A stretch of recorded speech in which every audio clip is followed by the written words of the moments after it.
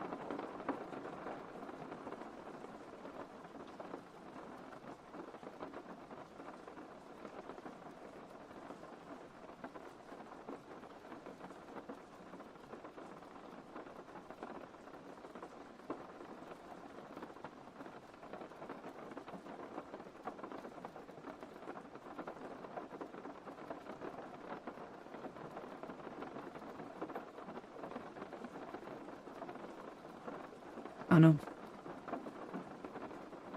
Good morning. Man, I'm so tired.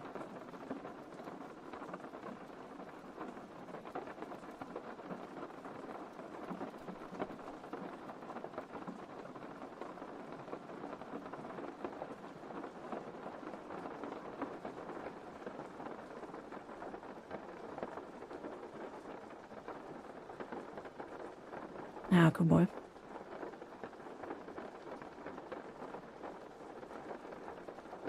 It's for the 240 stream streak. Result. No. And at 60 jaw.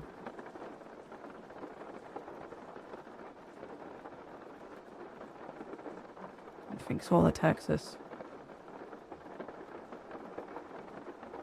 Hey Tycho. Sprout. And thanks Dystopia.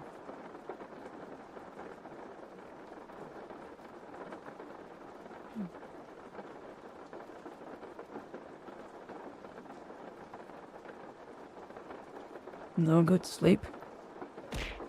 I went to bed early enough, I think. 6 hours? Maybe not.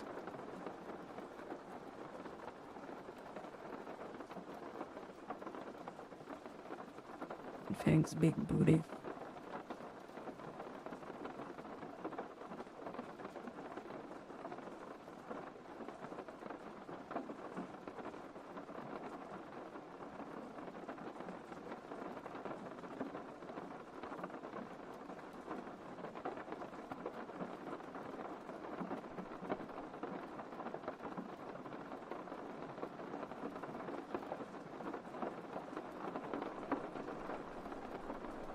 Good morning. Big booty fishes, ask me morning hikimori.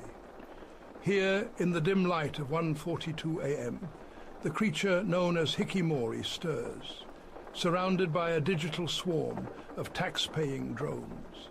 The habitat is quiet, save for the rhythmic clicking of keyboards and the weary greetings of big booty fishes.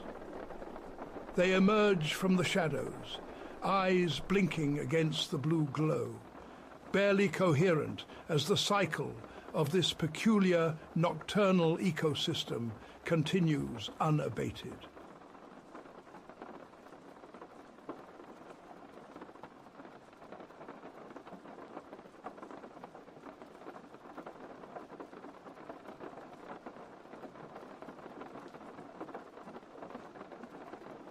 Oh. My mount arrives today. The other flight stick mount.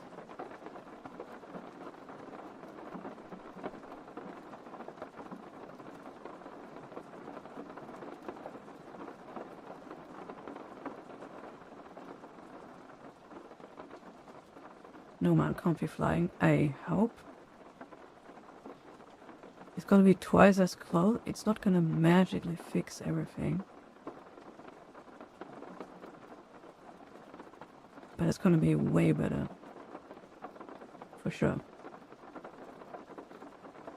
I mean, Virgil is playing exactly how I want to play. So it has to be possible.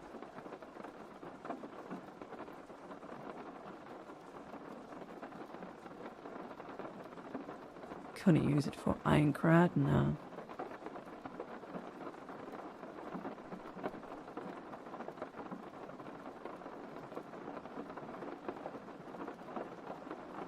By the way, did you know? Did you know there are 6 different, well, at least 6 different flavors for sriracha?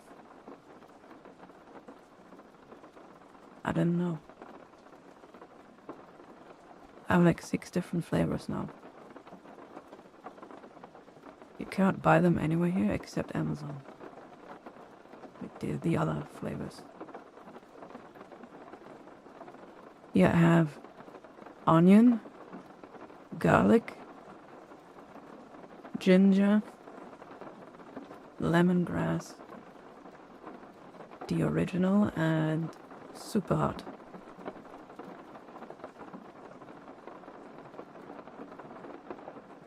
Yeah.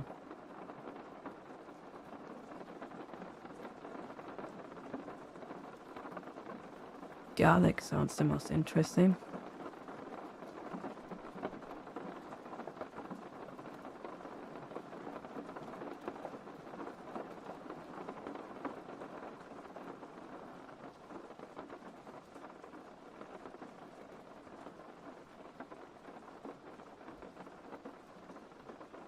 And I'm eating spicy food leftovers from yesterday.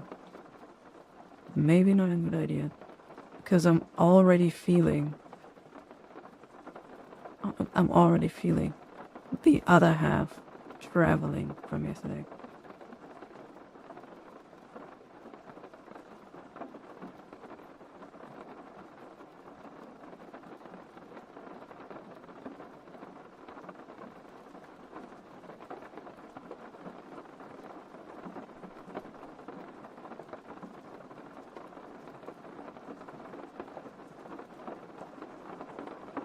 Yeah, this crunchy bowl is kind of insane. It is huge. Whoa. No, I got some cheese on my frickin'... Okay, it's gone. We're safe.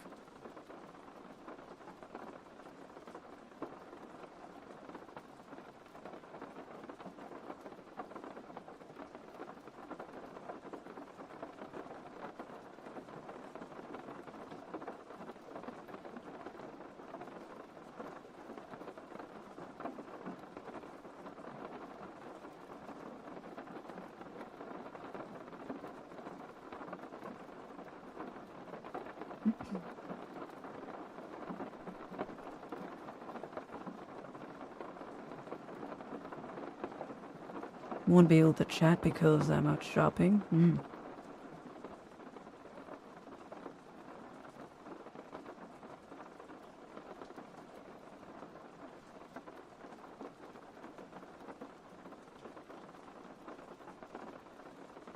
Spicy food cares enough to visit again.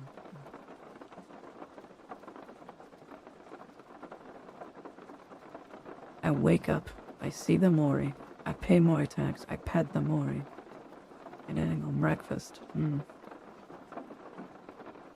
Perfect daily routine, I would say. Thanks for the tax, shitto. 69. Nice.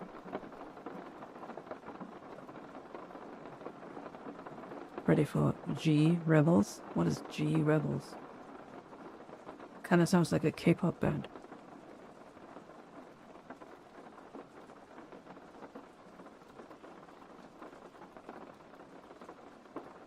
Like a male Korean idol group.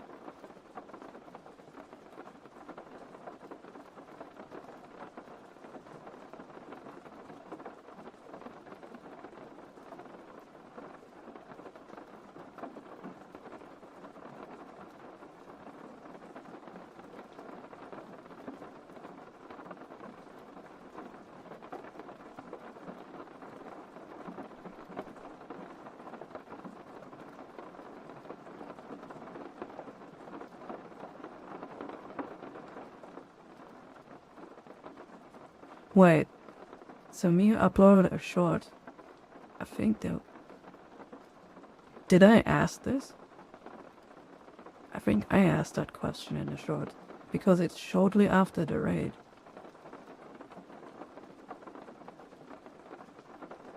Wait, was it a raid?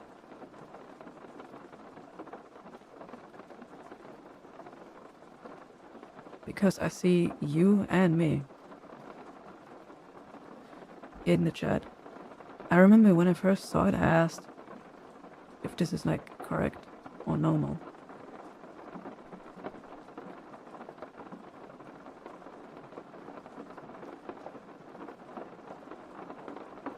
I can't tell if it was me or like anyone else.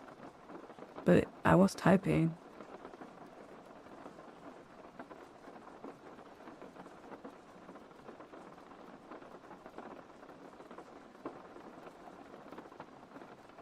Yeah, look at her heart rate, man. Resting heart rate. She's chilling. Holy. She's like a squirrel, you know? Or something. Is that heart rate correct? Maybe? Possibly? Yeah, kind of. Yeah, it is. Unfortunately. I think it is. 'Cause I remember, this guy. Shit has not gone under 100 since I got here. I think that was me asking. 117 is probably normal. Yeah. I asked this, I think. I'm alright, I'm just starving. God, 120. Dude, when I played Requiem, I think the highest heart rate I've ever had was like 100... like 107? Maybe 110? I don't know. And I was like once. It felt like my heart was bursting out of my chest. How she... I mean, she has a higher resting heart rate than my maximum elevated heart rate so far. Sheesh.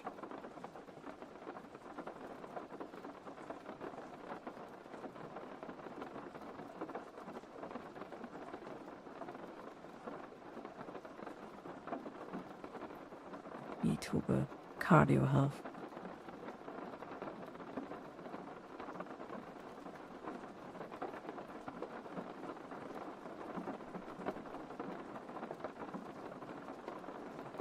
Thanks for the tax. chaos. You reached 143. I know it was high during Insanity, when you defend Emily, because that was just intense, really. That was just intense, and I was just, adrenaline, I guess.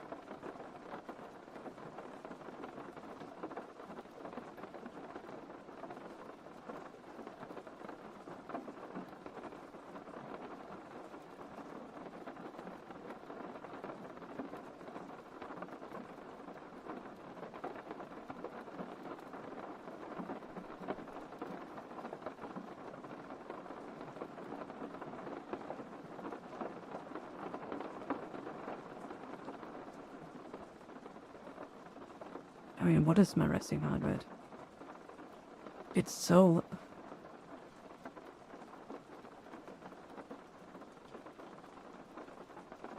This is a good representation of my chillin', restin' heart rate.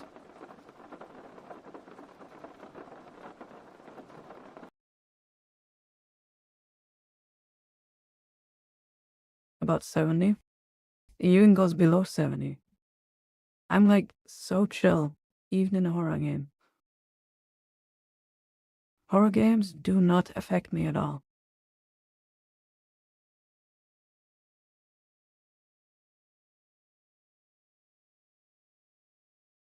Yeah.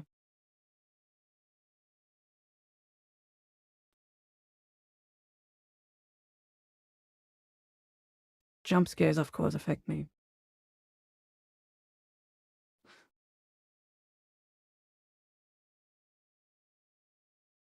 90.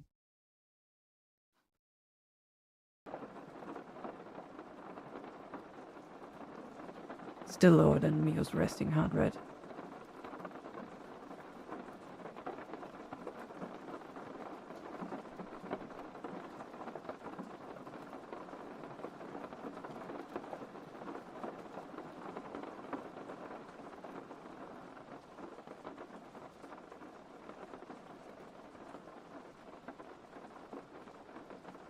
The Requiem Club. I know my heart rate was high during the bad ending, but that's just because I was pissed.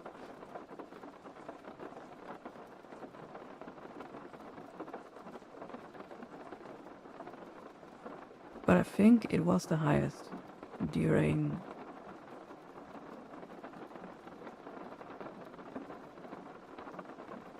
Insanity, defending Emily.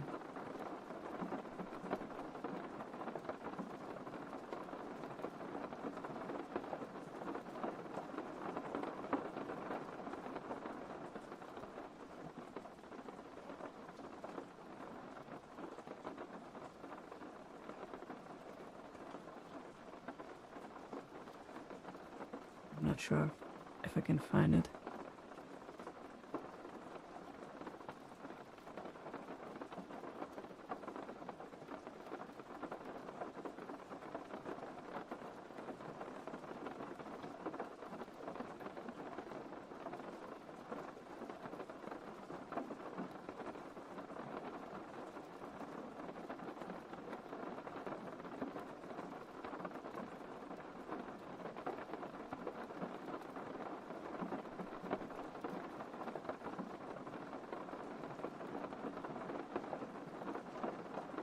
Wish we could sort clips by name.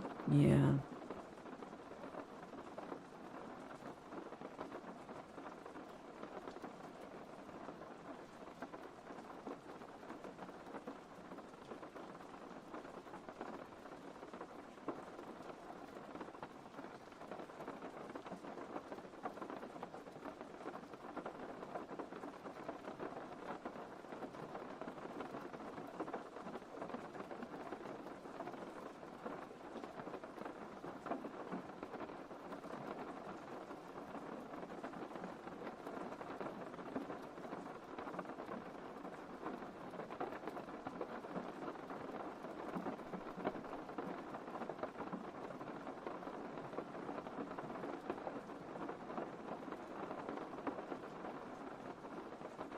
Found this one.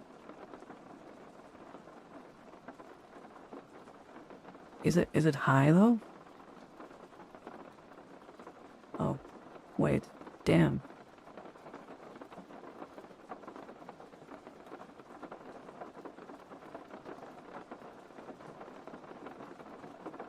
That is pretty high.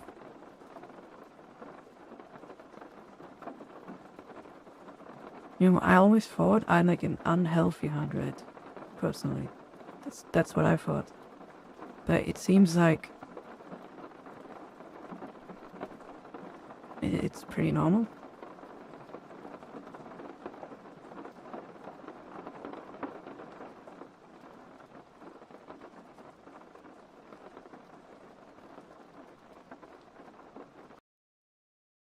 $120.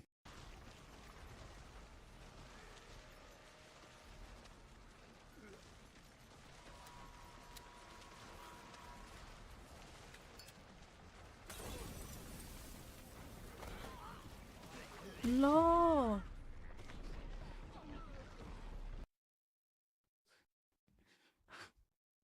Damn.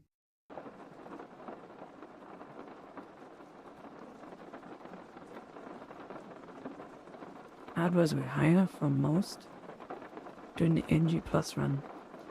Yeah, I don't think my heart rate went high during the first playthrough.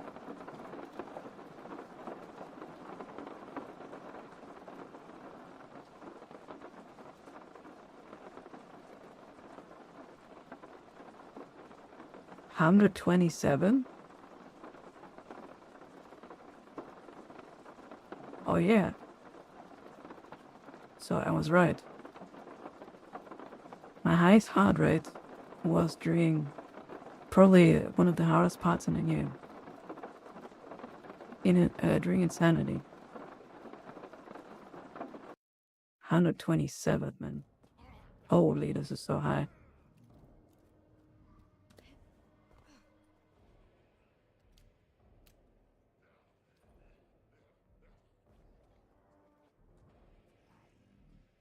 Cause it's so easy to die here.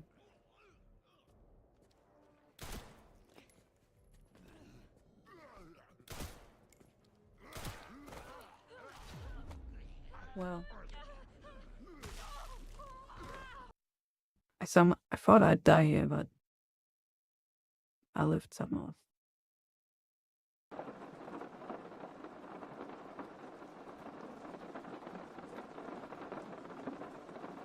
Here, I don't have enough ammo. You kinda gotta use your Requiem shots in a smart way. What was my heart rate during the bad ending? I remember it being high.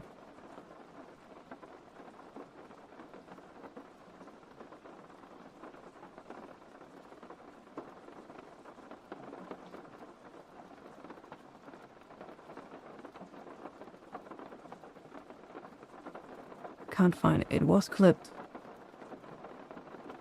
But I can't find it.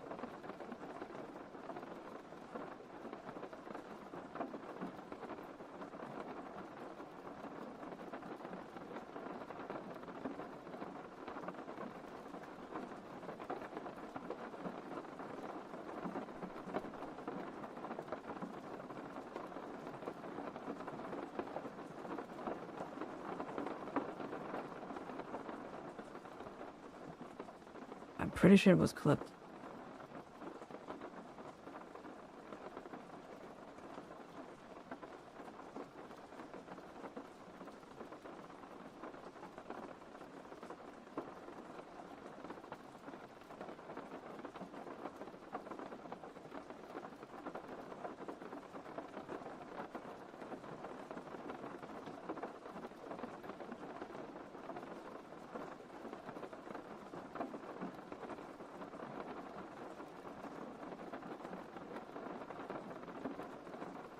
Must be in the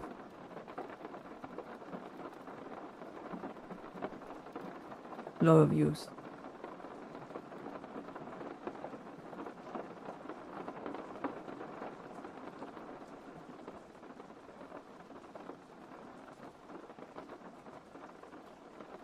Yeah, I can't find it.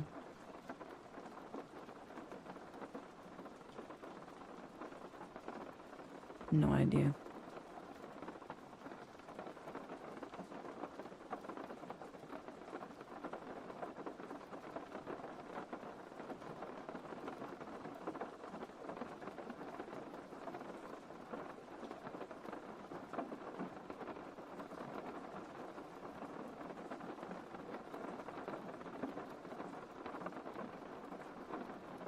Hi, Raspberry.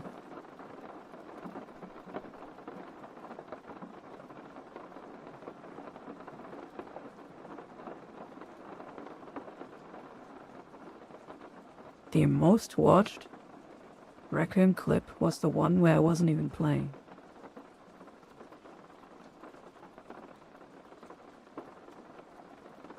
With the boobs in the thumbnail. Bruh.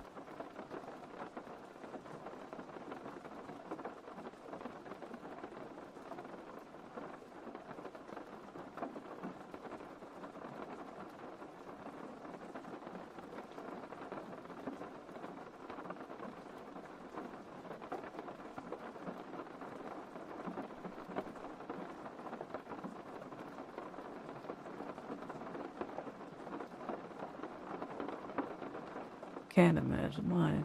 Yes.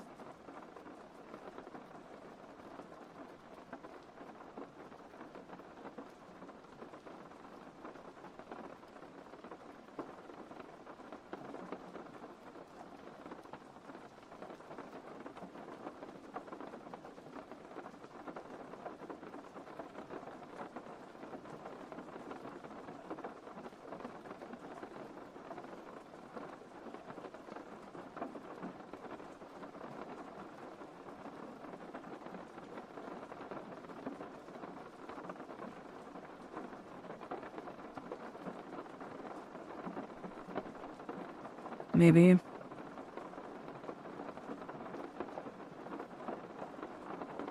It's a dementia moment.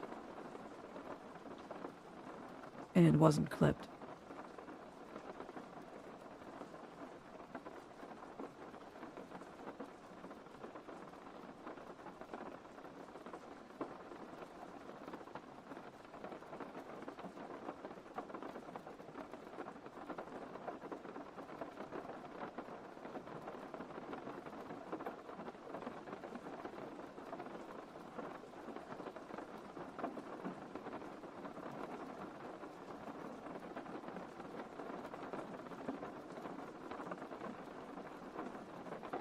Sad.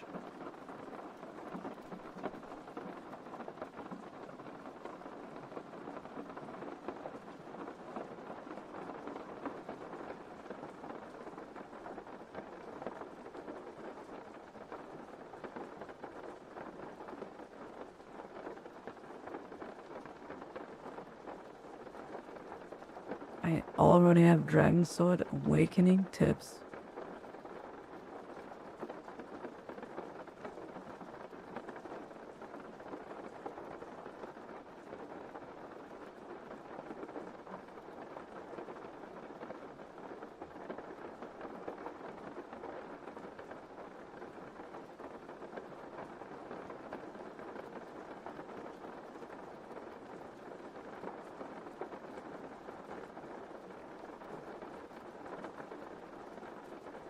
It's almost time.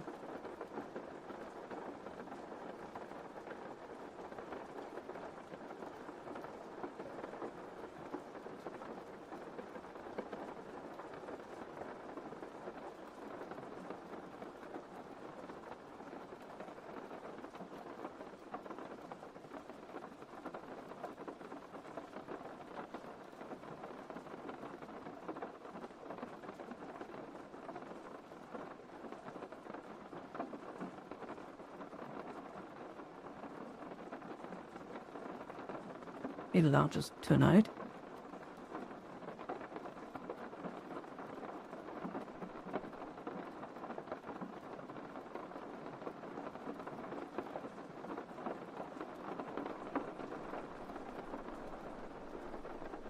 Oh, it's in my recommended.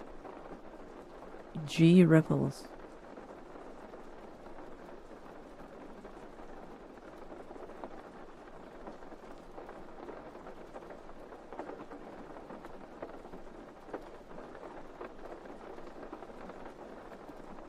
By the way, did you know there's a strawberry and cream Pepsi?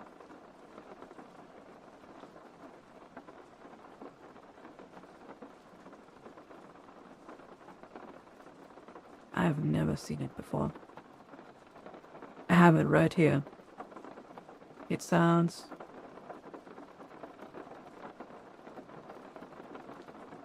I mean, I don't know what it's gonna be like.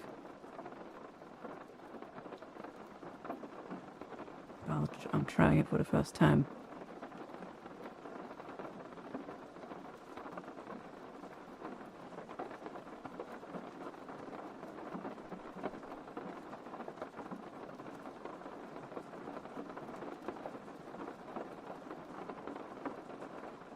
Just smells like strawberries.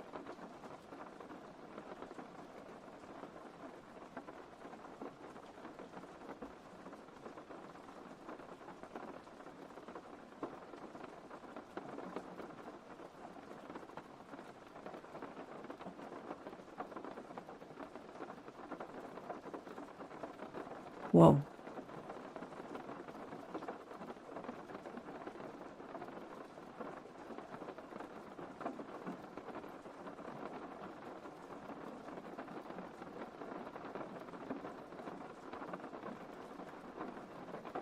Why is this so good?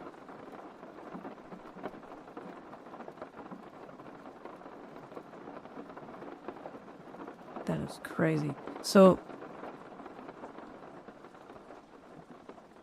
it starts with like Pepsi flavor, and then immediately goes into strawberry, and the aftertaste is like cream. What the hell? Way better than I expected.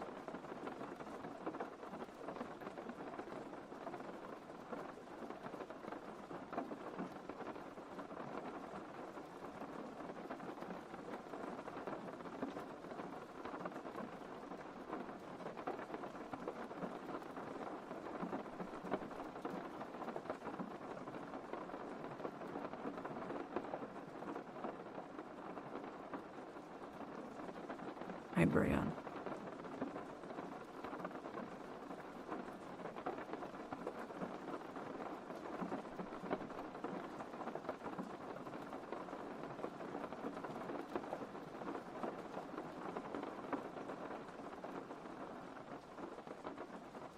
Your favorite drink? I don't know.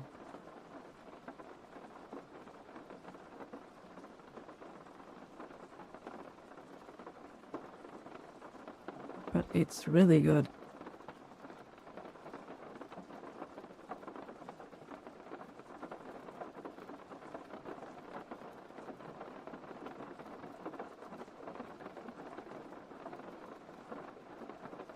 This is very soothing. Thanks. Thanks for liking my stream. Smile, smile. Have you seen a new Silver Palace boss teaser?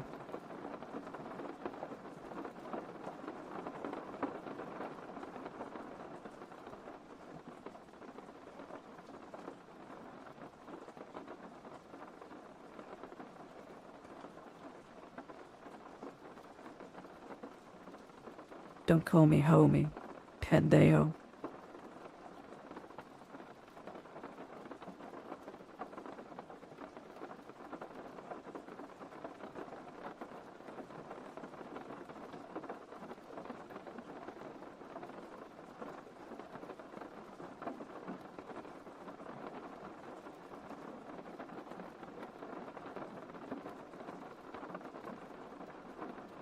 This emote. Clanker.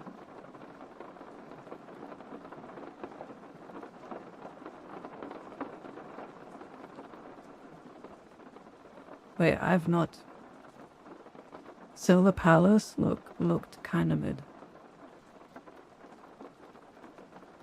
When they showed more.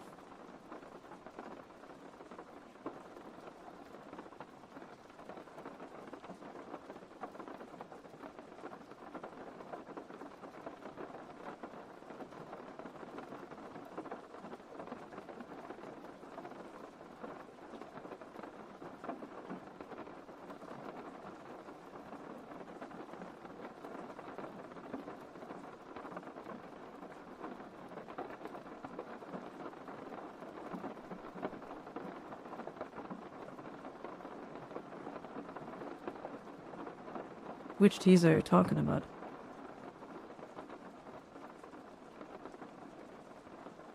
Because the latest thing I'm seeing is from 2 weeks ago, and we've watched that one.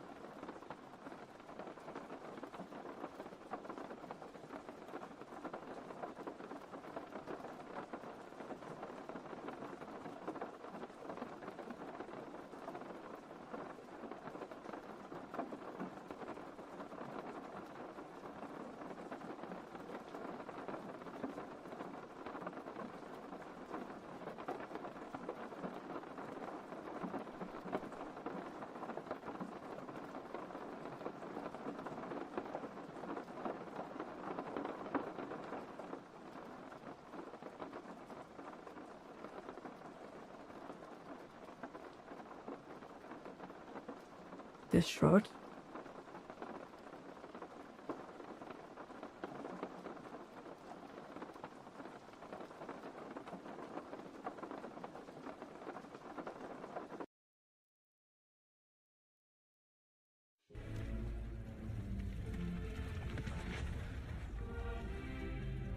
Damn.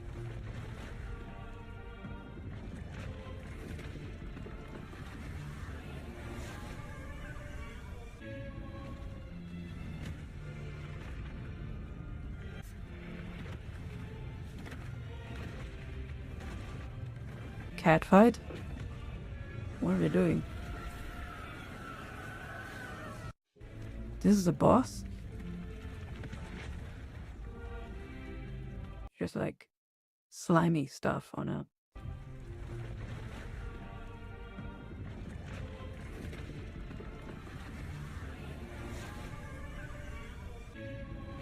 Okay. We looked at... Like, do you mean this? We looked at this.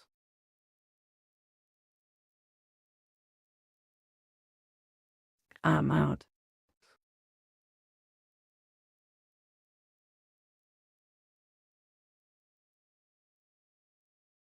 This was a freaking year ago.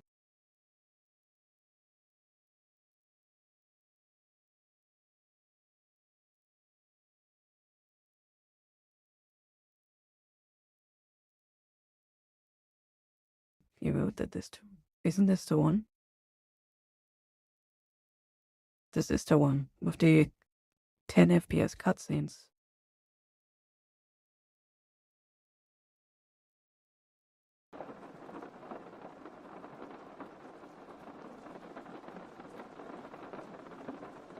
I just remember it looked good in like the very first thing they showed.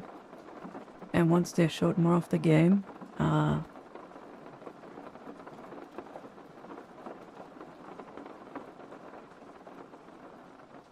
it kind of looked worse.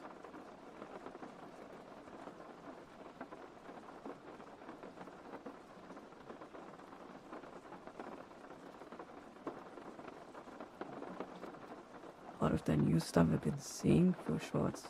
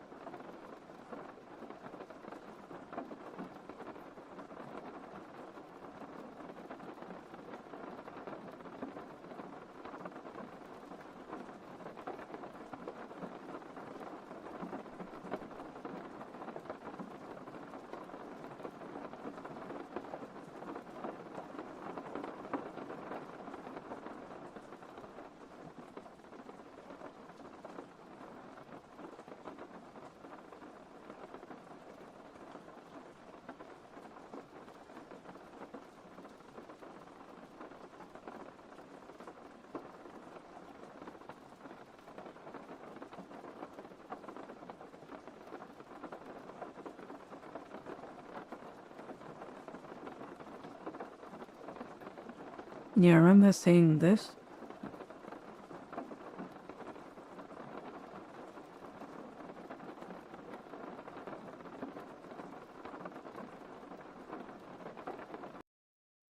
Because they did show game. This is like the most extent of gameplay they showed. There's no bombs here, only flower and a torch gun.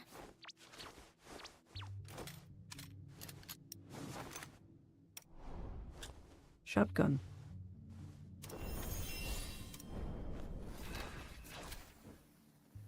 Life has not been kind to me. Death, on the other. The striped one is very smart. Like, yeah, the character designs are really nice. But it's a gacha game. But You that know. grumpy royal blue looks just like you.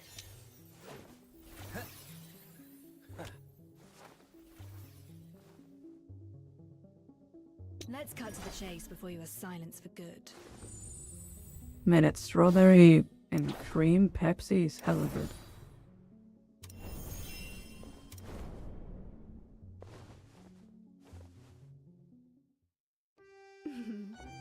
I came up with plenty of names for our duo. Which do you prefer? Red and black, the raven and the rose, or a study in scarlet?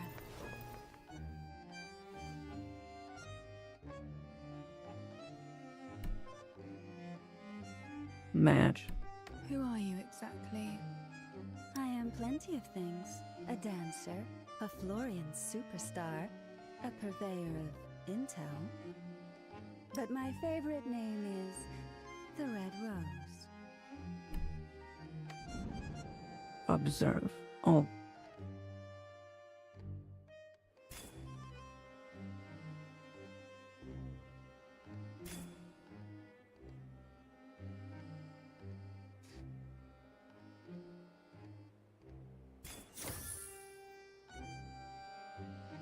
Gameplay. You've been staring for a while. I hope you're satisfied. As I suspected.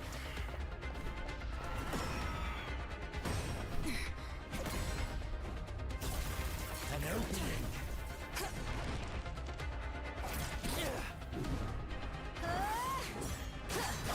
Super Deeper Ultra Crescent Boomerang!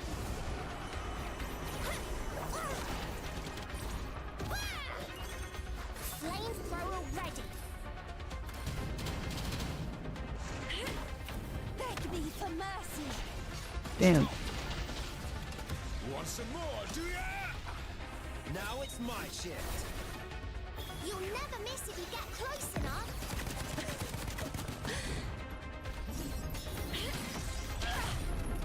I'll take care of this.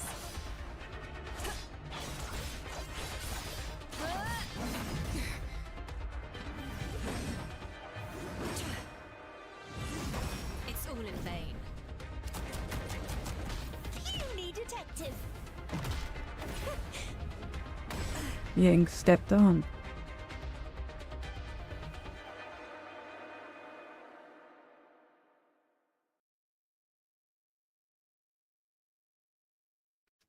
I mean, looks good. But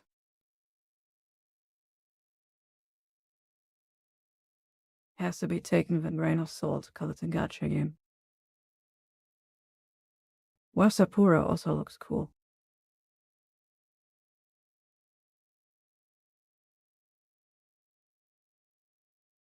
Okay, finally some freaking male characters, bro.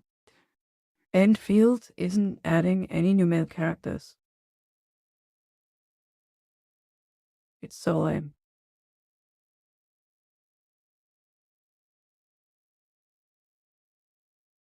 This is a horror game trailer.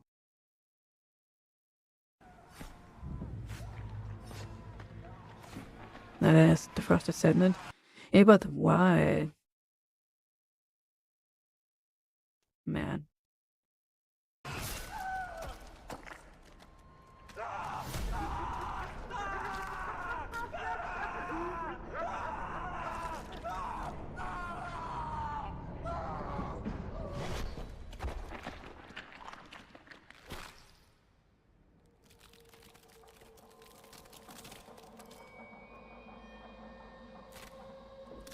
You saw this? It says a re-haunter. This is a remake or something?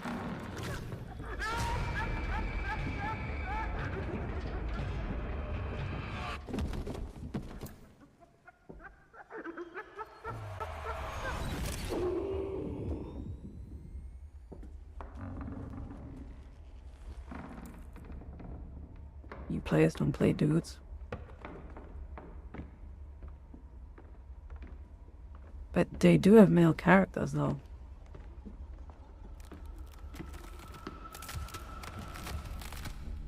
I don't know, it seems weird to me.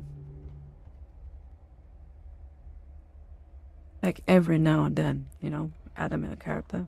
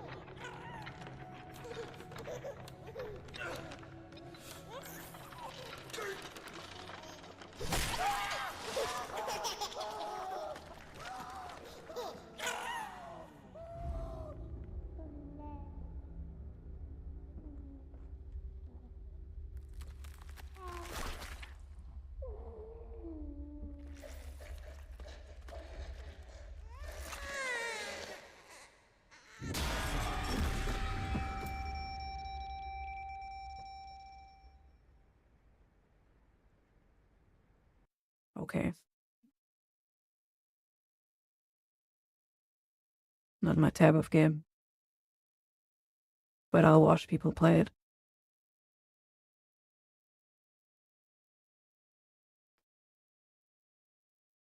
This is G Rebels.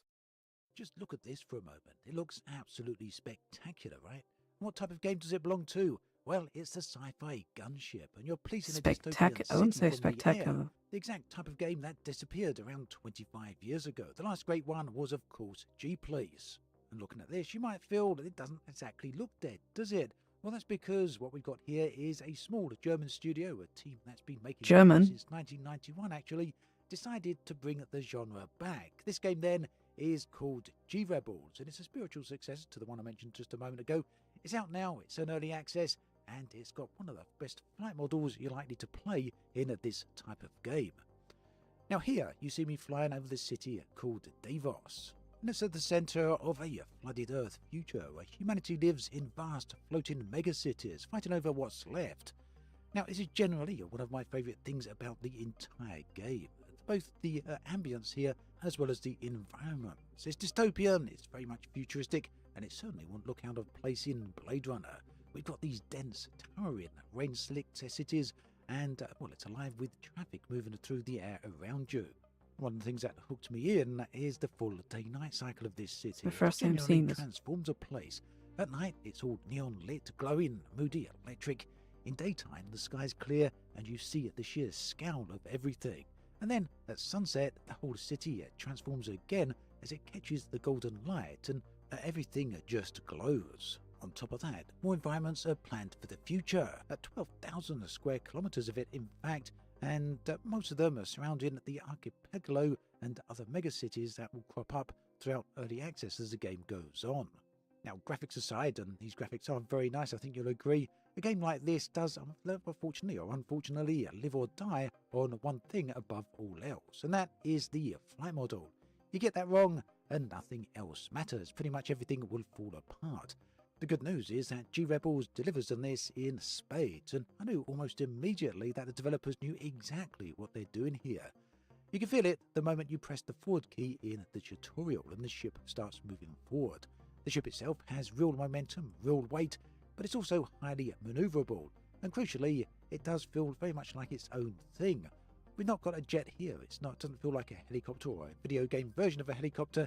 Instead, it feels very much like a future vehicle. It's got its own logic and its own way of moving, and you have to get used to that, but it comes pretty intuitively. The even better news is that G-Rebels manages to avoid the problem that so many space games, so many flight sims actually get wrong. In a lot of games, you end up feeling like you're flying a camera. And I want to be very clear here, it does not feel like you're flying a camera in any way whatsoever in G-Rebels. I think you know the sort of sensation I mean here, where the vehicle is really just a viewpoint like a camera with a gun bolted on. It's weightless, it's disconnected. G-Rebels never feels like that at all. It really feels like you're flying this futuristic ship. And on a game that's built all around flight, that of course is absolutely, well, it's vital really, and G-Rebels game has absolutely nailed it. Now, there's one thing I want to talk about here that a lot of games don't really focus on, or at least people don't tend to talk about too much when it comes to games, and it's one of those things when it's missing, you really notice it, and when it's really exceptional, it kind of can be sublime, but also disappear into the background, and that is sound design. In G-Rebels, it's some of the best I've heard in a while, and it's absolutely everywhere. The weather has some really nice audio to it. You can really hear the storms when that lightning goes off, when the rain is cascading down. Explosions, they feel nice and hefty. You get sometimes these little double explosions where the first one just kind of pops relatively faintly, and then you get this kind of rumbling explosion as the second explosion cascades onwards. Now, the jet engine from the ship itself, this can feel genuinely strong, depending on what you're doing. Kind of when you start moving, you really feel this kind of subtle roar. It's not like you're in So what do you do? From Earth where it's absolutely overpowering everything, but it's there. The city is kind of small. The city's kind of small, I can't lie. Well. And then there's this really beautiful use of deep bass at key moments. Sometimes that can be from an explosion like I just described, other times it can be as you go into a certain menu, and other times it can be at key moments of a game, just as a ship docks or as a ship flies past you, or as you're unexpectedly ambushed by a trio or more of hostiles. So like I say, I really do feel that sound is one of those things that kind of disappears in game development, not because it's not actually done, but because when it's done well, it kind of goes unnoticed, it's taken for granted. And it has to be really exceptional to stand out. And here it is, for me at least, kind of standing out, well, pretty well actually. Now, I'm sure you'll be wondering what sort of things you do in these games. Well, it's all about patrolling the environment. Now, to all intents and purposes, you sit above the police in the grand scheme of things, but it's your job to ensure that everything is safe. Although you do have some, what we could class as extra legal powers to actually do that. You play a faction who is effectively above the law, but you don't really want to cause any trouble with the police because they will come after you, and then you'll have to take the police out as well. As you might expect them from a cyberpunk-infused future, the type of missions you'll be doing here are patrol missions. There'll be missions where you're tracking down people who the system just doesn't really like for one reason or another. Maybe they're genuinely a bad guy, or maybe they're just a part of a faction that's making a bit too much money and could be done with or disappearing. You can also take on mercenary work from the Black Widow Corporation. These are somewhat shady contracts, but that said, they do pay you pretty well. You'll also find yourself doing some escort missions, as you can see me doing on the screen right here, and I actually really like this mission because it displays very nicely the type of environment that the game is set in. Not just the city itself, but also, well, the ship that you're escorting. Just look at it. I think this is quite a standout design. And when you do eventually get attacked, you'll have to fend those off. But the ship itself that you're escorting isn't absolutely defenseless. It's got these massive guns on that will pivot and target the hostiles attempting to assist you in its defense. Talking of combat then, what does it play like? Well, for me, it's sort of a blend between a bit of an arcadey type shooter game and a sim. It's not full-on sim, obviously, but I'd say it's far and away from pure arcade as well. In fact, the closest similarity I can think to is probably Free Space 2, and that's going back some time. For those of you who will have played it will know exactly what I mean. It's obviously got a very different flight model. As I said earlier on, this has got a lot of weight to it, and you're kind of affected by the gravity of the planet, I guess. You don't want to be crashing into the ground. But in terms of how the combat itself works, I do feel that Free Space 2 is a very good example. You've effectively got your main weapon, which is a laser at the start, as well as missiles that you'll unlock a little bit later on. Each of these can be upgraded if you head to the upgrades shop, and you're about to upgrade the other parts of the vehicle as well. And as for combat, well, your ship has shields and a hull. The shields regenerate over time on their own, but real damage is anything to the hull that will degrade, and you'll need to go to a repair shop to actually get that fixed. Now, the game does have a story to it, and that is pretty linear. City map for Arena Commander. The main quest missions, but the game itself is also open world. So that means you can take on the main missions and progress through the story, or you can go out and do some side quests, which can include bounty hunting, races, escort missions, smuggling, and pretty much anything else that you can get your hands on. So we can just fly around on the planet?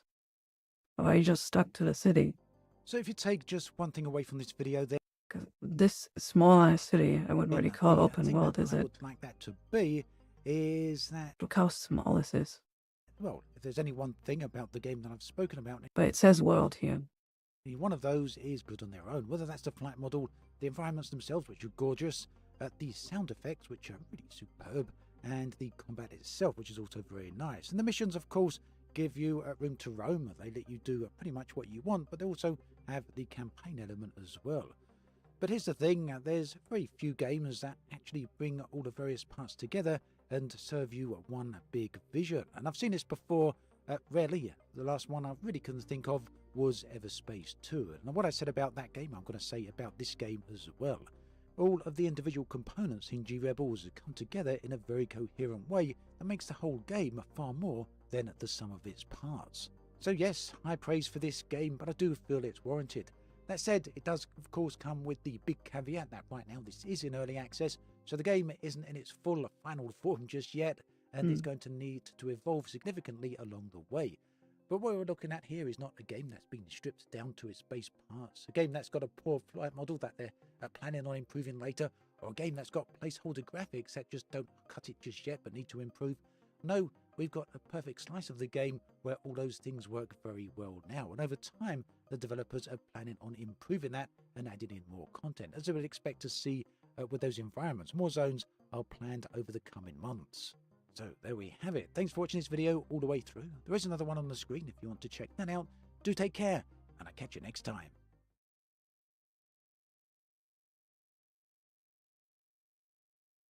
Yeah, I guess,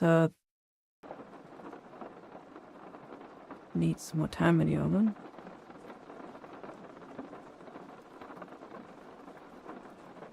A lot more time in the oven.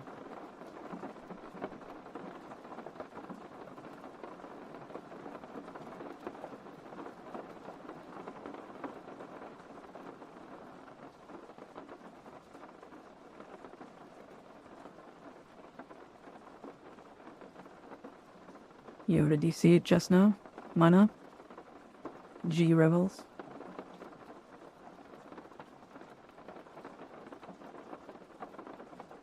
Or did you miss it? What did you just say? Did you see the game that we just checked out? G-Rebels. Rebels. Yeah, that ship flying around the city. It's in early access.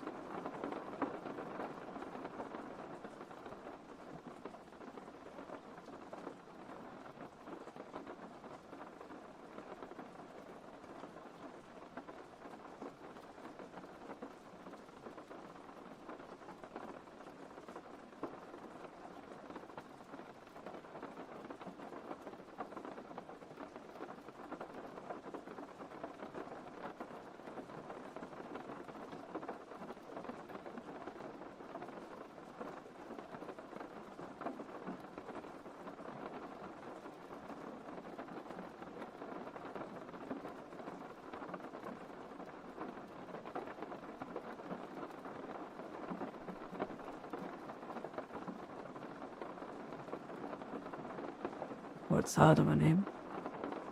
G-Rebels? It's not a nice name to say.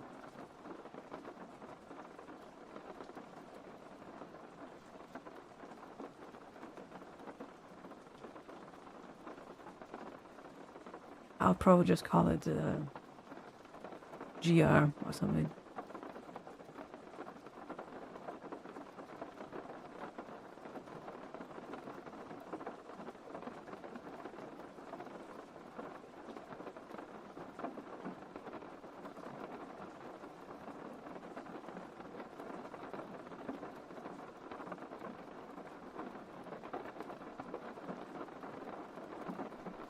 Between the Stars is better.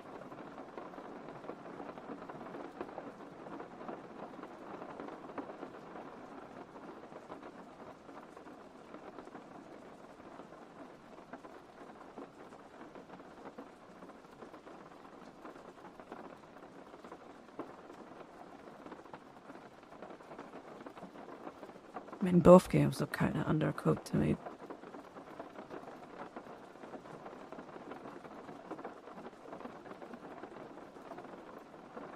But Between the Stars makes a better impression.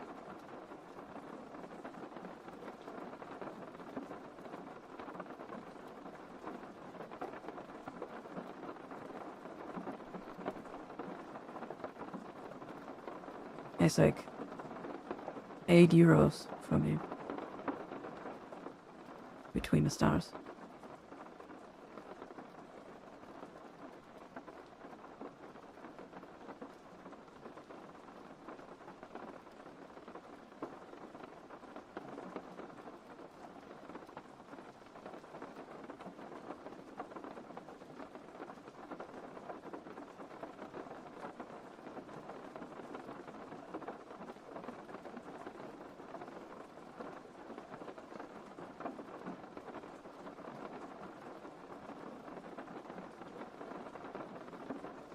I don't know if the Steam, if the Steam forums are like capping or not. They're saying this game needs some tweaks and stuff. And someone replied they didn't get enough support, so they just abandoned the game.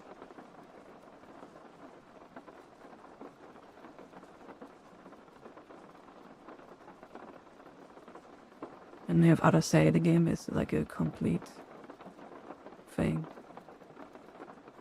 I mean, it is complete, just tweaks or something is what's being mentioned.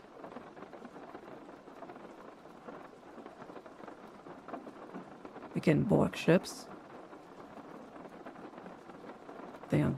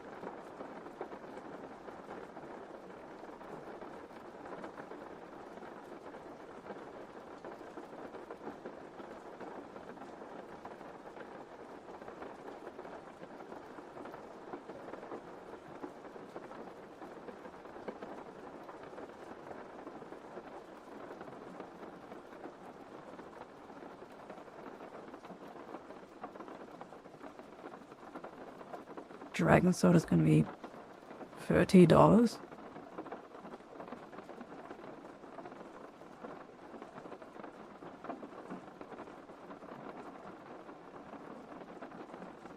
Why is it gonna be $30? That is sus. A game that started as a gacha game, repurposed, and it's $30?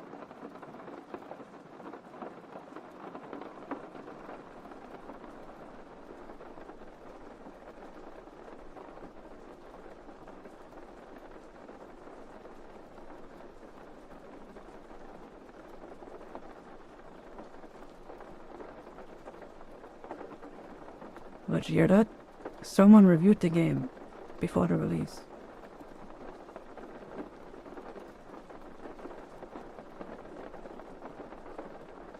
And this guy is claiming it's $30. He got early access to it, so he must be right? Question mark?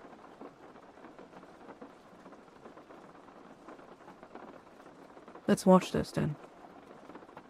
One last video. It's not too long. Quite the interesting journey. Dragon Sword Awakening is a game that's had quite the interesting journey, as it was first intended to be a gacha game. But somewhere along the line, the developers decided to turn ship and make it a $30 single-player co-op game. And just a few weeks ago, the developers Hound13 sent me a review copy so I could play the game at my own pace. So today I'll be giving you my honest impressions after about... Wait, what was the reason again? They didn't do gacha? It was a specific reason.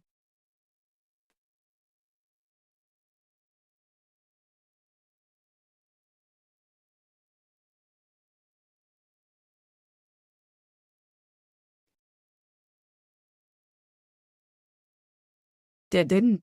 Okay, they didn't do this for the players, by the way.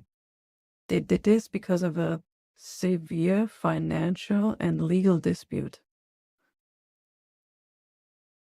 In other words, they were forced to do this.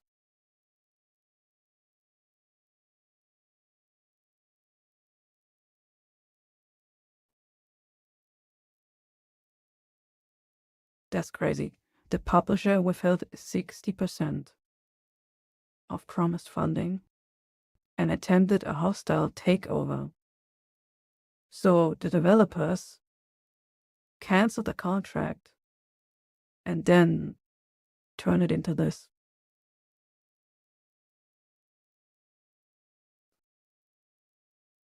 Yeah. Basically, publisher wanted to do a hostile takeover. They didn't want that, so they canceled the contract and made this.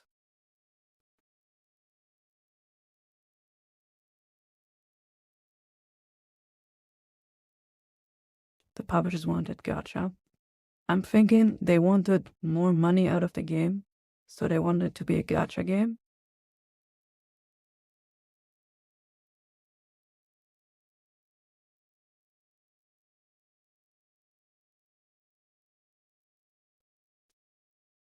Publisher failed to pay the agreed minimum guarantee for the game's funding. This forced Hound13 to terminate the partnership and rebuild the business model from scratch.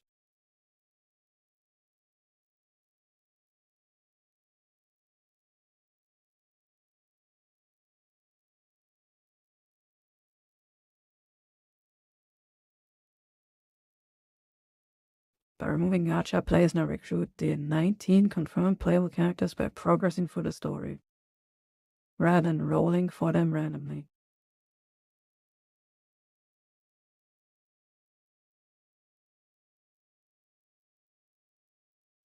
$30 is very low.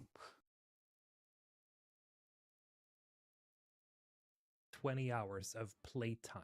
But first of all, what the hell is Dragon Sword Awakening? Well, at its core, you could think of it as a single-player alternative to games like Genshin Impact and Wuthering Waves, It but really without does the look like slot machine Genshin. mechanic attached to it, and with a little bit Even of the Dragon's UI. Dogma, Monster Hunter, and even some Devil May Cry DNA sprinkled in.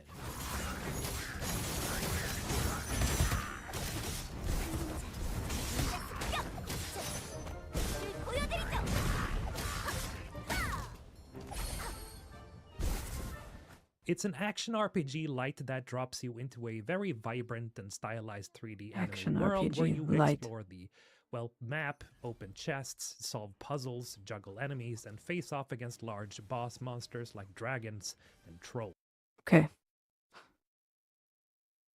This, I mean, I'm not surprised, but it looks like a gacha game. 100% gacha game DNA. So the only difference is we don't roll for characters.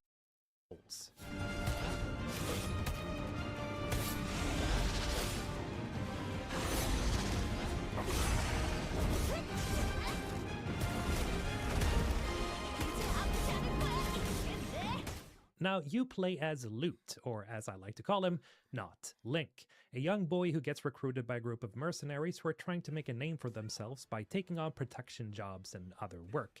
And together with this rowdy band of adventurers, Lute soon finds himself facing a world-ending threat that he's simply far from ready for. Now, the most fascinating part to me about Dragon Sword Awakening, though, is the gameplay design. Because everywhere you look, you can clearly see the architecture of a free-to-play gacha game. The character menus, the upgrade tracks, the gear slots, they all scream gacha. Except Hound 13 surgically removed the microtransactions before launch, and so what's left is this fascinating hybrid.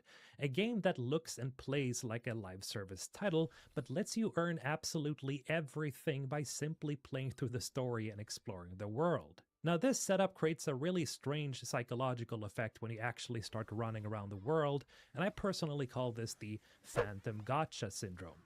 You see, if you've played a lot of gacha games, I your like brain this has been name. conditioned to look for the frantic rush to clear every side quest and hunt down every single chest because you desperately need premium currency to pull on a banner, as that banner generally has a very pretty lady on it. But here, that anxiety is entirely gone, because in Dragon Sword, you aren't fighting a ticking daily login clock and there's no energy meter locking you out of progress. Instead, the open world turns into a cozy, laid-back checklist where you explore the world on top of your mount, which allows you to climb mountains and even dive underwater.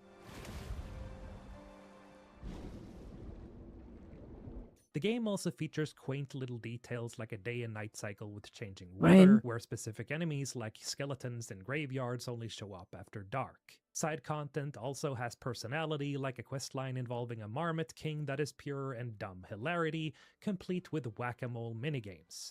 There's even a questline about cooking food featuring a marmot named Marden, who, yes, is a Gordon Ramsay stand-in, forehead wrinkles and all. Where's the lamb sauce? There are also metric tons of these simple little environmental puzzles, albeit they can get a little repetitive.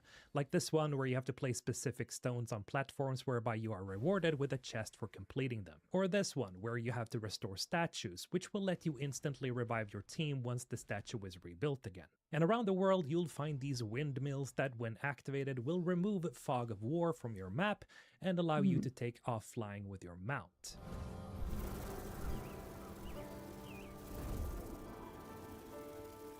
Then there are platforming sections, flying minigames, and more, so there's quite a few things to do in the open world. There's also a co-op system in place whereby you can explore the world with friends, but I haven't had the opportunity to test it out, so I can't really speak on it. Co-op? That said, there is a strange catch to this freedom from the gacha cage. You see, because you aren't chasing gambling tokens anymore, the exploration can lose some of that urgency. Around hour 3, I'm not gonna lie, some activities started to feel a little bit like a chore, as you're opening chests for progression materials rather than the unexpected jackpot of pulling a 5-star character. You simply don't really get that rush. But if you push through this early slump, the game will at some point feel like it switches gears. And for me, that was around hour 6, specifically when I had unlocked the characters I wanted. That's when the system started to click for me. The map felt like it was opening up with more and more stuff to do and find, and the real loop kicked in, which was to push my squad to tackle the high-level hunt challenges and towers, with hunt challenges having a similar feel to games like Monster Hunter and Dragon's Dogma, specifically because you can cling to monsters as certain characters to stab them in the face, which is a pretty cool little element during fights.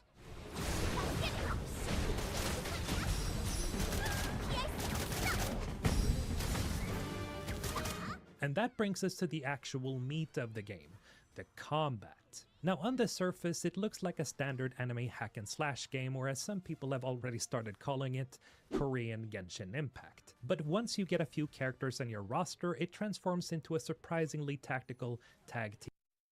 People keep forgetting how one-dimensional Genshin combat actually was. Genshin combat was really not deep.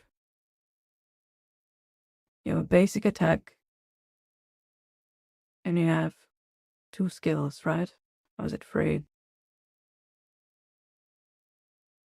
It's been so long, but we've had better combat than Genshin for like years. Team combo puzzle. Now there's no universal blocking or parrying in Dragon Sword Yeah, Genshin is like focused on reactions. Awakening. You see, it's entirely built around precise dodging. So there's no like crazy combos or anything. Break and burst loop. You see, enemies and bosses have a stun bar, and your primary goal is to tear that bar down. Most characters can hold their own if you level them up enough, but the magic happens when you start leaning into elemental and status synergies. For example, I've been playing most of the game with Teresia and Kalian here. Teresia often acts as the enabler. I start with her to inflict bleed damage and smash through the enemy stun bars. Now the second the stun bar breaks, a signal lights up on your character portraits, and tapping that button swaps your party member and triggers a launch transition together with a big attack, like with Kalian here, So the like Fire any Spirit gacha Summoner, game who has attacks ever. that allow for full aerial juggle combos, blowing enemies up with explosive firefoxes and damage over time.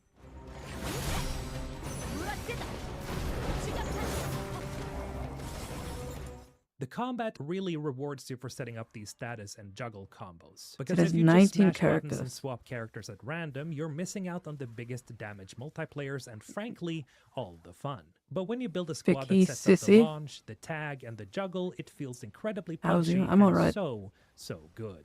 I'm tired, but after eating food, I feel even better. Now, to pull up those huge numbers during your juggles, you actually need to build your characters, which brings us to how this game And handles how's progression. you?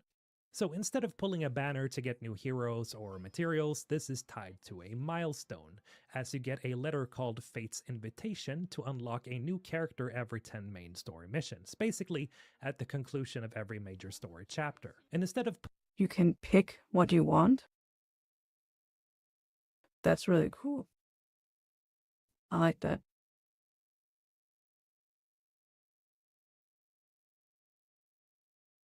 basically at the conclusion of every major story chapter. And instead of pulling duplicates of the same character to awaken them, here you need fragments of sacred light, which you can earn by doing various activities like side missions and primarily by leveling your mercenary corps. Now the mercenary corps acts exactly like a traditional gacha reward ladder or guild reputation track, but without the expiring battle pass stress. Now for some other Can we normalize gachas like this? I know it's weird. It feels weird. But it's so much better. stats, you have the challenge tower, which features 3 different elemental doors with 30 challenges per door, and clearing these floors drops memory fragments, which you use They didn't have enough time to refine it. to buy karma cards, this being another important tool to your build crafting. You see, you can only equip 1 karma card to 1 character at a time, and they give specific Take care of bonuses based yourself. on character traits. For Just instance, waking I up. bought a fire damage card for Kalian, the Firefox girl, and because she has fire affinity, the card gives her a passive 12% extra crit chance and extra 10% burn damage. And by buying more cards of the same kind, you can then use them to upgrade your main karma card to increase the passive stat, in this case getting a higher crit chance. And just like leveling your Duplicate character, you system. level these cards as well. And finally, you have the actual endgame gear loop. Here we have 5 traditional equipment slots: head, chest, legs, gloves, and boots. Man, she's cool. And every time you clear a dungeon, you get a random roll on the stat combinations. If you're farming for crit gear like I am right now, you're going to pull a lot of useless garbage, just like in most other gacha games that feature instances like these. But you don't have to worry about stamina or energy currency locking you out. You see, if you get a bad roll, you don't have to wait 24 hours or swipe a credit card to get your energy. No pulling characters. No energy.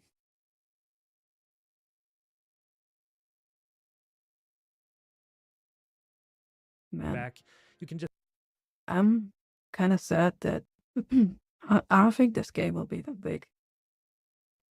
But I hope it will be big. Like a huge success. turn around and reform the dungeon as many times you want. Just Essentially, so we it get more transforms a games like this. frustrating mechanic into a classic infinite weekend ARPG And less kind that you gachas. can pick up anytime you want.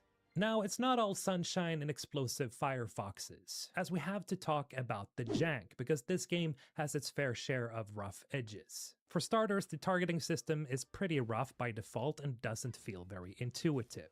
On top of that, my copy felt slightly broken because the camera settings I wanted to change simply wouldn't apply and save, which is hopefully a bug that the developers can patch up before or right after launch. The UI also looks incredibly basic, almost like placeholder assets, and the camera can occasionally feel clunky during fights. These are the kinds of quirks that you eventually learn to live with once you find your rhythm, but you will absolutely notice them. Another important thing to Yeah, I keep mean, this is not freaking Resident Evil 4. Like, zoom out the camera, goddamn. learn to live with once you find your rhythm, but you will absolutely notice them. Another important thing to keep in mind The moment you is that zoom the out the camera, voiceover it is won't limited feel to that Korean freaking only for weird, you now. know. So if you find it difficult to play without English or Japanese voiceover, this could be a pain point for you. As for me, well, my girlfriend has recently sat me through a bunch of Korean dramas, so I'm all about the Korean voice acting. Now, back to the good stuff. Of course, we gotta talk about the characters here, and thankfully, they are not just empty designs meant to be banner bait. The personalities in the starting squad are incredibly colorful, and the voice acting gives them actual chemistry. Again, it's especially interesting listening to the Korean voiceover, and I like seeing an actual effort into making each member of the squad feel distinct. Johnny, the leader, is boisterous and confident, much to his own detriment. Arya is calculating, strategic, and calm. Castella here is a no bullshit type character who isn't afraid to butt heads with people, and she's constantly fed up with Johnny's bad choices. 조니 이 멍청아! 실내에서 폭탄을 던지면 어떡해! 그건 아리아가 특별 제작한 폭탄이다. 보다시피 모두 멀쩡하잖아. 멀쩡은 무슨! 류트는 어떡할 거야? 너 때문에 기절했잖아! Also, Lute, the player character, isn't some mute protagonist. Korean. This young man actually has emotions So and basically, constantly fights.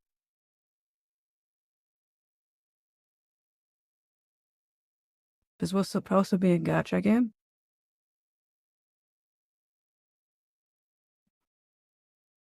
But the publisher did an oopsie.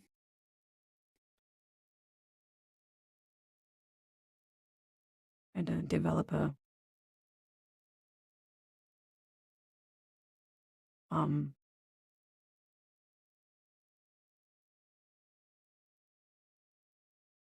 what happened again?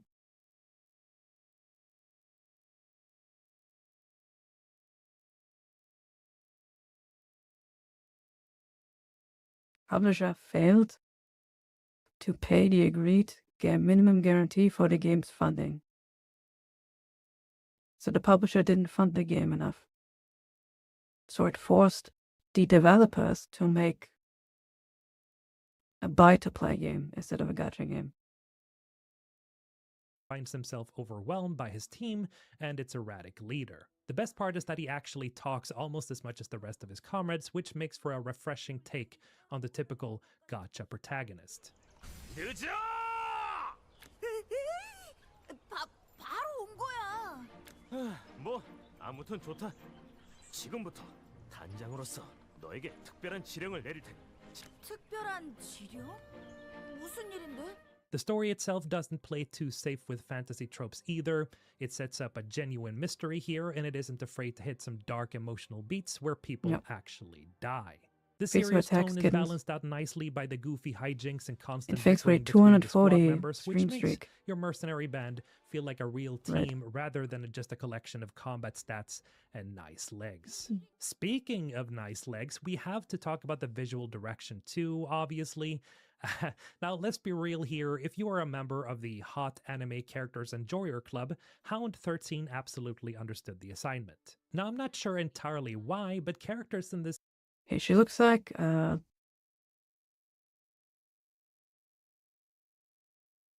very similar to Valkyrie Chronicles, whatever the game was called.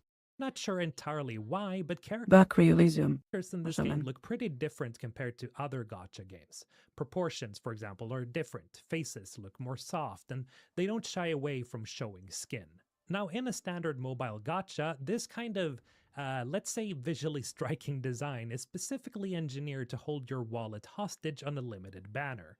Normally speaking, that is. Here, well, you get to appreciate the studio's clear dedication to aesthetic excellence, completely guilt-free.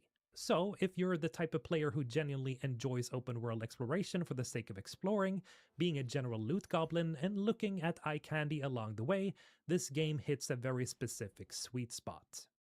Ultimately, I would say that Dragon Sword Awakening succeeds as a very interesting experiment. It proves that you can actually take these addictive gameplay loops, you know, the progression ladders, the character building, the gear grind, and make them genuinely fun by stripping away the exhausting daily login chores, the stamina gaining, and the pressure to mix into one. Now, personally speaking, if the developers at Hound13 plan on expanding this world, adding new chapters, or releasing DLC with a new character If the publisher withholds more than 60% of the funding, do you really think they're gonna add more content? They're trying to recoup costs. What do you think they're doing? Down the road, That I is would way too absolutely support optimistic, that. I feel this like. is a surprisingly cozy but rough around the edges action RPG that respects your time and your wallet. That is to say, if you're a fan of this specific type of game, then Dragon Sword Awakening is absolutely worth it. But those are just my thoughts after 20 hours. Now let me know in the comments below if you're planning on checking this out, and as always, thank you so much for watching. This has been Mr. Holton, signing off. Yeah, especially since they're selling it for $30. I think $30 is hella worth it. But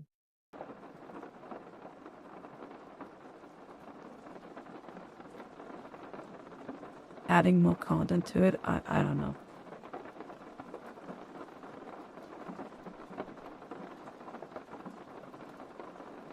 They wouldn't be underselling if that wasn't the case. I mean, if that was the case.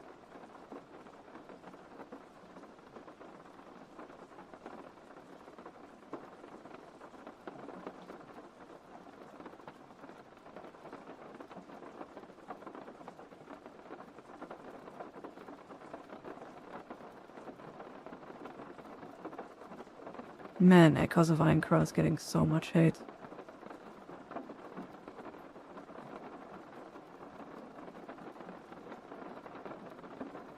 Yeah, I keep getting recommended videos about people saying this game is like, it's not worth the $70. It's like,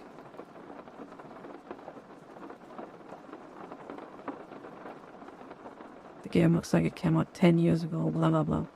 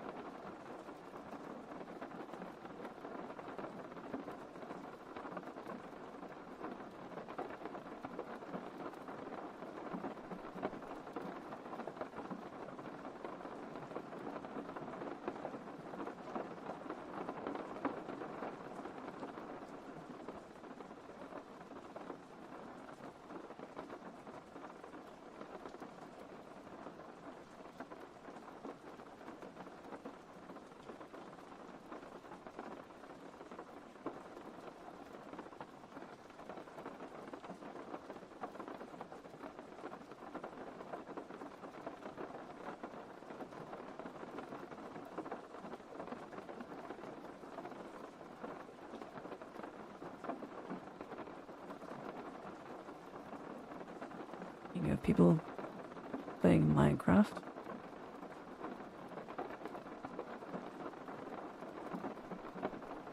I mean, I couldn't play Minecraft again. I couldn't play Minecraft again.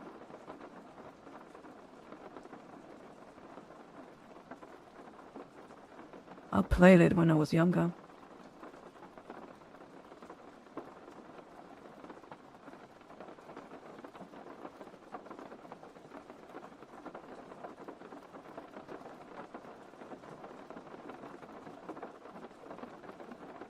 Yeah, I think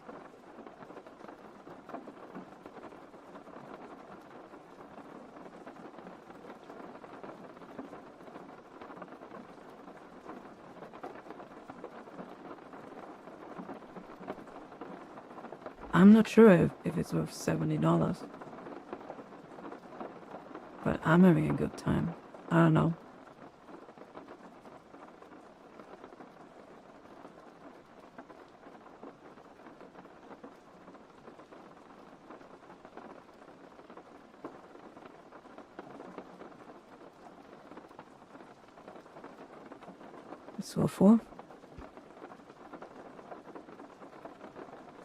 So so far was cool. Lots of random loot and stuff.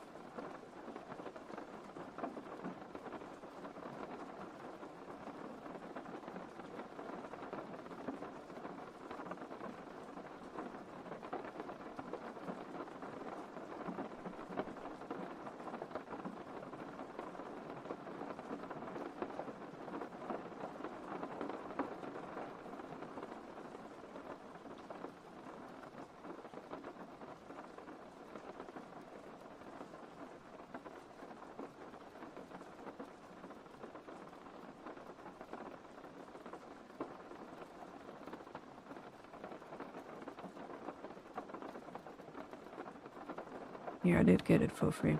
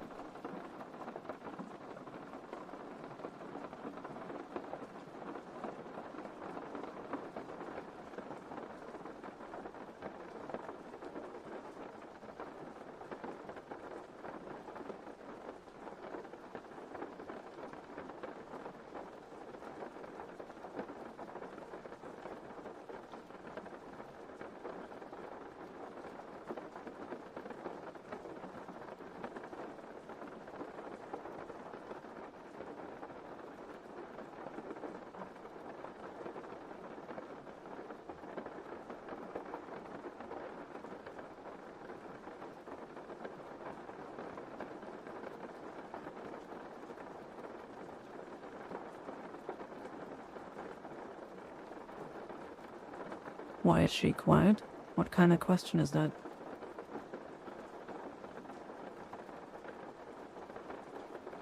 I'm eating.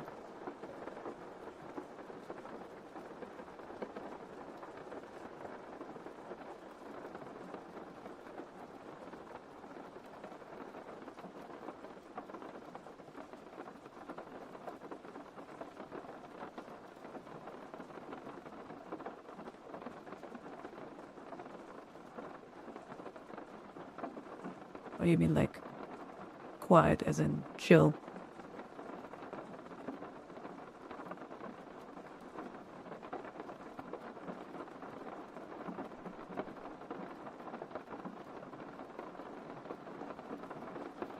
Oh damn, I didn't have vibrage on.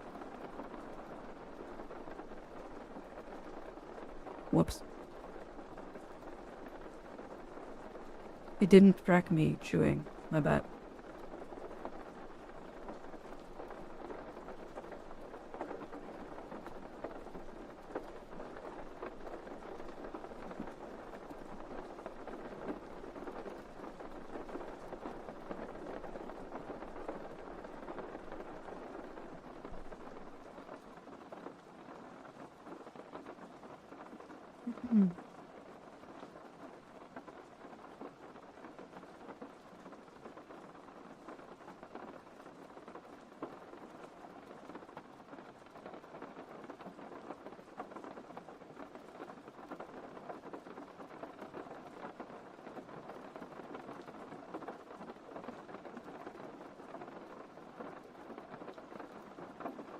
Did the usual VTuber train, yeah.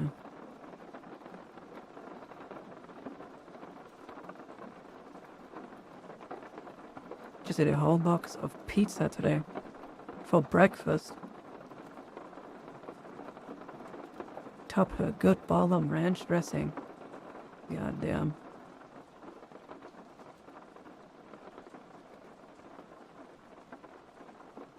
Today is cheat day out.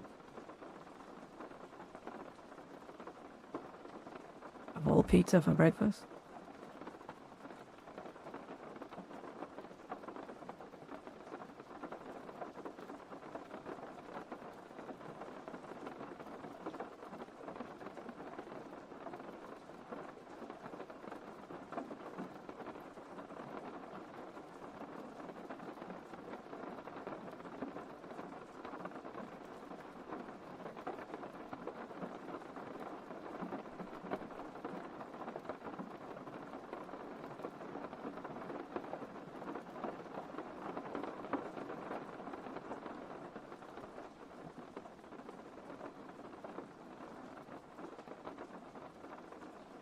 by the way.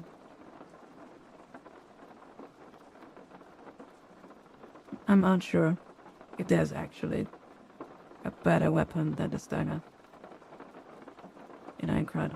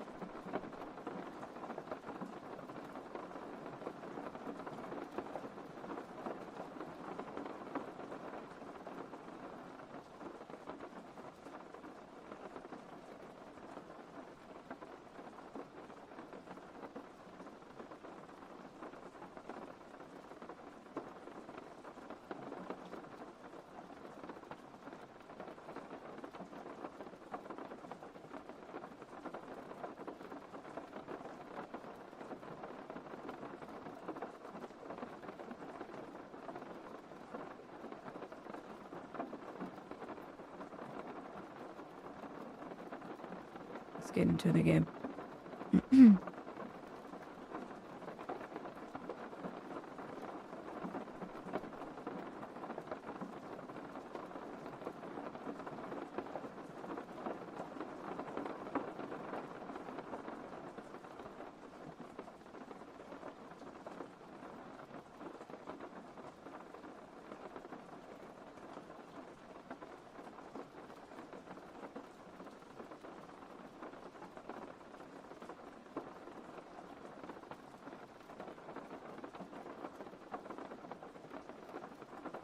Try out the cannery tame and mace, pretty good. I want to try great swords the most.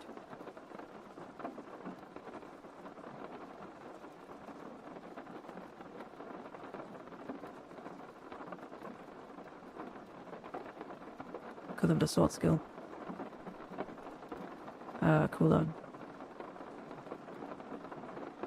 And it gets the potential.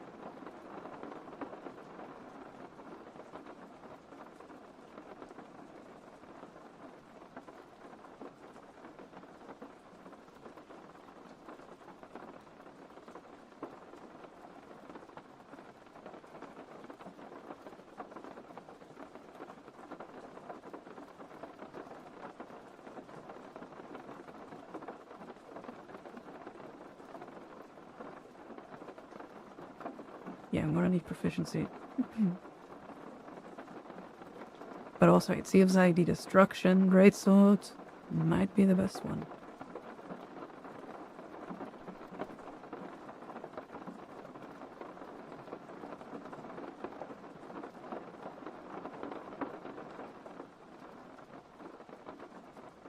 It's sword skill damage and cooldown, right? Or SP or something. I need to check. Let me put away my dishes real quick. Give me a sec.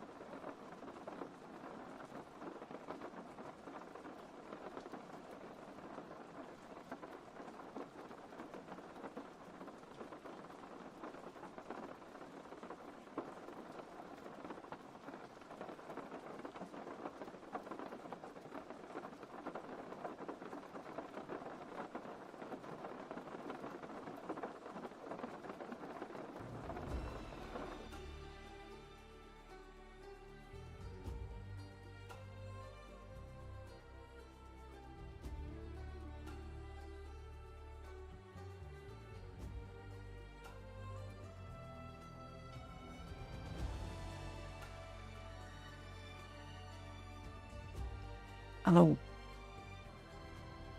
Yeah, I had spicy food yesterday.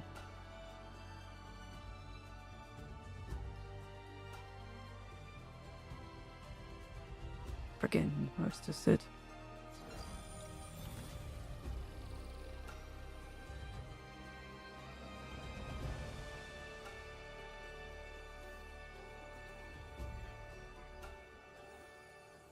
Need to recalibrate.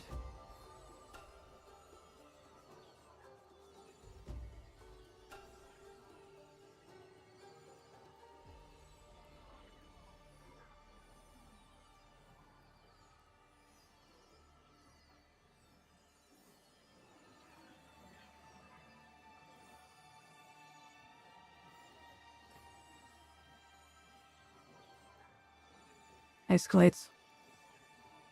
Hope you're doing well, homie.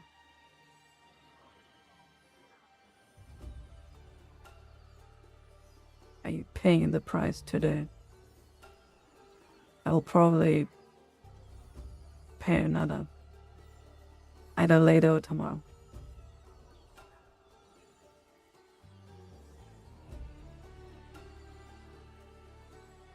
But seriously. Strawberry and cream Pepsi is crazy. You have to try it. I didn't know what to expect, but goddamn.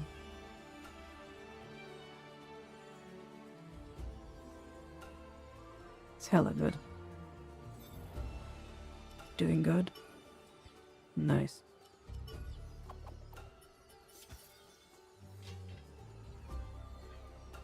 So for some reason, this is the only golden rarity greatsword that I found.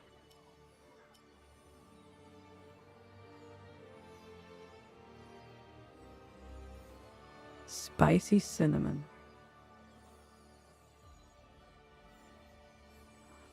Never heard of such a combo. Same, when I read it, it was like,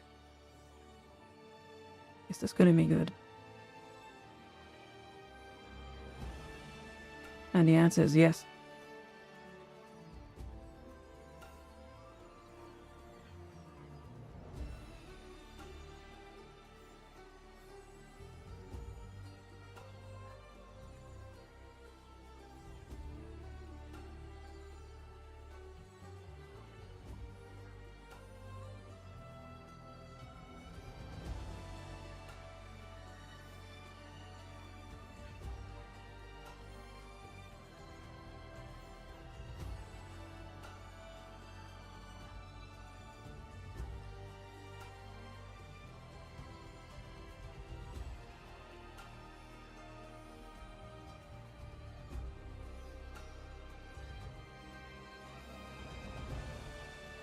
Tit for Tat quest.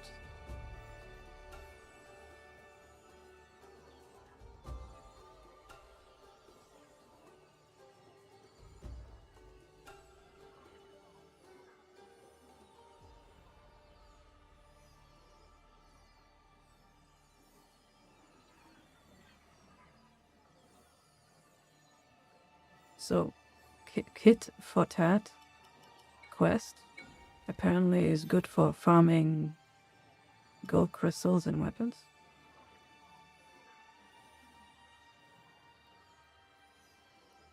I think the calibration is a little bit too strong.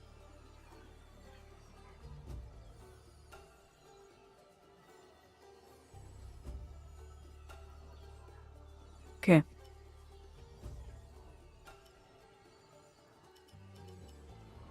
So we gotta switch real quick.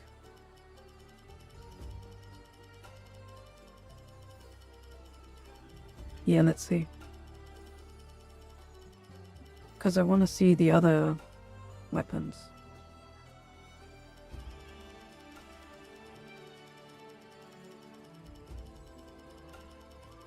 The other golden greatswords. So far I've only seen 2. How many are there?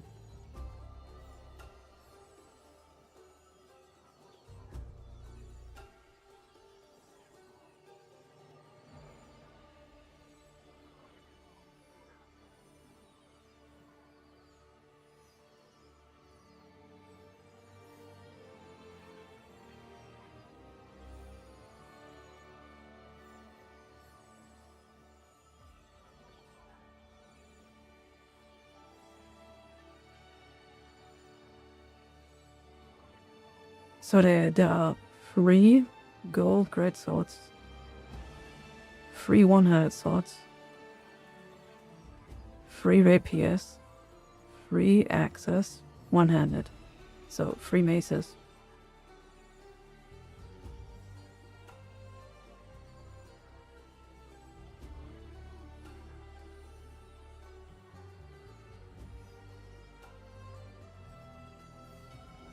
Wait.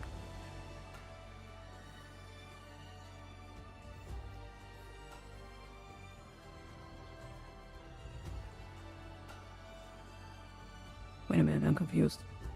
It said one-handed axes, heavy hitting weapons that sacrifice a bit of speed, right? 3 variants. And then two-handed hammers, maces. Slowest weapon class. Wait, which is it now?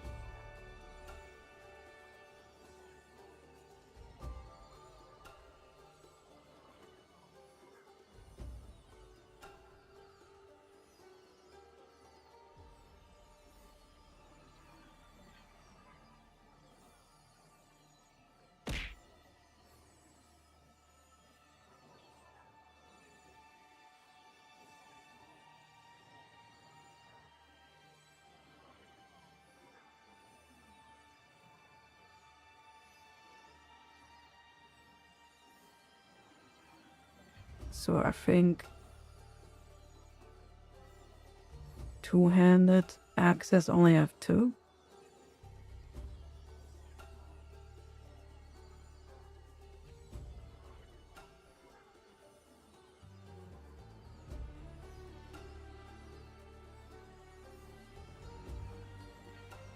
Either way, daggers only have 2. It says. And every single other weapon has 3. Except either the two-handed hammer or the mace. One of those 2.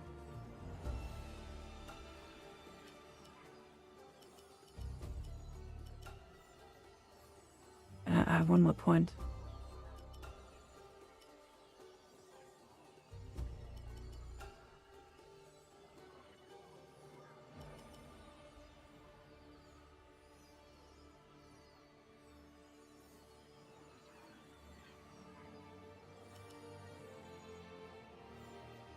We can start either putting points into strength or SPF, I think strength.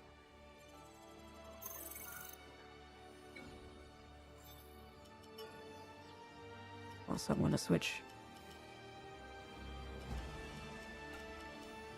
to those.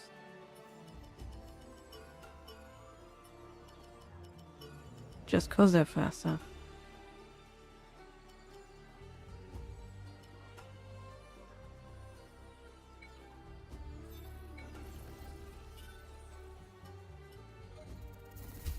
So it said kit for tat.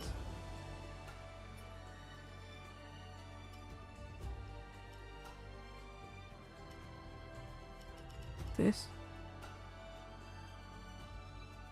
Apparently this one is good.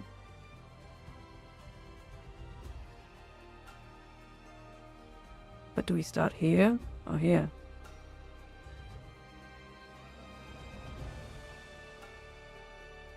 Because it looks kind of big, no?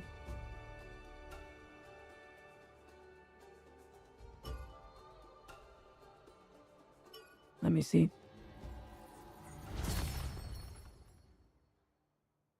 It's about the chests, apparently. But I don't know where those chests are. It's been a while. Go.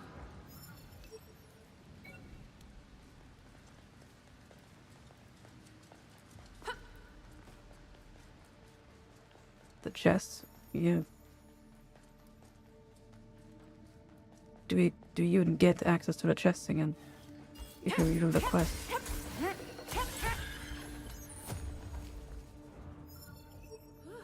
You do. Hold up. Is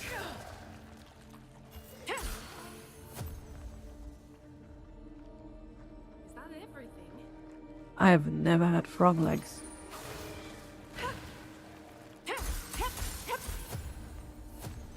does frog even taste like? Seems like that's everything.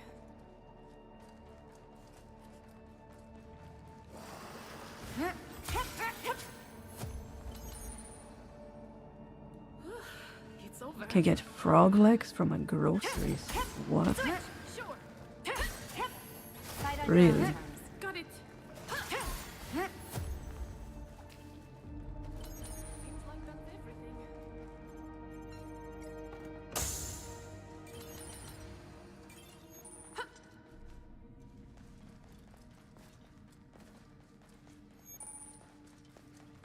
I heard it tastes good.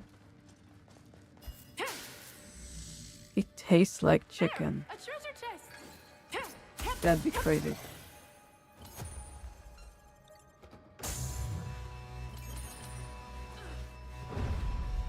Wait, the thing is, you also get... Oh, man. Nice. Take this. You also get tempered steel, right? Chests have a chance of it. I mean, you can just drop it, but... You can also get tempered steel from chests. Seems like that's everything.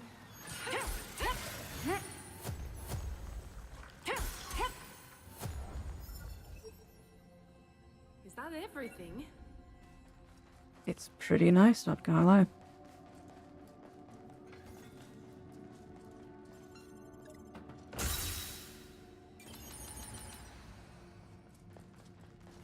No tempered steel yet, I think, but that's just a bonus, right?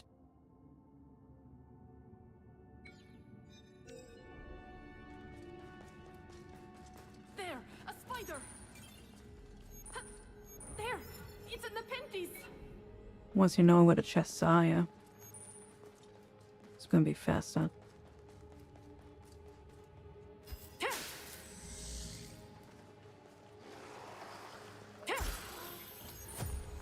Here we go. Seems like that's everything. This dungeon also doesn't seem too big.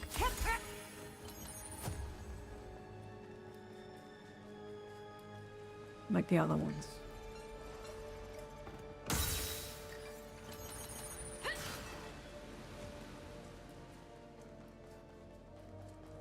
Over. Pretty nice.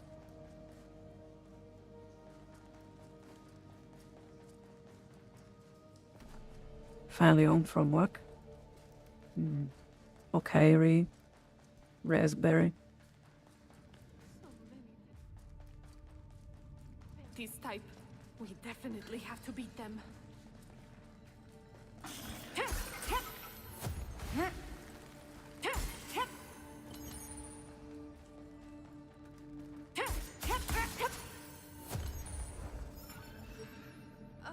This is getting a little. It's a lot of chests.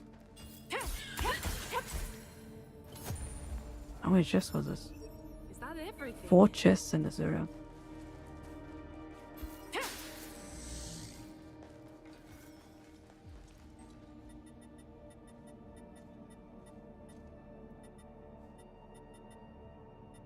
Why do we have those? I thought it was full.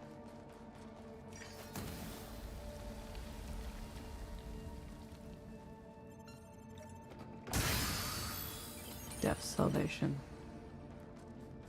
Sacred Mystic Crystal. Death Salvation is the one-handed sword. The good one. I have yet to see the other 2 greatswords though. It's over. Or the second gold dagger.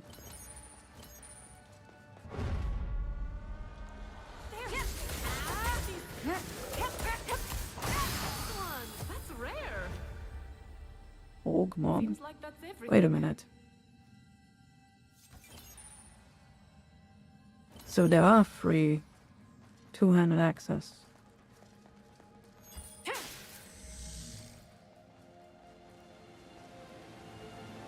That's my 3rd one. So maces only have 2?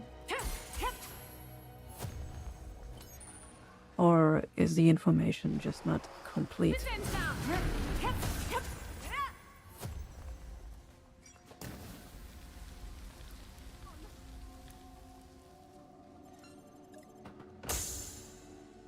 Gold crystal. Okay, this is collect a variety of item database entries. Yeah, I'm getting stronger stuff. This is definitely the best farm spot. It's not even close, I think. It's over. So far. There I'm lying. It's like nice and small, right? Look how small this is.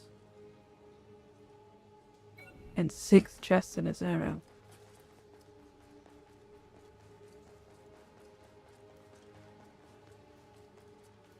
I wouldn't even mind if the same area is copy-pasted twice here. For another 6.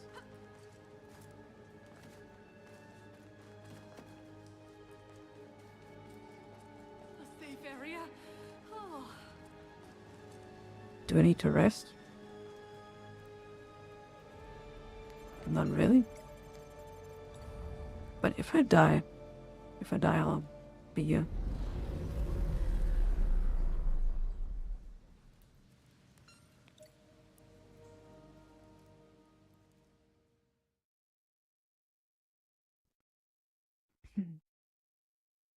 You have no mace yet?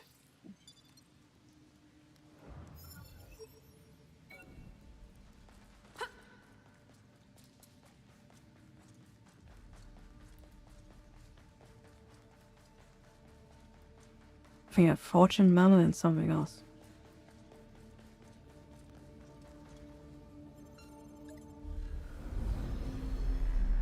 Wait, it's just this guy?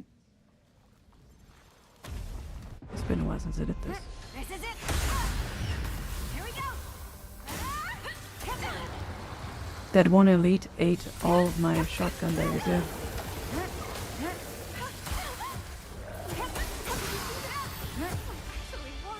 Another one.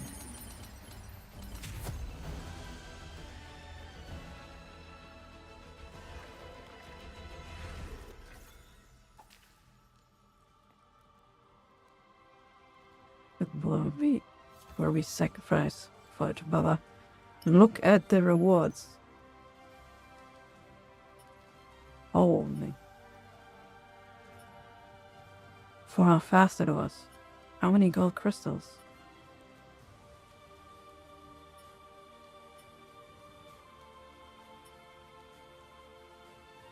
I don't see how many gold crystals we got.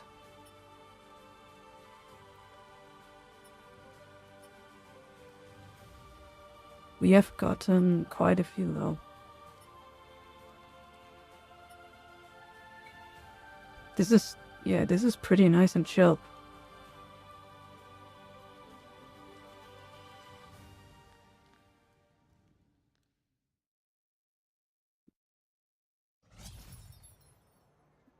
I guess we have to check. Like run it again and check how many.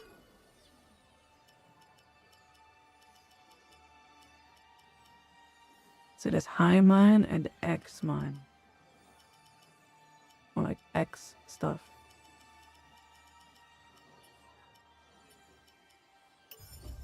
This.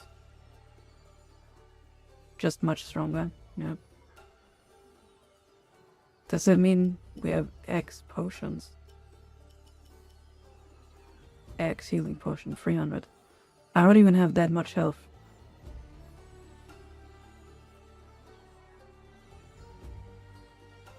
But alright.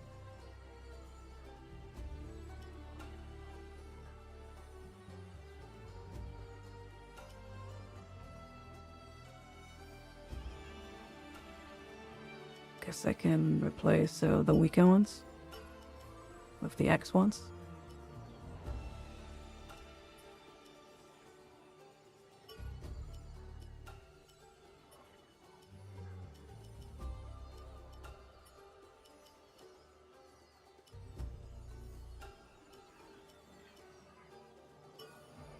Yeah.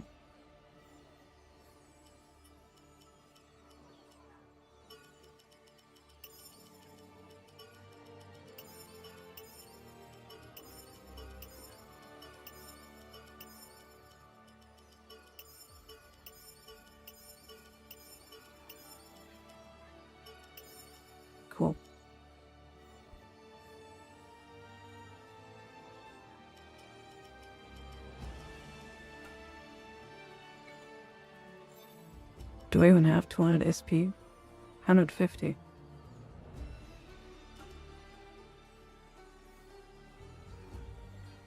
Maybe I should get 200.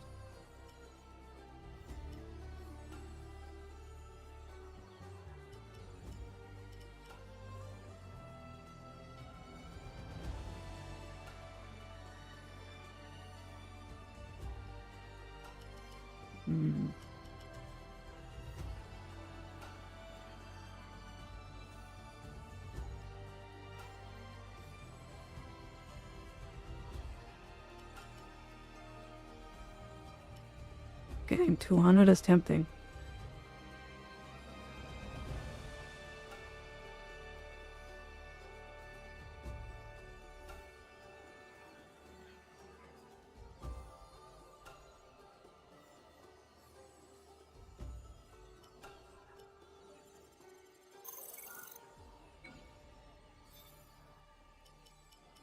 Okay, how many gold crystals?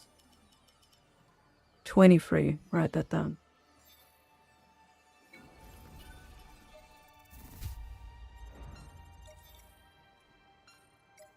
$200 SP.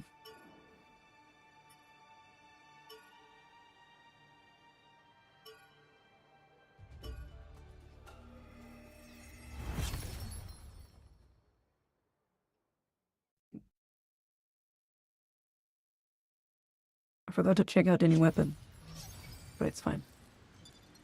Okay, let's go. Yeah, this is very nice to farm. This feels like an actual farm.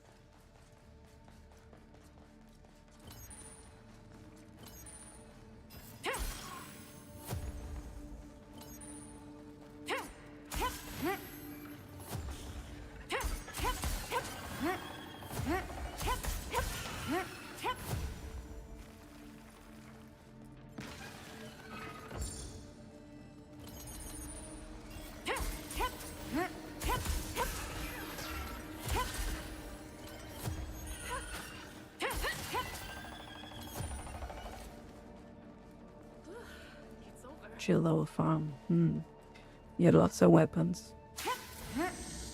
Gold crystals.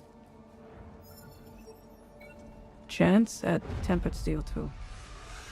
Here we go.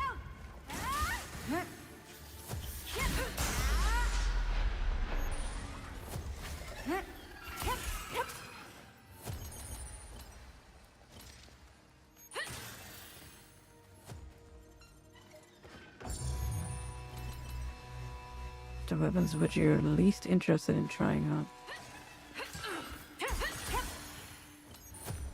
Least interested. Is that everything? Seems like that's everything. Two-handed axe, maybe?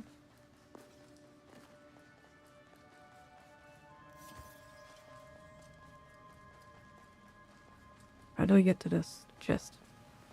I forget these are random dungeons.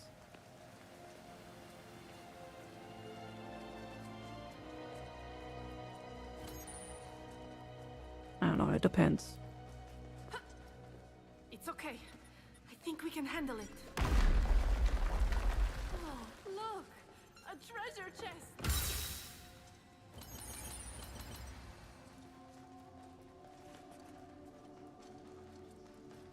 Head mango. Suddenly a wild Mori appears.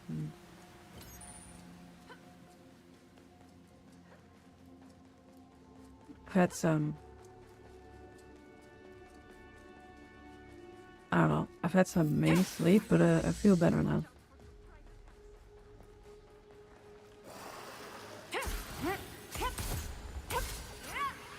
Better as in not terrible. Here we go. This is it.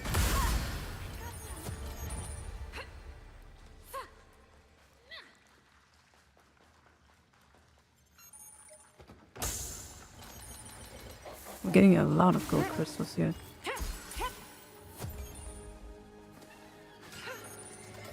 I'll get you. So yes, the best farm would be gold crystals, but in order to... I mean, gold gates. But you're gonna need gold crystals first, right? So it's pretty nice.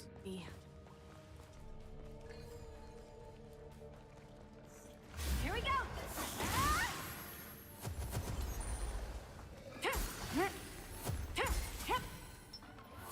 Take this.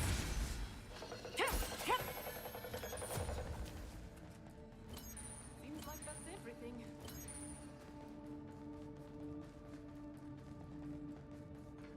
a spider type. Watch out for surprise attacks.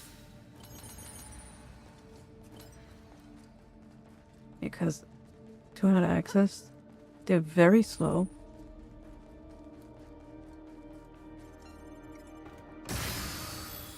Light of the forest. I have that already.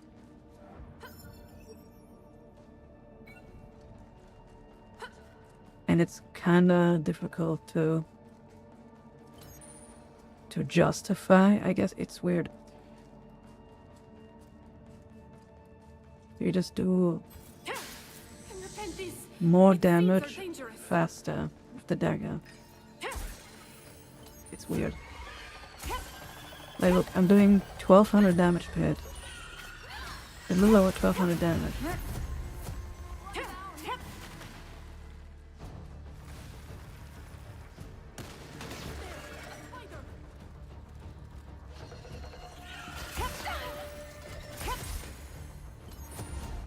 Don't underestimate this, Illy. Here we go. Right.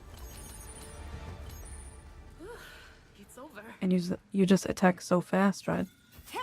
Every single hit is 1200.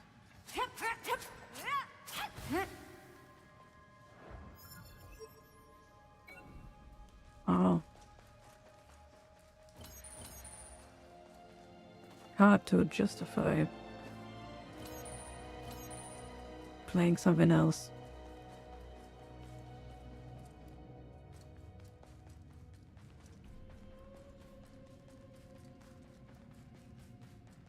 But I want to play something else. It's just weird how strong this dagger in particular is.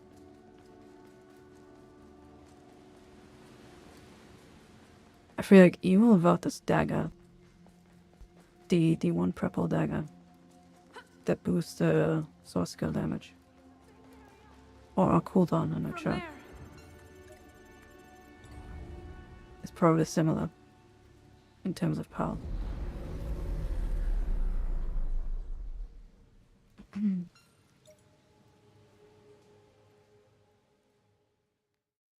Things my attacks.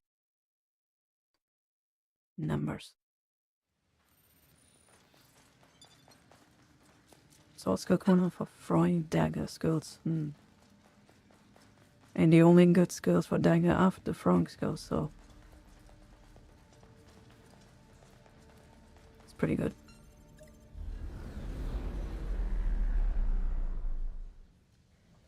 All the weapon needed.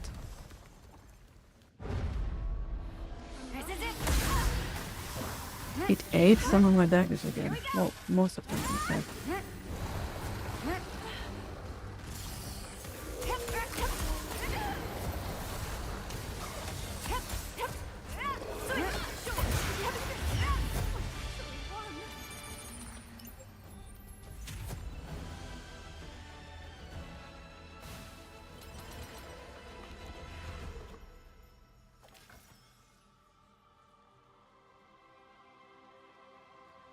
Yeah, I wonder by how much too.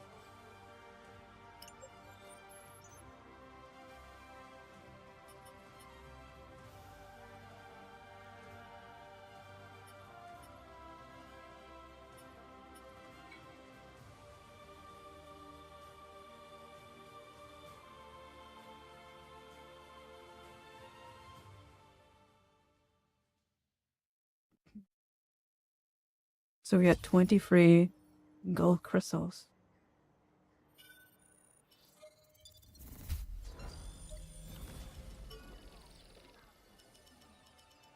We got 2. So I guess we get about 2 to 3. Or maybe I was unlucky.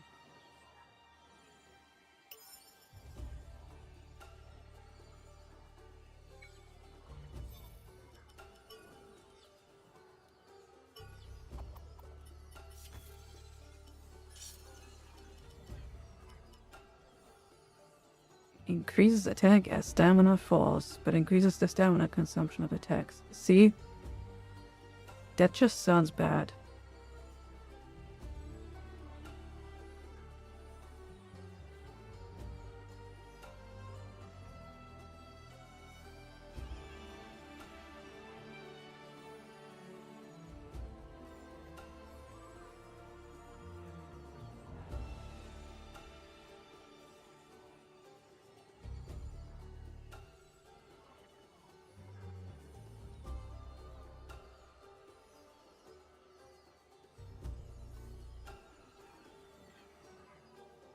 Damn. My grandma came in and asked me, Hickey, weren't you in to sleep?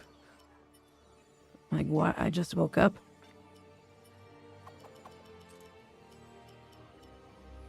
I got the other dagger. It's a sleep dagger. Man. Sleep stacks. If new enemies are attacked and recover from sleep, restores HP and SP.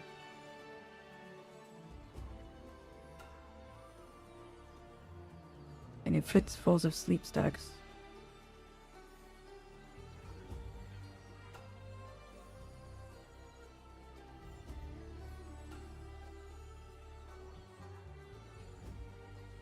So, why are the 2 golden daggers so supportive? Like this one. Increase attack sprint speed and normal attack speed when a nearby enemy, player or partner is 50% or less HP.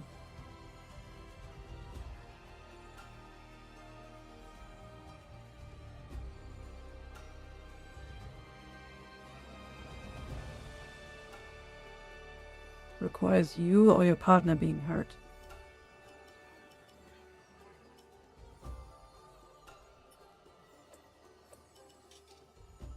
Oh, we have the free rapiers. There's only one more sword.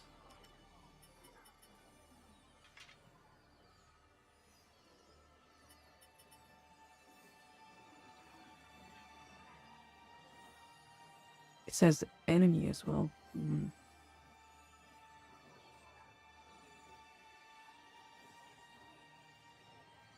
So you have to get them down to 50%. Could be okay.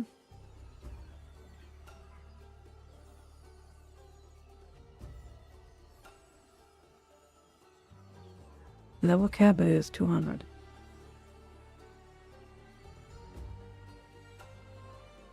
I mean, I'm 63.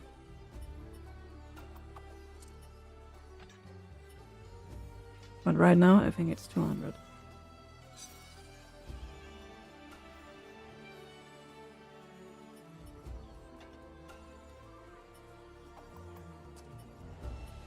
Wait a minute. I have all golden weapons already.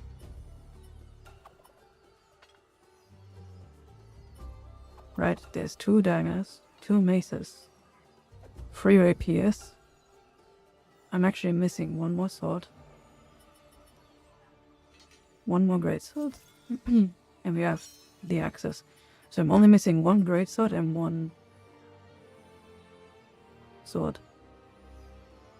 But what if some are like locked behind story?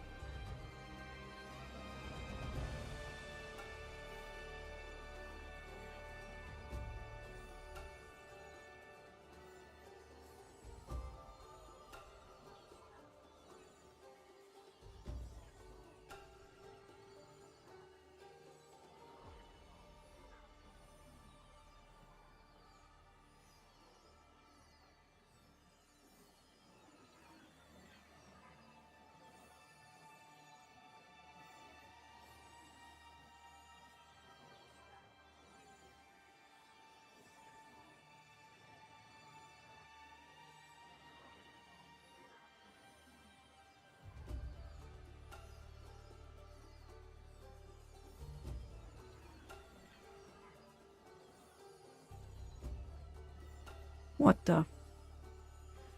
So the other two, like the only two that I'm missing, they are... You can't simply drop them, like, anywhere.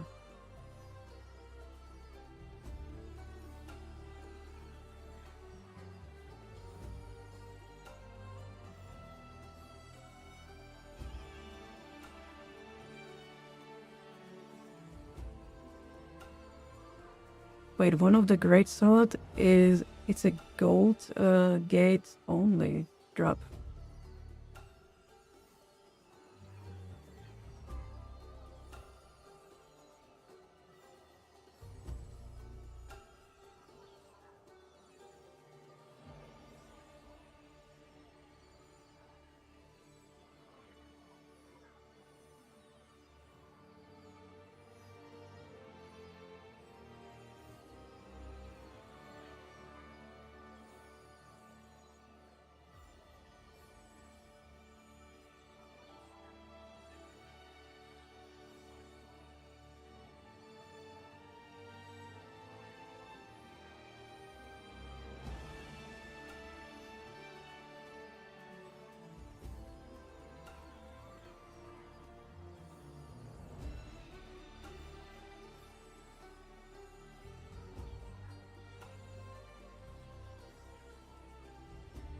Wait, I think it can drop anywhere. It's just rare, I guess.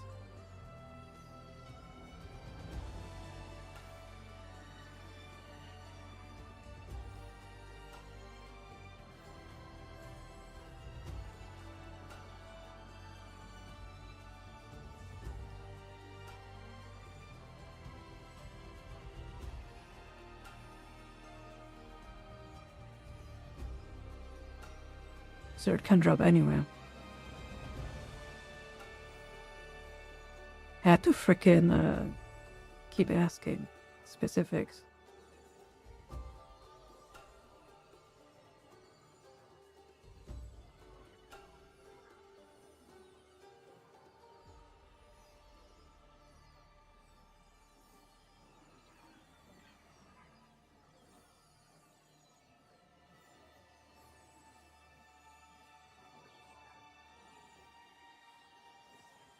It seems I'm just unlucky.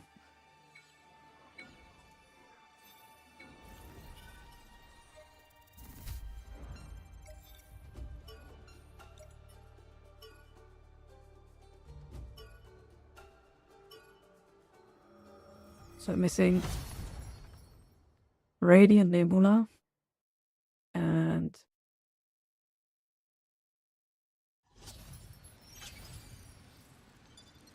Okay, let's what's go. the name of the great sword again? Elucidator.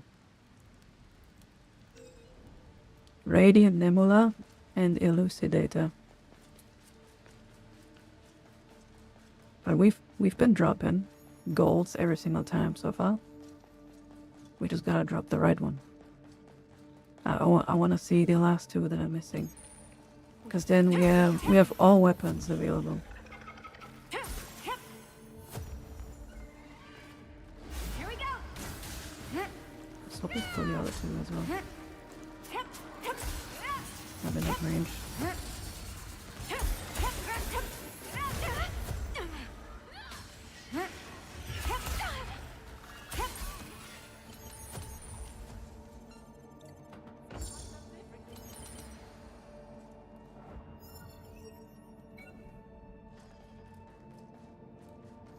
The Anjin gods are not with you right now.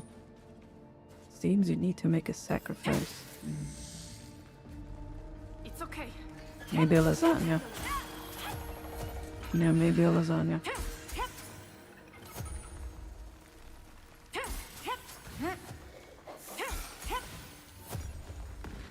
Oh shit.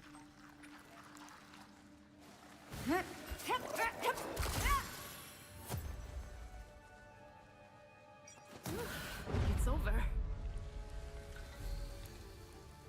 This is it. Come on, bud. Here we go. A rare drop.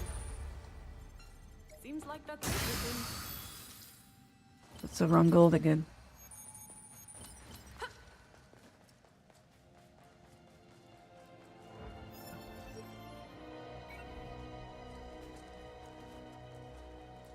Sacrifice lasagna? Yeah.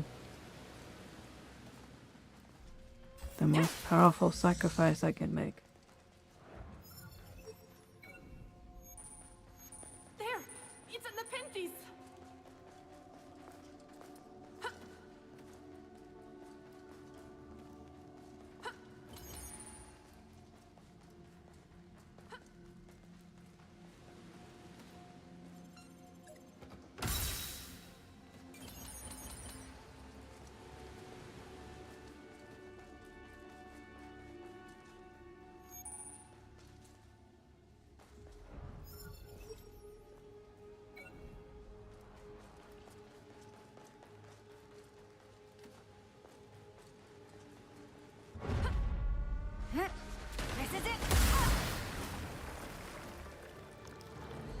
I'm convinced that some of those daggers always go to China. Nice one! That's rare! Is that everything?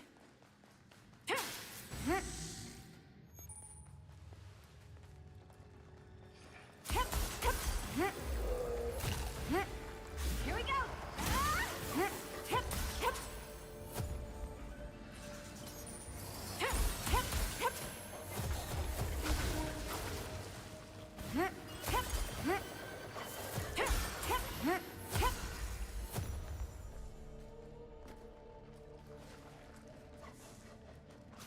Radiant Nebula.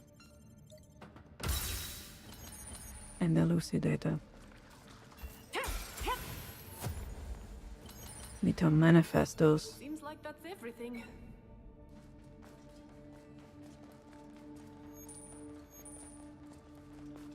There! A treasure chest!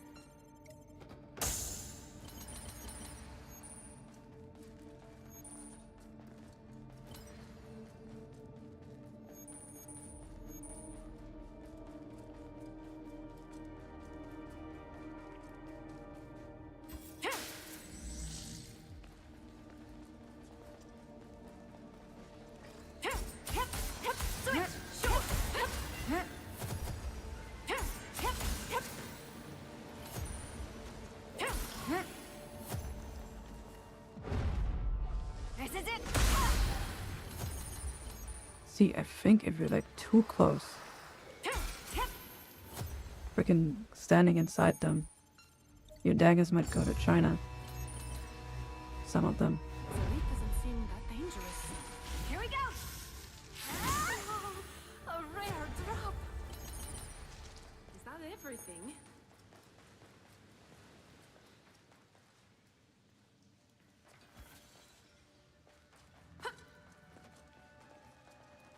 Oh, look!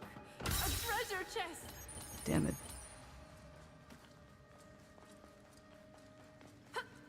This Elucidator is elusive. We definitely have to beat them.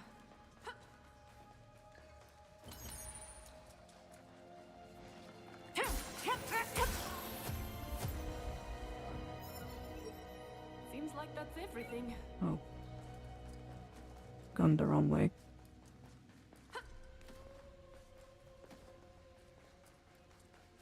It's okay. I think we can handle it.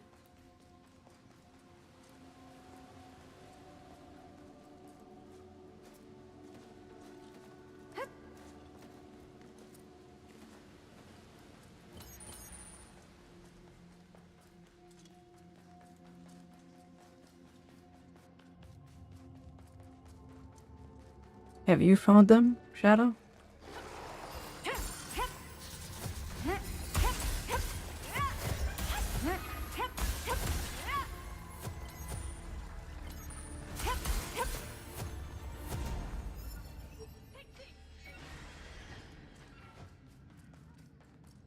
Looks like a spider to me.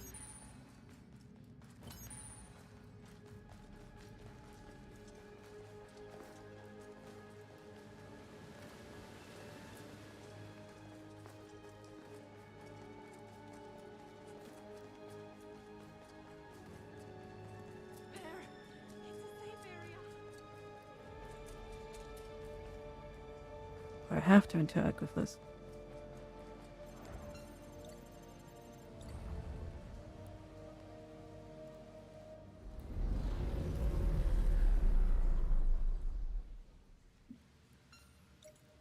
Yeah, if I find those two,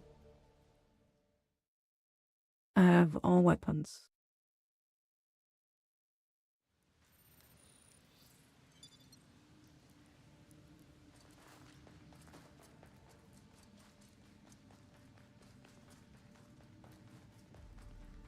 And then we can look into maybe building another weapon. I have not found them all, but did you find the two I'm looking for?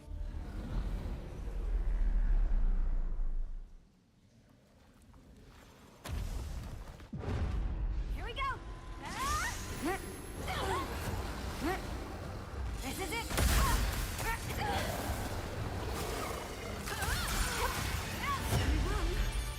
Nice one! That's rare! Which ones? Radiant Nebula and Elucidator.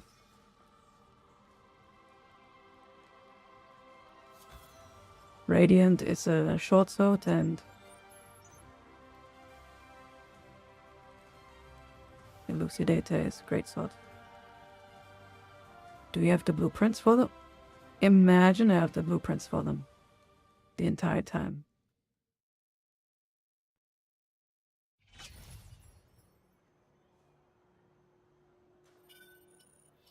Or maybe we can find the blueprints for them.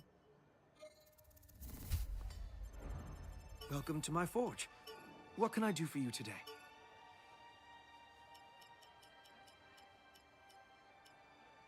No. Wait, Radiant Nebula.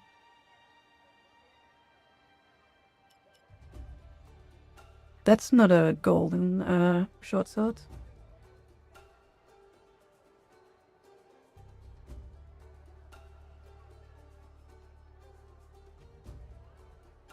It's red.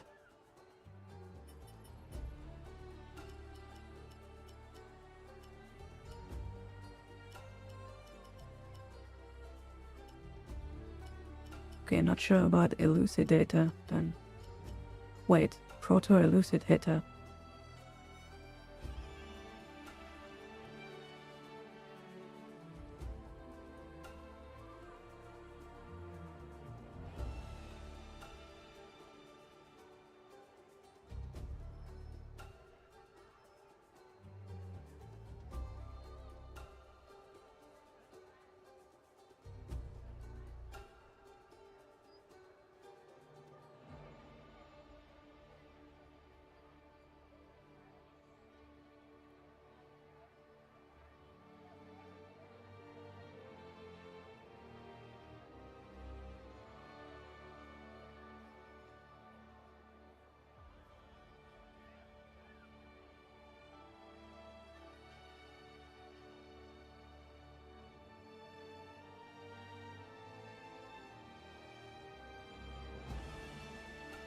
So I think we have all of them, maybe.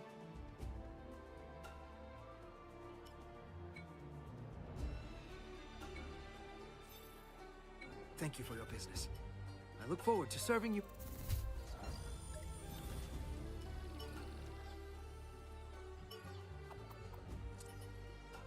So I have 2 different short swords. 3 different rapiers. 2 different daggers. 2 maces. 2 great swords. And 3 2-handed axes. I give you banana.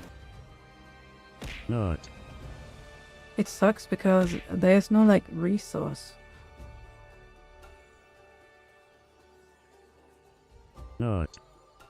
There's no resource I can look at if I'm missing anything.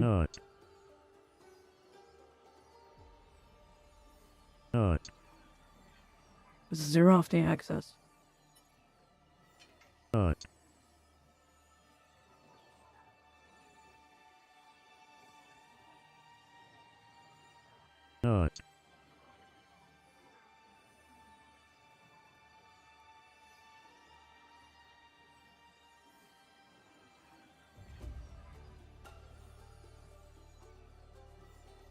A video?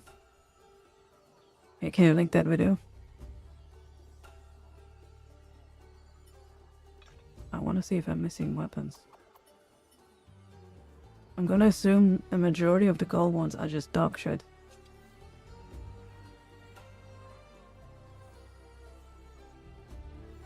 It's a build video and it would spoil, but we unlocked everything though. No? Well, we have everything available, at least, I mean.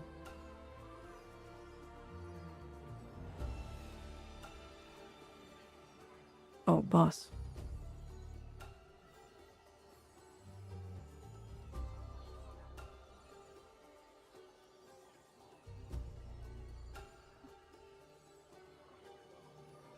Did we ever figure out how to proc parry for that one great sword? No. Mm-mm.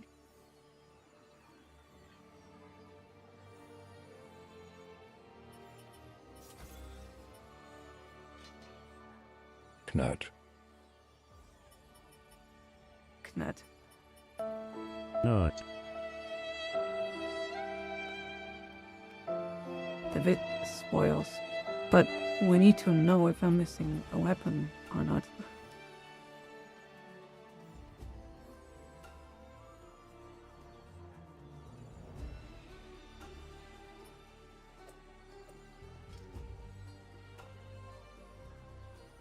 Maybe like a timestamp where we see all weapons.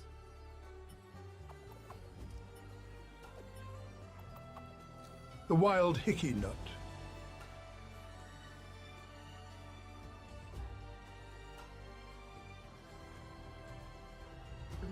This gives. Okay. 4 days ago.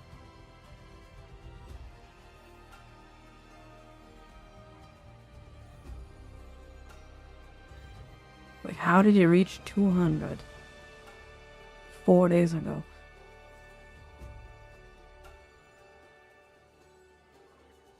Also, he's Cardinal rank 6, I just realized.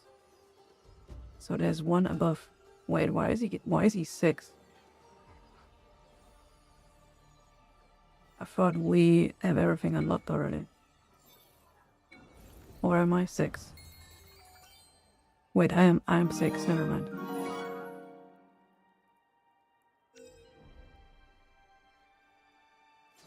Okay.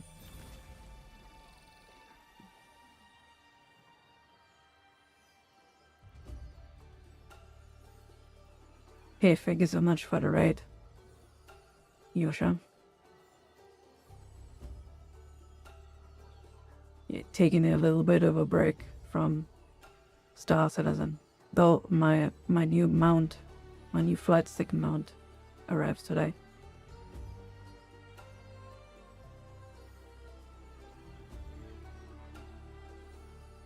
Hope you had a nice stream. Smile, smile. Yeah, 4.8 was the most broken patch I have ever played on in my 2 years of playing.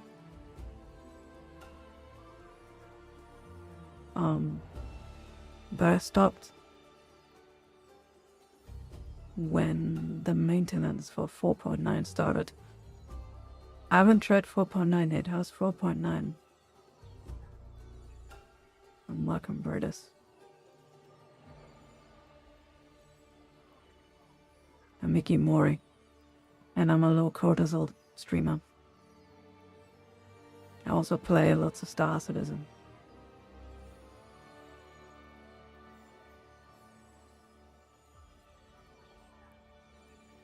It's more optimized, but cargo out is bugged.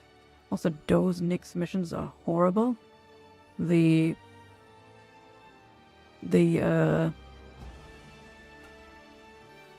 support the miners or whatever it's called.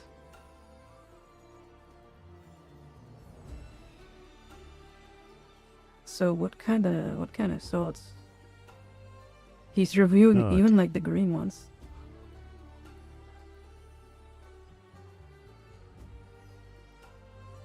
Okay, Death Salvation. Harbinger. This is new.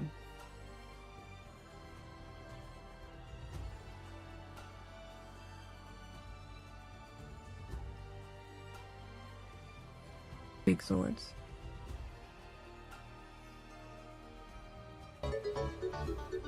Knut. Knut. No. Shit, I missed it again. What does it say? Don't die in a game, or you die in years. Damn it, I missed it again. There's a death game mode where if you die, it deletes your save. Also, thank you so much for the tier 1. Zappy. So, I inverted grant stacks whenever damage is dealt to enemies, or enemies are defeated. After reaching maximum stacks, the next sword skill consumes them, removing its cooldown and refunding its SP cost.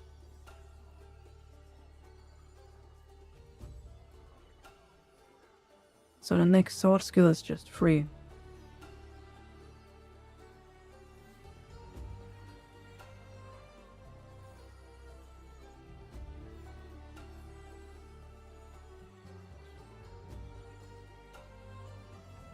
That's pretty good.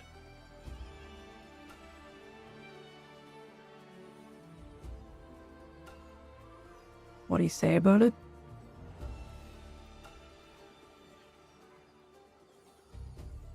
Hold on.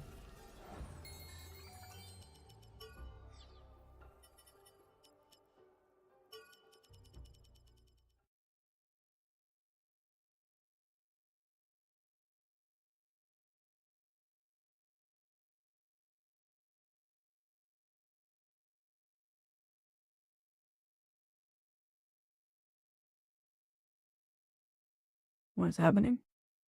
Oh. Whoops. Here in the entire game, and I'm going to tell you why it's good, why it's bad. We're going to rapid fire this, starting with one-handed sword weapon. Power is nothing when you're in the, you stack plus healing stuff. Air attack. It is a completely dead mod. Dress sword. Oh. We talked about this. It's the best weapon in the game. Wait. This one? Didn't this one sound good? Grants bonus damage to sword skills based on attack. Allow an enemy's HP to greater the bonus damage. This sounds good, but I guess it's not. Argo, and everything procs it. Use bronze sword. Alright, the lower the enemy's HP, you can also insta-kill regular and elites. Or you can just insta-kill them by hitting them once with an air attack. It is a completely dead mod. Dress sword. We talked about this. It's the best weapon in the game. At the end game. Okay? Because of barriers. Harbinger.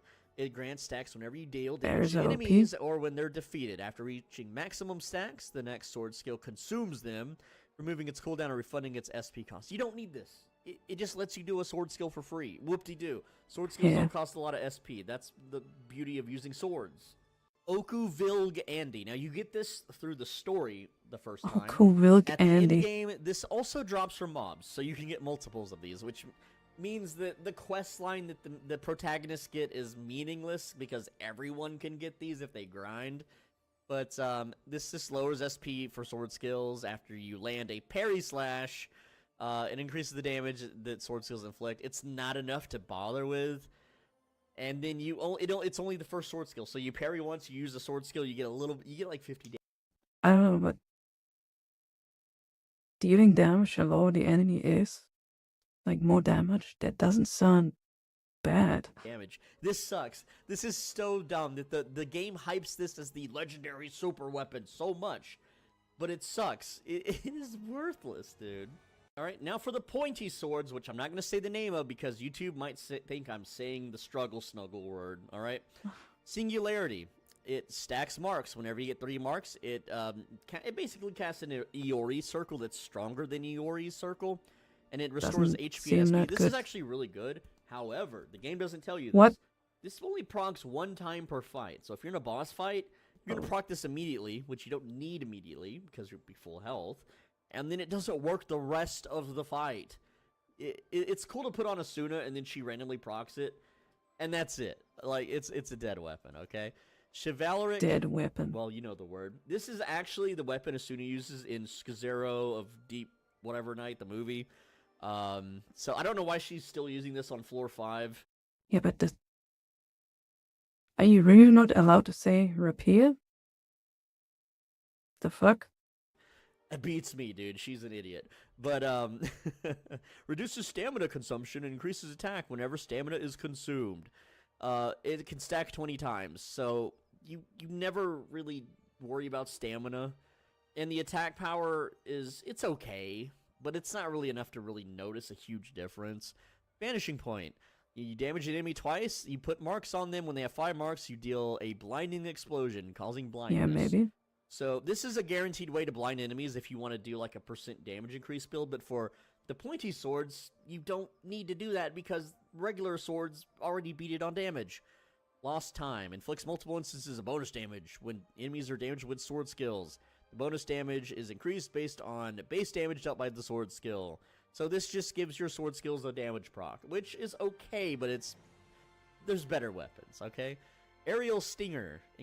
Bonus damage to sword skills based on attack. Yeah, but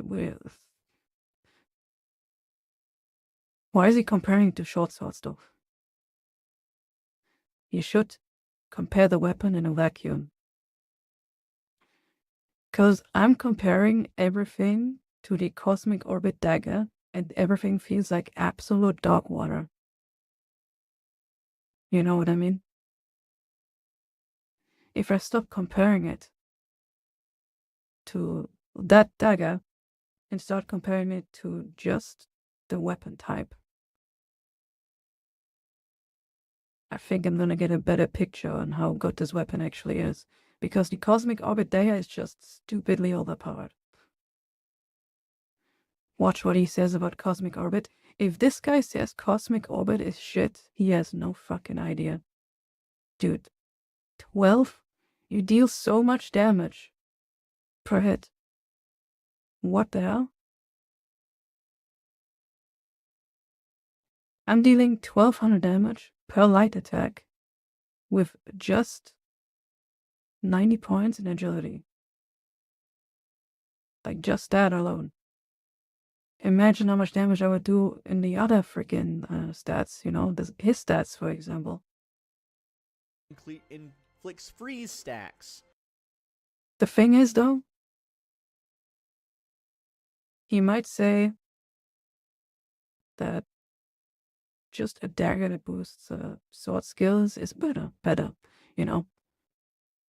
I can see that because the barrage does like half HP for me right now. That's like the only thing I can see him say. Is he really gonna say it's dog shit? Come on, man. Which is neat because it inflicts 3 stacks with sword skills, which most weapons do not do. You have to do normal attacks. Restores SP when enemies are frozen. You don't need the SP restore. Alright, Honor Blossom. Grants stacks when enemies are damaged or after you've moved a while. This is... There's technically a build out there where you do a lot of running away and then you hit them once. It's like a coward build, but the damage buffs you can get throughout the whole game aren't worth ever running this. Sounds good. Doesn't work. Because they keep summoning ads. So yeah, it just inflicts sleep stacks, which enemies wake up immediately when you attack them, which is pointless. Oh, I slept an ad. Time to fight the boss. Oh, I slept the boss. Oops, my partner hit it. Now it's awake again. Sleep is pointless. Increases damage of counter sword skills. It doesn't increase the damage that much. Counter sword skills are a waste of a sword skill slot, in my opinion. Restores HP when countering. So what? It's not that much. Rapid Heat. Inflicts burn stacks when you damage enemies and increases the attack damage when nearby enemies are burned. Okay, you get 30 attack power. Whoop-de-doo. Noble. Stabby sword. Grants bonus damage based on attack to the next attack if enemies are not damaged for a set duration. Yeah, it's like 5 seconds. If you run away for 5 seconds, you get bonus damage. Use Bronze Sword. You always get bonus damage. Good to take the grain of So salt. then Might as well get like a cup of salt at this point because everything so far is dog shit. Epi. I don't know how to say Epi. Is it EP or Epi? But It's Epi. grants bonus damage based on attack to the final hit of normal attack combos, which is not something you'll be Epic. using. You should just animation cancel for more damage. Animation Corundum Foil. cancel. Reduces the cooldown.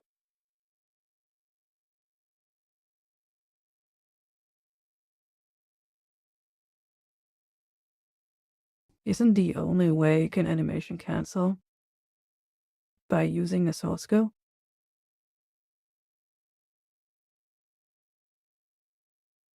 On time and SP cost of sword skills, but also reduces their damage. Why would you want to reduce your damage? This True. is a pure DPS loss. If you want to like have a dummy run where you play naked with the worst weapon ever, use this weapon, I guess. Proto Elucidator R restores HP on damage dealt when attacking. It's okay. It's not the greatest, but it's okay if you just want to like face tank everything, I suppose. Vivicator. This one is okay, not the purple one that heals. That has better scaling? Okay. Increases attack temporarily when HP is restored. So anytime you get healed, dealing damage restores HP proportional to the damage dealt. This is just better than the Elucidator weapon. Alright, though it's not much better. Even though it sounds like it would be better, it's not really. Thrust Heart. Inflicts blindness when damaging enemies. And it takes so long to stack this one up for some reason. I don't know why. I think they messed up the values when they were programming this one. The attacks deal bonus damage that scales with attack to blinded enemies. So when the enemy is blinded, you do get bonus procs. So Yeah, there was a red one or a purple one that also healed. I think with sword skills, I forgot. But he said, like, oh, you don't need the healing, blah, blah, blah. And then he said, for, like, the blue one, which is objectively weaker, oh, it's okay. this is kind of like a bronze sword, but you would have to just spam the blind talismans, and then you could proc it. You're better off just using bronze sword, bro. But the based on damage shell is always better for healing. Valkyrie's Saber grants bonus damage at scales with attack to the final hit of normal attack combos and grants a barrier. So it's better than that other weapon, but the barrier is very weak, and you aren't really doing a barrier build with stabby swords anyway. Piercing Epi. It grants bonus damage at scales with attack to slash attacks, which is your parry. But why are barriers so strong? Is it like you just shrug off hits and can keep attacking? Ugh. And it restores health, so on. Annealed Foil.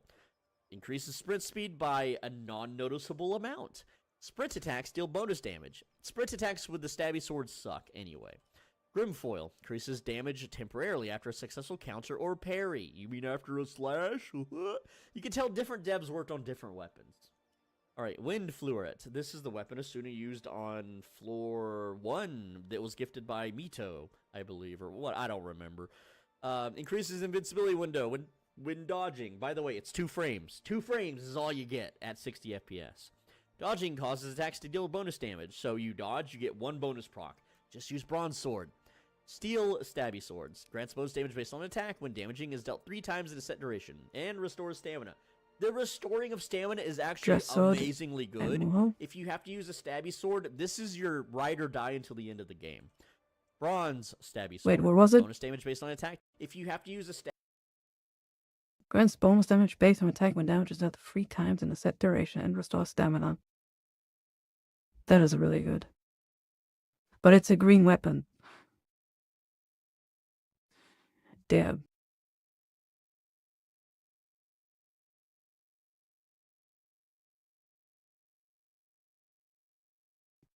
So he says this is the best one. But it's gonna shit talk Cosmic Orbit Dagger, which probably does way more damage than this thing. Stabby Sword, this is your ride or die until the end of the game. Bronze Stabby Sword. Bonus damage based on attack to the next attack after activating a sword skill. Pointless.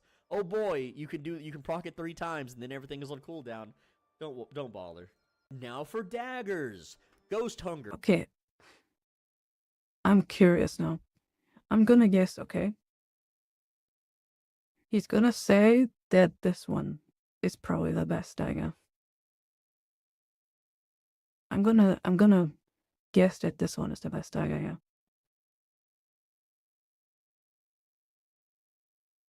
Though he has 2 daggers that I don't own yet. I think. Man, Cosmic Orbit Dagger has to be the best one. Increases attack, sprint speed, normal attack speed when a nearby enemy, player, or partner has 50% or less HP. So by the time you're halfway killing something, this procs. The attack is not much. The sprint speed is not noticeable. The normal attack speed is also not noticeable unless you have an attack speed build, and if you are running an attack speed build, you're losing DPS anyway. Light of the Forest inflicts sleep stacks, and then it makes the sleep explosion whenever, and it also heals. The heal is non-noticeable. You can put this on Argo, and you might see a heal once an hour. Like, that's it. If you use it for yourself, the heal is negligible. What does he mean by attack speed build, though?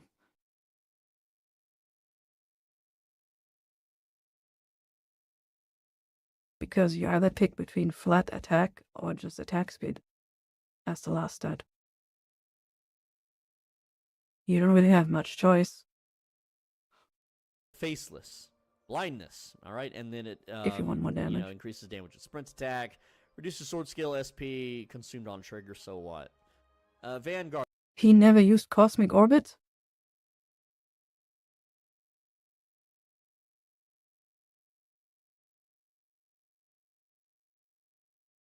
If someone makes a video like this, I'm expecting them to at least use the weapon. Why would he say something about a weapon? Like, say it's not noticeable, but he has never used it. What? Increases attack, but disappears when you're near enemies. Uh-oh. So, like, when you go in to attack them, you lose the buff. I have You talk never about it seen yet? this work. No, it's here. Because, hey, it's... unless you, like, have, like, a ranged sword skill, like, daggers can be thrown. So maybe this is for throwing dagger builds? That you just stay at range and throw daggers the whole time? That's... Yeah, but if you play throwing daggers, just use this one.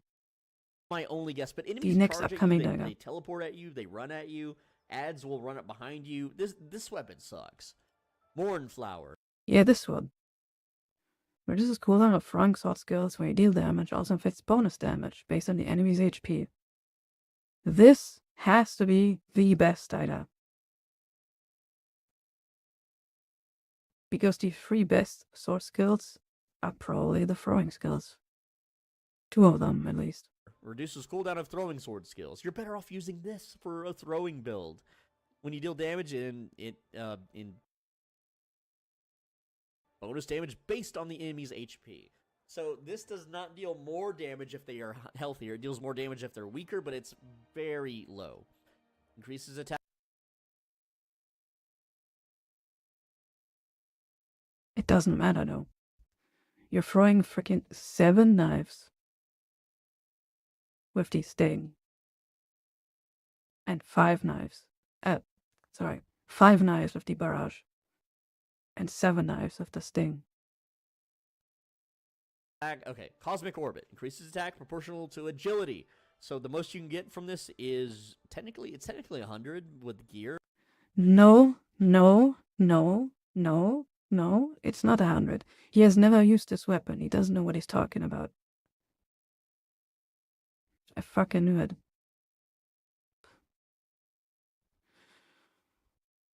You don't get 100. You do not. You get like 500 per hit. Extra on top. Reduces cooldown of throwing sword skills. You're better off using this for a throwing build. When you deal damage in bonus damage based on the referring to enemy's agility? HP. Yeah, he's referring to the extra damage that you get from agility, right? So this does not deal more damage if they are healthier. It deals more damage if they're weaker, but it's very low. Increases attack. Okay, Cosmic Orbit. Increases attack proportional to agility. So the most you can get from this is technically 100 with gear. Okay. So the attack. What about the bonus damage, though? But that gear sucks. And if agility is 50 or higher, normal attacks deal bonus damage based on attack. So your normal attacks will now proc. This is your main dagger that you would use for normal attack speed based builds, which also suck, whatever.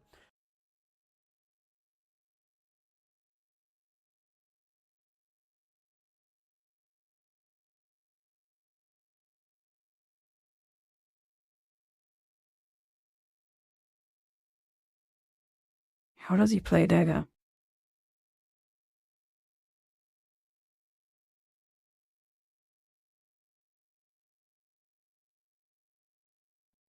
So let me get this straight. You have the fastest attacking weapon in the game, which already does a decent amount per hit, which is like, I don't know, I'm doing like 800, 900 per hit right now. And I have half the stats of this guy. Less than half of the stats. And I'm getting around 500 bonus damage for a total of like 1200 damage per light attack. I'm attacking extremely fast. One of my throwing daggers does about 1000.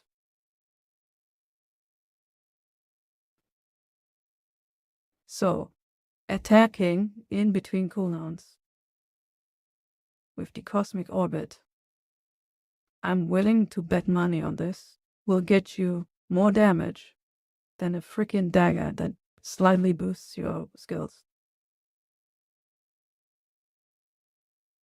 Because the bonus damage alone does almost the same damage as the freaking daggers you throw, which are on like a 15-second cooldown. Okay, let's hear him out on what is the best dagger, or a good dagger. Obsidian Stiletto. Inflicts freeze when damaging enemies with attacks. Increases normal attack speed temporarily when enemies are frozen. The attack speed increase sucks. Hand Stitello, whatever. Increases damage dealt to enemies, but increases damage taken. Why would you ever want to take more damage? The increased damage that you deal is non-noticeable. Swift End. Increases attack temporarily when a perfect dodge is performed. I think he has never used Cosmic Orbit Dagger. If he would have used this dagger, he wouldn't say this. This doesn't go off very often. You don't really perfect dodge that much, even if you're spam dodging. It just doesn't happen. Alright, Proto-Elucidator D. Grants a party a buff that increases attack speed and the effect stacks. Except the proc has a cooldown, so it doesn't stack. And if you put this on Argo, you don't notice the attack speed buff. It's a useless weapon. Anathema. Increases the speed of normal attacks when they are used. Click off once he gets to gear like armor, cause spoils, deal okay. bonus damage based on agility, so you deal 90 bonus damage. Onyx Edge. Increases attack when damage is dealt with attacks. The effect stacks, but taking damage removes the... So it doesn't stack, and if you put this on Argo, you don't notice the attack speed buff. It's a useless weapon. Anathema. Increases the speed of normal attacks when they are used. This effect stacks into maximum stacks. Normal attacks deal bonus damage based on agility, so you deal 90 bonus damage.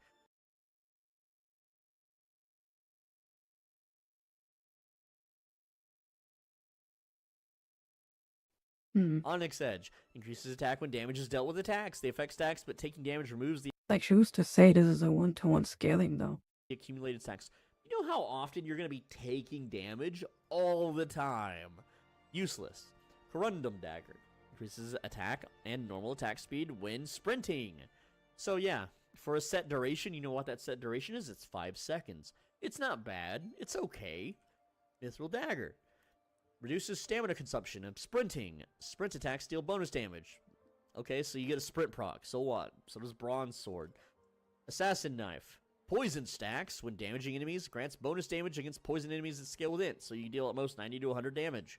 Ambusher. Burn stacks. Burning enemies heals you. Proportional to the damage dealt by burn. How does he know it's a 90 to 100? Because stuff has scaling. It's not a one-to-one guaranteed scaling.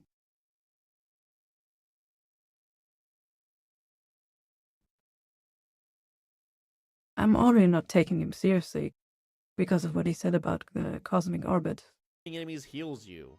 Proportional to the damage dealt by burn, by the way, which is not as much as poison, so you get a little tickle of a heal. That's it. That's all you get. Iron Tooth increases speed of normal attack. Wouldn't say tickle. It's probably a tickle early on. But since it scares of damage dealt, it's going to be very high later on. But you can't guard. Well, that sucks. That means you can't animation cancel. Very bad weapon. Annealed Dagger. Grants bonus damage based on attack to final hit of normal attack combos. Reduces stamina consumption. Oh boy, 1 proc after 4 hits. Steel Knife inflicts bonus damage that scales with agility. Okay. It's dealt to enemies 3 times in a set duration. So this is just agility proc damage up to 90 every 3 hits. Whoop-de-doo. Sleek. It's not 90 though.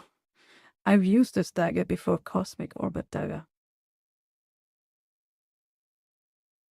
He actually has not used those weapons at all.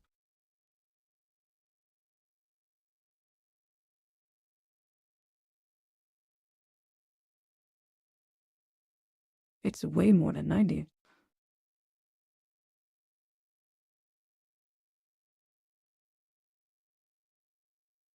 Look at the like and dislike ratio though. They just take his word and believe him.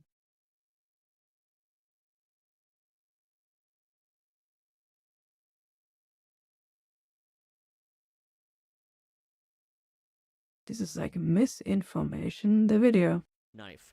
Increases sprint speed. Or after uninformed, activating the a sword video. skill. Okay, so if you're using a sword skill, it's usually a gap closer, unless you're playing a range build. It's just a pointless knife. It's just not worth doing. Alright, so this weapon is actually bugged. You're supposed to get this in the story, but it does not give it to you. I found a screenshot of it, so I can't tell you how good this is, because I have never actually been able to... Creates a paralyzing explosion and deals bonus damage based on attack when dealing damage 10 times in a set duration. Paralyzing is very good.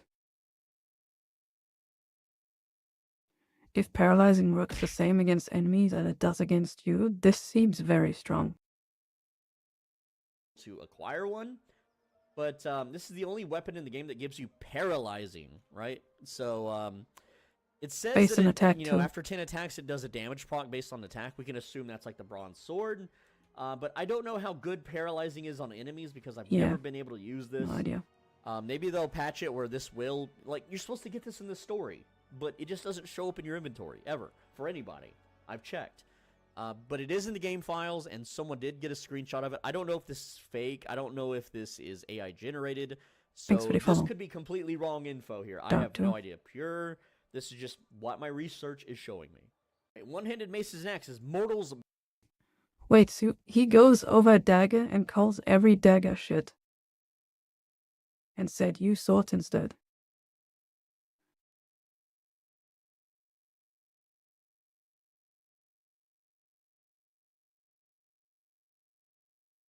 The top 3 best builds for early and end game.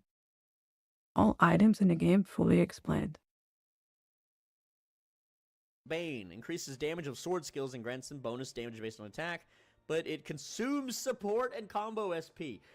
If you're DPS maxing, you don't want to drain either of those ever. True, I agree. I agree. This is a terrible weapon. Canary Tamer. Daze stacks. Increases damage on dazed or downed enemies and restores SP on hit. The bonus damage is alright. It's pretty good. And it actually double dips if they are dazed and downed. Not a bad...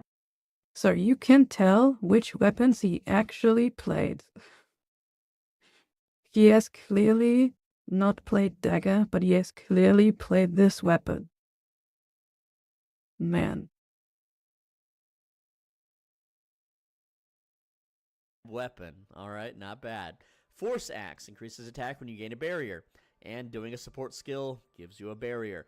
Now, there are partners where you can spam support spells over and over and over because they charge so fast. And so you can use this to basically keep a barrier up. If you want to use a one-handed axe, this one would be pretty good. Does that mean Muso is permanent? Brazen Edge. Bonus damage on attack whenever damage is dealt increases down rate. The down rate is non-noticeable. And the cooldown time is reset when enemy is downed. Alright, but, like, it's whatever. The bonus attack is not much. Bold Axe. Grants stacks when damage is dealt to or taken from enemies. Where's the Fortune Mallet? Because you'll be constantly hit at in-game by enemies. It does give you a lot of stacks. It increases attack and defense whenever you reach max. Oh, I know why. You get the Fortune Mallet pretty early. Stacks. And the attack you get is non-noticeable. The defense doesn't really matter in-game. Corundrum. Test it out when you go back in. No, I mean, is Muso gonna be a permanent partner? That's what I want to do. Increases the damage of the next attack and makes it Ask. more likely to down the enemy after not attacking or taking damage for a set duration. You're going to be constantly attacking and taking damage. This is useless. Black Silver Axe. Barrier. And bonus damage after performing 2 sword skills. So yeah, axes actually have a lot longer cooldown than other sword skills. So this kind of sucks. And you have to use 2 of them back to back without being knocked on your ass or knocked back. Also, axes don't have a lot of gap closers either. So yeah, good luck. Agony Bludgeon. Don't they have like 3? They have a jump and they have a dash. Like this crush dash, and they have the green jump. Those are all you need though. Right? The 1 AoE, 1 gap closer. Like, how would you equip like 2 gap closers? The crush dash isn't really a gap closer. Oh. So just that 1 jump.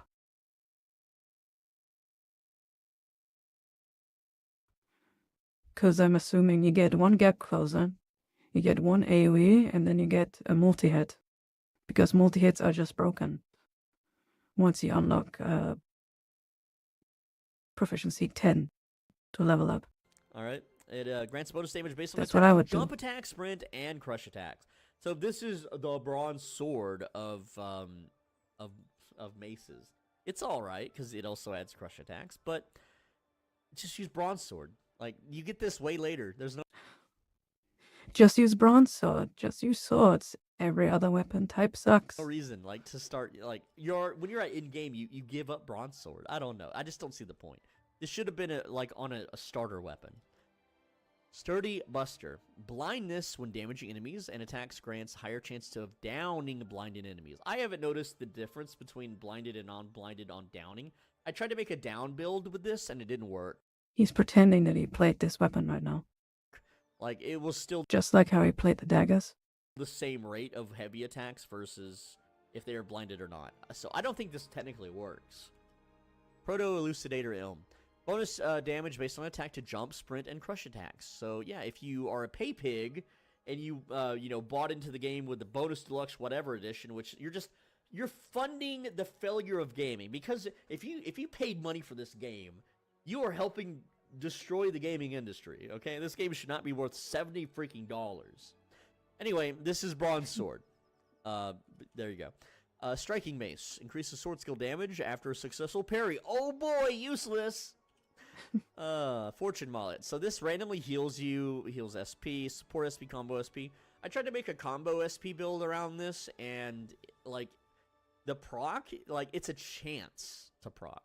And it doesn't proc very often. It's like, it's the ultimate gambler weapon. Yeah, but how much is the bonus damage based on attack? I wish we could see the actual number, the scaling for the attack. Because if it's like very high, and there's like a huge burst, I guess if you are doing like a tool-assisted speedrun, this would be the weapon to use. And then you just go back in time a few frames until it procs every time. I don't freaking know, dude. Mithril Rod increases the speed of normal attacks whenever they are used to inflict damage. When are normal attacks not used to inflict damage? Oh, when the enemy boss has a boss mechanic where you deal 0 damage? Huh? What? Anyway, yeah, that's weirdly worded. The speed of normal attacks is non-noticeable. What, the Big Bopper? I like the name. Big Bopper. It's like Big Papa Pickles. Grants bonus heavy attack damage based on attack to increase down rate. I don't really notice it. Annealed Rod. Grants support SP and combo SP when damage is dealt with a sword skill. This is alright, because normally sword skills do not grant combo SP or support SP, so this is neat. I feel obligated to make the same video where I'm testing every single weapon by actually using them.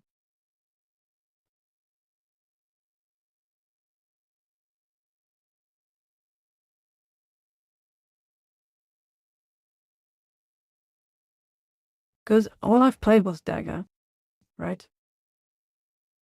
And I've tried other weapons. And nothing feels even close to Cosmic Orbit Dagger. So him just, like, dismissing Cosmic Orbit Dagger as if it's not the best dagger in the game is crazy. This is pretty cool. I like using this A one. lot of okay? work. Yeah, because I would have to like level up every weapon. Like I don't want to know the weapon at base, you know. I would like want to be like, you know, plus 20. Not like the highest potential, but like high potential still, you know? To give the weapon like a fair shake. Steel Hatchet. Bonus damage based on attack to heavy attacks and inflicts daze stacks. The daze stacks are okay, but you have to spam heavies. Iron Hatchet reduces SP support gains. This is a nerf. This is a negative trait for like 20 extra attack power early game. Don't use this. Steel Hammer. Daze stacks when damaging enemies. Restores support and combo SP when nearby enemies are dazed. That's pretty good. This is really technically as stupid as it sounds, because it has good strength and intelligence scaling. This is actually best in slot for maces. And this is what you would give Stina also. Restoring the SP when enemies are dazed is just really nice. It's a good. This is best in slot for maces?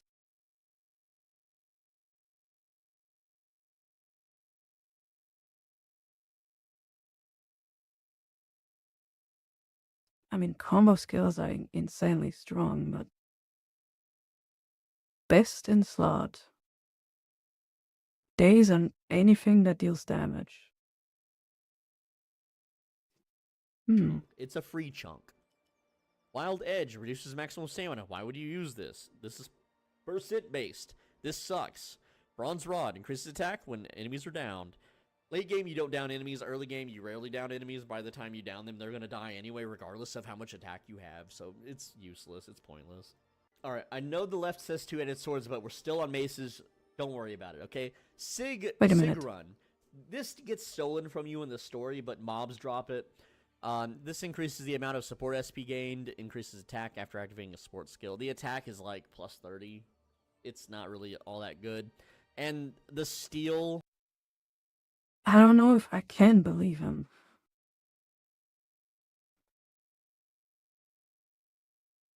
Maybe I believe him. Because he's been, like, talking shit about daggers. I'm, like, taking it with a grain of salt now. Version, you know, that we talked about as the best in slot for maces, increases the amount of support SP gained even more. So... this is a dead, pointless weapon. It's cool looking, but that's all it's got. Two-handed swords are absolutely terrible. They have really bad sword skills, but screw it. I'm going to tell you about them. They have really bad souls. What about Gitsuga Tensho, though?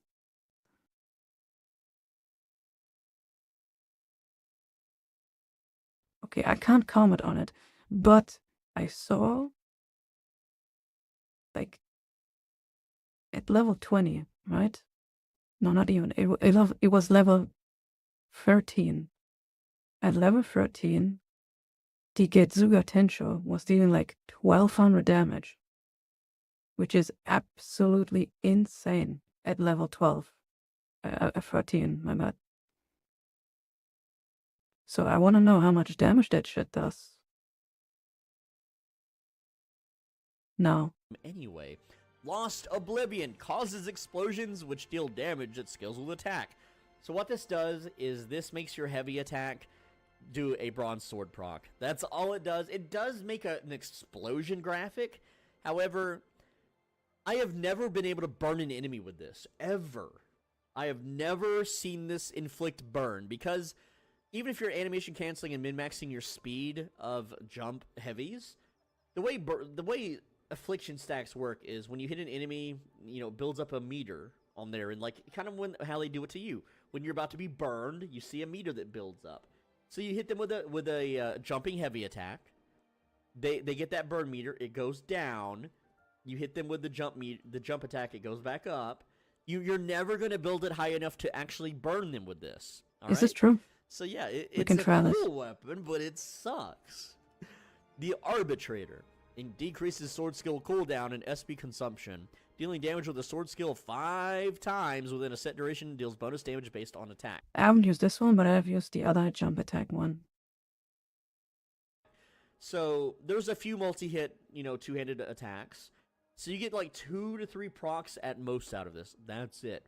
And the decrease of cooldown is about 8 seconds. That's all you get. And yes, it stacks with other things. So you can kind of make a build around this, though it's not ideal. Dark Adaptation increases attack temporarily when dealing damage with a sword skill by like 30 or so. Additionally, dealing damage with sword skills reduces He's gonna probably say that Destruction Blade is the best one. the effect's cooldown time. This is just straight up better than the Arbitrator.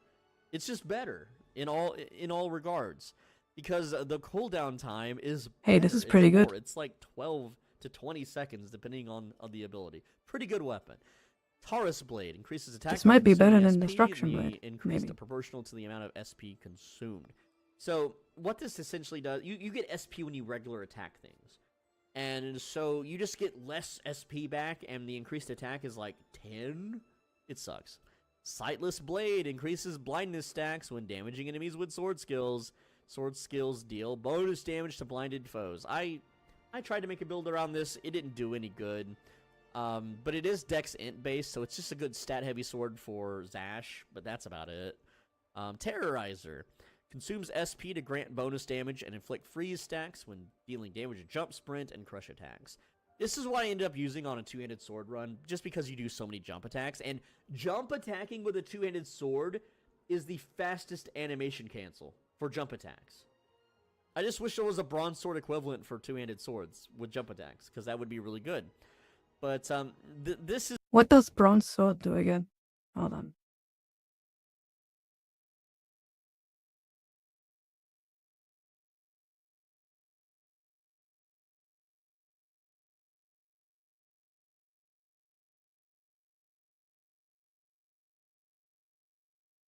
Grants bonus damage based on attack to both jump attacks and sprint attacks.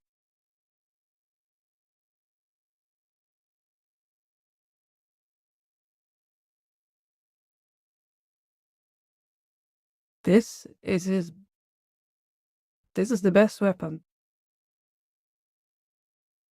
And dress sword.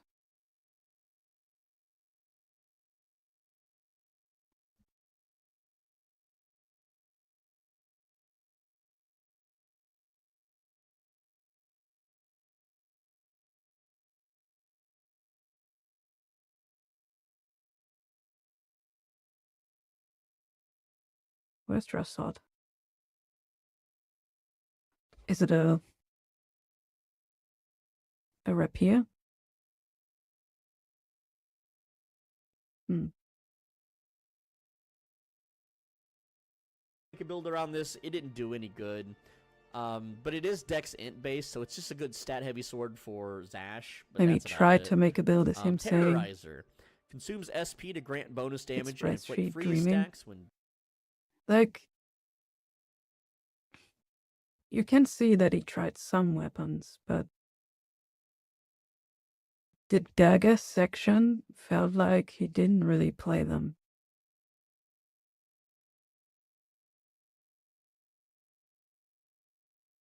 It just sounds like he's vibe checking the weapons, pretty much. dealing damage to jump, sprint, and crush attacks. This is what I ended up using on a two-handed sword run, just because you do so many jump attacks, and jump attacking with a two-handed sword is the fastest animation cancel for jump attacks. I just wish there was a bronze sword equivalent for two-handed swords with jump attacks, because that would be really good. But this is the best thing you can use for two-handed swords. It's best in slot. Use Terrorizer, alright? Alright, Steel S-Talk increases sword skill damage, but increases their cooldown time. It's by like 10 seconds or so. Don't ever use this. The damage is not worth the increase. It's like a couple hundred extra damage.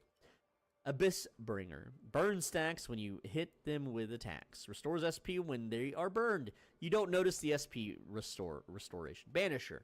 Increases attack as HP falls. When HP is below a certain amount, hitting enemies with a sword skill grants a barrier. So this is supposed to be with like a Zash build, where you go berserk with him and you deal increased damage. I tried to make this work, and the damage is not noticeable. The barrier is alright. The barrier is actually pretty good and will save you. But you wouldn't use this on a death run. You wouldn't use this over a regular one-handed sword build. It's a dead weapon to me.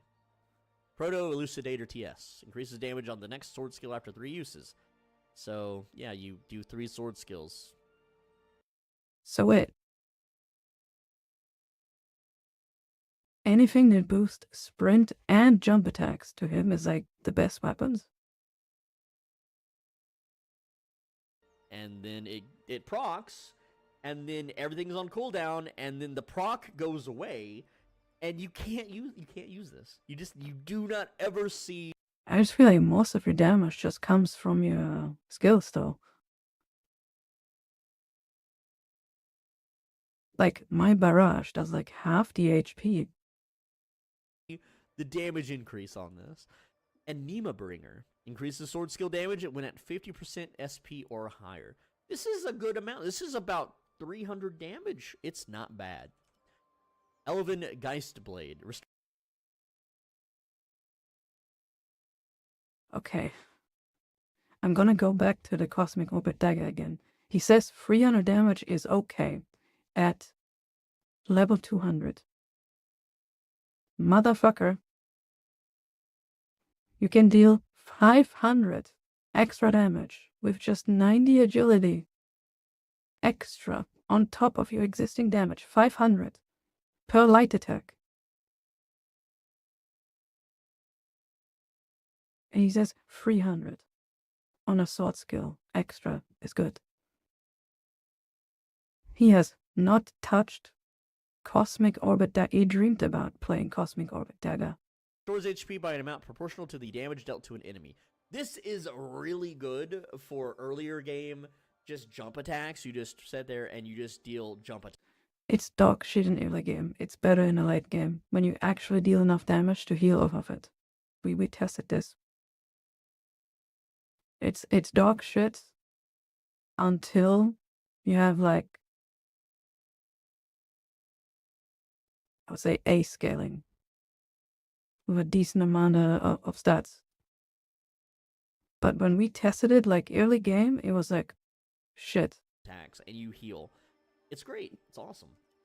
Obsidian Claymore greatly increases the damage of the next sword skill when one is used twice over a set duration. I couldn't notice the damage. I don't know if this even works. Mithril Saber. Couldn't notice. It's bonus attack damage based on attack and inflicts freeze when activating a sword skill. So it's okay. It said but greatly I've never increased. actually been able. I can spam all the multi-hit sword skills. I've never seen it freeze anyone, so I don't even know if this works. Destruction Blade increases sword skill damage and SP consumption.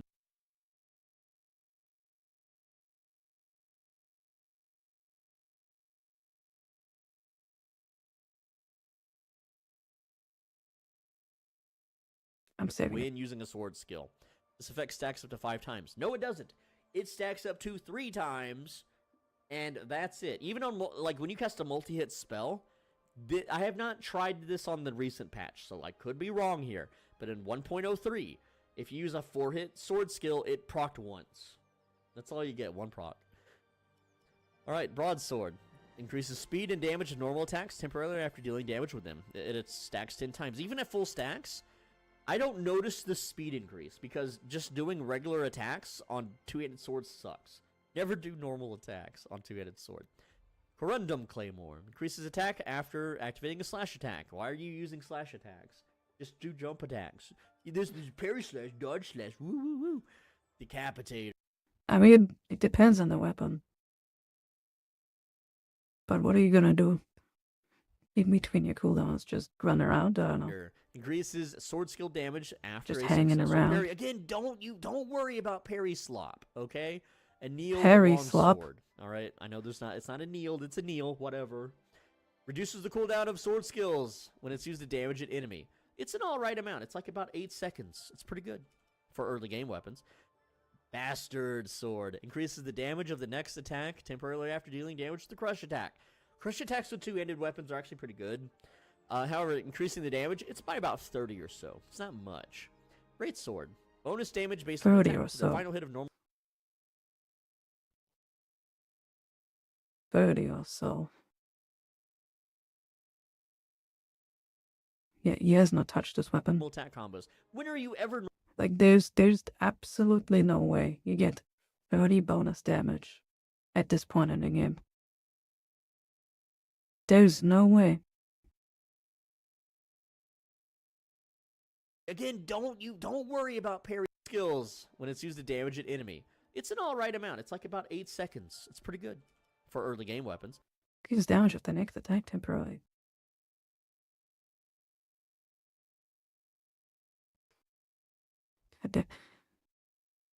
I'm gonna test this clean. And I guarantee you it's not 30 damage. Bastard Sword. Increases the damage of the next attack temporarily after dealing damage to the crush attack. Crush attacks with two-handed weapons are actually pretty good. However, increasing the damage, it's by about 30 or so. It's not much. Great Sword. Bonus damage based on attack to the final hit of normal attack combos. When are you ever normal attack comboing with two-handed sword? Never. Alright? You almost always weave in the heavy attacks. That's what you do with the Great Sword. Normal, normal, normal, heavy, heavy. Alright? Anyway, that's the swords. Two-handed axes and maces. We have the Titan Sledgehammer. Restores stamina to full when enemies are downed or defeated nearby. It increases the stamina consumption of attacks. So what this does, it drains your stamina, and then you don't have stamina to ever down an enemy. That's what it really does, dude. And it has terrible stat scaling. Don't ever use this. Transgressor. Increases attack over time. The effect stacks when you reach max stacks. It increases damage dealt. And then all the stacks are lost when landing an attack. So you get one proc off of this. It's about for 50. And that's it. 50. Ogmog. Increases 50.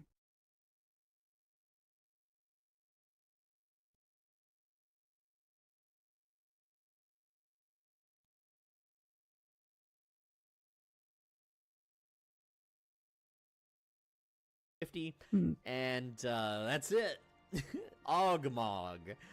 Increases attack as stamina falls, but increases the stamina consumption of attacks. This gives you about 50 extra damage. It still sucks, though. Crushing Cascade. Grants stacks when dealing damage with attacks or nearby enemies are downed after reaching... Okay, we have used this one. I'm very curious what you will say about those hammers we tested today. I mean, yesterday. Maximum stacks, the next instance of damage dealt because my memory is still fresh. Boost. It's about 50 damage. That's it. That's all you get. Rustic Hammer. Okay. Now, what is he gonna say about this damage here? We tested this yesterday, by the way. Creates a force wave when jump heavy attacks are used. This deals damage and also inflicts daze. So this is what you would use for a down build. Because it procs extra damage, it procs daze, which is a status abnormality, which allows you to deal more damage. And so there's actually a viable build around this, but it's just not higher damage than the Mithril Blade build.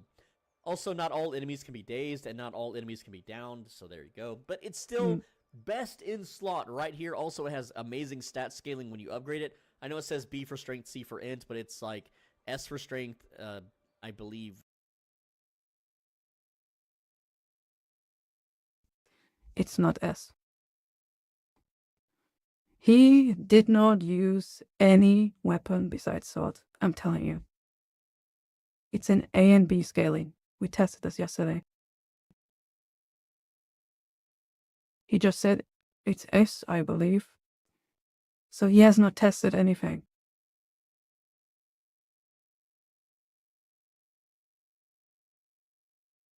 B or A for int. It's really good. It's a really good weapon. All right, Grand Sledgehammer increases the speed of normal attacks. No, it doesn't. But I agree. The weapon felt good. But again, he has not touched this weapon. He has maybe touched his weapon at like +0 and just checked. I've never noticed it. Grants bonus damage based on attack to the final hit of normal attack combos. Don't use normal attack combos with two-handed weapons. Land Tomahawk. Grants bonus damage to sprint attacks, and 1 stack per enemy hit by sprint. Increases attack temporarily based on number of stacks, up to a maximum of 10. You can stack this up to 10, and you get like 50 damage out of it. And I'm not trusting his numbers at all. I'm not trusting his numbers. It also procs sprint attacks. So if you're running around the open world, you can use this, but it's late game, so it's kind of late for that, whatever. Makana marks lone enemies in the area and increases the damage dealt to them. You know how much damage you get from this? 30. That's it. Iron Sight. Dog shit. absolute dog shit. We tested this. If he says this is good, I swear, we tested this. It does like half the damage, or a little bit less than half the damage of the bonus damage you get from the jump attack of this one. It does way less damage than this one. This is Mito's weapon in the anime. I believe she has this by floor 5. I don't know why she's using this on floor 5. I could be wrong, but it's Mito's weapon. It even looks like it from the anime, whatever. It's what she uses, if you care about the anime. Grants bonus damage that scales with attack when dealing damage with a sprint attack, and temporarily increases sprint speed. The sprint speed is actually noticeable on this. It does make you run faster. Yep. And if you watch the anime, that's what she does. She does sprint attacks. Everything in the anime is sprint attacks with her. Alright, Corundum Axe. He didn't say if it's good or bad. Or how much damage it is. I'm gonna speak for him. If you just have 90 strength, it does about around 400 extra damage. If the weapon is plus 20 without any mods on it, and you only have 90 strength, it does about 300 to 400 damage. Bonus damage. From the passive. Increases down rate of crush attacks and charge sword skills. And here's the thing, if you're charging your sword skill, you're at a DPS loss. It's cool, but it's a DPS. Except for that one blue hammer. I'm telling you, this one blue hammer is kind of cracked. The one that boosts the crush attacks. Grants them bonus damage based on strength. So you get 90 bonus damage. I'm curious what he says about that hammer, because you get about 1,000 damage. You get more than 1,000 because it's double scaling. And I only had 90 strength and about 10 int. Which one? The crush attack one, the blue one. The down rate I have not noticed. I don't think the Final Judgment, I think. Executor. Increases attack according to HP. You know how much attack you get from this? 30. That's it. Scrape Sickle. It restores SP when defeating an enemy or an enemy is down nearby, but increases SP consumption of sword skills. This is not... the benefit's not worth the gain. You don't really need to worry about SP restoration ever. And like when an enemy is down, whoop-de-doo, who cares? Proto-Elucidator TA. Increases the down rate of crush attacks and grants them bonus damage based on strength. So you deal 90 extra damage of crush attacks. And the down rate, I haven't noticed a difference. We need to test this. Because I don't think it's just straight up 1-to-1 for every weapon that says based on this stat. Quake Maker. Attack based on maximum stamina if you have over 50% stamina. The attack is about 30 bonus damage. Yeah. It's not bad, but... We tested this. He's right on this one. It's not 30 bonus damage. It is 30 attack. And it goes down as you use it. Right. You kind of burn through stamina pretty quick with 2 Anders. Battle-wise, Sledgehammer. Grants bonus damage and inflicts absolute dog shit. We tested this. days when you deal damage with heavy attacks. And you're going to be heavy attacking a lot. And the fact that it gives daze stacks is really nice. Remember, daze is not downed. They are different things. Noxious Malice. Yeah, but the damage is turbo whack. We tested this. It's not even like you get bonus damage on top. You barely notice it. I'm telling you, this thing barely did any more damage than the other weapons I've tested. Sounds good, doesn't work. Increases slash damage. Slash damage is when you parry or dodge, okay? Because we tested this hammer, we tested this hammer, and we tested the scythe. And we also tested the one that gives you attack for stamina. Or that one thing where you preemptively attack them, whatever, which almost never happens.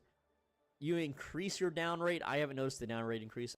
This, I'm telling you, this thing is cracked. I wonder if you actually tested this and saw the damage increase. Let's see. Final Judgment. You can actually get this at the very start, after the prologue.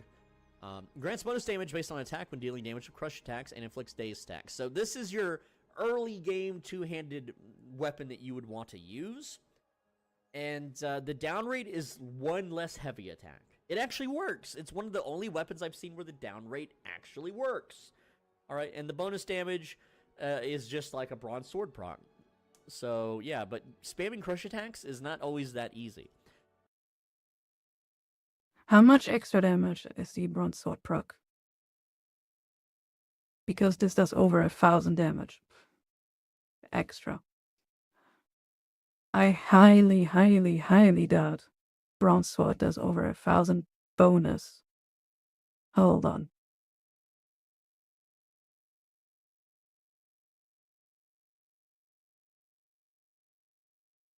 On every jump attack and sprint attack. Alright, bronze sword. Best early weapon in the game. We already talked about this one. Steel. Where does he talk about it?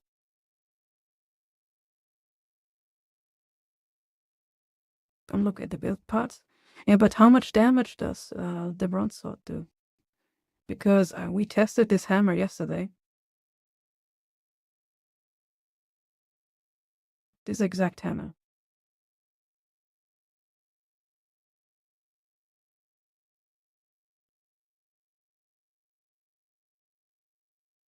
I can check real quick. Because with just 90 strength, right? My bonus damage was almost 1,000. Almost. And keep in mind, he has like 100 in dex and 100 in int.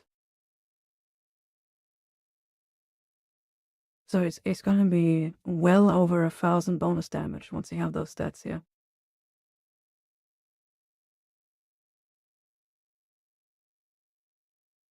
I guess 60 and 100. It's going to be over 1,000 bonus damage. So you would look at about like close to 3,000 per hit in 2 hits. It's like 6,000 maybe.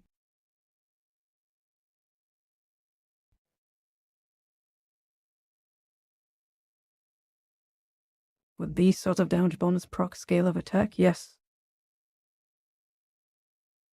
Based on attack. I can test this right now. I mean, we looked at this yesterday. It was like 900 bonus damage. 900 something. Just the bonus damage alone. And the hit itself was like 1,500, right? So like 2,000 something. Damage is just like a bronze sword proc.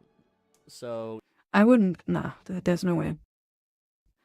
On a sprint live attack, he did 1450, 1k normal, 450 bonus.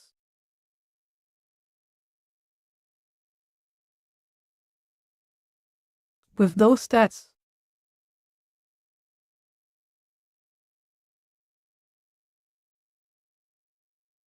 this guy, I need to hold back. You do this much. In fact, you do more than this.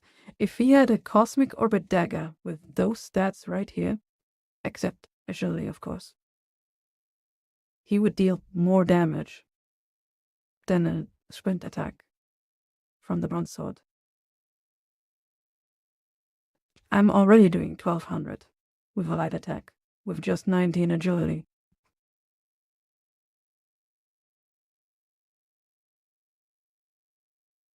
That is crazy. 90 dex and rest of it.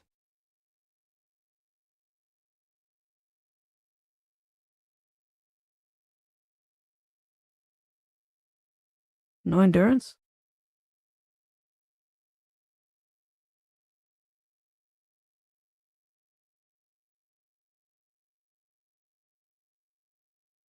He has like 200. 205, which means he has 21 endurance.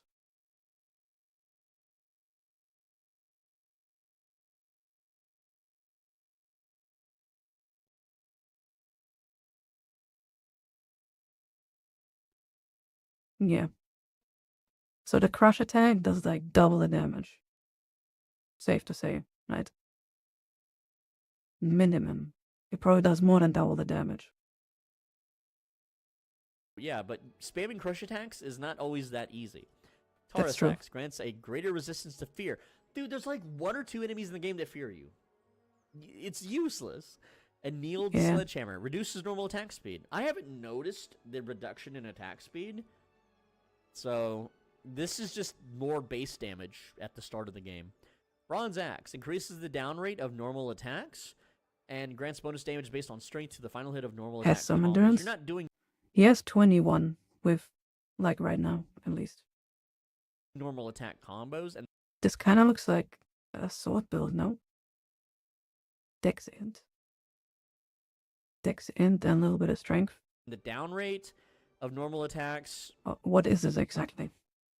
Threat agility. Wait, what is short sword again? Agility? I'm gonna be real.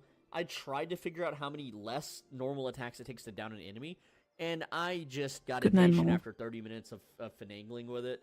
I don't know if this even works, but I ran out of patience. Maybe you can do your own testing. I'm sorry, but I didn't notice a difference.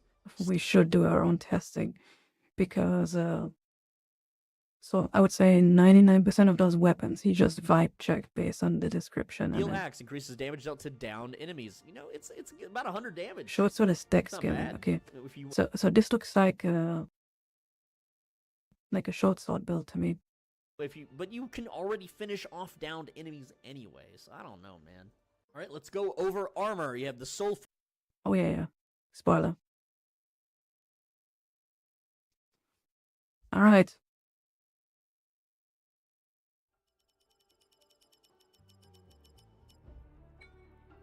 I was more interested in seeing the weapons I don't have. Well, at first I was curious about his opinion until he's just vibe checking the weapons instead of actually using the weapons. So, he said that this hammer right here, where is it?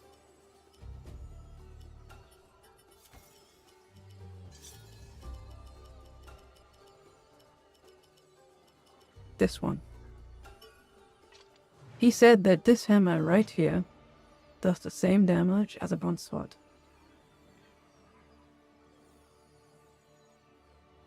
Bonus damage. But according to the video, he does 450 bonus damage. Now watch how much damage I'm dealing just with 90 strength.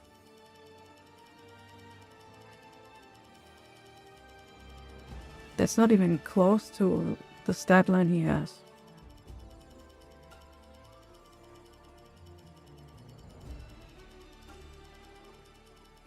And I don't even have freaking X mods on this thing. Because we were just testing.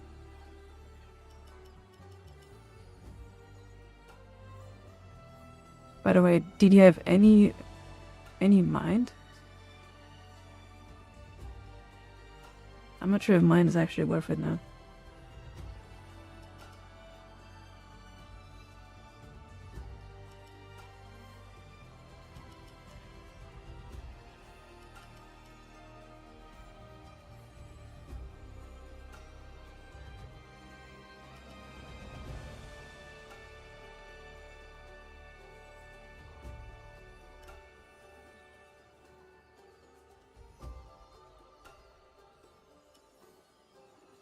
Sword skill damage.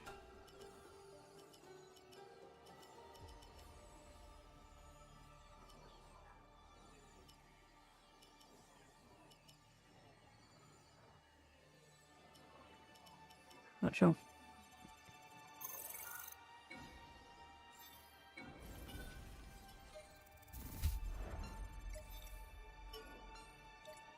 That's where I just tested this. I guess there's a random ass elite here.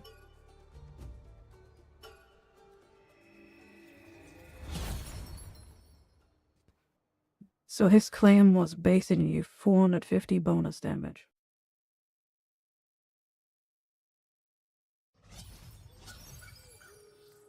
But not the the total damage itself, the bonus damage.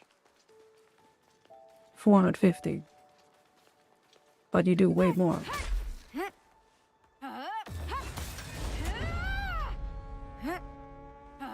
If it works. 900. 937.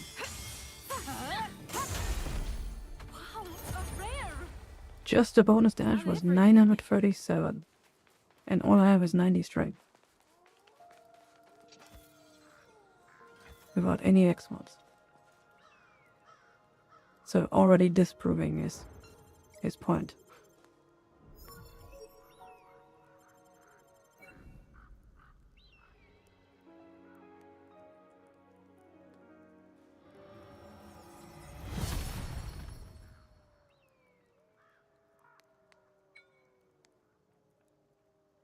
It was also nerfed.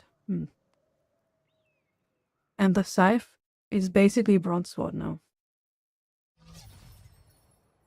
Yeah, the blue number is the bonus damage. Because he was claiming, oh, this the bonus damage is it's like bronze sword. It's not. It's like more than double.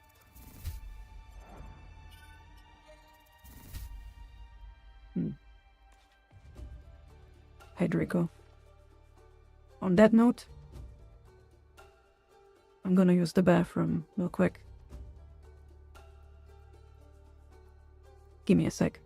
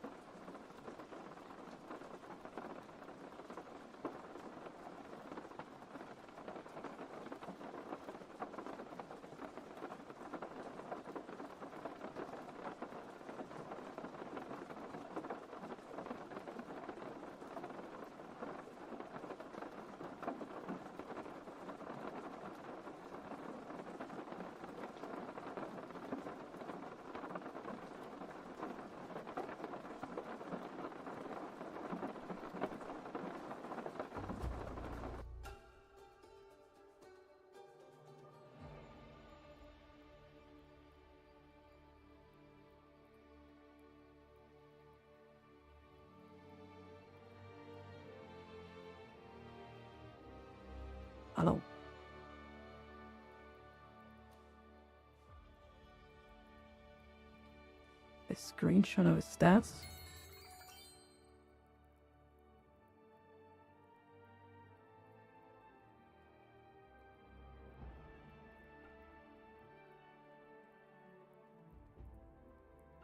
Let me get this straight.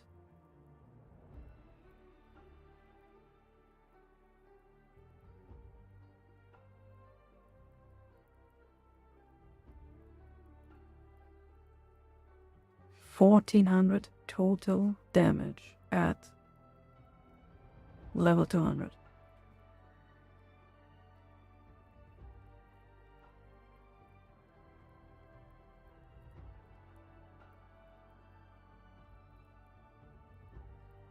And it's the best weapon.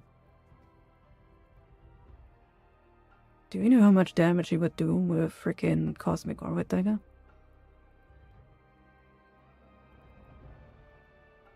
Per light attack?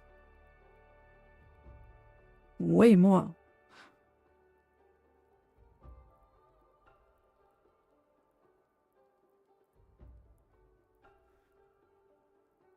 He has a lot of health.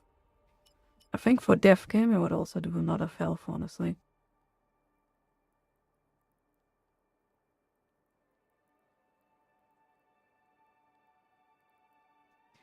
$1,400 at 200. I'm already doing 1,200 at 63. Per light attack. It's not even like jump attacks or anything. It's my light attacks.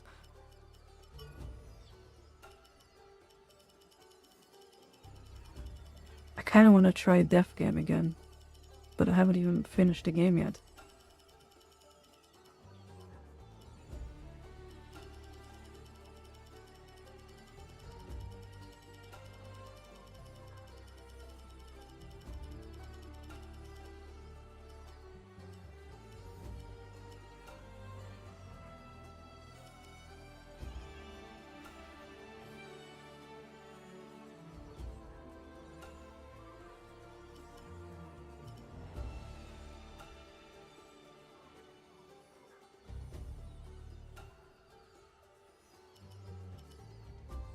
I could put the rest of my poison to in for XP maybe.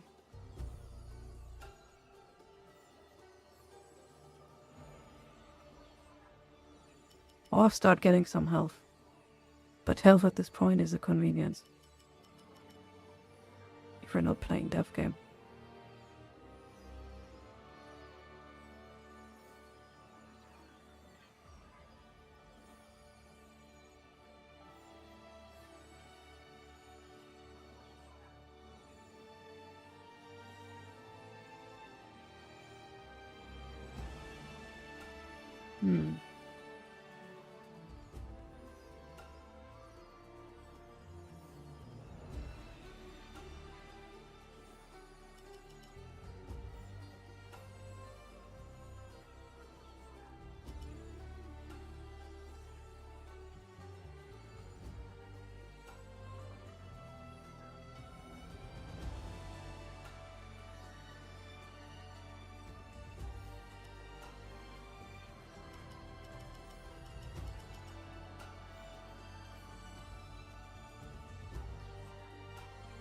What are you specking it into?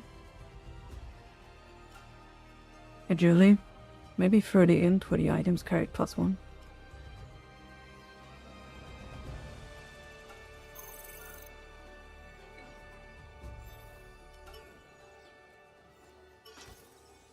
You think it would be weird to start a second save on Death Game very hard?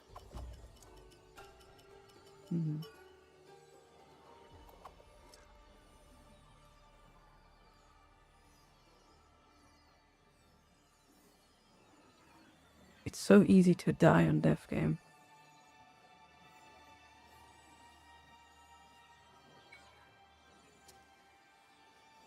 It's probably why we need a lot of vitality.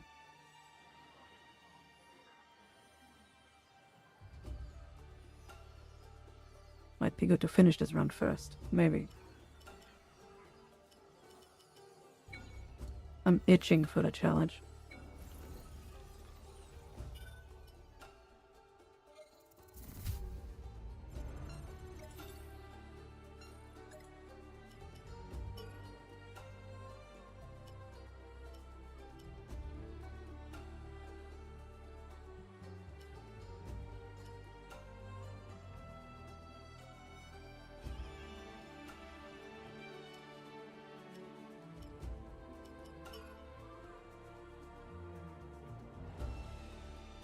Only referral?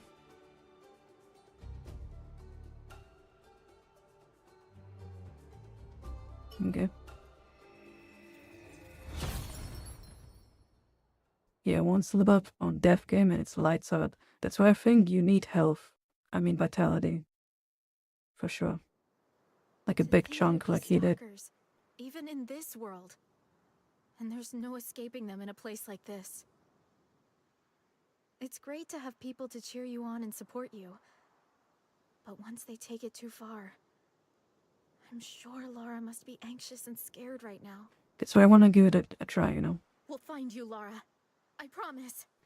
I've seen people play death game on Twitch, but I haven't seen a single one actually play it on very hard in death game. Because death game doesn't mean shit if you're not playing it very hard. Because it could be like, oh, you can play on easy, but hey, I'm playing on death game, oh. Fair the stakes if it's not done very hard.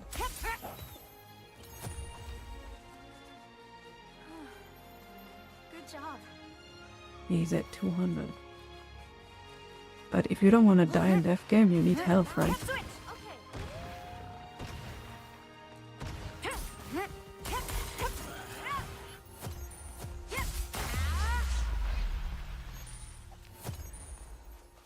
We beat it.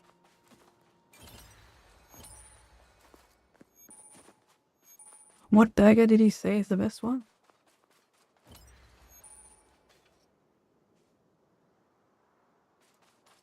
I don't think he said any dagger was good, right? Sure. Oh shit, the sun is out.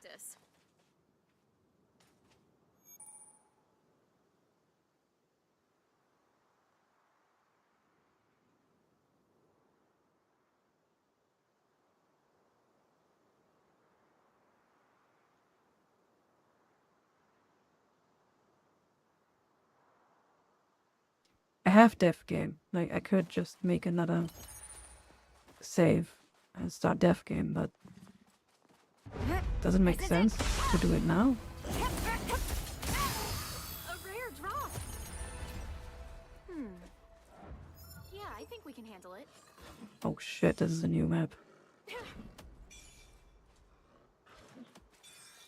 I didn't upgrade a weapon. Because I didn't expect to get forced into her again.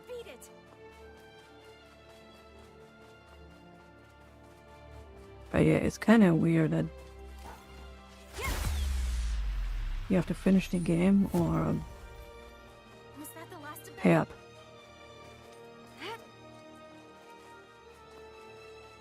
There's something there. It's a spine type.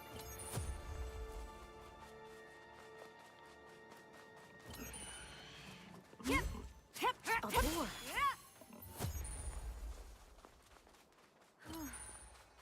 Good job. This is it.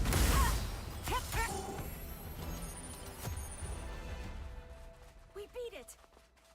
This map, you've been in. Let's go rock its world. Was that the last of them?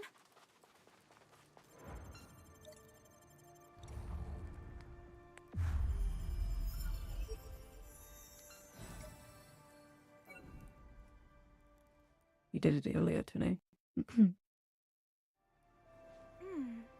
I think we go here.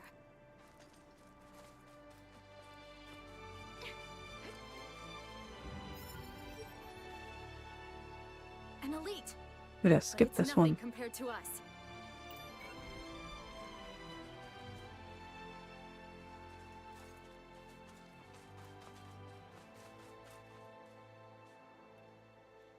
Wait. Where is it? Sure. That'd make for good practice.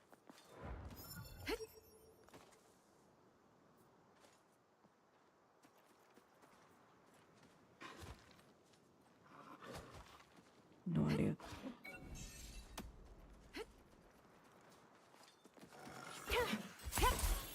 Like, I want to try that game more than I want to finish the game. Good job. Me. Seems awkward to pause like one playthrough though. Was that that the last of them?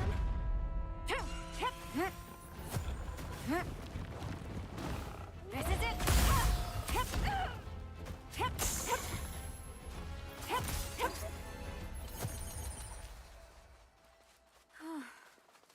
Good job.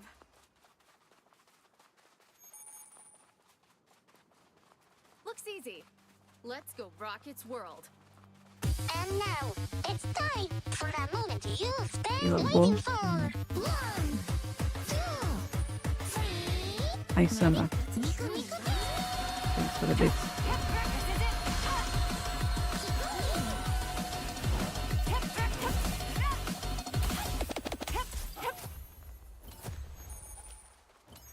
We beat it.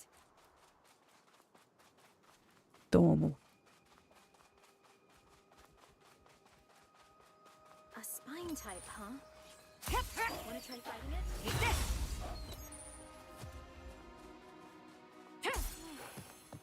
Good job. Sure, that'd make for good practice. This guy. This is it! Was that the last of them? You know that one of those daggers is the same as a sprint attack from a bronze sword, by the way? Just one of the front daggers? Crazy, man. Over there! A safe area! Looks easy. There's like 7 of them. Let's go rock its world. Can we get a Mori beam? I don't even know if I have the energy for a beam. That's right. Let's go here.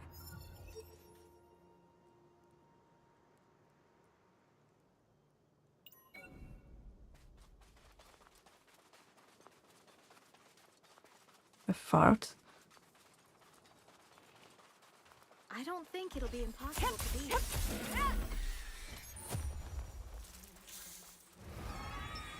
Here we go. Psychobot asked me, can we get a Mori BM? Yeah, beam it up. Mori BM sounds clean. Give them the lazy laser, the sleepy doomray, the big forehead cannon. Pulita. That was like the lowest energy beam I've ever heard. Oh wow, this one's annoying.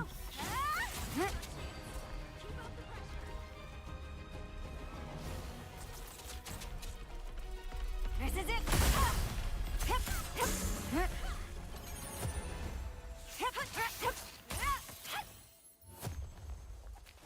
It's an arc. Should we open it? Lazy laser. The forehead cannon. That sounds pretty badass.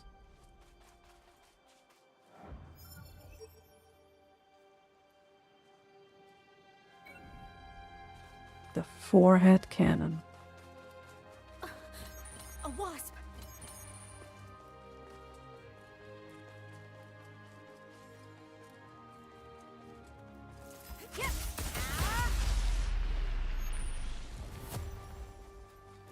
Was that the last of them?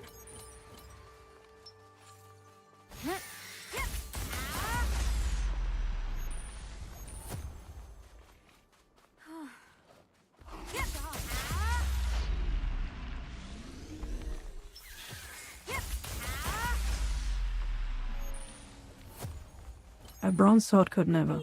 Man. Not even close. I just kill it with my heavies even.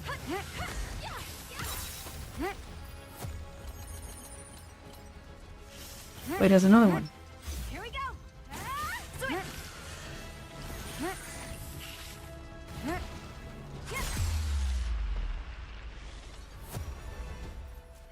Was that the last of them?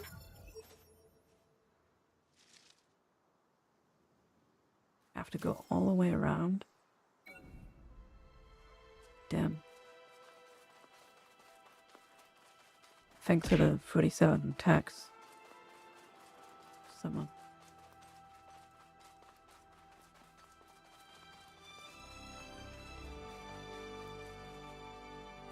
This build is based on the bonga. Yeah. Those tentacles. Must be an Nepenthes type. We beat it! I don't know what is smoking, man. Bronze sword? Arc. It'll That spawn a shit looks so guardian. weak. We should be careful. This is it! Like, how is this here not better? Switch! That was a good fight.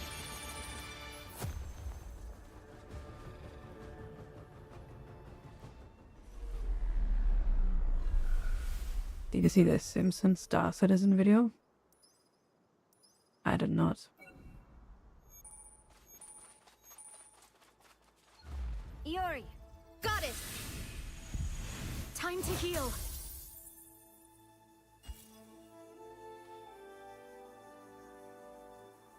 It's in memes channel. Saw a screenshot or something.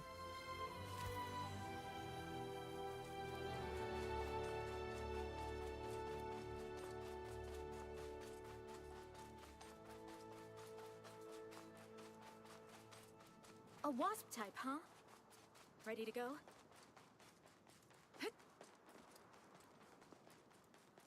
I saw it, but I haven't looked at it yet.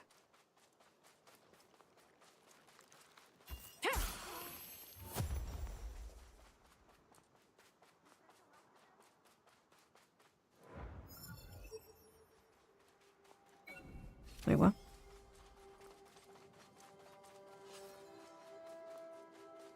This way. Okay, this way. Oh no. Can I make this jump with a bleak talisman?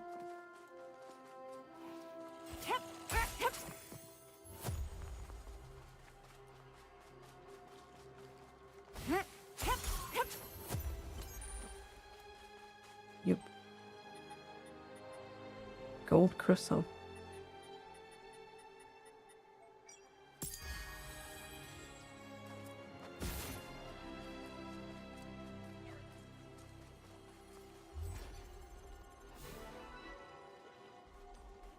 Black lump.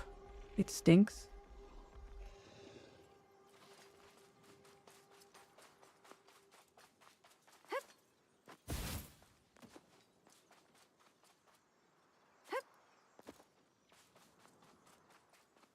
Sounds like shit, kinda.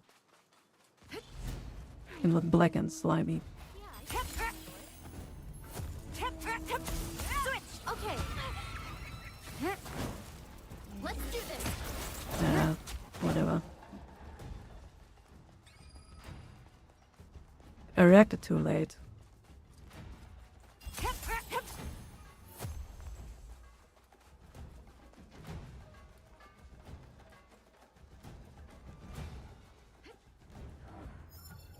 Good job.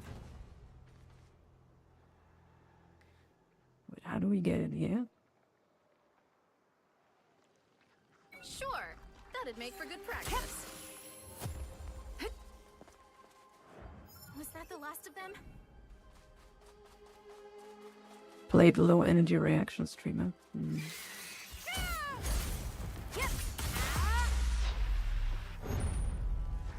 Gotta kill them before they take off. Ow.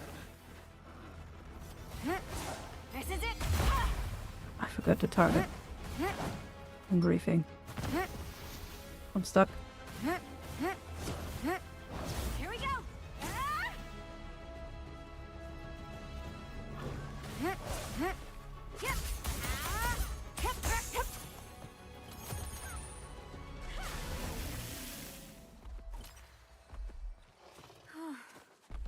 Good job.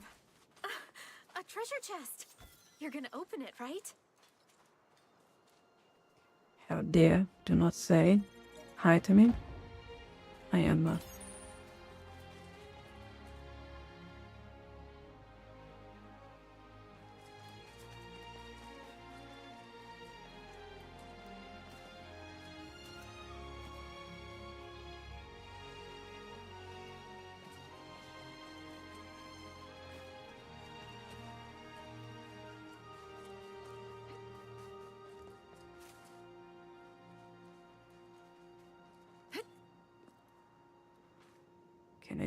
I How do I even...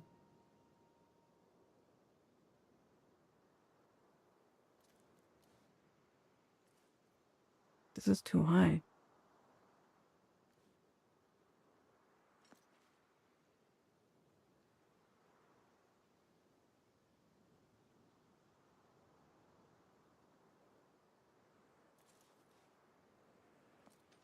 Damn. Skilly shove. Just follow me.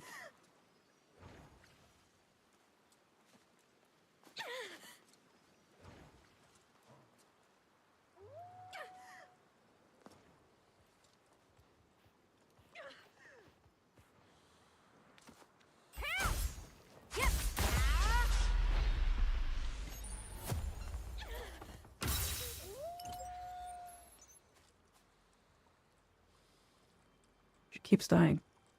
What level are you? 64.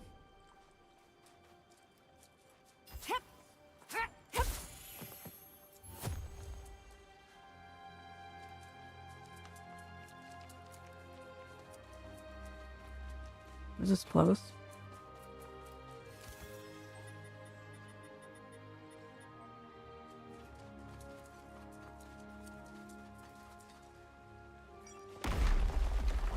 Looks easy. Let's go rock its world. Was that the last of them?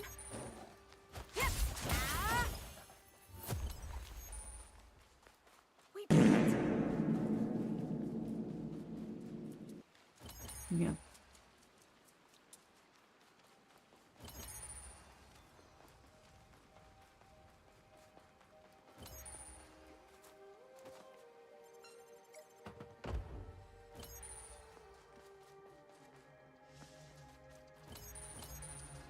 This is it!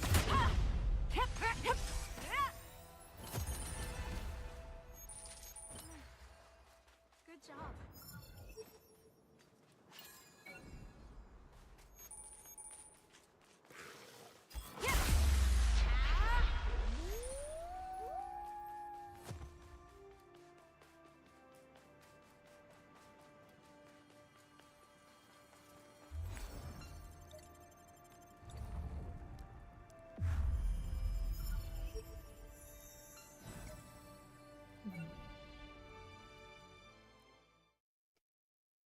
Thought this game would be shorter, but its length is impressive.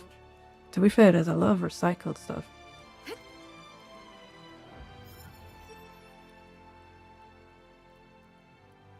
Mostly in side quest though. Oh, this shit is here. Ah, did I miss this? Fuck. I was down there.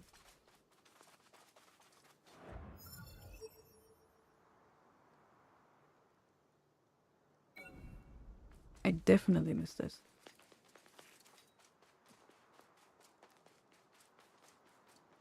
Not this way.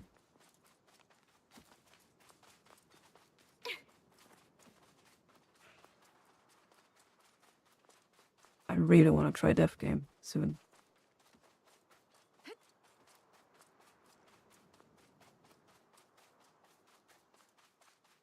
I haven't seen anyone play on Death Game very hard yet. On stream. I've heard people talk about it, playing it. But you know, anyone can say anything. We've got to win this one, right? This is it! Switch! Here we go!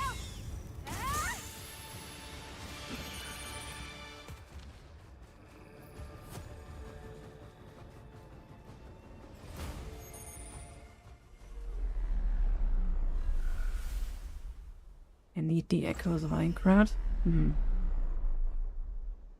It's fun. Many people argue if it's worth $70 or not. There's a treasure chest I would say over for the average person, probably not. Unless you really like that type of gameplay, I guess. I mean, to me, 70 is pretty steep. That's like AAA price, right? But I'm having fun.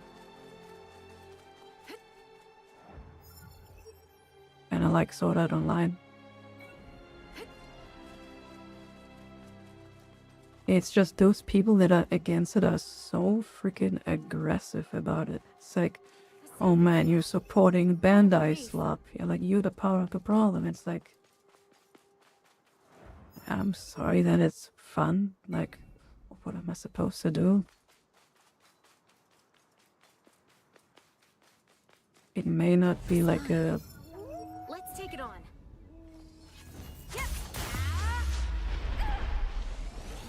Holy... Here we go.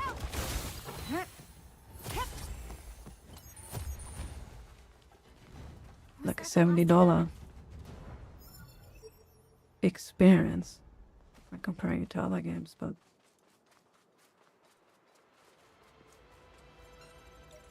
for the amount of fun you get, it's worth it. I don't know.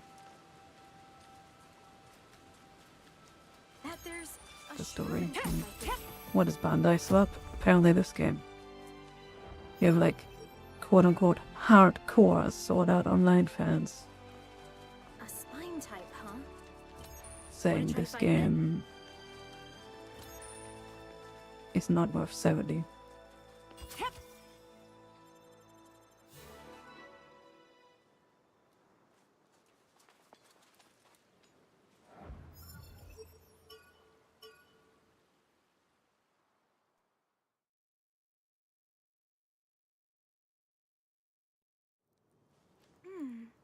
I think we go here.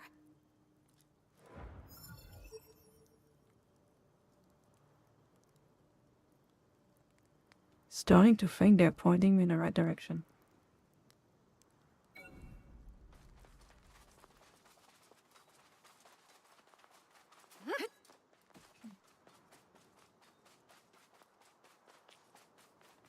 The main Bandai Namco franchise is like Ace Combat. I'd never cared about Ace Combat. This is it. Here we go.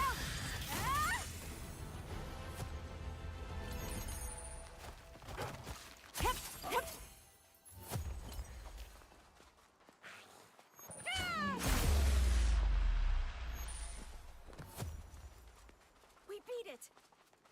Sure. Did the guy ever say why? Jump and sprint attacks are so good.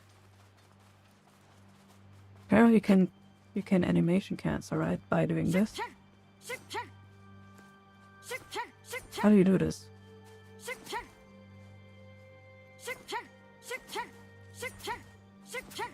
This?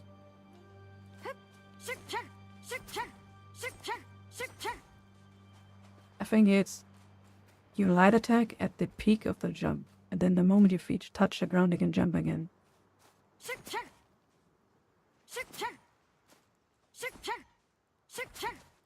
It's kind of hard.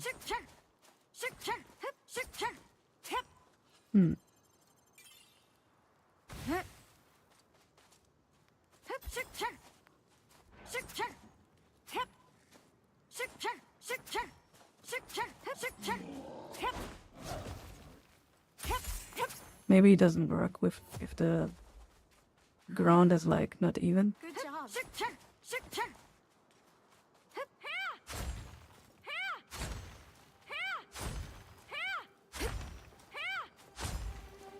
Can't do it with heavies. Yeah, I think we can handle it. Not sure. Looks easy. Let's go rock this world.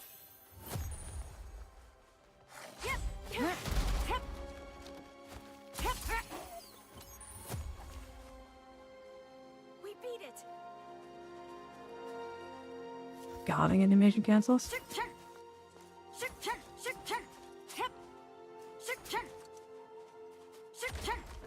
How do you do it?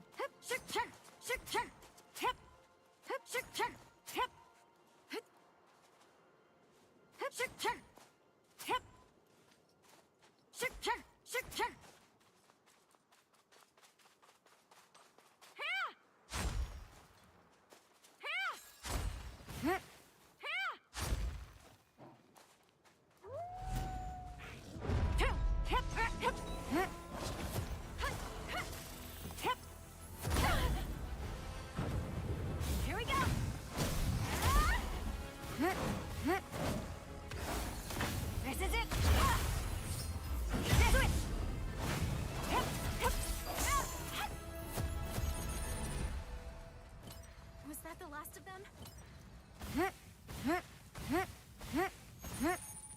Maybe it's different.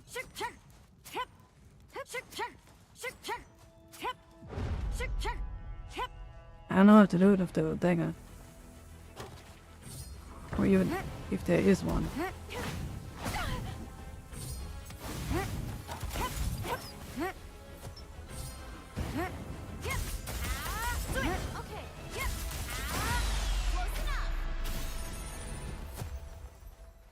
The dagger heavy feels nicer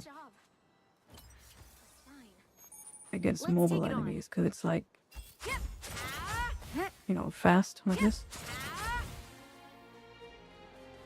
Against a stationary enemy, spamming light seems better maybe.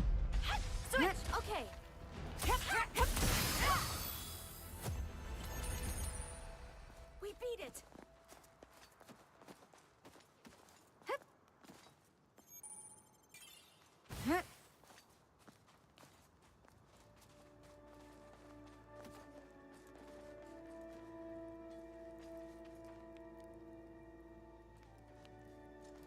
Yeah, obsidian.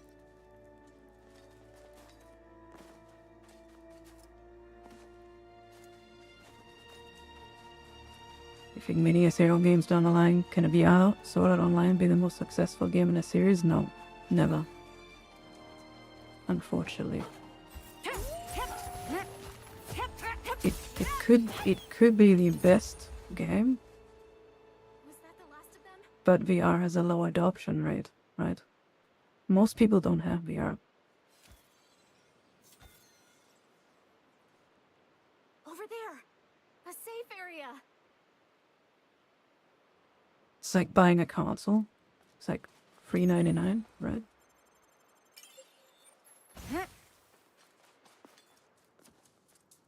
Because the public perception of VR is like,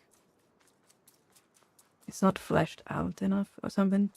But there are many good VR games though. Dress Sword, oh boy.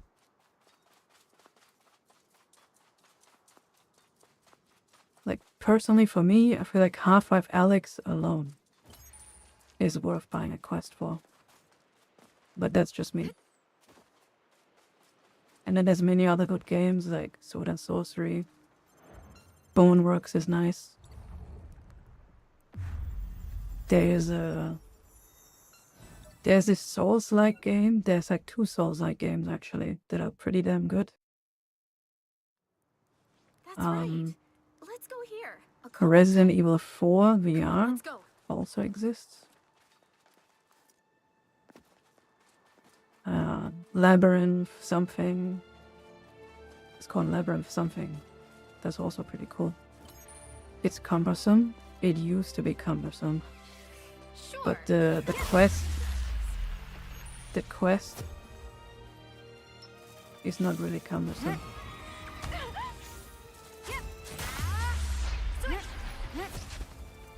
Because it's wireless.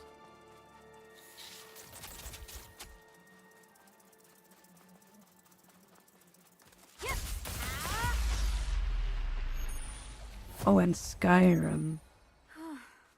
And Fallout, yeah. Skyrim, Fallout, No Man's Sky. There's also a Lo-Fi, which is a pretty damn cool cyberpunk game. There's so many VR games that make it worth getting.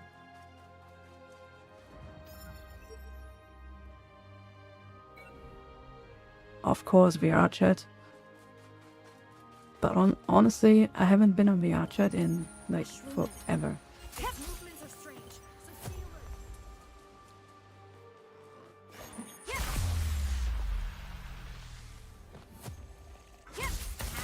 This is it. Easy. Let's go rock its world. Was that the last of them?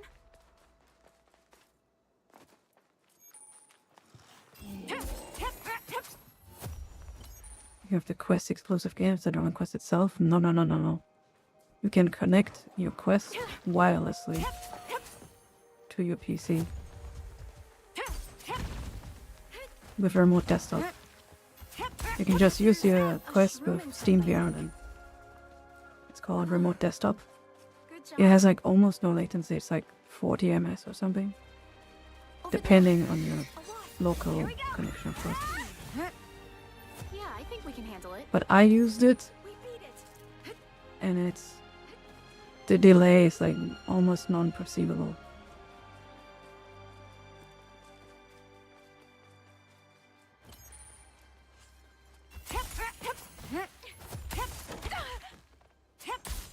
And I'm sensitive to delay. Was that the last of them?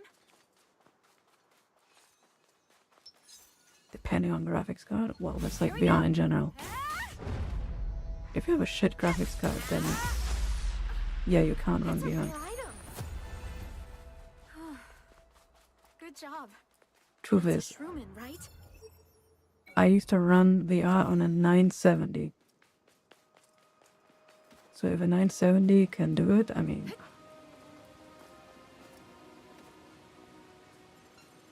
There's something there. It's a spine type. And the 3070 is pretty much almost overkill for like anything VR.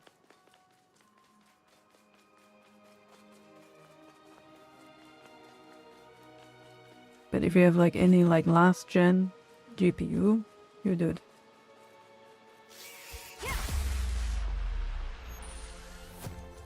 This is it.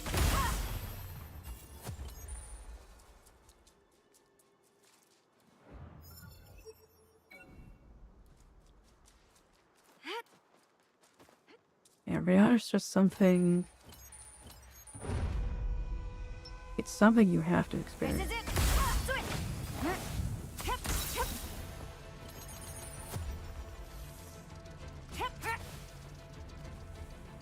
It's like something else, man. Experiencing VR for the first time was crazy.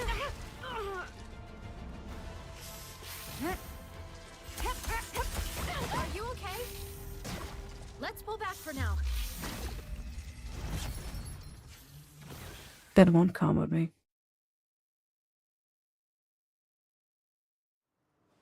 Here next, I think.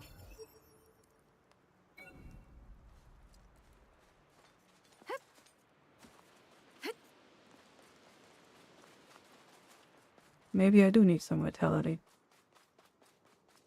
Just because I'm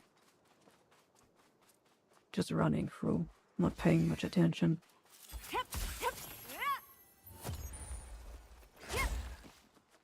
Yeah, I may move some points into vitality.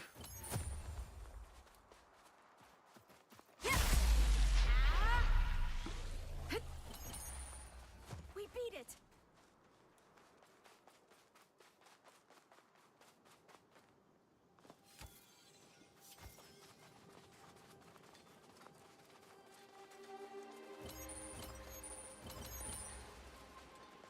A Shroomin.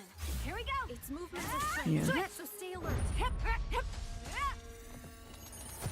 In any of the cases, where people had like issues with VR or Good something, job. just in my experience, like confirmation bias or whatever it's called, it's mostly been user error. A wolf.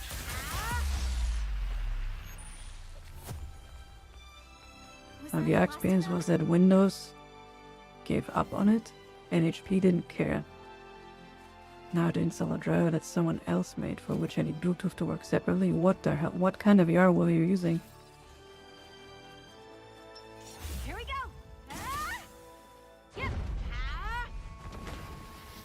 I misjudged my range.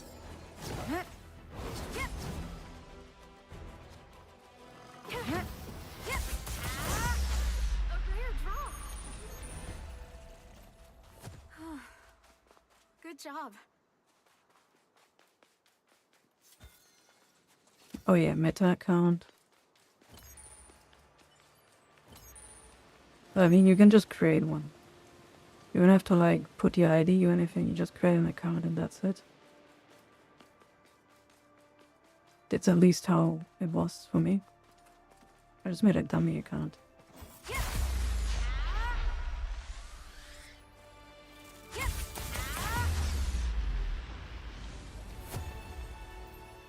Keep in mind I have a quest free, so I'm pretty late to the party.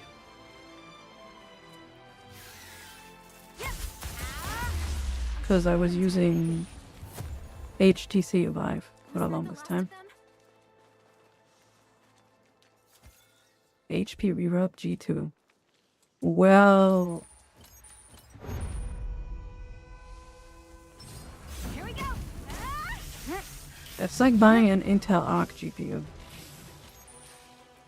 and complaining about compatibility issues or driver issues. HP is just not fleshed out enough for the VR market.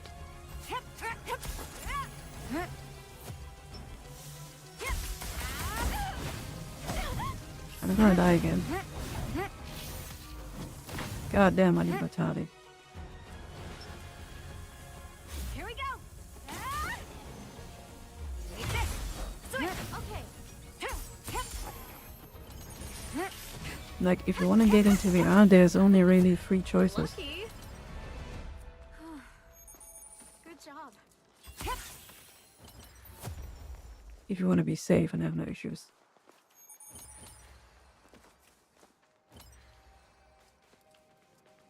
I like Quest, something from HTC, or just Valve Index.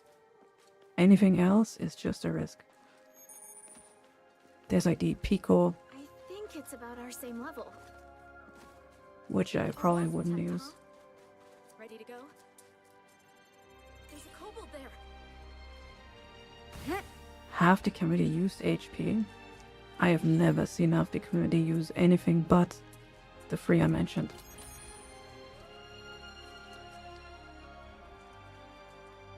Even the wasn't there a hardware survey that like most people used HTC still?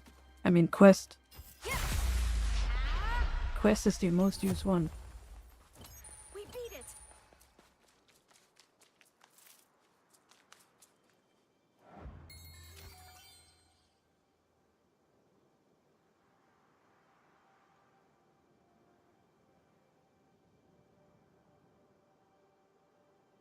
Worshipper loves your money asked me, what's Mori talking about? Hikim noted, Hikim noted, Hikim noted. They're talking about VR headsets and how messy the whole PC VR, Quest, Windows mixed reality situation was. Basically, look at this shit, some headsets worked best for certain games. Meta account stuff annoyed people, and Windows HP support got dropped, so folks had to use weird third-party drivers. Hikim noted, Hikim noted, Hikim noted.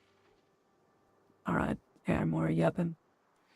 So, only Quest alone is 53%. 53%, just the Quests. In fact, it's more because the Oculus Rift S is still, yeah. Although.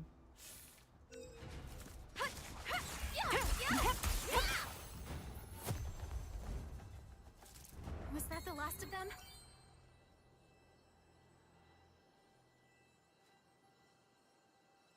Valve Index is 11%. So Oculus in general is 57%.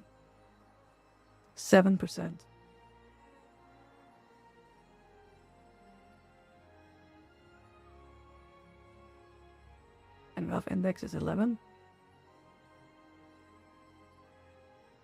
There's the Pico at 4. The Vive at 2%. Makes sense because Vive is old as fuck. Windows mixed reality at 1%.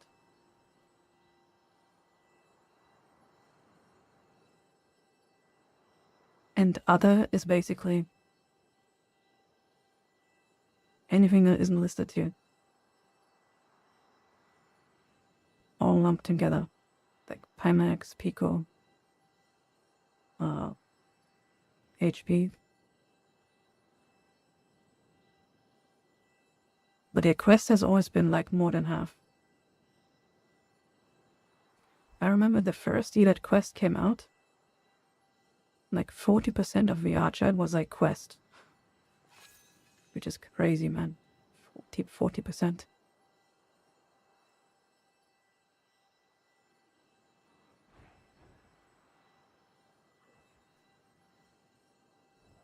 Holy moly. Most popular. The most popular GPU is a 4060 laptop. It's kind of funny, I have a 4060 laptop.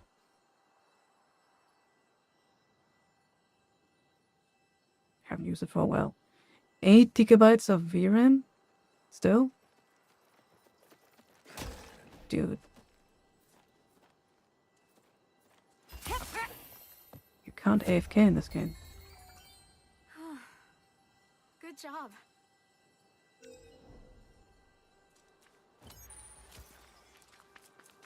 Look! Over there! A kobold!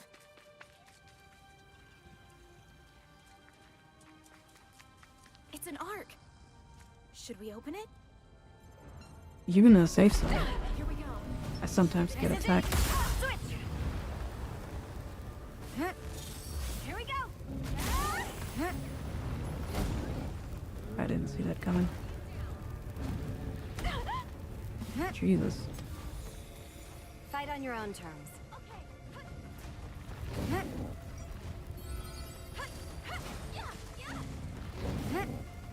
This is it. That was a good fight.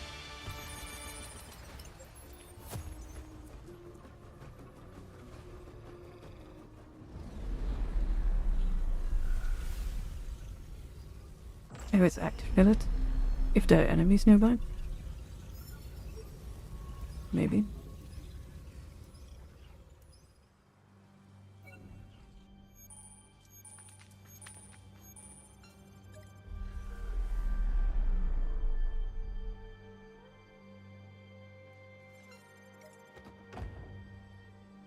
Nice. For simulators at the time, HP was favorite.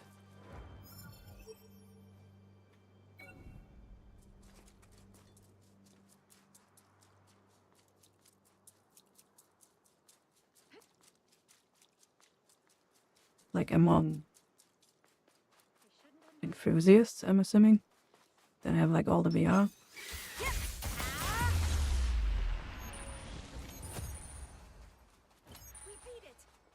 Because wasn't the HP just the worst quest?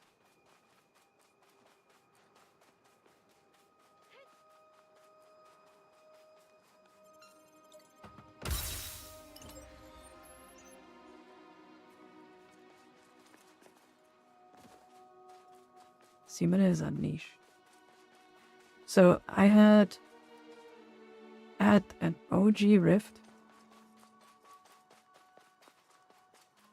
I had an HTC Vive. I had an HTC Vive Cosmos Elite. The lighthouse tracking version, not the wireless version. Or inside out version, whatever it's called. Which was good, by the way. I mean, people said it was bad, but it's good. The lenses are nice. Still Fresnel lenses.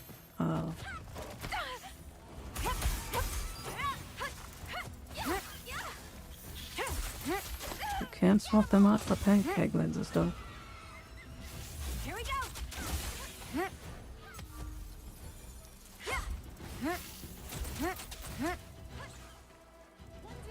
But the sharpness and stuff on the Cosmos, I like. However, the clarity of the Quest 3, combined with the convenience of being wireless, especially if you have like an attachment where you can plug in to charge, it's unmatched, man. It is so nice playing wireless with something that isn't way too much. And I can even fit glasses underneath, no problem.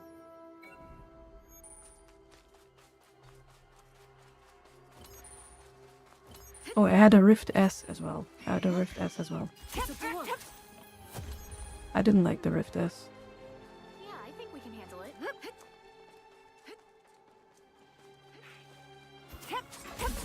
Anything that doesn't have a a lens slider, like an IPD slider, whatever it's called, is just garbage.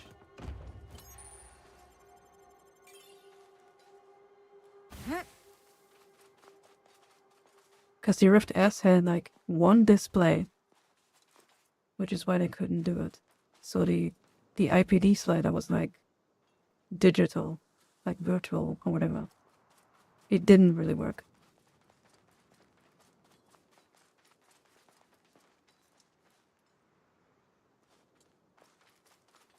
Wait a minute. Where am I going?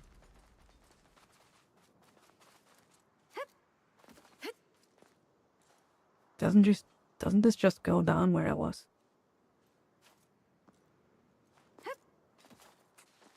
Oh no.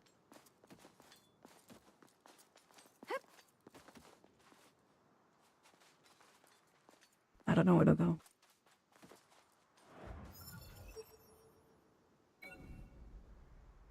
Suck at the Rift Dev Kit, damn.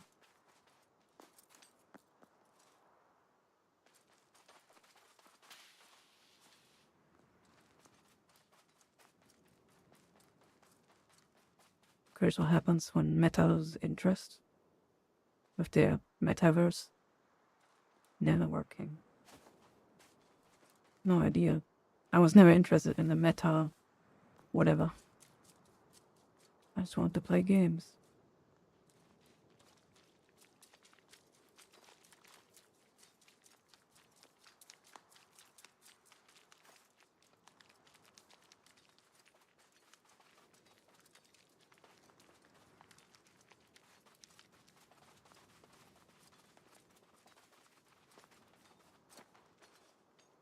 Isn't that how I got up here? I'm lost.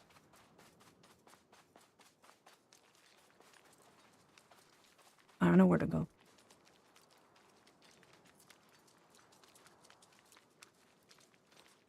Wait, which way did I go? This way or the other way?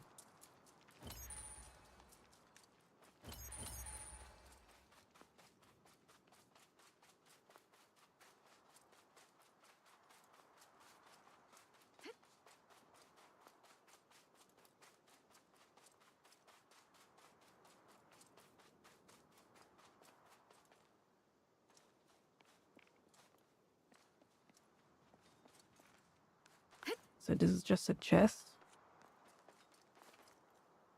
Okay, now I actually don't know where to go. Strolling on a bus. If you watch it, damn.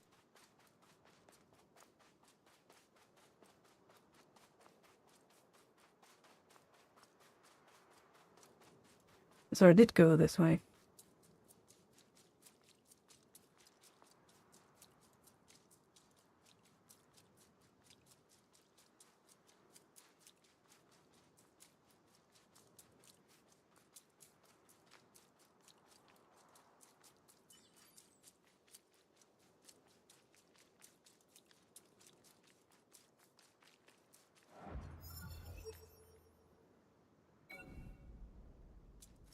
This is how I got here.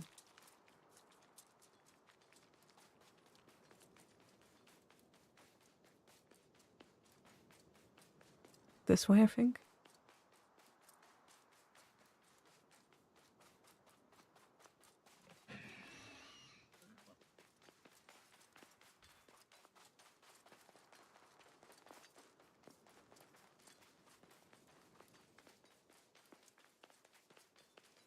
Yeah. This looks correct. Sure, that'd make for good practice. I want to swap some points into vitality. A safe area. We could definitely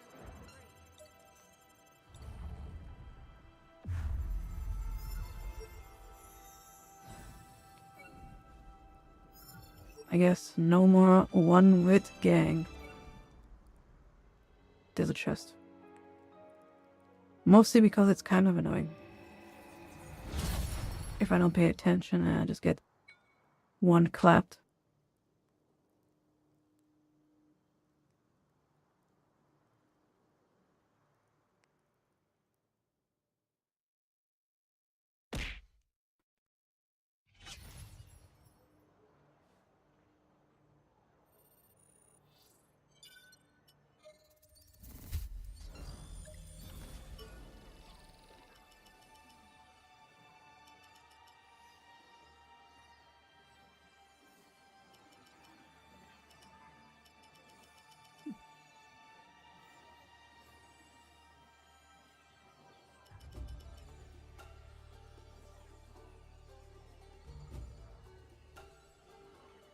5% XP.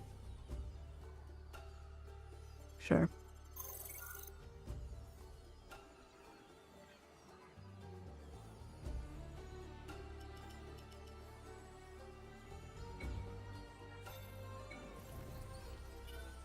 I feel like that's not really that much.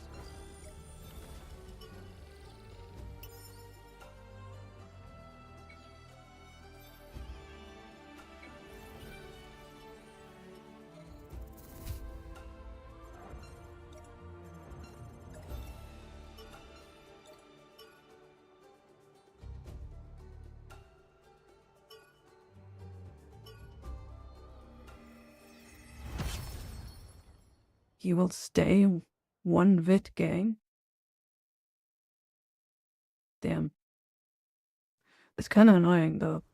To think What? there'd be stalkers, even in this world. What? Ready to go? We heard this already. Look! A treasure chest!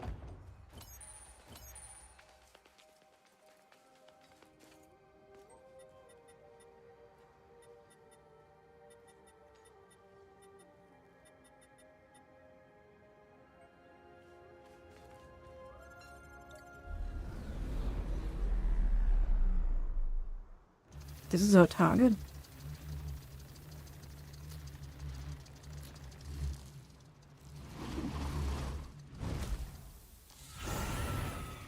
Looks like a boss that would paralyze. Storm Hornet.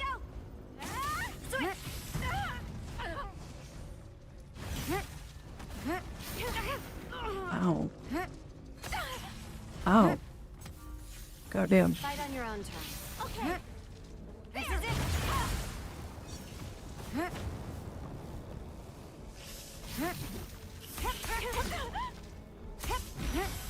Now. Don't miss this chance. Take it down.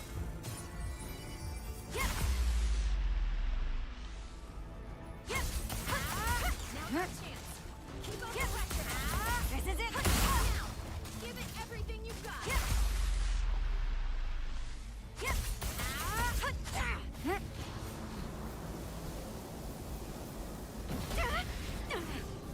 That hurt. I would have died of that with him. I would have died right here. Here we go. I can't see shit. You okay?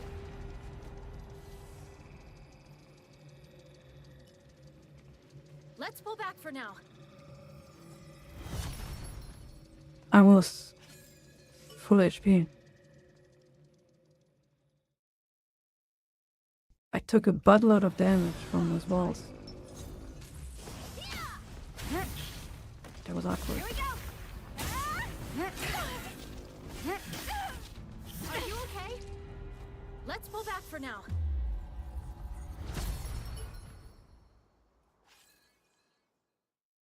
Yeah, but that was weird. I died in less than a second. That didn't look intended to me. Like, you're not supposed to take that much from one or something. Wide open.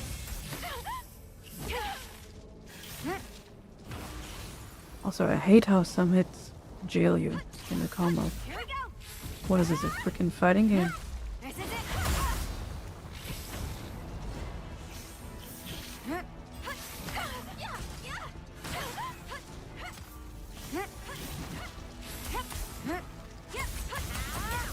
Give it everything you've got.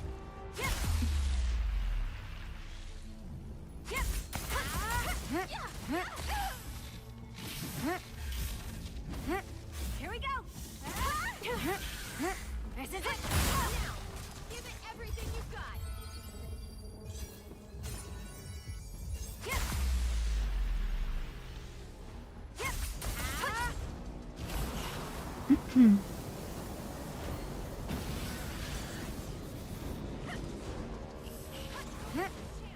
Oh, This is it.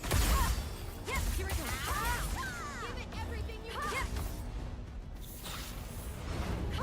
Iori, the goat.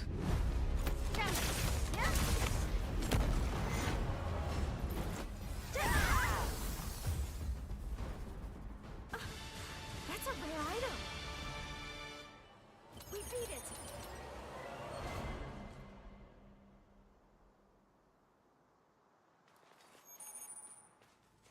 Armrest. You know why? Because last time I didn't rest after that boss. Freaking Musa was cheating.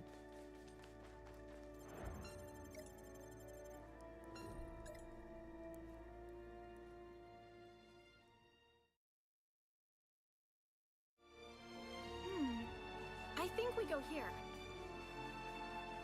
Here we hit a couple of his balls. I think this put me like inside the ball. And you're supposed to get like knocked back or something. So I just kept taking damage. Or Check something out that cave.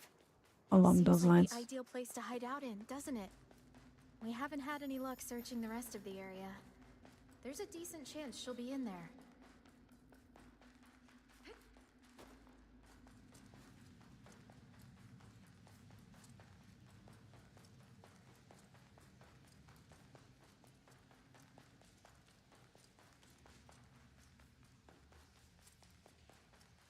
Who are we looking for again? I don't even know anymore.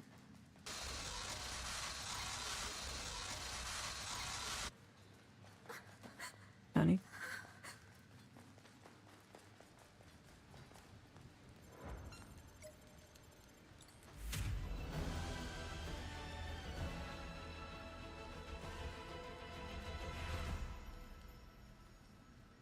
Oh, the idol. Right. Sorry about that. I'm okay now. Surprised even myself with that outburst. I've been telling myself I'm fine. But maybe this really is starting to get to me.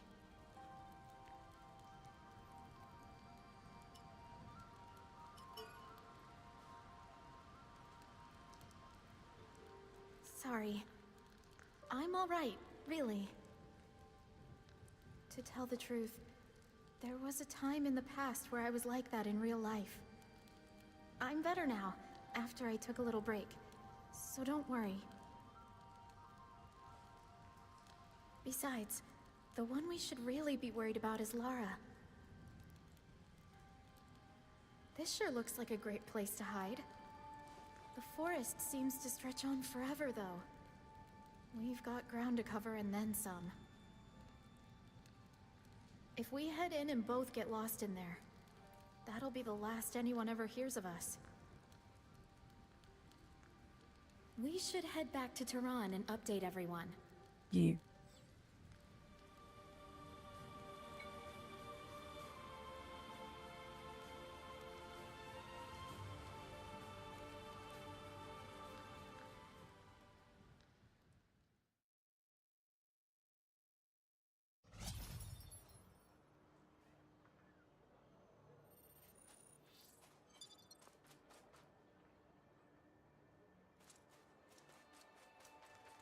Is a new side quest here.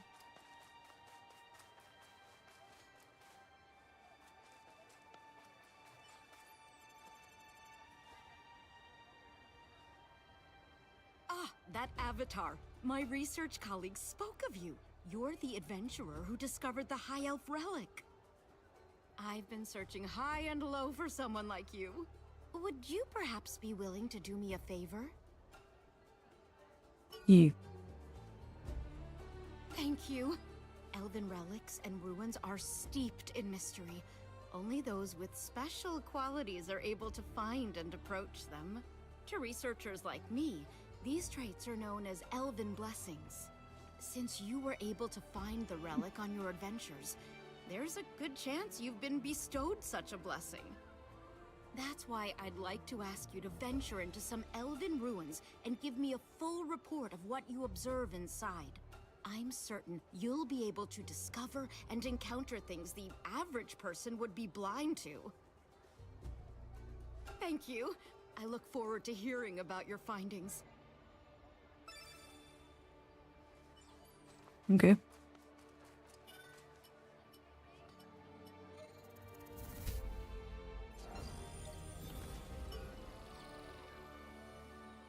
Not quite.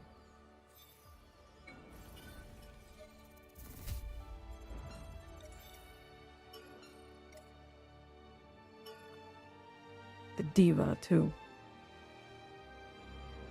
So we had to bring her just because of that one dialogue at the end? Weird.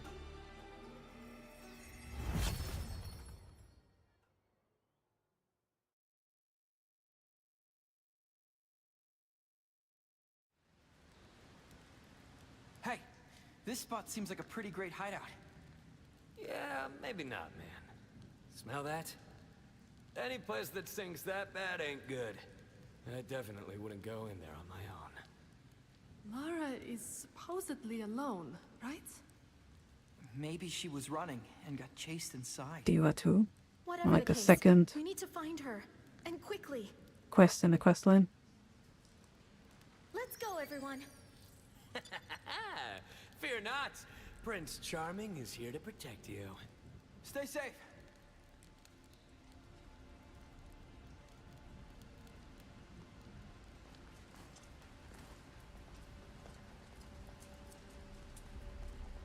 Is this like tit for tat?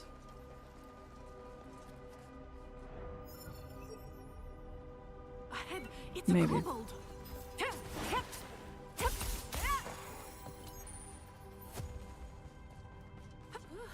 It's over. Here we go. Switch. Sure. This is it. Oh, that was it.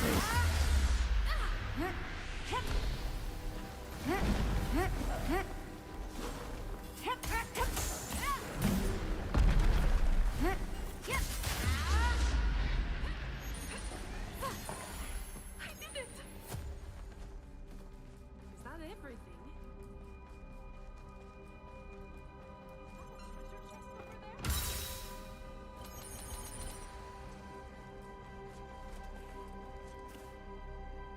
I looked at chat.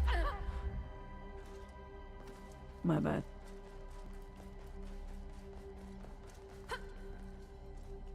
There's another chest.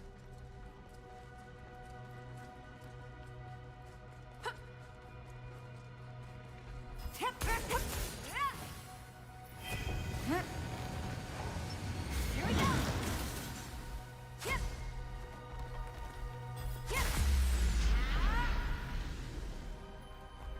There, a treasure chest. Yeah, but there's another one, no?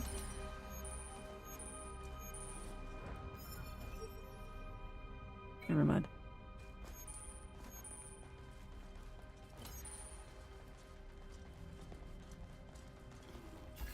Switch. Sure. Fight on your own terms. Got it. Is that everything? We said nothing though. We definitely Check the have other to- chats. This is it. I'll get you. Take this. It's over.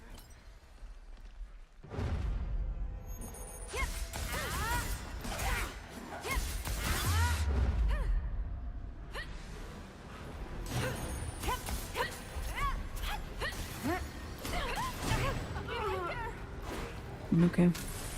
Go faster now.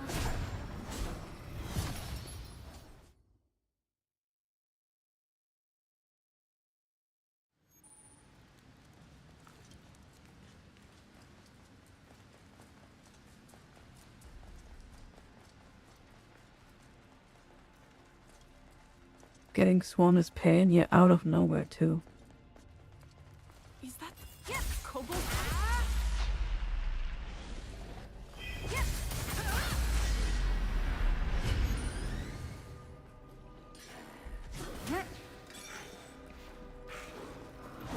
The shield ones are also annoying because they just eat your skills.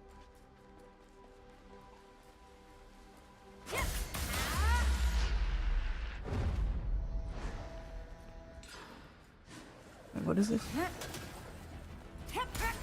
Oh shit, this guy.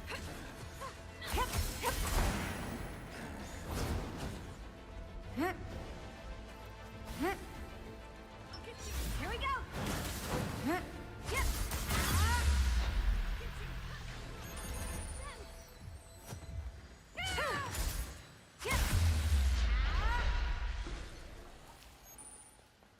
Not everything.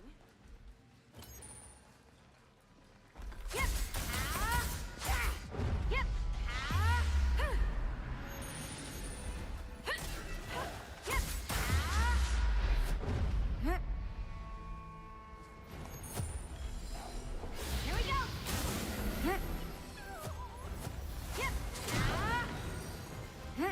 I think they're buff too.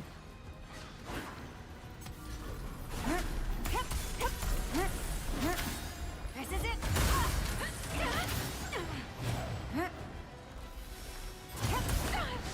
Definitely. Dude.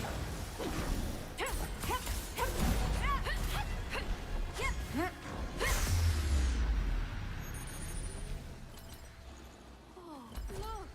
A treasure chest! Oh, hell no.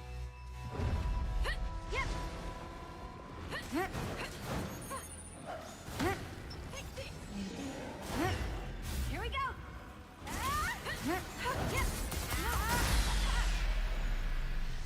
Whoa! A rare drop!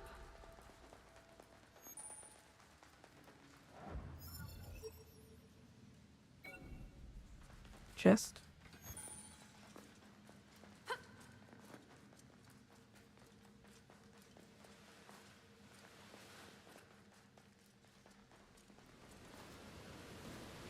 I'm not sure how to reach it. No level gap here.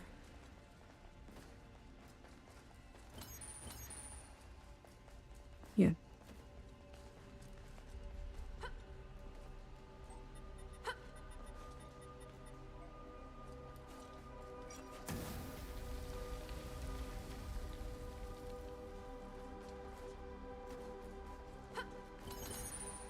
There! A treasure chest!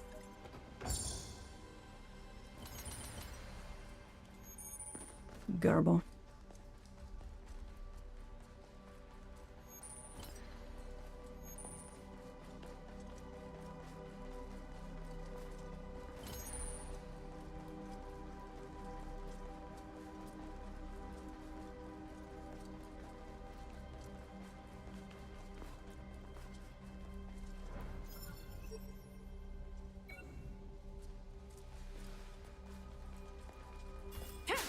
Is that a kobold type?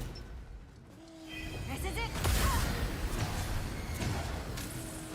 Ouch.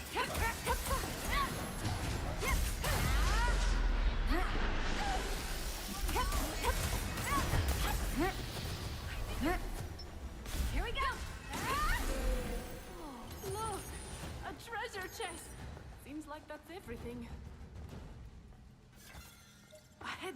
It's a kobold! Man. Alright. More enemies. I'm out of SP too.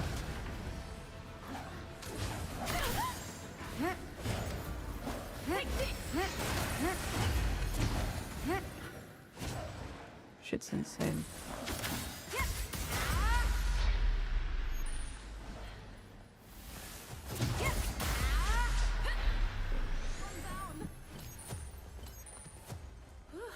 It's over.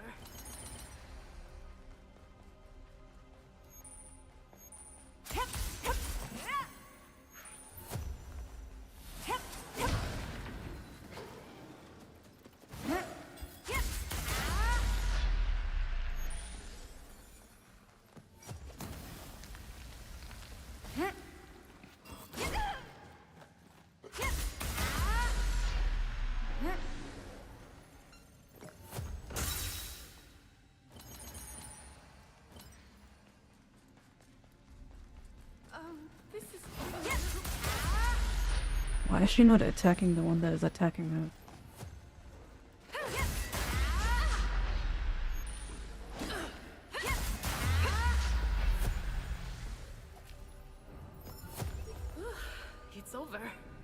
Yeah, eyes are really weird.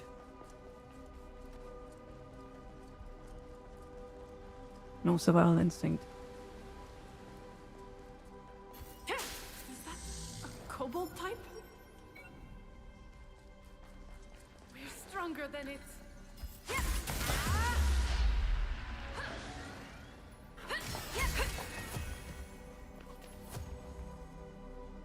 Seems like that's everything.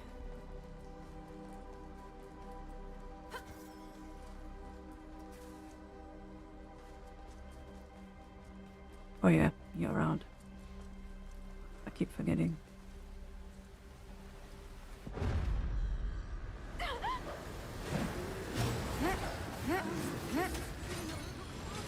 Dina, I can do this. I'll scan them. Here we go. Jesus. Okay, okay. Yeah. I'm out of potions actually. Not potions, the healing thingies.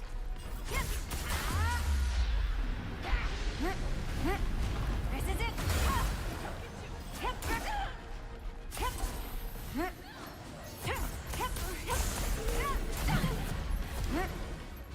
She's down. Here we go.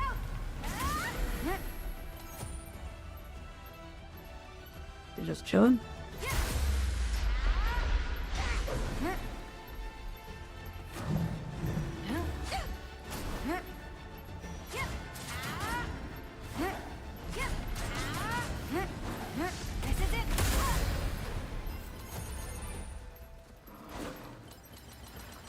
Thank you. You saved me. I'll get you.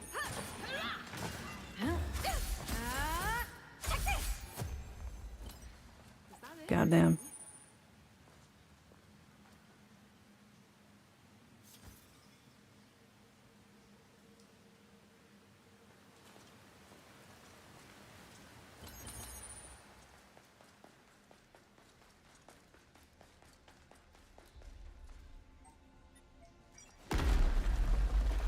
There, a treasure chest.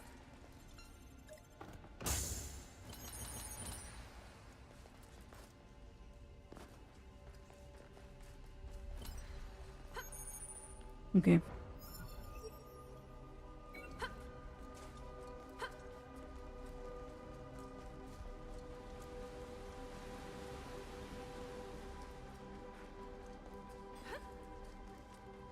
You know what I remembered? I should probably start putting higher stats on my dagger.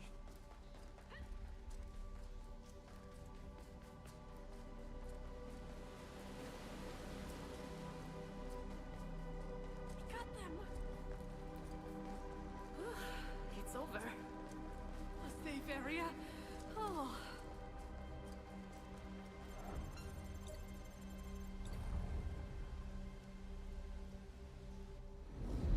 Been a while since I checked for purple stats.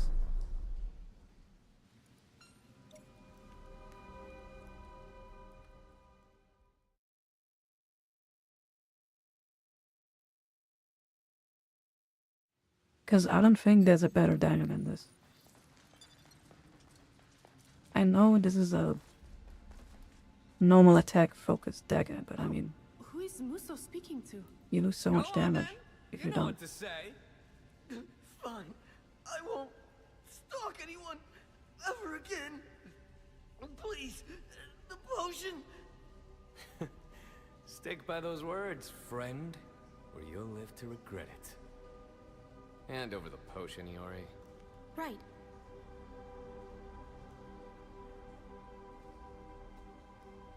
Oh. Oh, good. You came. We found her. Lara's here. I knew it. Those people. Why are they here? They're the stalkers at the root of all of this. I got them to cough up the truth with a little prodding. They saw Lara run in from a ways off and chased her inside. Then they lost her and got jumped by a brutally strong enemy. Sounds like karma to me. But this place is really tough. It even gave us a run for our money. Please stay behind. Is there a and watch them. dagger that We're heading further into makes heavy Barbara. attacks stronger? I doubt it. Wait, even then, Cosmic Orbit Dagger is the best one for any normal attacks. Never mind. So the only thing that would be better would be something with sword skill damage, no? Oh, I gotta use the bathroom so badly right now. Let me beat this boss real quick.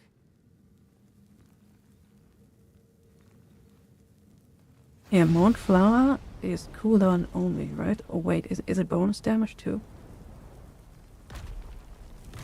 I forgot. Is it bonus damage?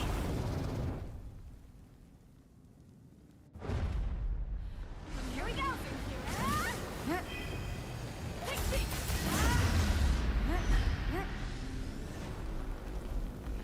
He has an aura, right? I'm pretty sure this is an aura. And I cannot touch him. Until it's up. I mean, until it's gone. Wait, how do I touch him? Is he untouchable? What the fuck? Okay.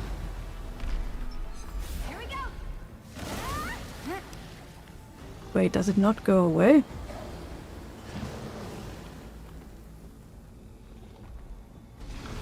Wait, but you get bounced back if you attack it. Okay, it's gone.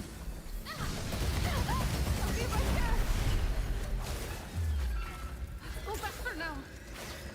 Okay. Alright then.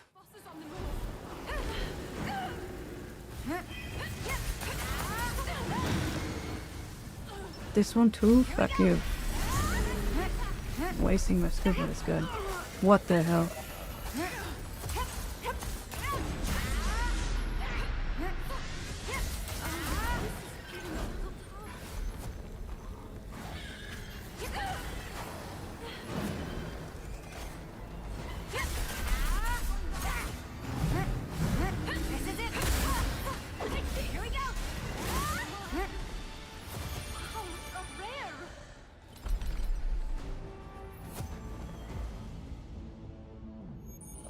He was baiting you, yeah. Is that everything?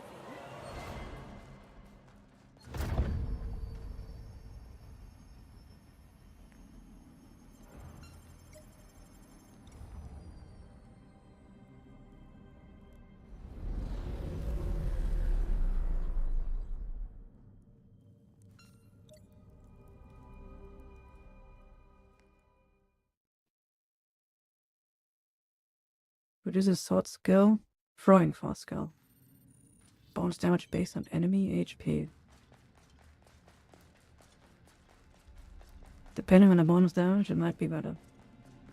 Or I would say on par. Because you get a lot of damage in between cooldowns from the Cosmic Orbit.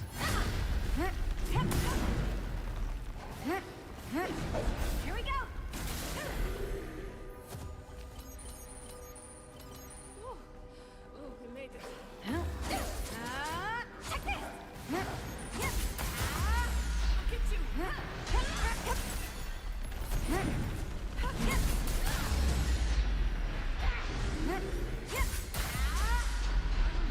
Getting a little tough. It's over. Oh, it's another flaw.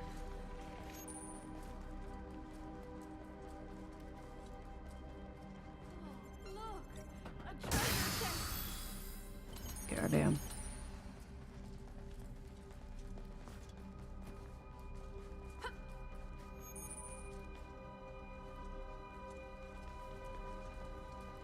We definitely have to beat them. Let's stay focused for this one. Seems like that's everything. Cool.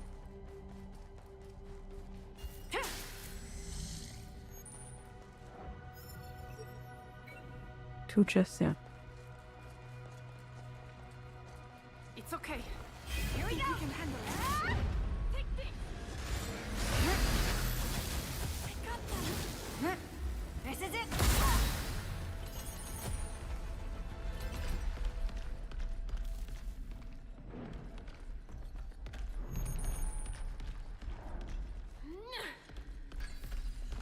Okay.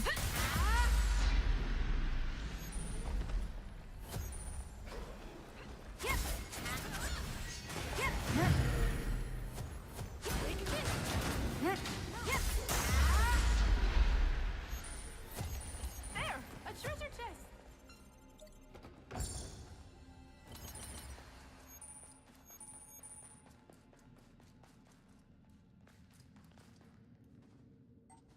Oh, look!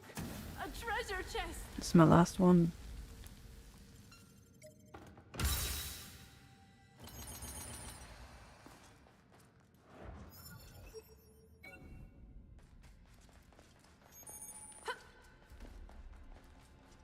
Hey, ahead! It's a kobold! It's a troll!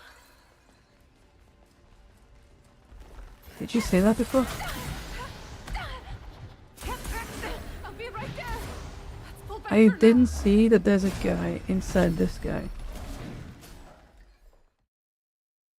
I was like, what is hitting me? He's not doing anything.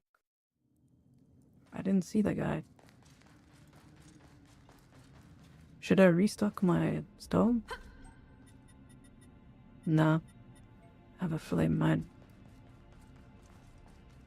That troll gave birth. He was like inside. Inside his womb, attacking me.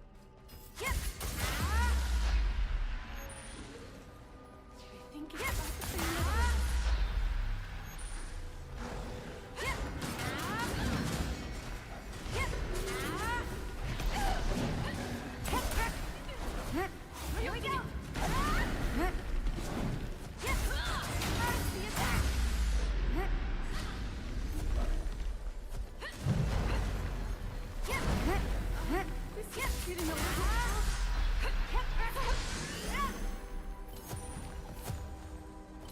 Seems like that's everything. This is getting a little tough.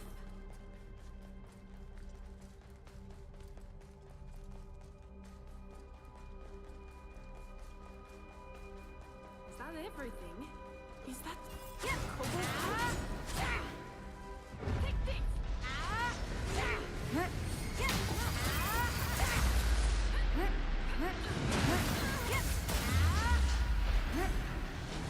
Here we go!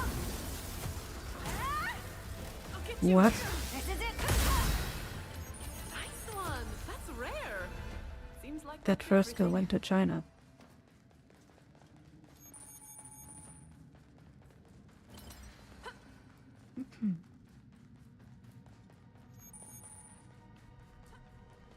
Hey Dom, thanks for the text.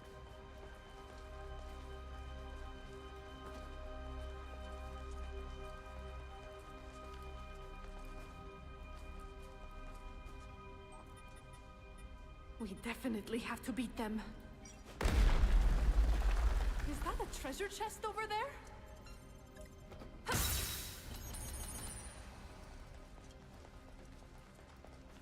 Would first go? The normal dagger throw, the single throw.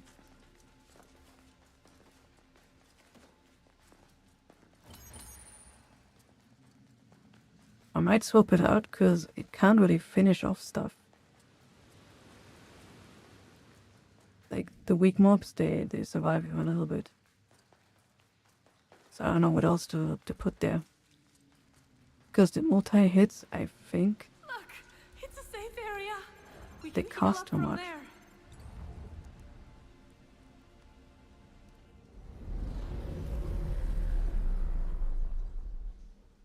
So I'm thinking about the crush one, maybe. Not sure. Doesn't seem all that great. The other options.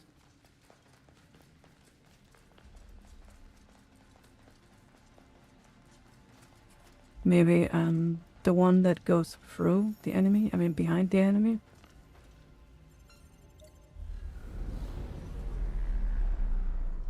Could be cool.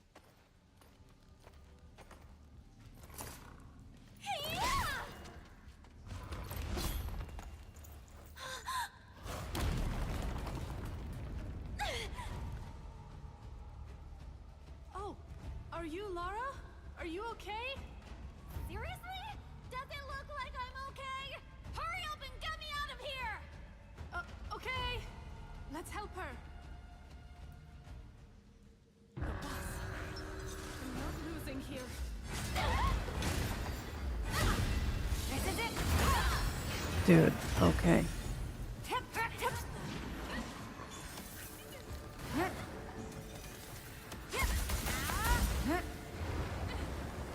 Another stun?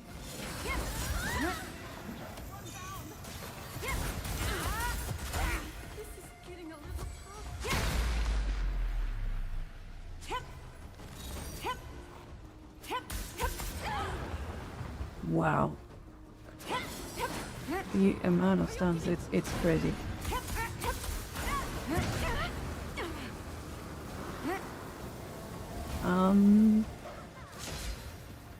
Yeah, this don't look good. Here we go. Another stun. Oh shit. This is it.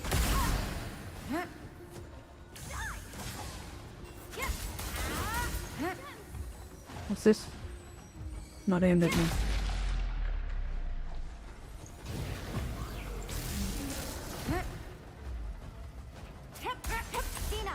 I can do this.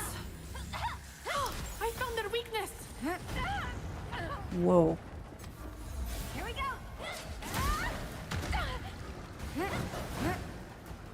This is it.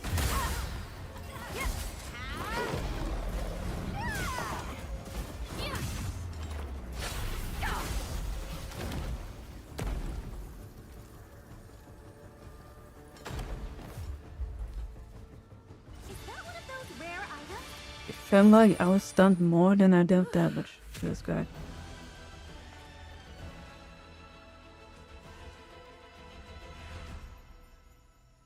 She's smart.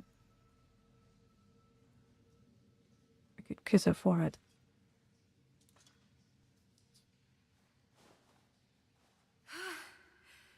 Somehow we managed. Oh man, I thought I was a goner.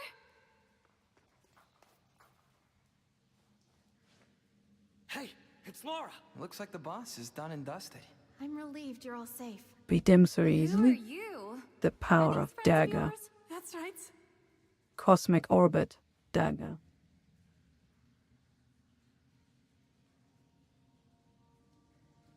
Gotta say, Laura, That heavy combo is it's pretty strong. reckless running in here all on your lonesome. The second flurry of hits. Deep into this cave to get away from those awful stalkers. In any case, we're just glad to see you safe and sound. That's right. You were in quite the predicament. None of you seem to be stalkers. So I suppose some things are in order. That'll have to wait, though. We still need to get out of here, and this time you'd better actually save... Huh?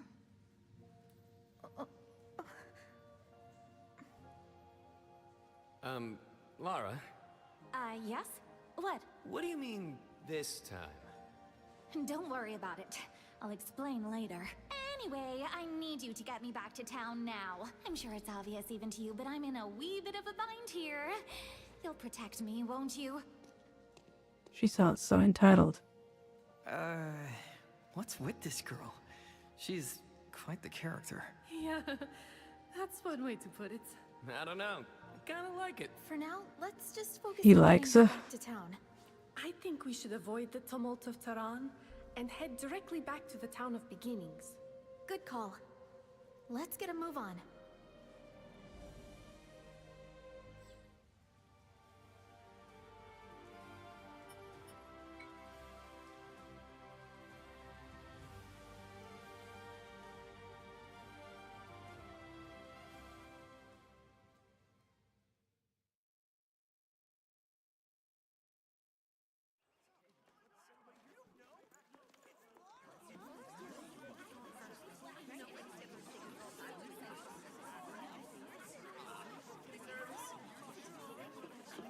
Whoa!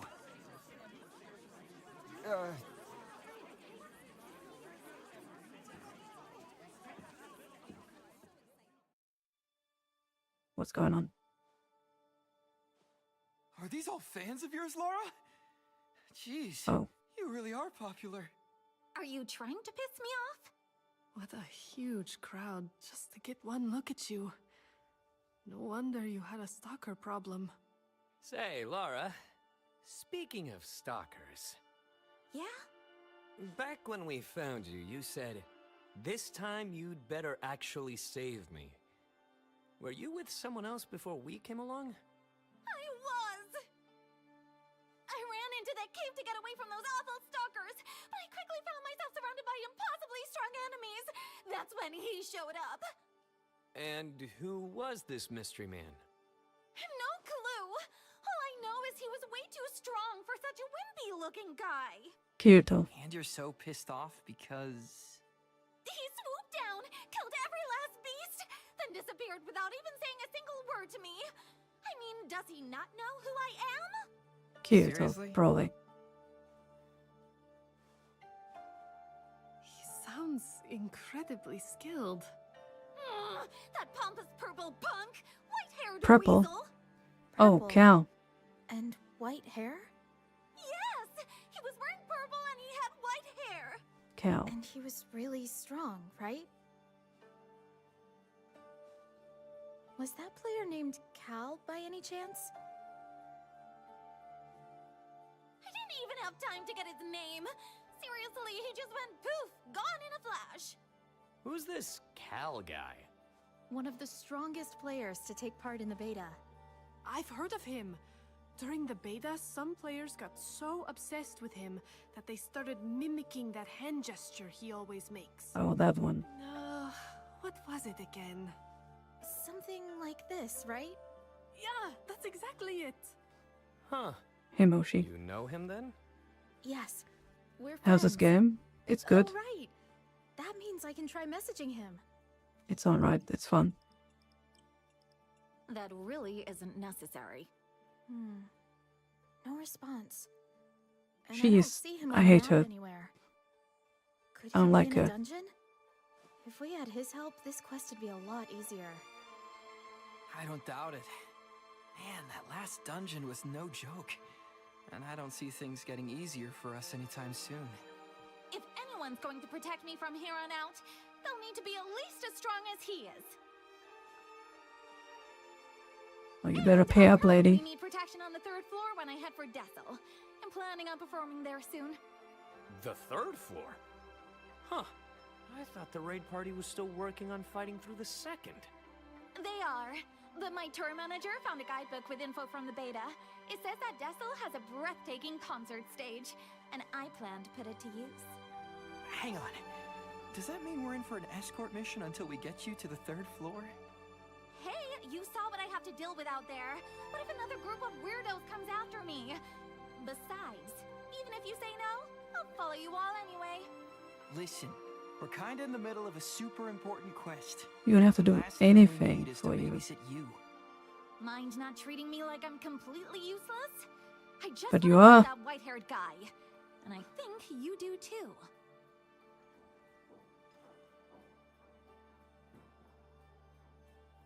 Yeah, so now she's the There stalker. she goes. What's she going to do now? Should we follow her?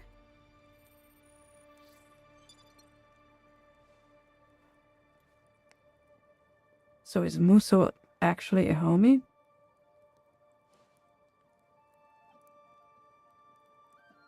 I'm starting to think he's a homie. A walking homie.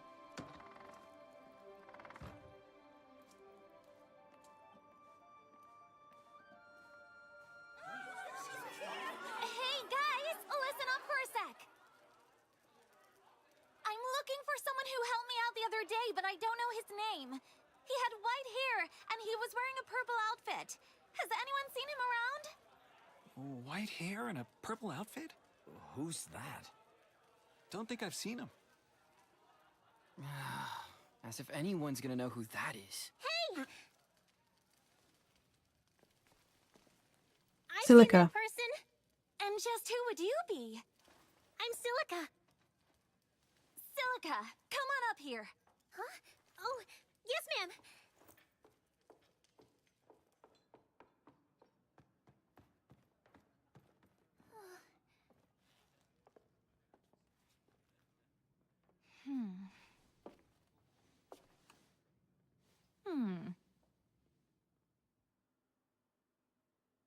Ted Kaz receiving hairline? I missed it. You're absolutely sure he fit my exact description? Absolutely. To the letter. Where did you see him? I saw him going to some forest ruins on the second floor. If you can lead them to that spot, I'll give you this as a reward. What's this? You don't know? It's It's a my song, yeah. captured on a recording crystal. Wait, really? I can have this? I've always wanted to listen to it. If you've never heard me sing, why did you join the crowd? I wanted to see what everyone was so worked up about. When I realized it was the Lara, I just had to get a closer look. Is that so? Well, whatever. Just take them to that spot, okay? I promise I won't let you down. Just send me a message as soon as you're ready to go. Is she gonna be a partner? I'm assuming they are. So far, the whole main cast is partner. Sure, you make Able. your point. We'll head out and find Cal. Just sit tight until we get back. Be quick about it, if you don't mind.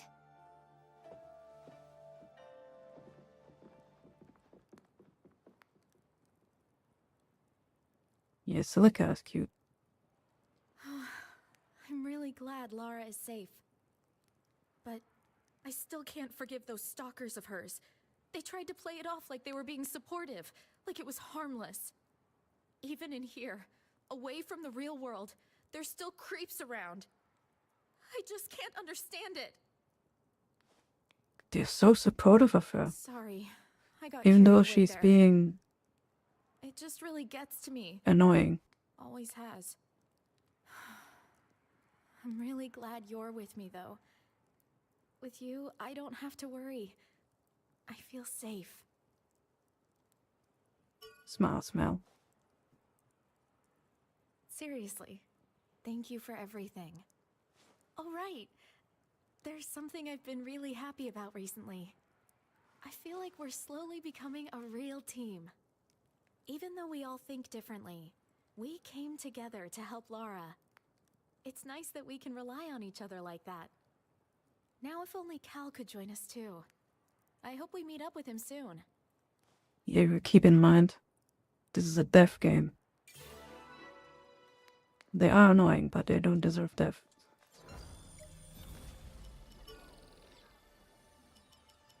Well, yes, she's the only annoying one so far.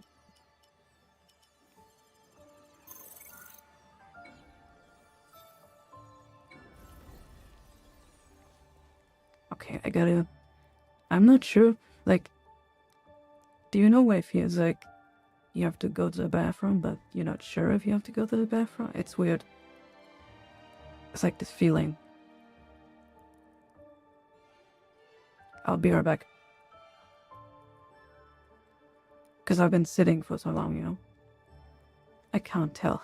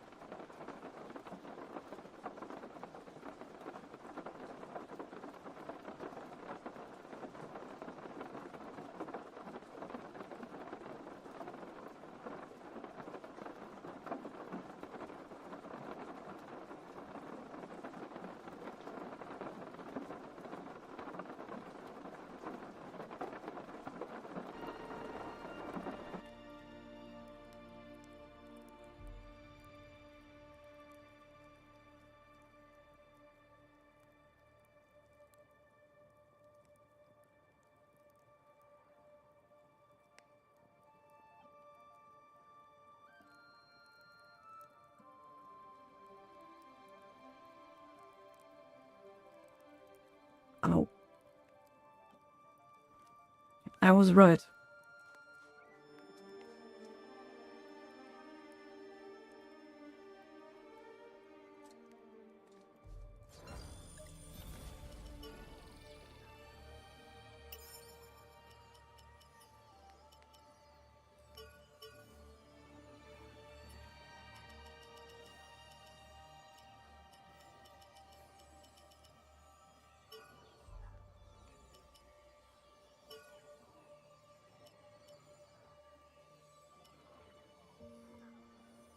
$600?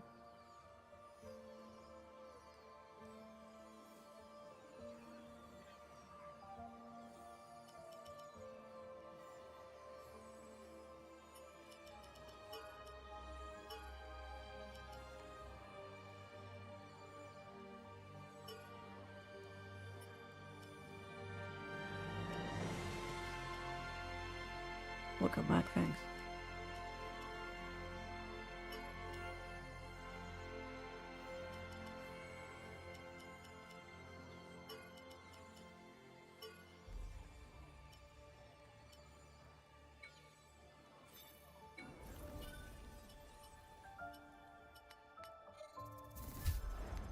Welcome, adventurer. What'll it be?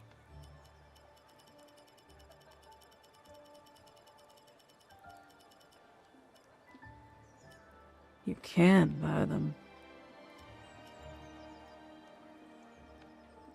We can have more? Oh, never mind.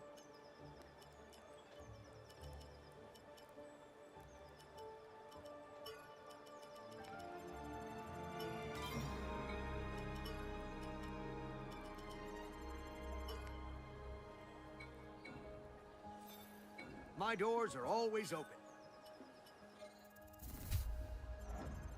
Overworlders, eh?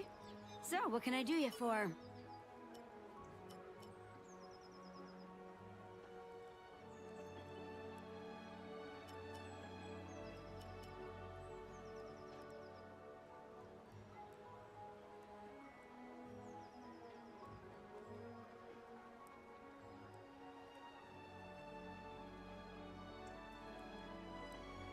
I'm assuming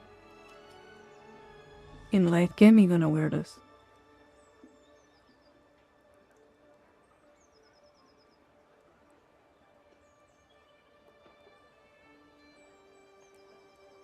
Like once again just put 60 int in it.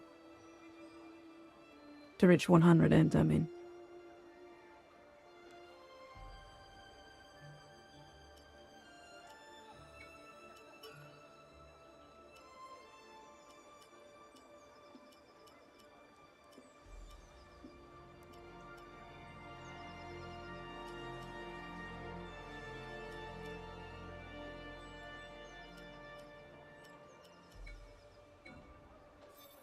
Come again.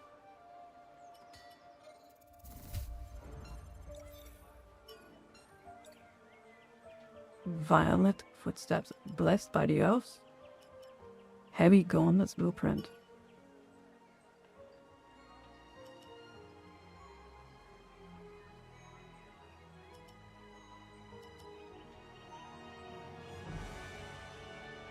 So is Musa really... If he's a mainstay, then I'll use him for a bit. Barrier seems nice.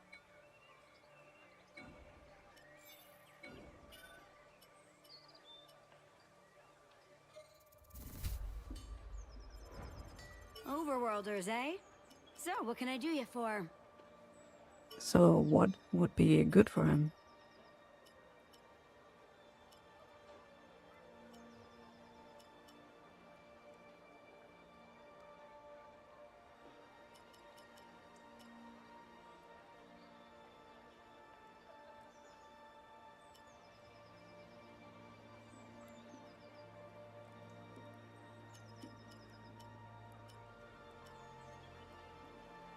I'm not sure actually.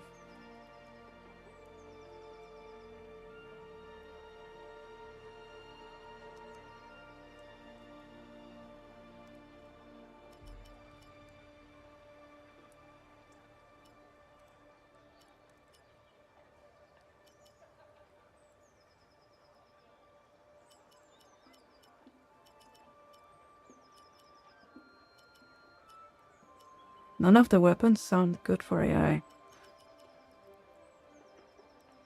Aside like a general bonus thing.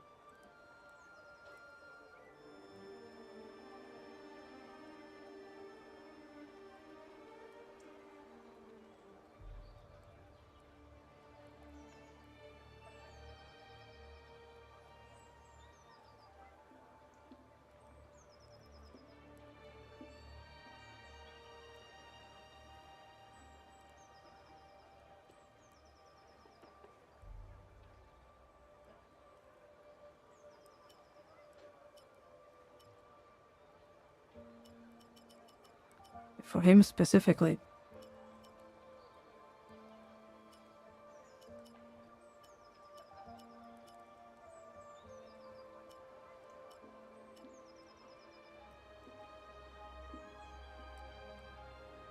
I guess crushing cascade. I don't know what else would be good for this guy.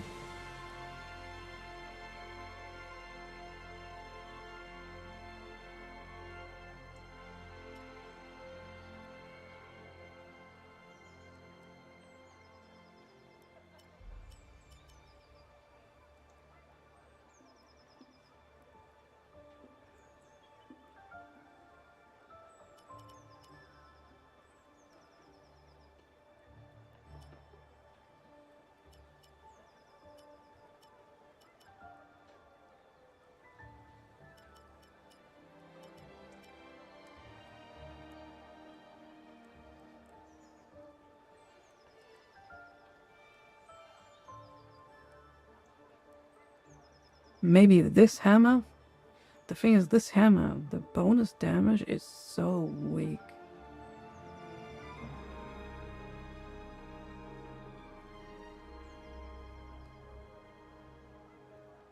I didn't even see the bonus damage.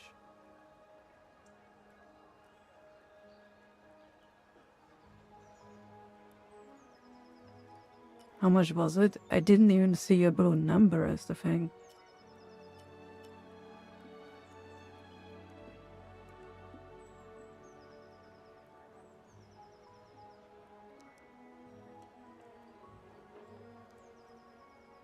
Like, what else would he give it to him other than just boosting his heavies?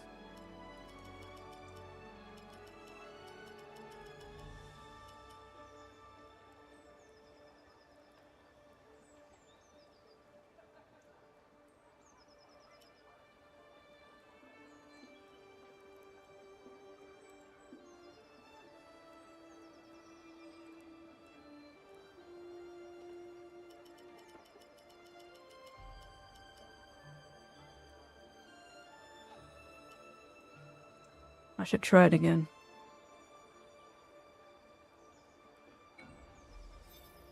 Come again.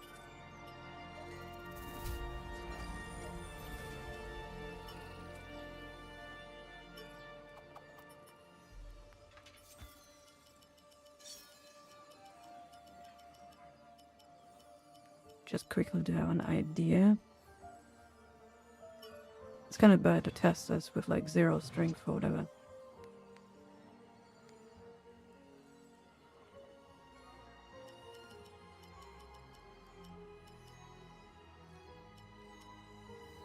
I could feed this scythe into this.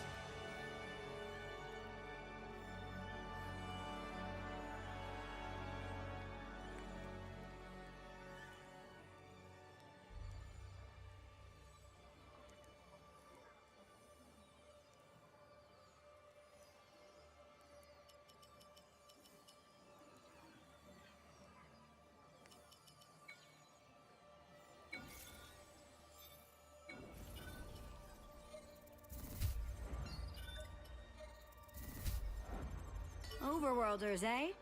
So, what can I do you for?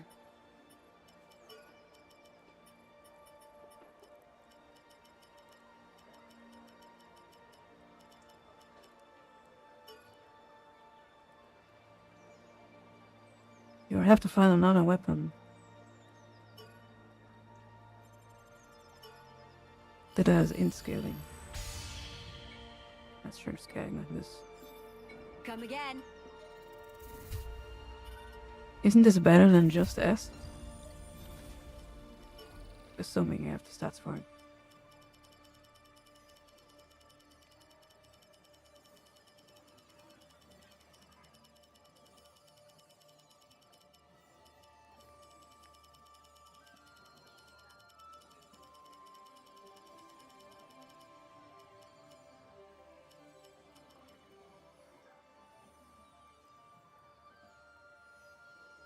How much are we going?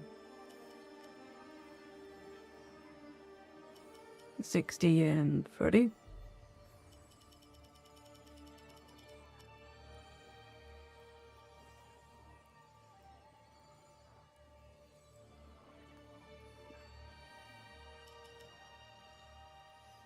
So 70 for the extra attack.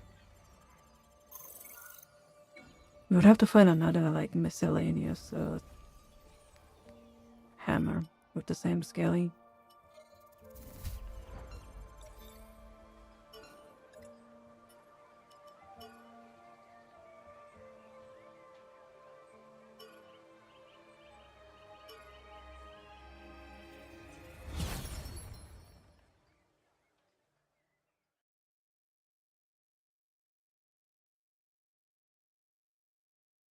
Good morning, Stray. Okay. Okay, let's go. Okay, open your mind. Don't compare it to Cosmic Orbit.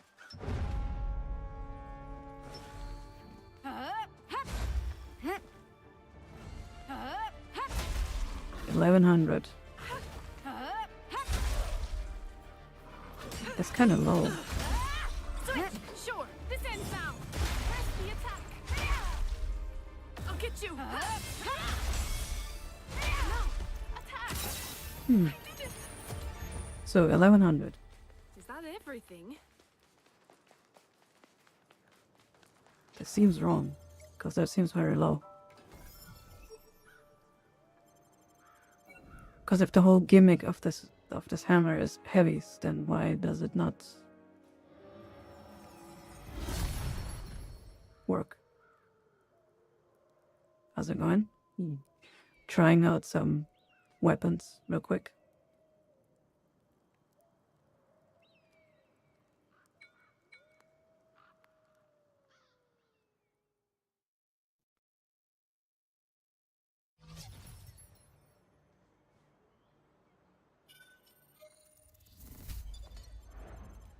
I have to switch. So is there another hammer? What would be a second choice here?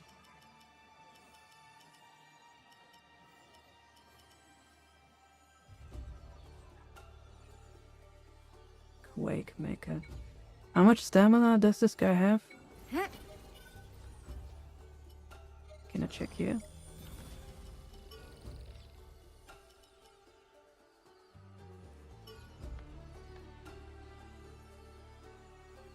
Oh. 285.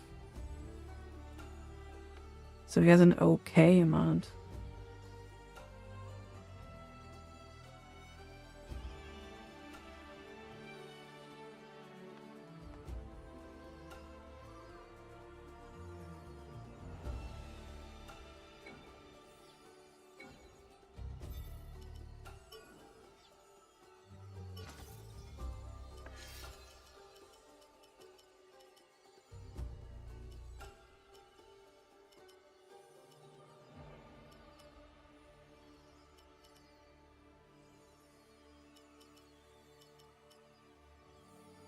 Okay, this is gonna be interesting. Just as a comparison, right? I'm not even gonna put more points into strength, right? I'll just keep it like this, even though this is a strength weapon. I bet you this one does more damage.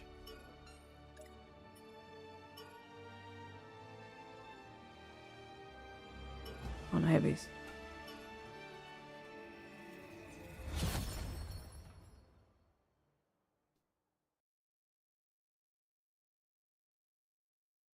And if not, or barely, then the extra 20 points will. Okay, Okay, let's go. So 1100 on the other I see a one. bear right there. 1300. So 1294. Even though this is a strength scaling weapon. Sure.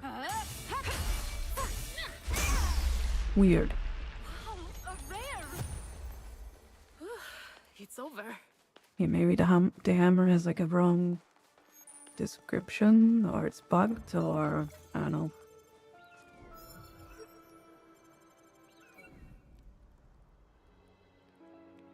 Yeah, in conclusion, the hammer has dog shit.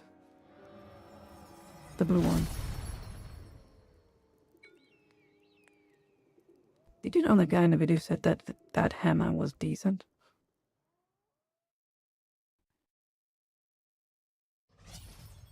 It's total poo. Doesn't even rock. Maybe it rocks and it's just weak.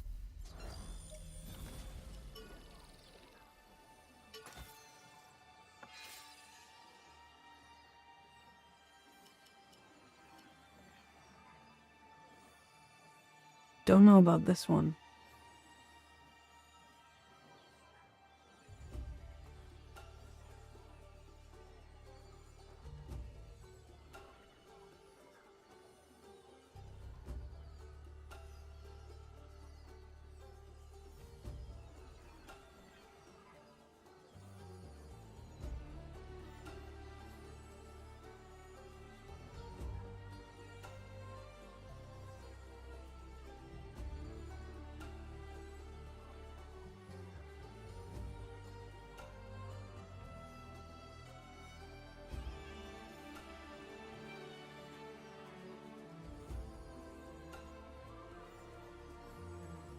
I really think we're alone on this one.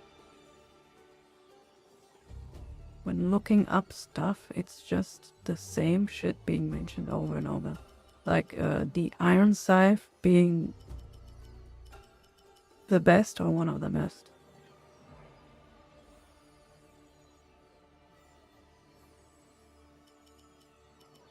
I don't know about this one. We tested it. The bonus damage was not that big.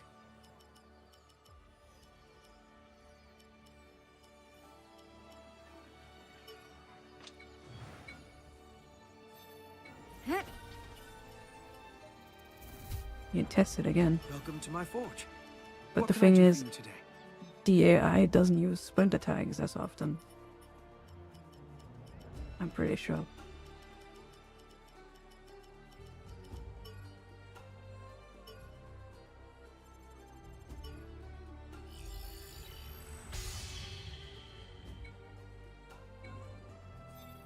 Thank you for your business.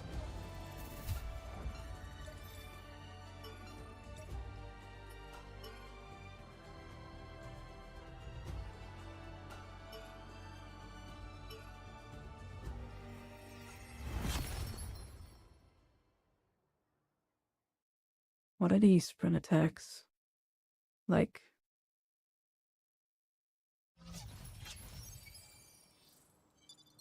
Okay, let's go. Hmm.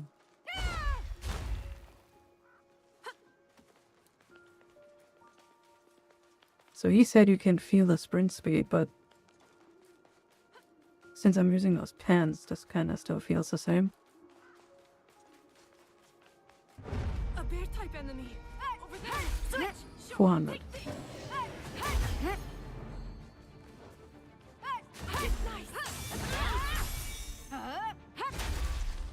Even this one does the same damage.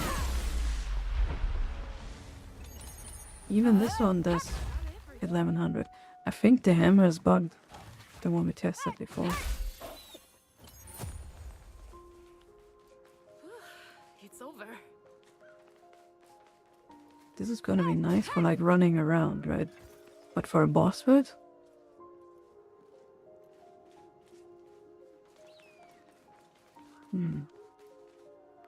Maybe.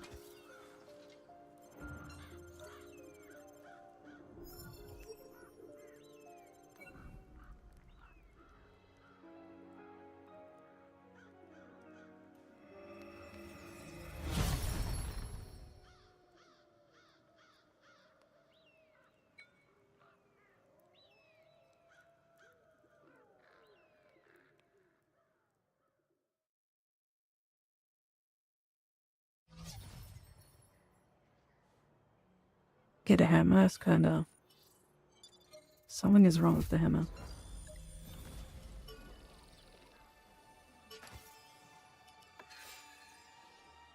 Grants bonus damage and inflicts day stacks when dealing damage with related heavy attacks.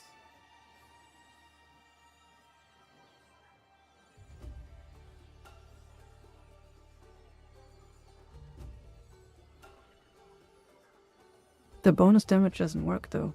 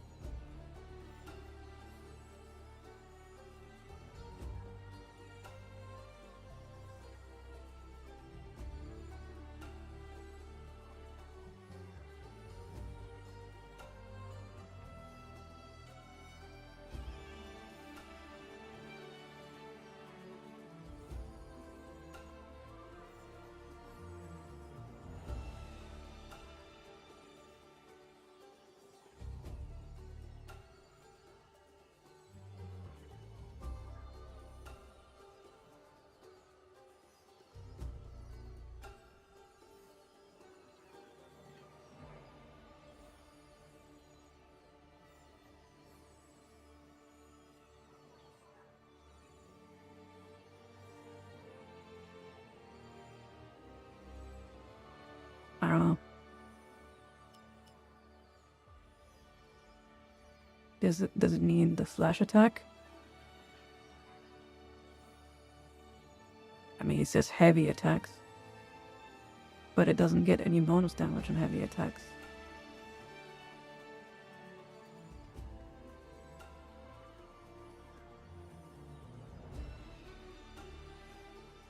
This has to be like a translation error or something.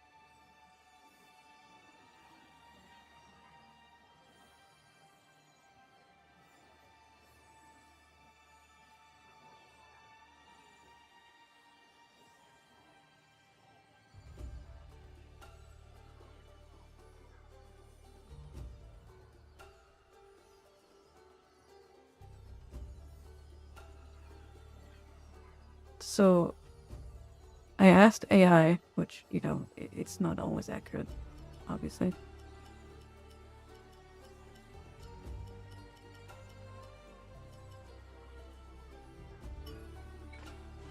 The AI says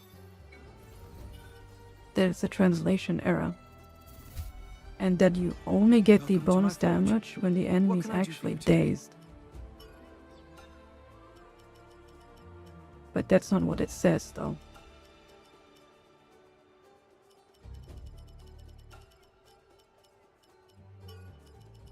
I mean, we can test it, but it's gonna be hard testing it. Because they might die before they're dazed. Wait, then I shouldn't upgrade it, right?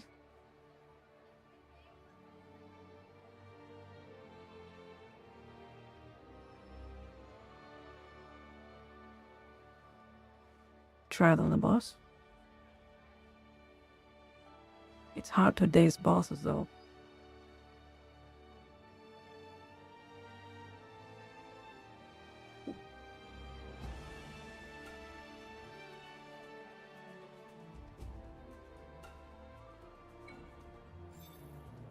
Thank you for your business. And we don't know if the bonus damage is scaling with anything.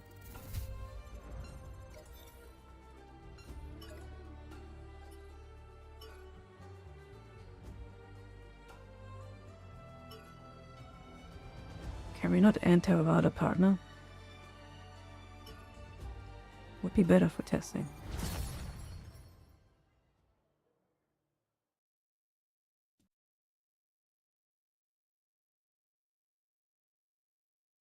That explains why we're not seeing any bonus damage. Okay, let's go. Okay, let's see. There.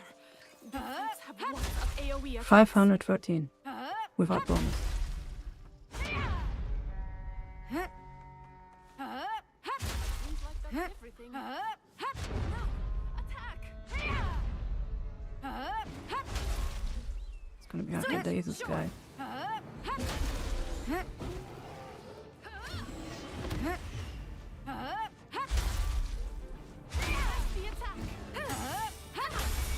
584. 617. That wasn't dazed though, that was like stunned. Like staggered or whatever. Is that everything? I honestly can't tell.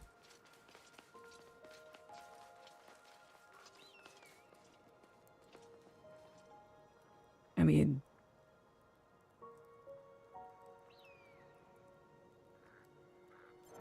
let me upgrade it.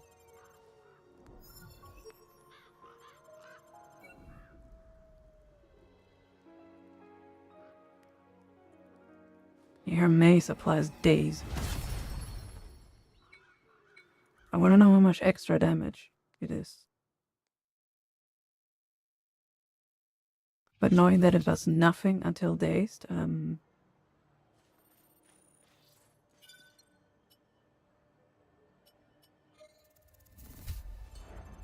Welcome to my forge.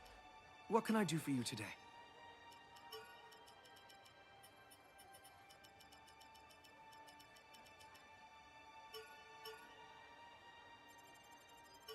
can I put a status?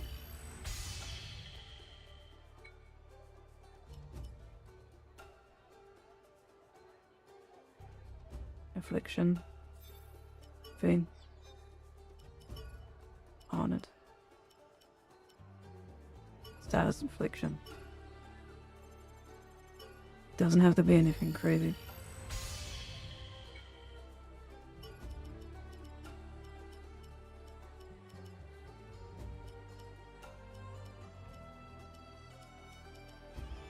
And then a little bit of damaging its status inflicted.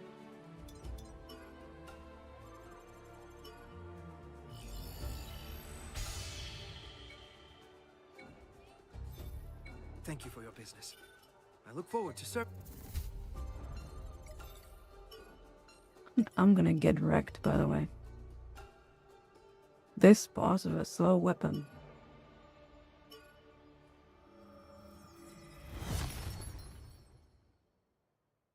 Because I just want to see the number difference.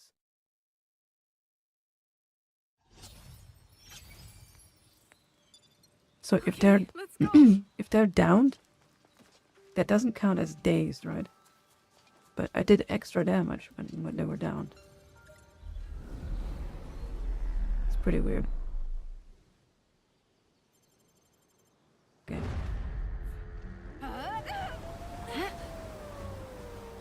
Fight on your own terms.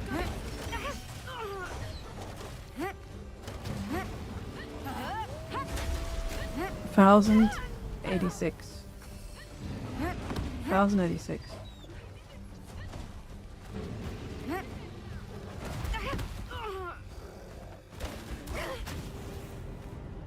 Told you. Let's go back for now. Yeah, if downed comes with its own multiplier.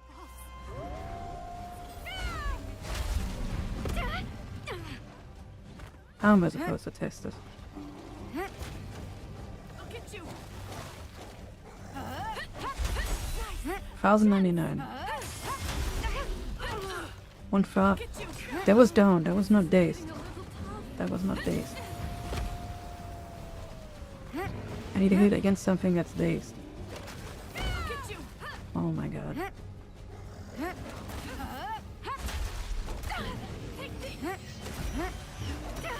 How are you supposed to daze something in this fig? Because this weapon is supposed to do daze.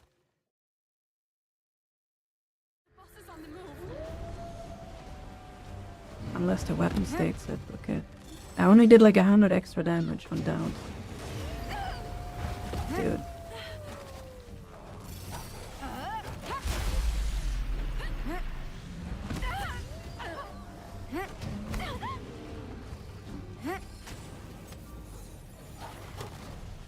I don't think I can daze the boss, can I? Maybe I should just focus the boss.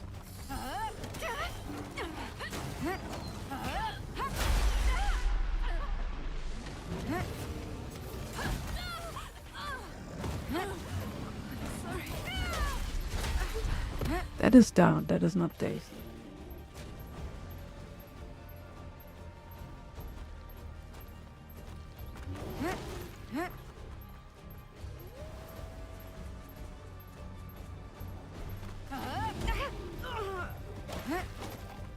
Time to feint, this is pointless.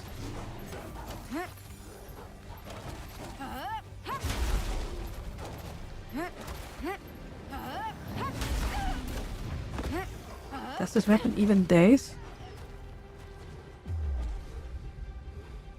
Let's pull back for now. She has daze, but she also doesn't daze.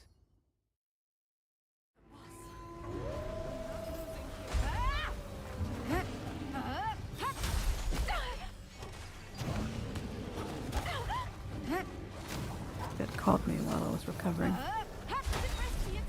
This is down, right? But I'm doing extra damage against downed. It's only 100 extra damage against this down one. Not even. It's like 50? 60? 50 or 60 something against downed.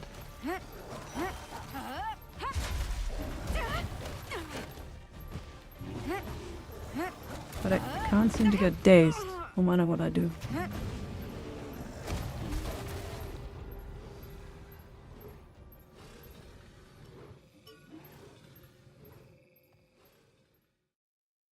Admiral Raspberry asked me, does Mori get dazed if you give her head pats for more than 5 minutes and become downed or sleep for 12 hours? Hikim head pats, Hikim head pats, Hikim head pats. Yeah, probably. 5 minutes of head pats and I'm already in dazed territory. Push it to 12 hours and it's not down, it's full hibernation. I didn't even no upgrade, no recovery, just sleep mode. Pulita.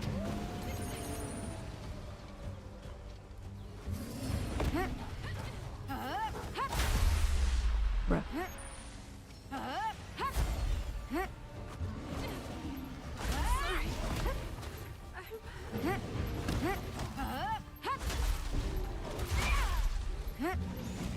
It downs before it can daze it.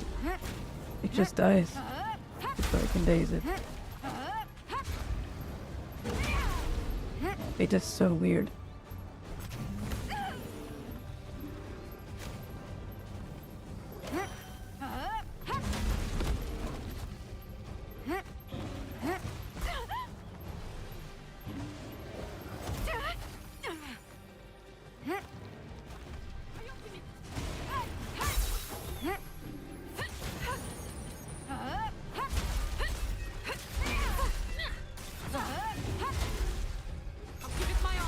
Dazed Doko.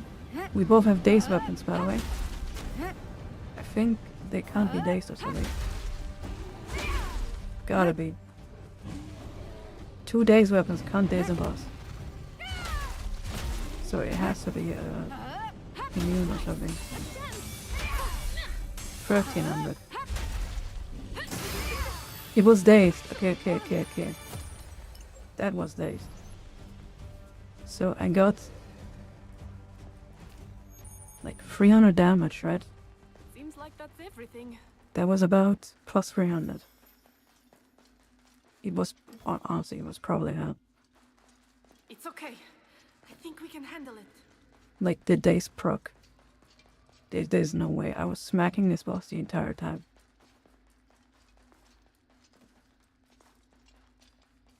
Yeah, the white number was mine. It was like 1300 something. Look, And I was dealing like 1080 something, right? So it's like about, give or take, 300.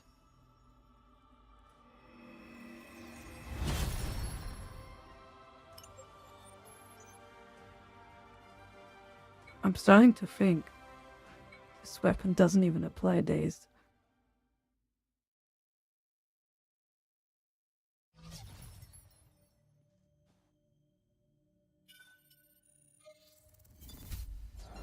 Yeah, it's kind of poo.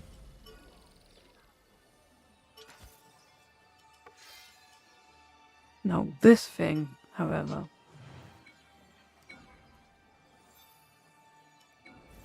this thing also does dazed.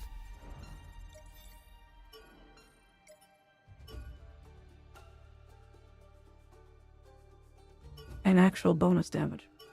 I didn't see any bonus damage, by the way.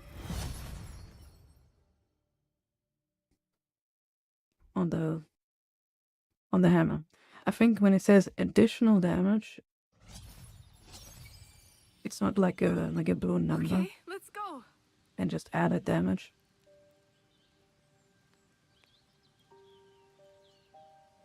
This is harder, but it do way more damage. Like it's so long.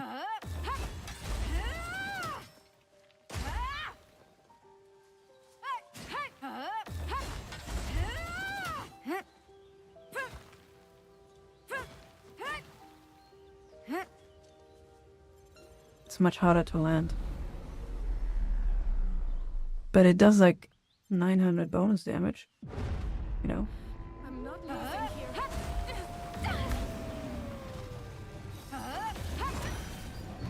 This is why it's so hard to land. Try landing this against like shit like that. Good luck.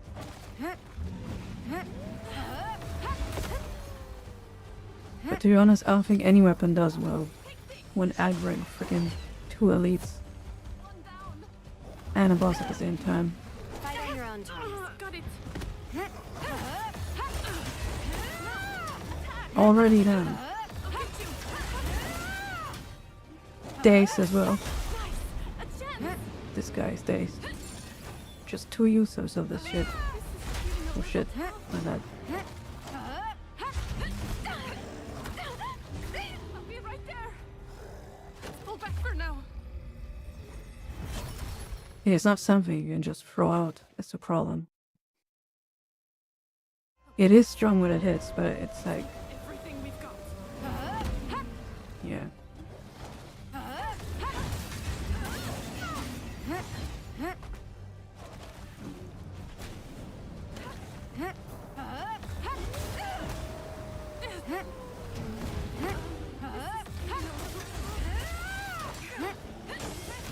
It has good range though.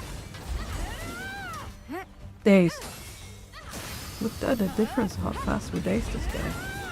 And we get 800 bonus damage too.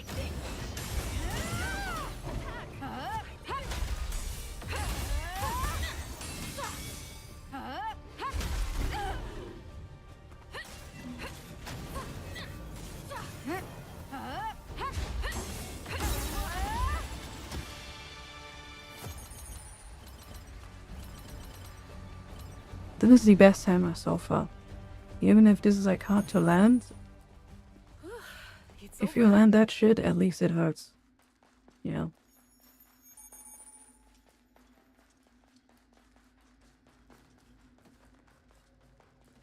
And I'm just level what? 67. I can still get more damage too. And there's no X mods on this thing either.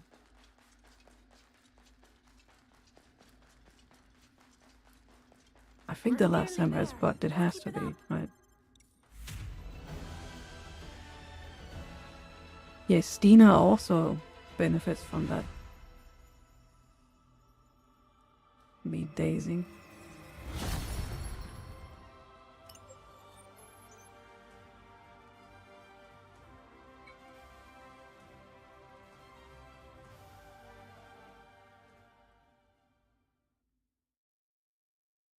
It dazes pretty quickly too. The elite got dazed in 2 crush attacks. And the boss, I think, 4? Maybe less, cause... Yeah, I think 4, cause I landed a max range hit without landing the first one. Yeah, it has like no X modes on it.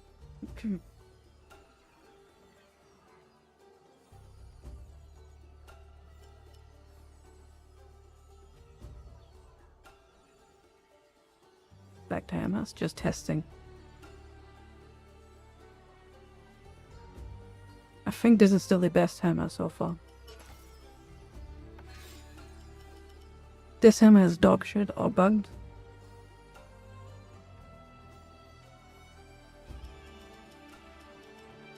Iron Scythe is alright. It's alright, you know. It's okay. The bonus damage is not huge, it's like 400. It's like Bronze Sword, basically. But for how much safer it is, it might be better.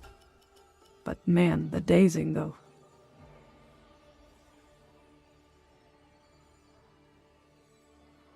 And the range of the daze.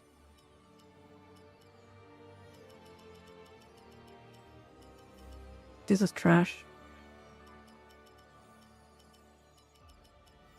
It's like 30 attack, right? According to the guy. According to... Hey, let's verify this shit. How much attack is this?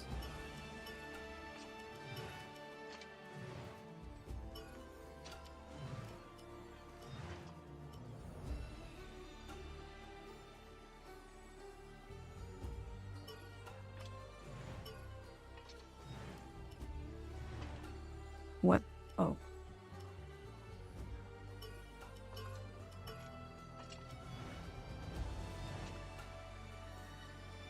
Does this actually work?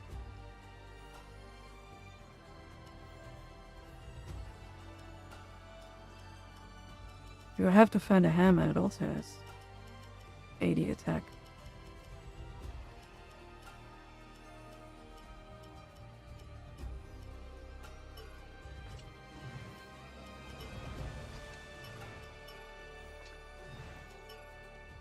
Because it doesn't show you. So I guess,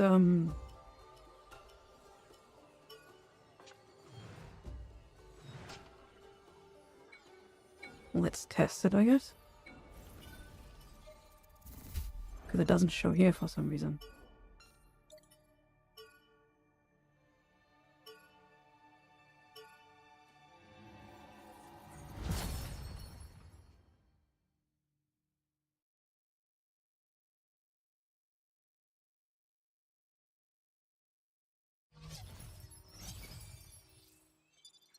Okay, let's go.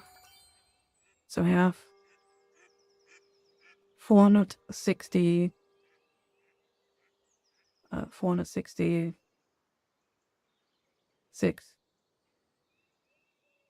roughly. Whoops.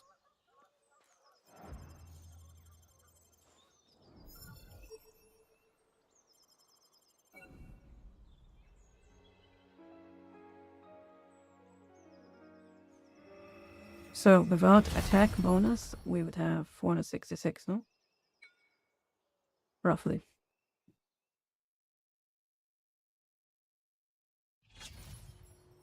Is all the rapier trash? No.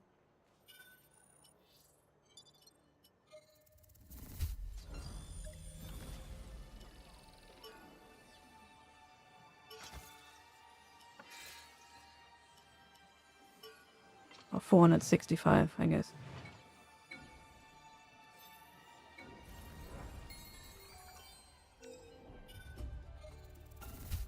Not sure why that bonus doesn't show here, but okay. So 465.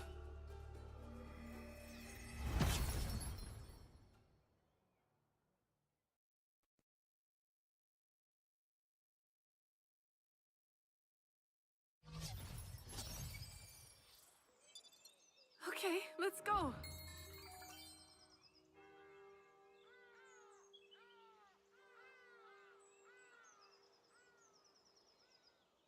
$50.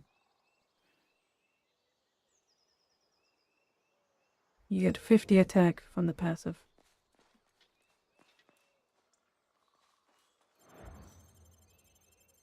Alright. 50 is a decent amount, but is it worth?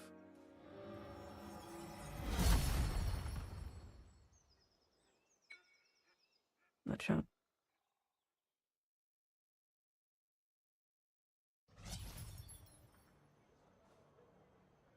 $50 is a decent chunk, yeah. But not sure if it's worth it.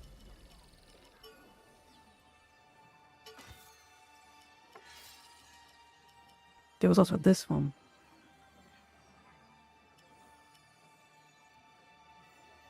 Grants attack based on maximum stamina.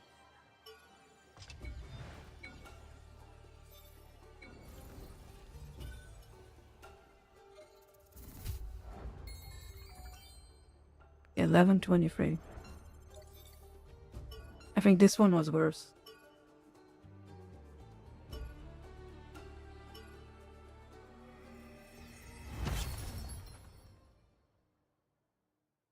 You lose attack if it goes down, your stamina. Which is fine, I guess. Okay, let's go. 40 attack.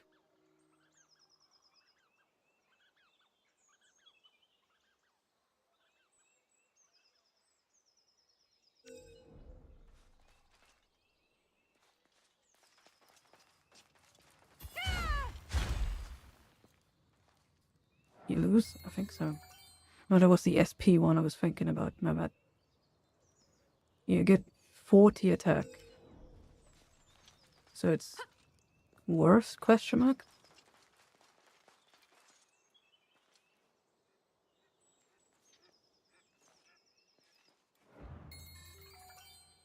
The HP one gives you more attack.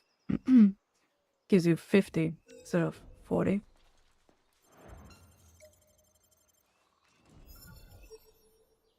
But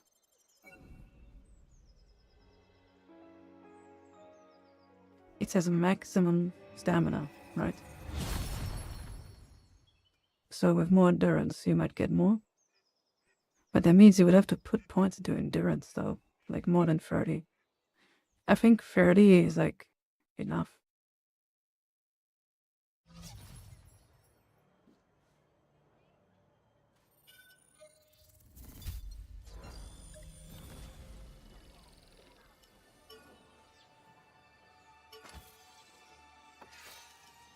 And then there's this thing.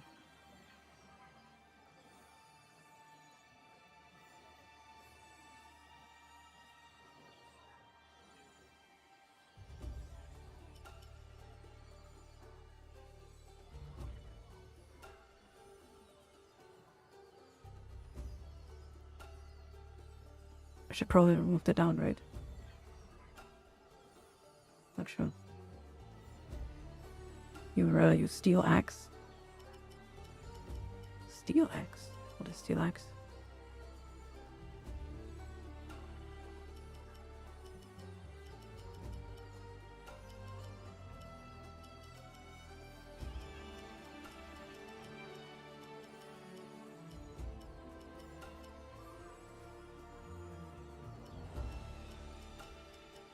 Oh shit, I don't have greens. You're right. I get rid of my greens. Welcome to my forge. What can I do for you today?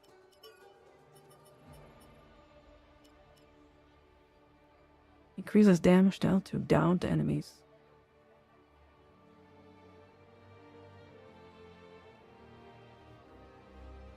Hmm.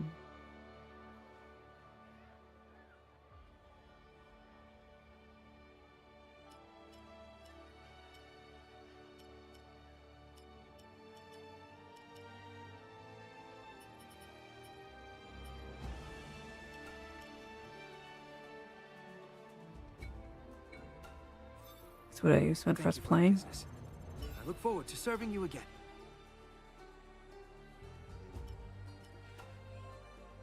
Thank you for your business.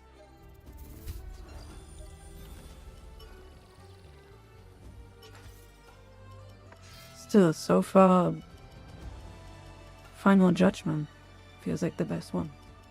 So far. This one, I'm not sure on.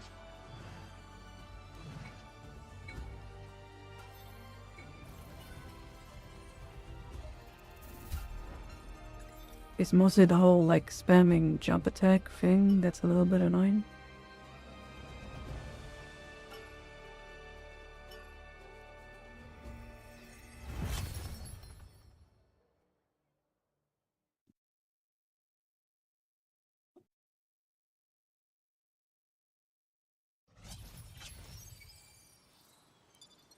Okay, I don't know how to let's do the go. jump cancel thing people are talking about.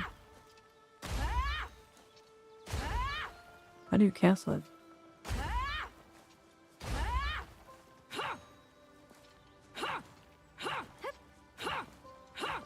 You can only do it with light, no? There's like a certain timing. I know how to do it. But it's on heavies only anyway. Only works with lights. I'm not losing here.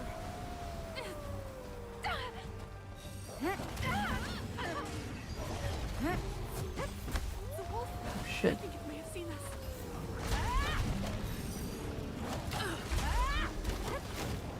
Oh my god, help.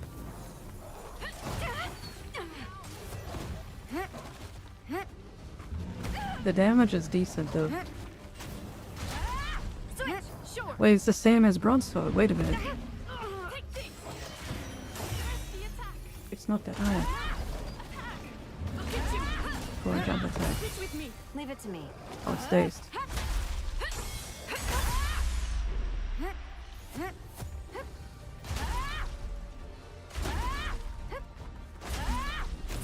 Sure.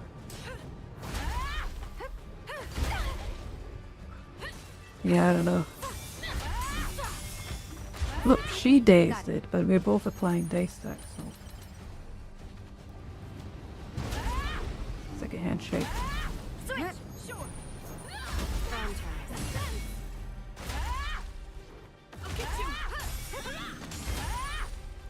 I mean,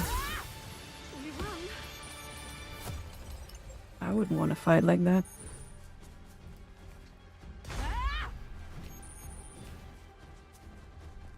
Seems like that's everything.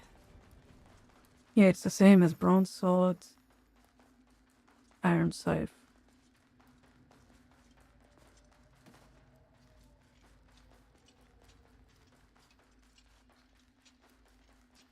Seems like Final Judgment is an outlier.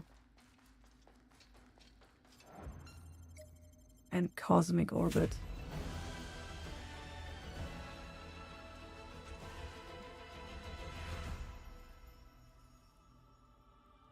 It's much harder to land. But what? I don't know. Because you have some range, right? And you do like double the damage. Let me try Final Judgment again.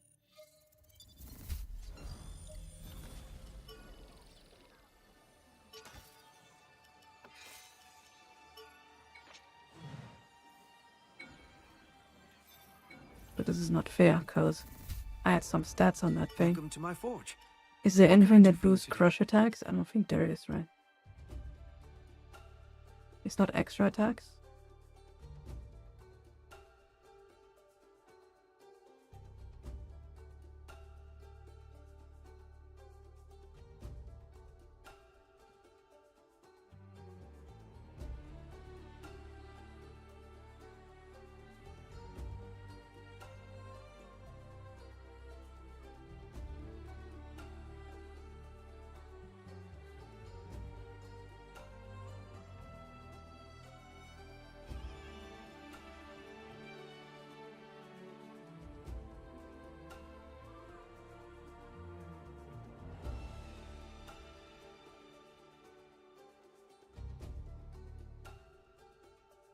Hmm.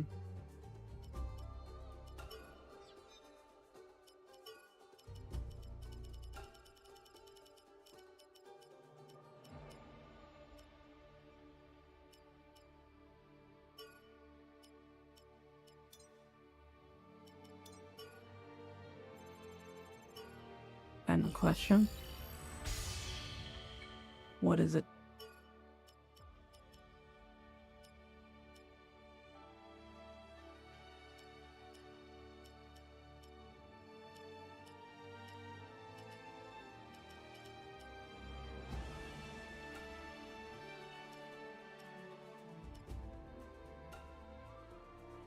Have you ever tried cooking bananas? I haven't.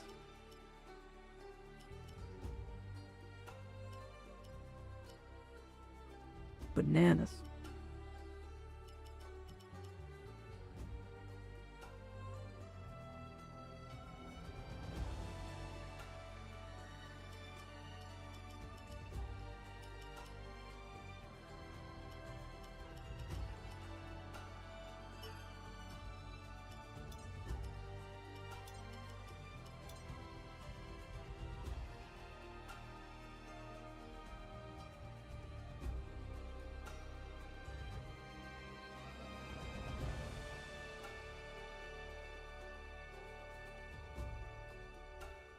Never. I've never cooked bananas.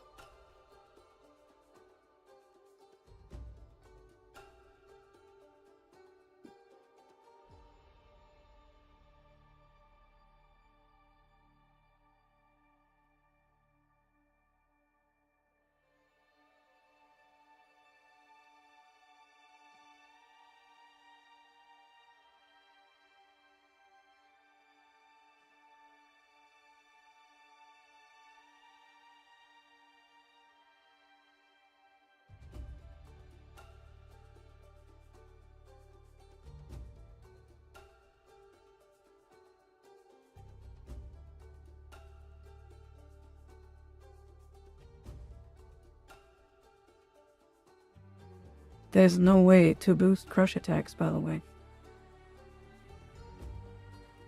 Other than attack. For like synthesis, I mean. So I guess for the most amount of damage for this weapon specifically, we would have to go attack and then damage against inflicted. If we go all in on okay.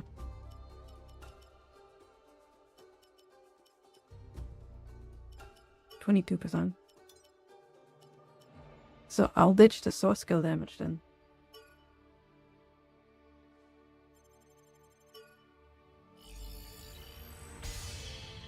We're still using sword skills, but I mean, that's like the weapon's gimmick, right? So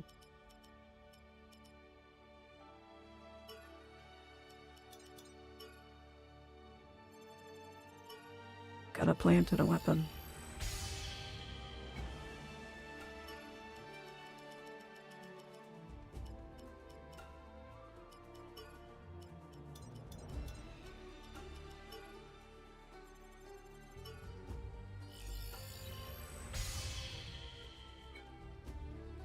And then probably done, right?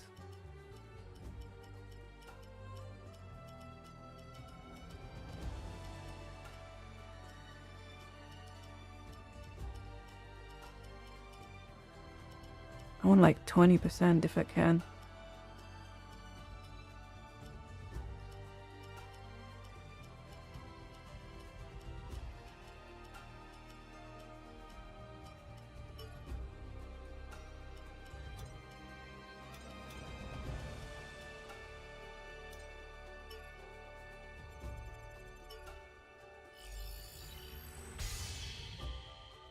Nice.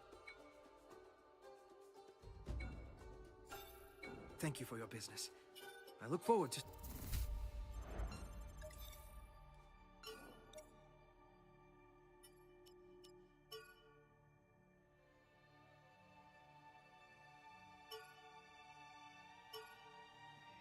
ask him because I happen to be eating some at the moment. There's a cup with a little brown sugar syrup, and I'd eaten with some milk tea mode. And crushed ice. Damn. Okay, let's go. Sounds hella good.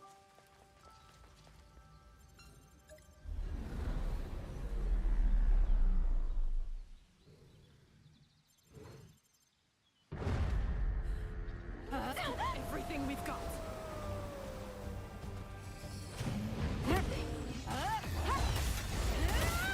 Switch! Sure. Now! We got this!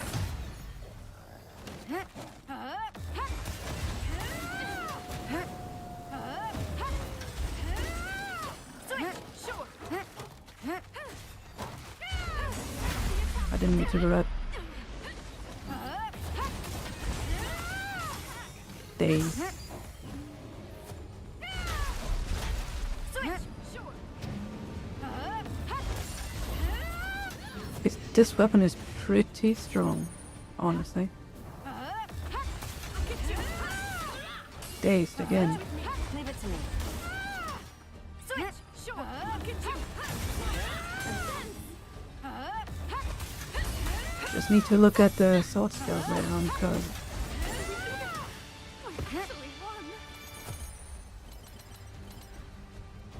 my proficiency is super low, so. It's over. Yeah, from all the hammers we've tried, this one is definitely the strongest one. Even if it's like super slow, right? It dazes and downs super fast. But apparently there are bosses or enemies you cannot down or daze. So not sure.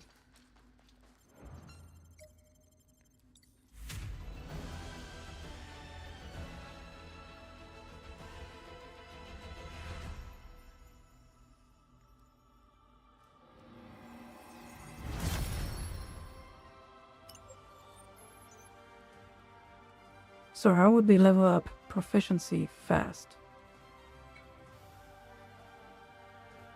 I wonder.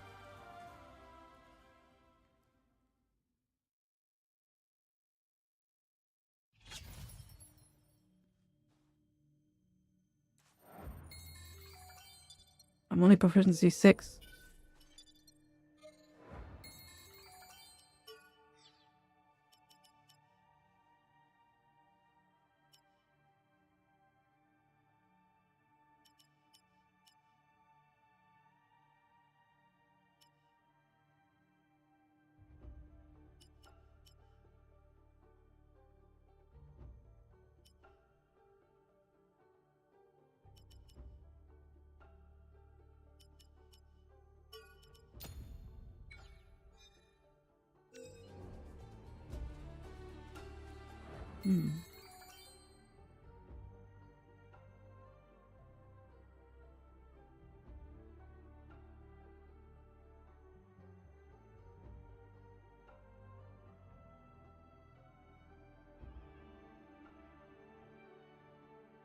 Here's a video.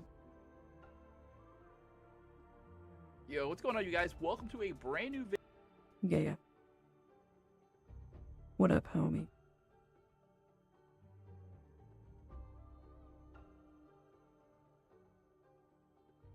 Oh yeah, intelligence with EXP.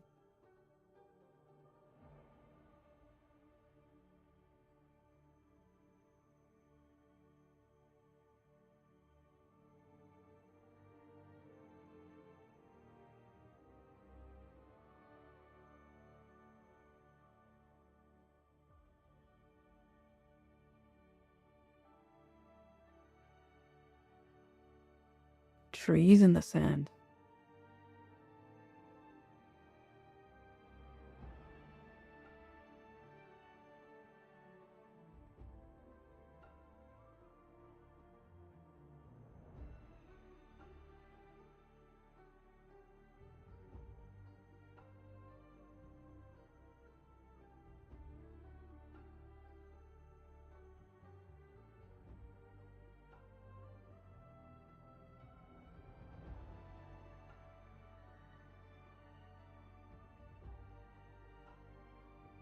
just stating the obvious. Like, go to a spot with Stina since she increases XP.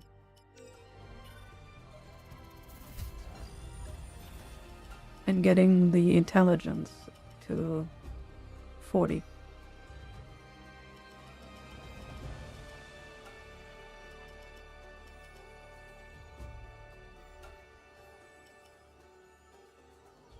I take some points off of endurance.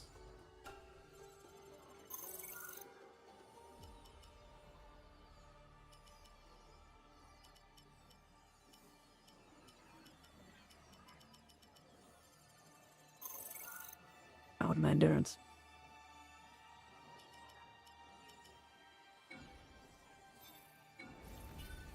I'm back to like no HP again. So which place has a lot of enemies?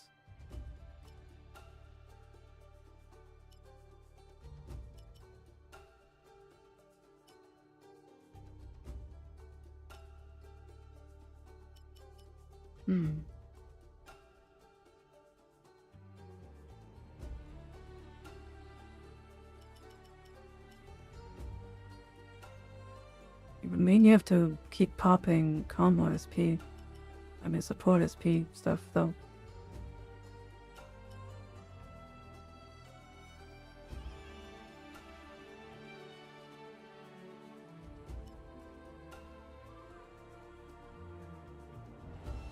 I don't know, how much do we get for, like, killing this again?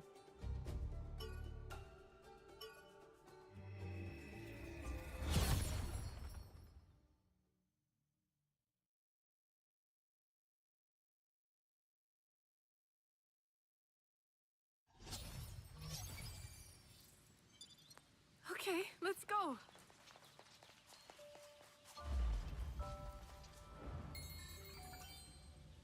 I'm at 12-12.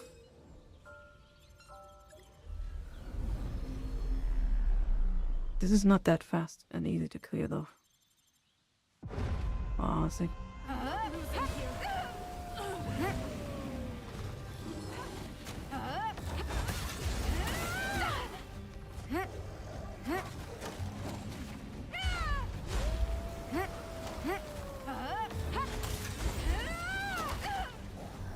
Yeah, it's kind of hard.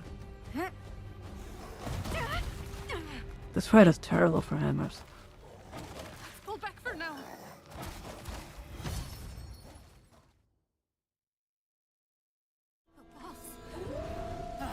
Everything we've got. Take this.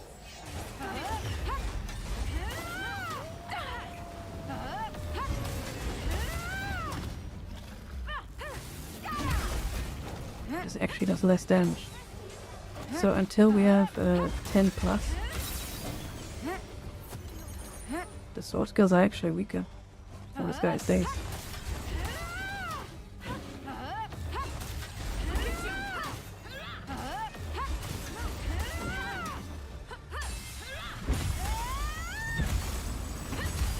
This does so much damage though. Holy. Massive cooldown, however. Is that everything? Probably the first one you level up, no?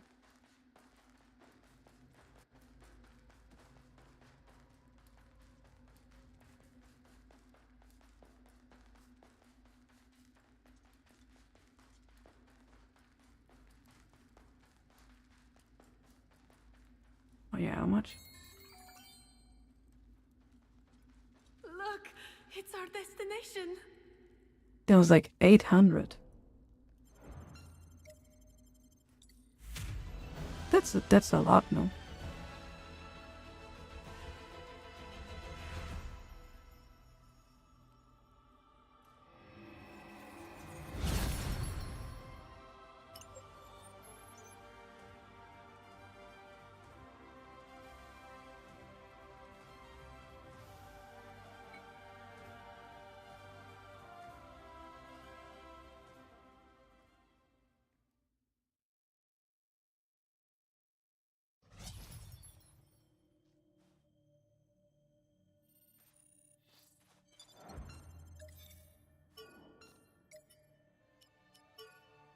Yeah, not sure if that was the best one, honestly.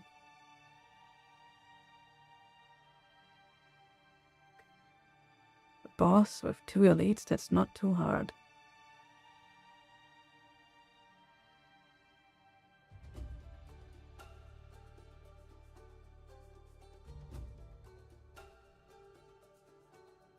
Not sure.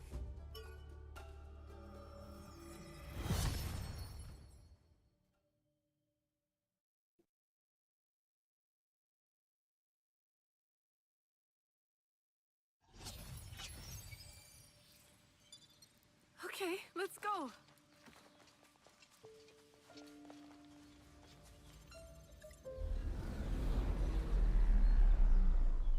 There has to be a better spot though. I'm not losing here.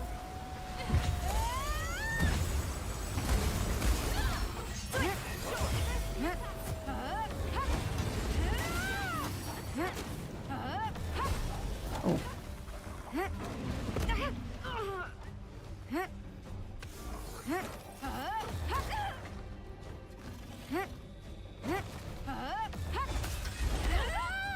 What?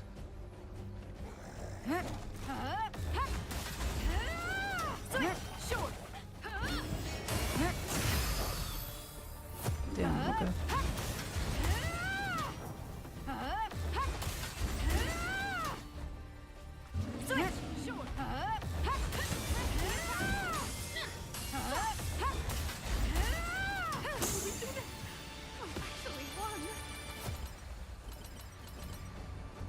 Stina kinda cracked.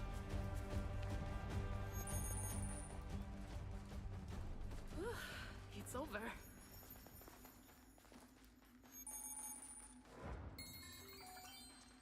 Yeah, this is not fast enough. We get about 800 per clear.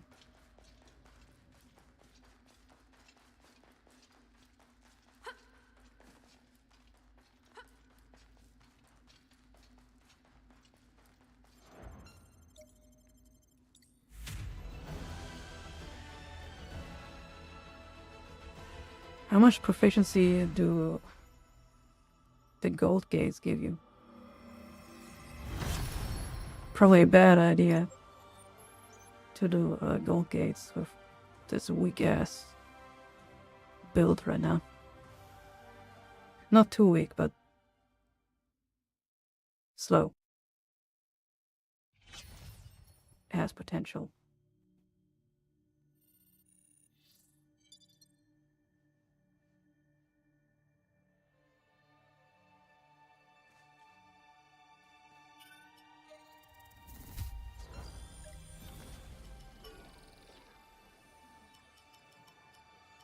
Weird, so I have to bring it into the thing. Damn, I have 43.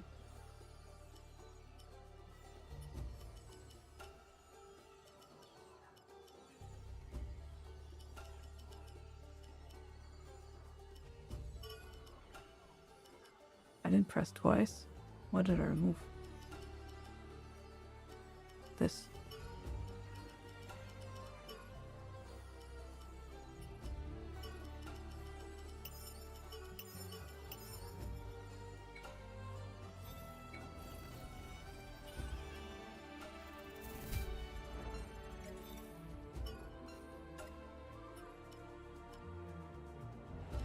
Oh shit, which mission though?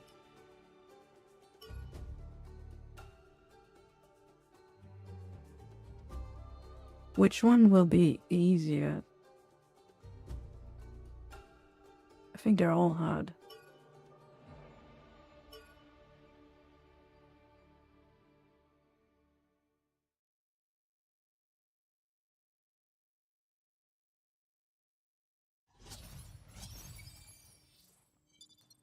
Okay, let's go.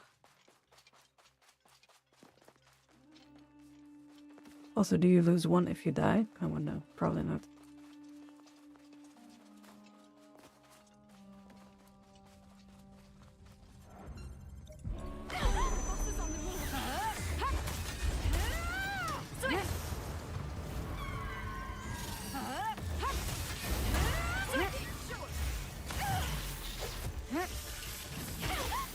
Oh my god. Let me move.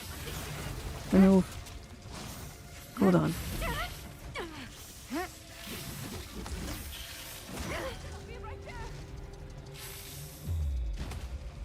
Well, Let's pull back for now.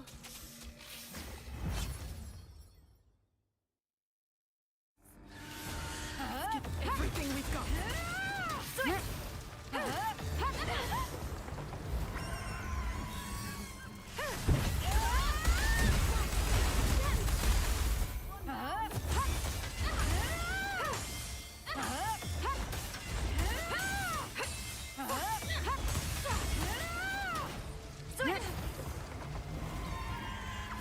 I'm on cooldown still. Mocha.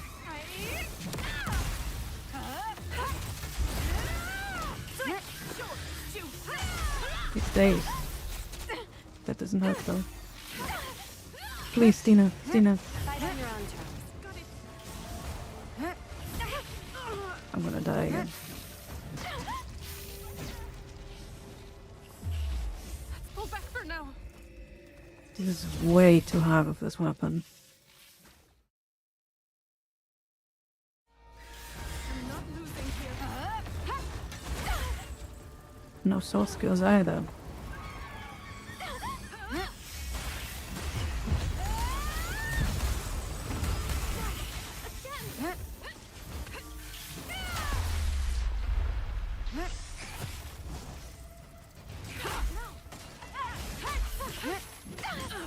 What the fuck?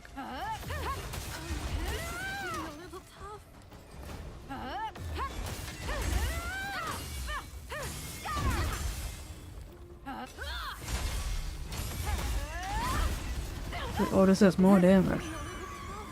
Now! My turn. Take this.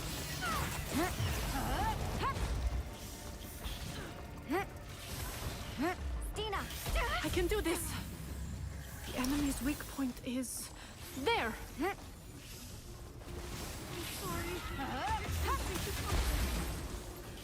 This is so freaking hard, man. How are you supposed to do this with anything two-handed?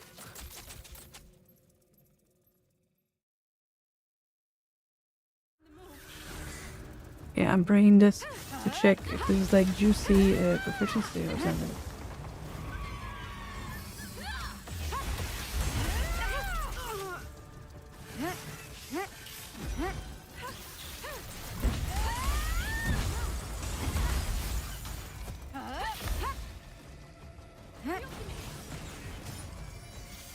This is way too hard to clear, really. I'm sorry. And this didn't even kill. Yeah, doing these to farm proficiency? No.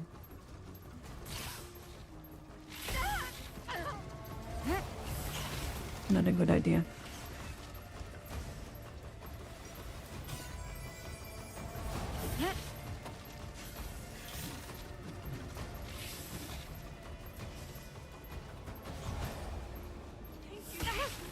Save me.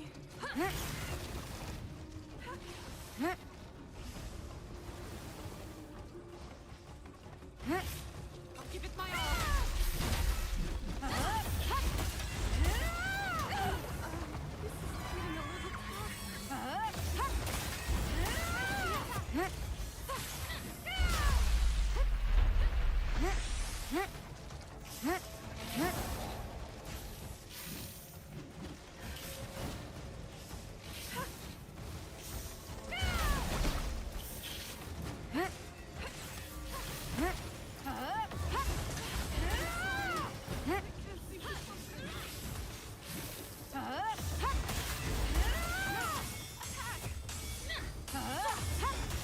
This doesn't kill this guy though.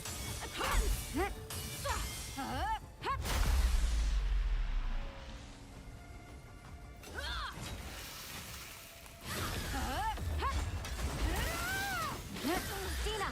I can do this. I'll scan them.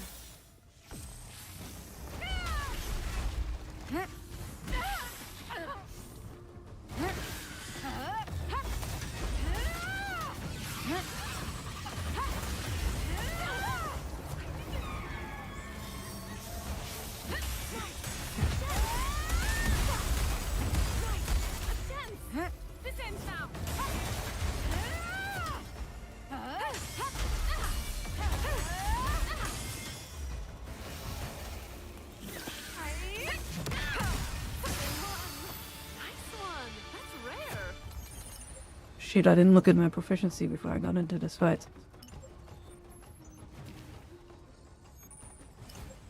Is that everything? But it's a lot. I wasn't that close to 7.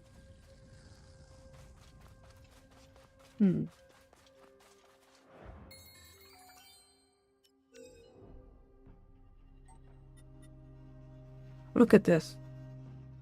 I had 6 in my inventory, right? 6. For every death, it used 1. That is so stupid. You lose a crystal for every death. What the hell?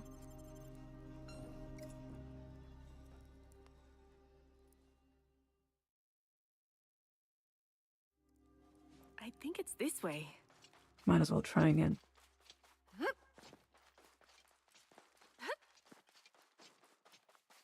It's so hard to clear though. There's no way this is worth it. 440. I'm not losing here. Damn it. Understood. I'll follow your lead. This was a total waste.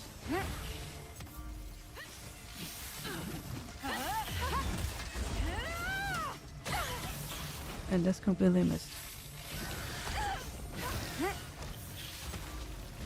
Yeah, this is lost already.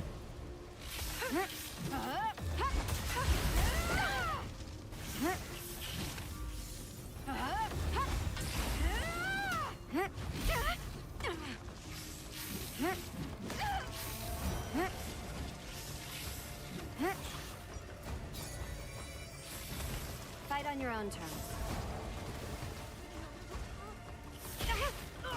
Oh god.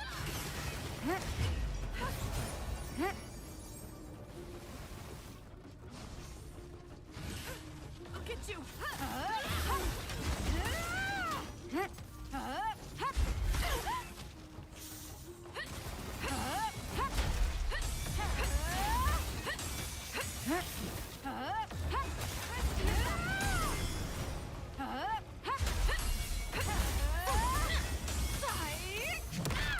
Take this. Attack. Nice. A chance.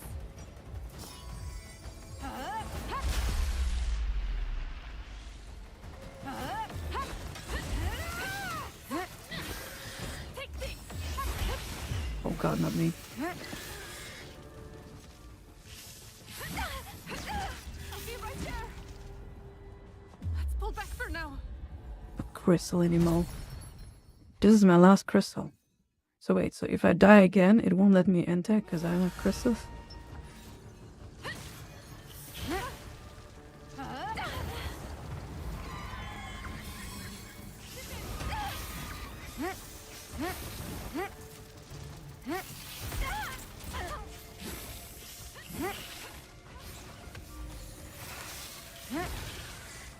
Yeah, you need your level sword skills for this, because my cooldowns are so bad. Like my whirlwind is like a minute cooldown or something.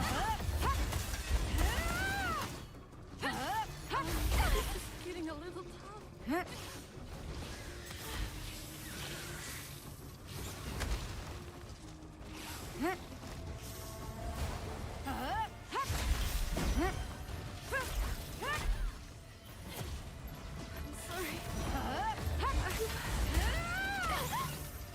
Yeah, there's no way.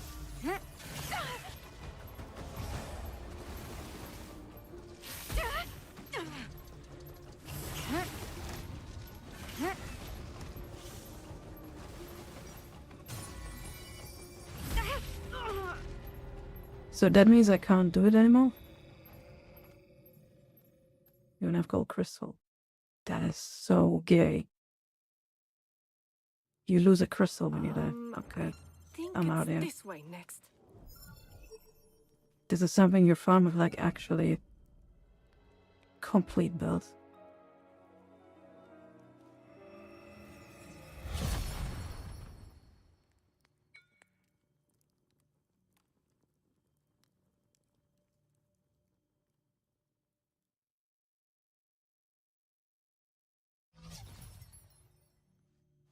So I know what you...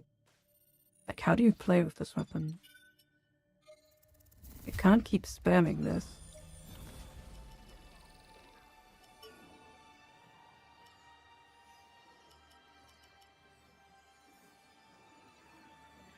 Oh, this is new. 50 seconds. They have really long cooldowns. Goddamn. Also,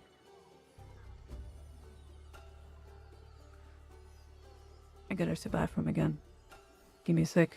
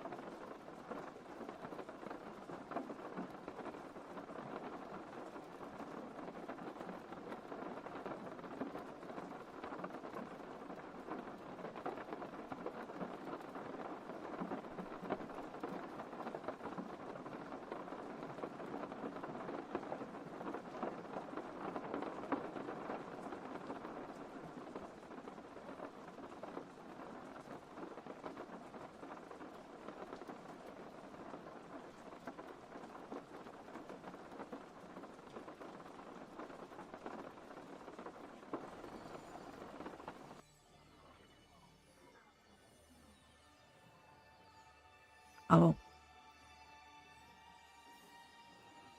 Hydrate.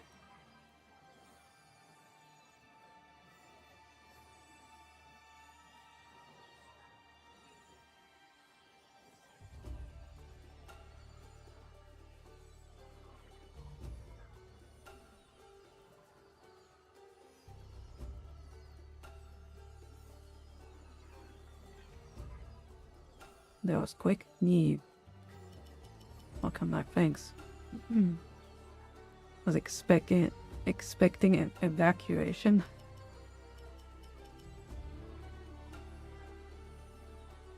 Yeah, the cooldowns are hella long at base, so the lowest cooldown one is this one, but also does the least damage. This one also does weak sauce damage, base. This one is very strong, and this one is very strong.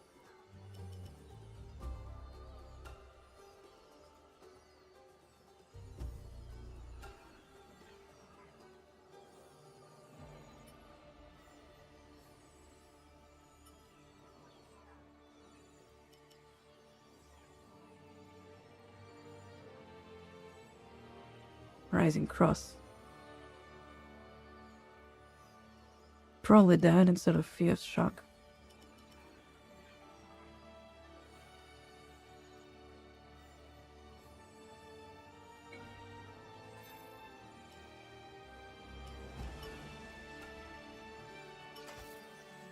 I also kind of wanted to play Great Salt, but we didn't really decide on one.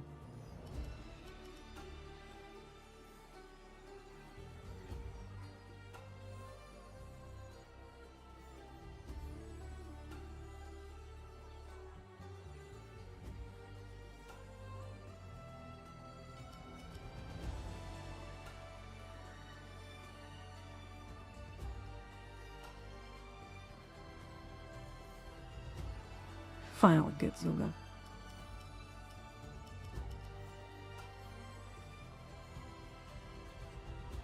The Greatsword has one.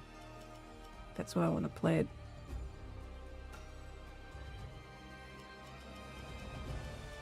Destruction Blade is what many people say is good. This one sounds interesting.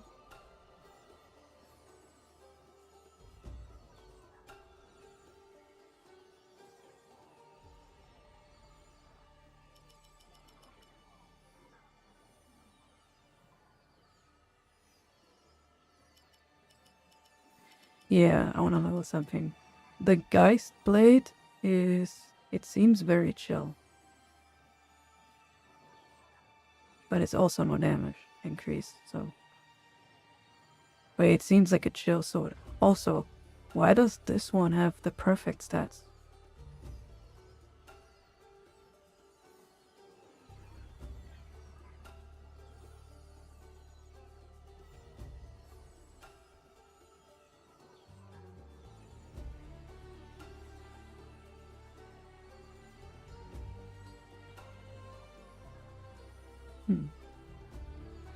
What's the cooldown? I'm not sure yet. Perfect stats as in the mods on it. Maybe attack instead if you go for the damage, for like maximum sword skill damage.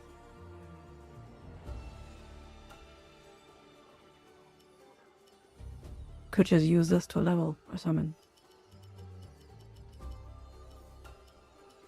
Or feed it to something.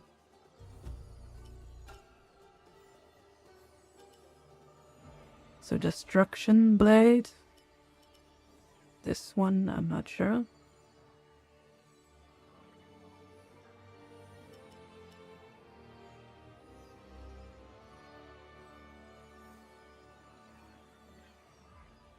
Hello there. Consumes SP to grant bonus damage and inflict free stacks when dealing damage in jump attacks, sprint attacks, and crush attacks.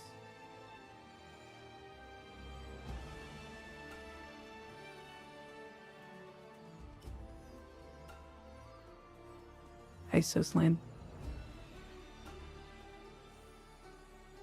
Dark adaptation seemed good. It boosts attack after dealing damage with a sword skill temporarily, which has a cooldown.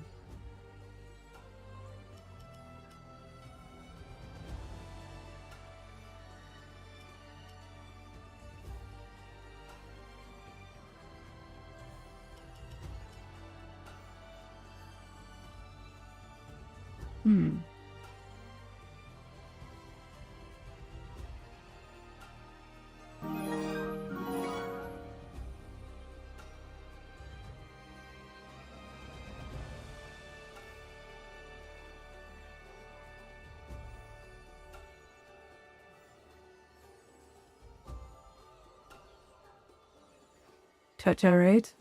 Whoa. Thank you so much for the raid, Cha-cha. It's been a while, friend. Welcome, Raiders. I'm Mickey Demori. And this is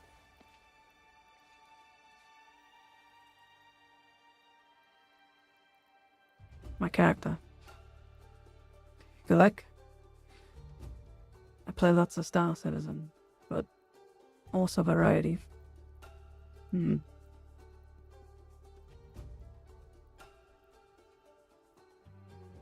She's pretty pale. She's pale like me. It's just hard to see.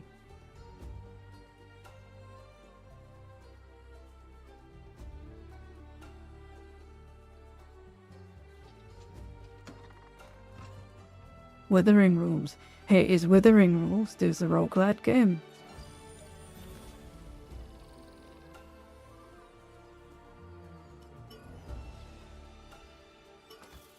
Withering Rooms is pretty cool.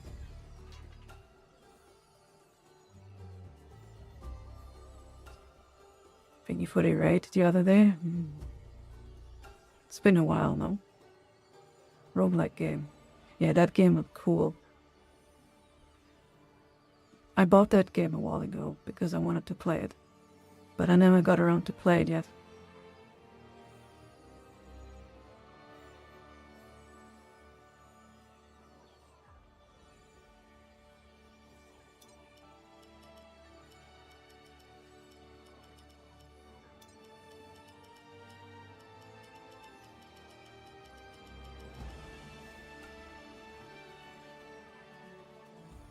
You have the game, but I've never played it yet.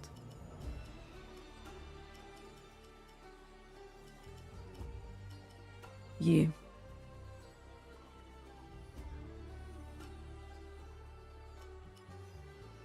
You like the game? Not so much in the past week or two, but yes, STAR-FFSZ. Yeah. Consumes SP. It depends how much SP this is, right? If it's like a negligible amount, then this is good.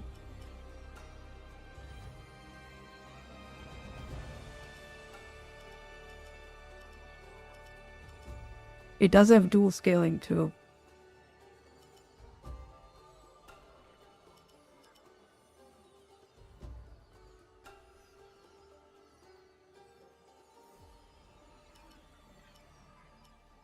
But I would say we test this one.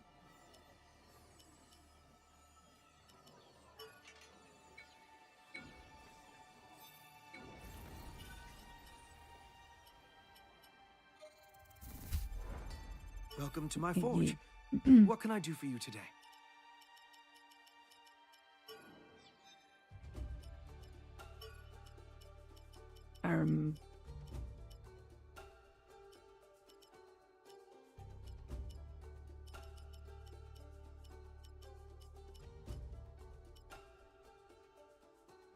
So we need source skill cooldown.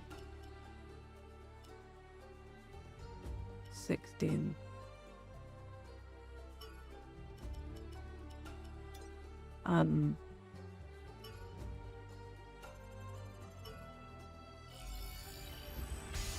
Source skill damage.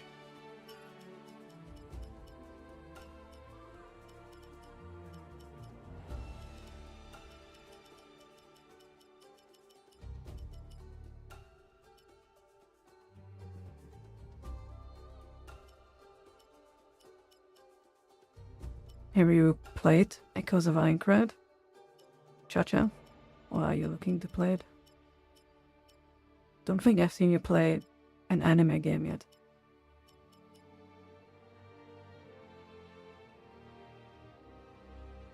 So wait, what is it? It increases SP consumption. So do we go cooldown, damage, consumption, and either attack or normal attack damage? Probably attack? I'm not sure, I'll see.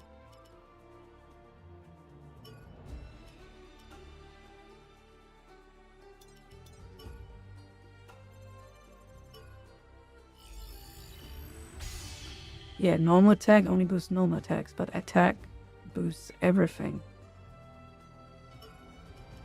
Ideally we want more than 28 though.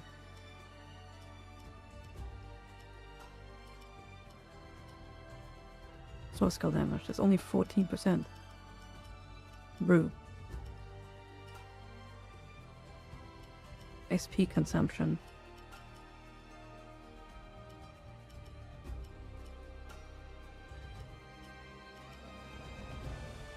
Do we need SP consumption though?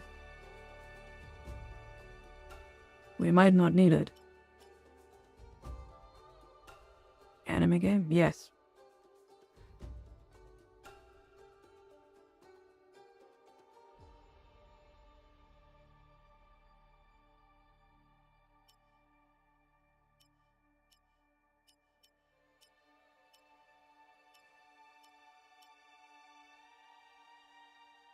I'm not sure what else. 17%.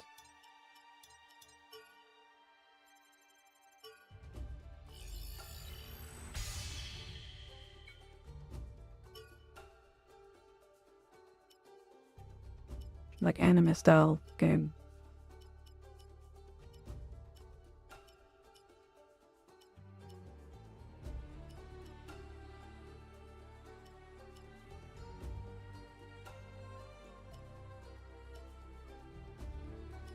I am not sure.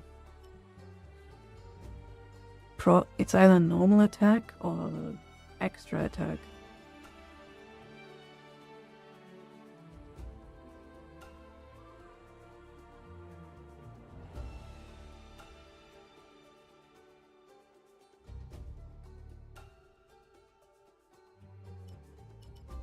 I can put on consumption.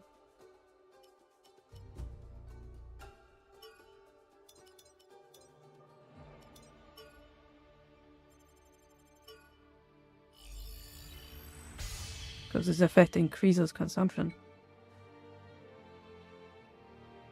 This is like full all in on like SP stuff.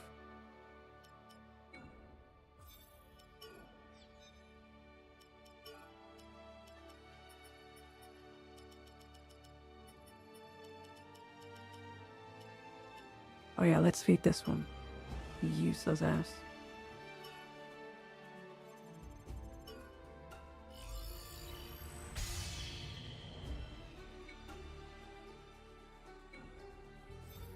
Thank you for your business.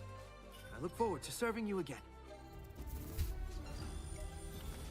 Okay. Stats. This is a Dex. It's S. Damn.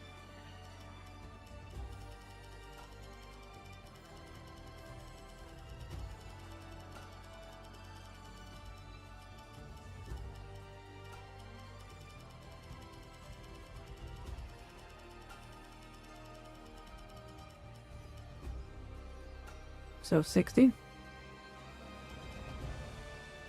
I would say. We still have 11 points though.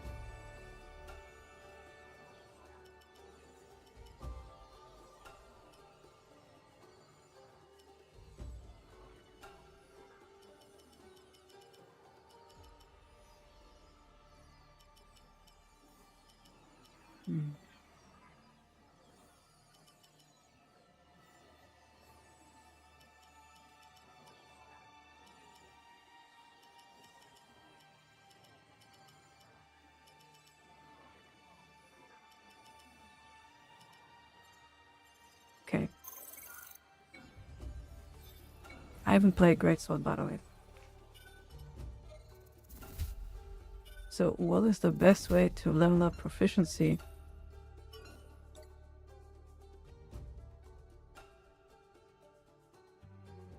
Tomahawk Greatsword? Oh. Tomahawk Axe? Did we look at it?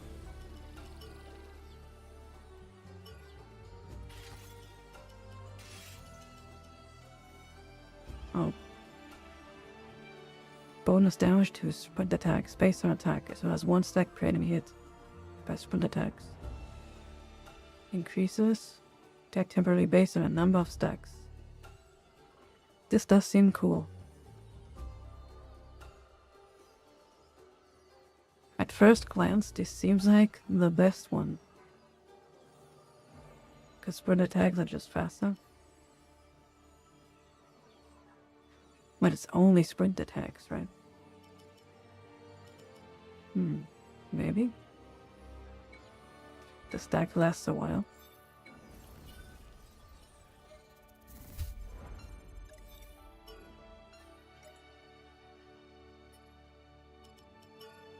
Have you found a better way to farm?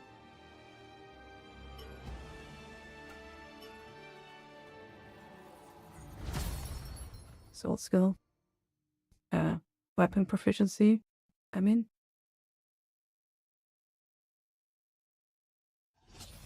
Oh yeah, it's 2 hits. I don't know what great sword. Let's go. Oh, that is.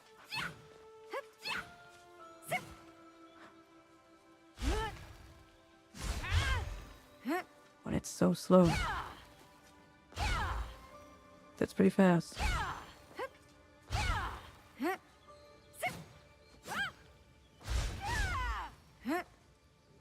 I only have one skill right now. Because I've never played this weapon. Oh boy. This is gonna be rough.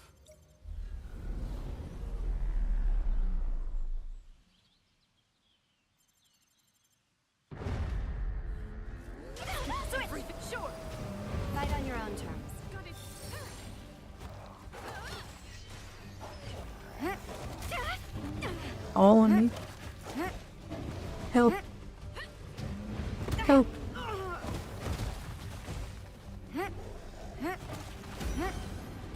Now! Yeah.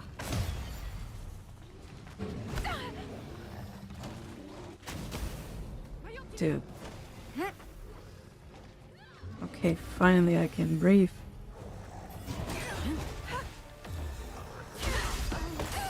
Getting a little tough. Press the attack.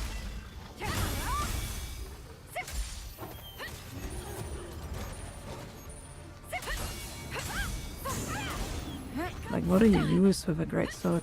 Sprint attack? Oh, this is pretty good.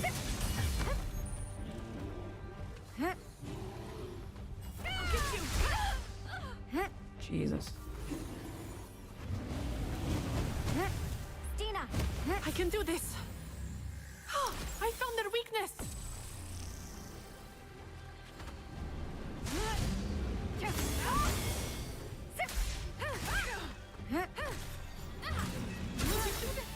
Yeah, the heavy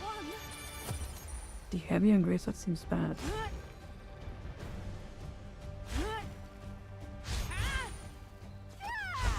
Seems like that's everything. We definitely have to beat them. Yeah, he'd sit on me. I've never seen that move before.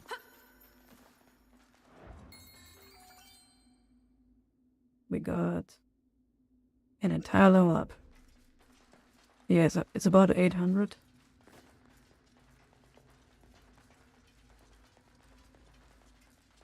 That's still taking a while though for the later levels.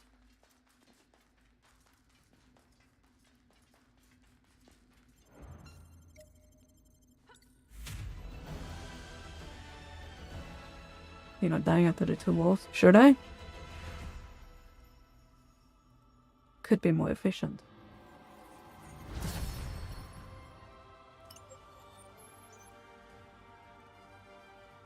Yeah, it's just 200 XP.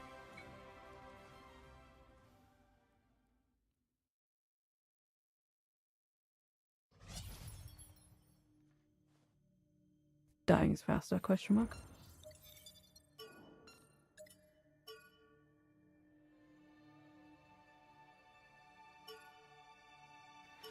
It's hard to kill those wolves though. I can't quickly kill them.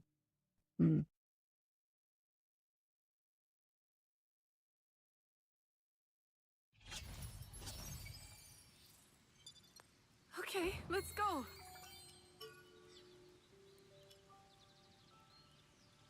That kind of sucks. It knocks them up though. How would they get to that potential?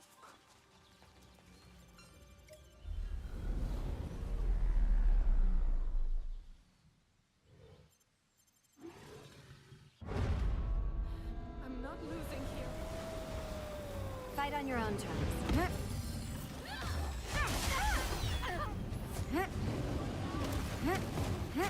I'm stuck. I'm stuck.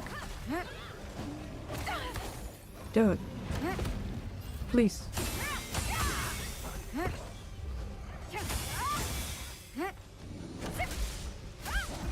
Wow, we don't know damage. Now! My turn. What the hell?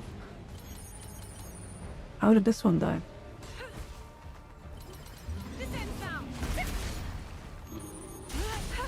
So what are some combos? I'm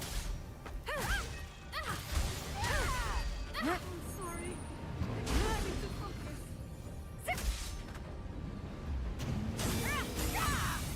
focus. Wait, that knocks them up every time?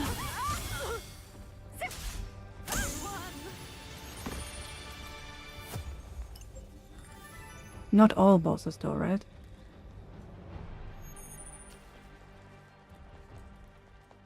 Okay, the knockups are actually goated.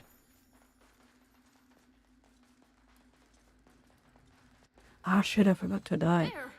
It's a wolf! Fuck.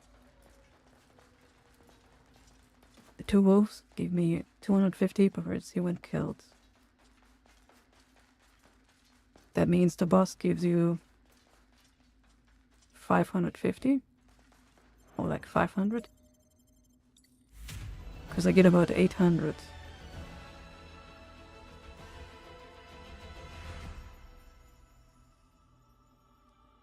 Is Cascade Getsuga Tensho, or is it the other one? Because there's 2 that look similar, but only one of them is Getsuga Tensho.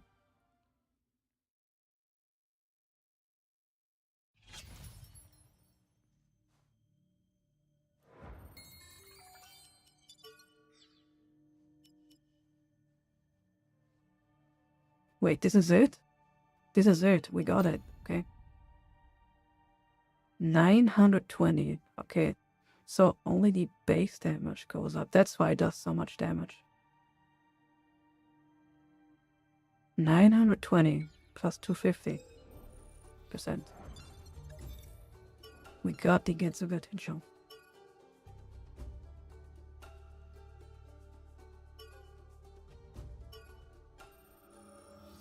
Rising Cross also knocks this boss into the air. I'm thinking like some bosses don't get knocked. Maybe.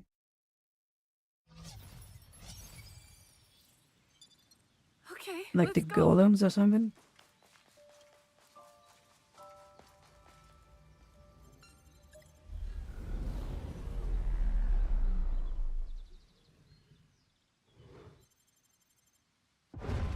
Fight on your own terms. Let's give everything we've got.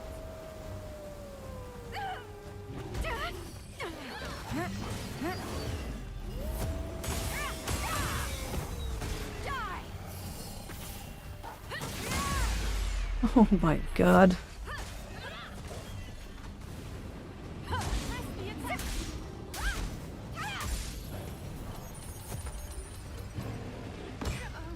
Should I think dying is not worth it then. Because, I don't know, it doesn't take that long to kill them.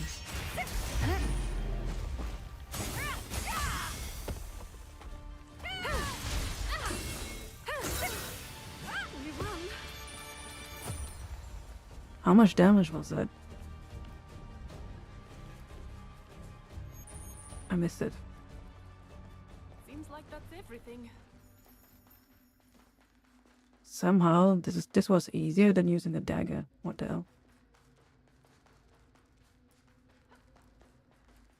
Depends. A dagger would one-shot those wolves though. But not at the same time. Just one.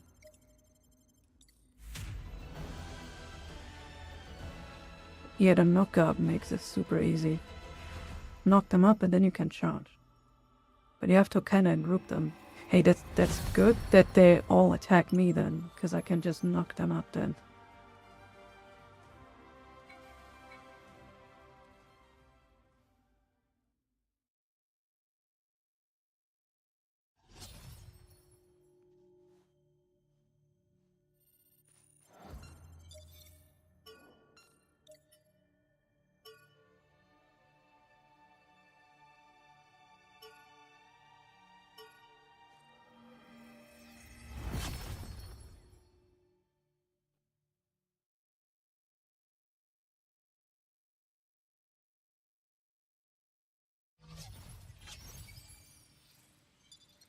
So Rising Cross. So Rising Cross is also a knockup. That means you can do that and do the Whirlwind after that.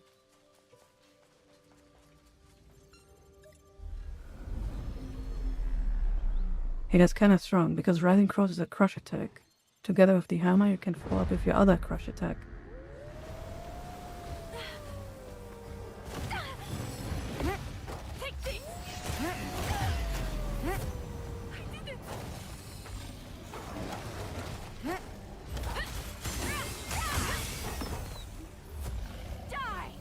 Got you.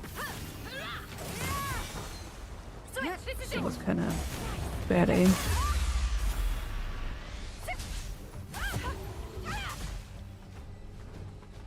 So what do you use? I'm not sure what you use for like damage and stuff. Do you just wait? Oh, you build so much SP. Oh.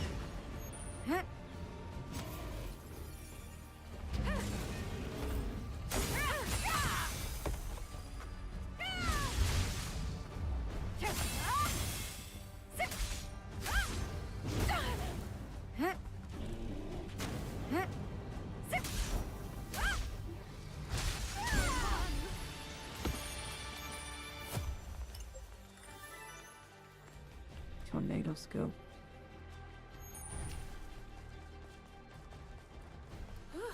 It's over. Dagger also has a knock-up skill.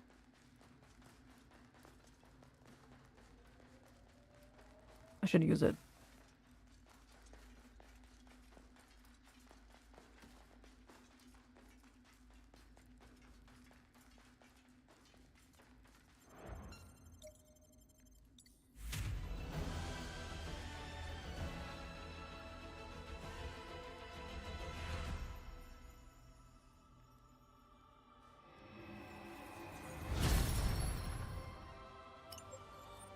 Farming sucks in all games.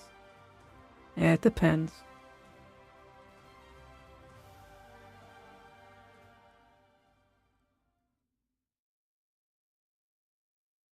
Cause it seems there's no easy way to just grind proficiency. It's kinda slow.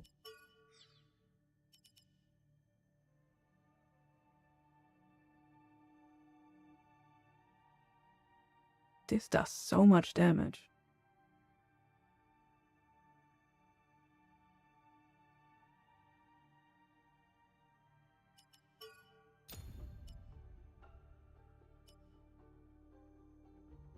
It's 3 hits.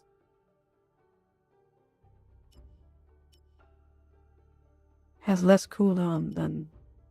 Wait, no, it's 50. The cooldowns are crazy high, man.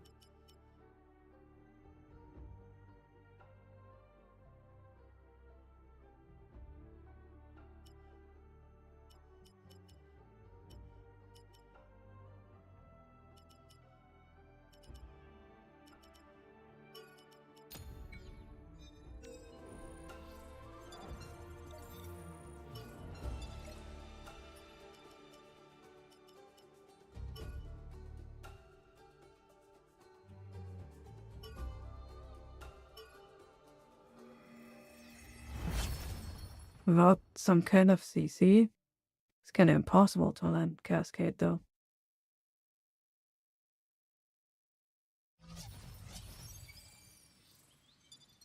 Okay, let's go.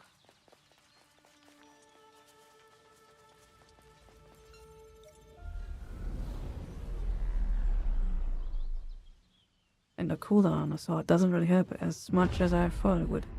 Let's give it everything we've got.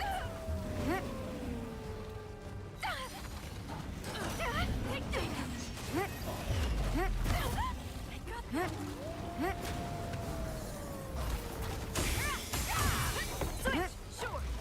I'll get you. This is it.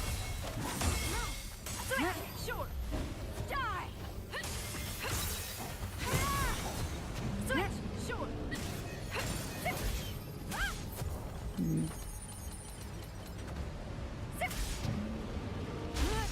Switch, sure. My ultimate.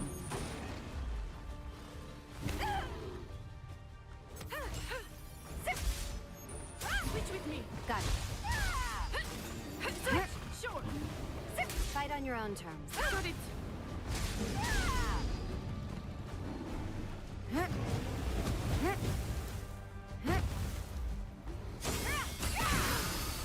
Only one. Nice.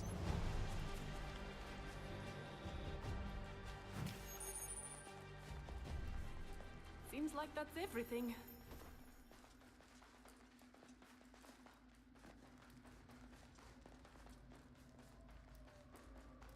These are my go crystal if you run. Yeah. That one dungeon though was better for. Hey, should I found that dungeon instead? Because I'll get gold crystals at the same time.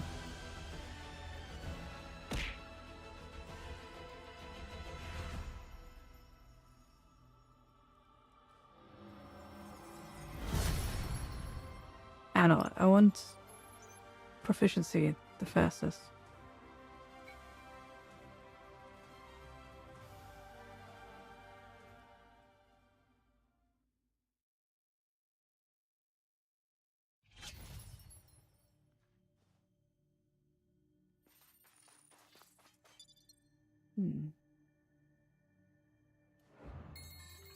You off to work?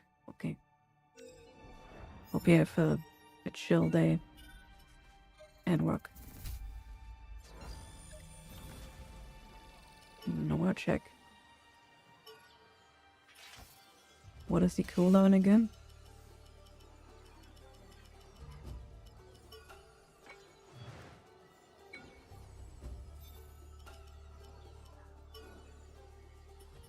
Or I could have checked here. 45 seconds. 65 seconds, man.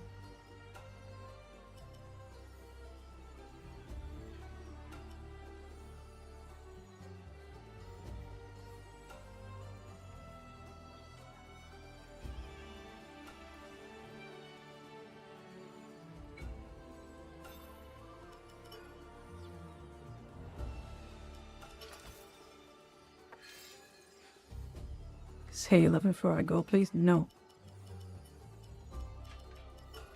No.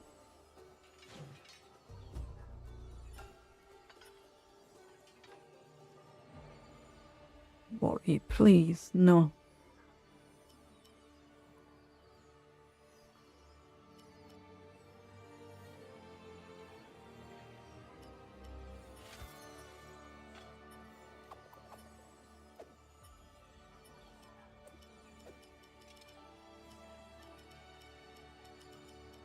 Any purple starts?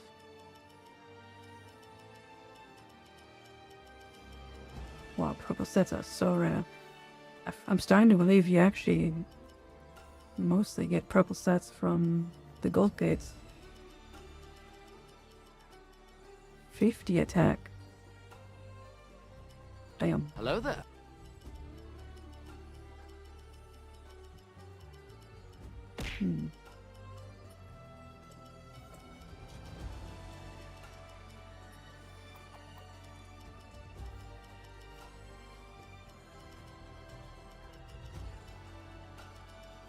I don't have a single dagger with a purple stat.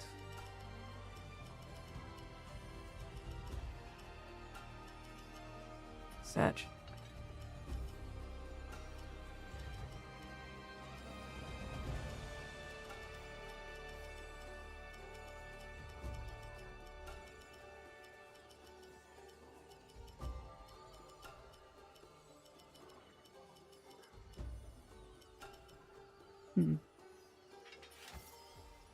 Oh well.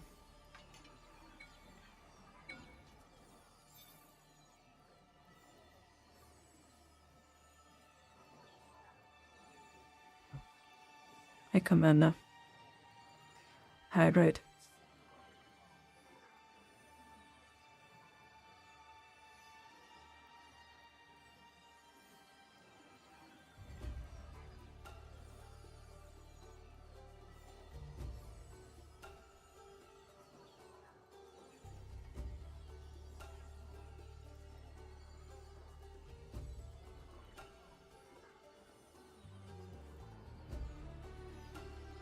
Workaround. Changing it to Aincrad and maybe she will? No.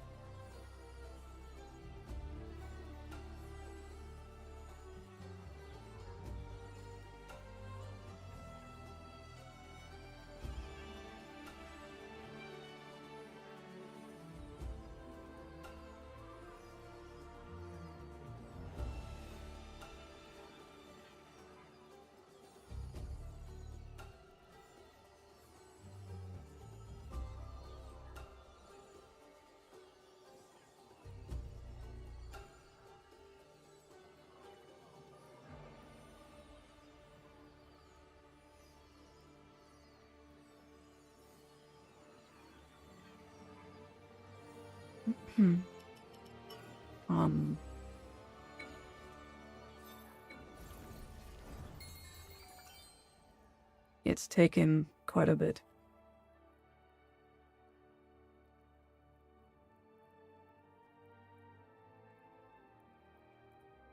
Updating your name for that. Do you love Aincrad at the moment? I like Aincrad, it's fun. Do I love it? I don't know.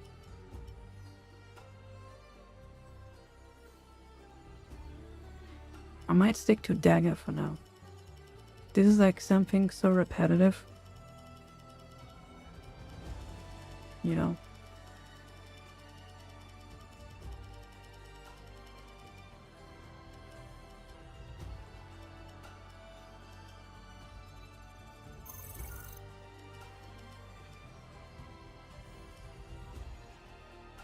Not sure about this 40 intelligence though. I can live about 5%. Actually the +1 item carrot is kinda nice.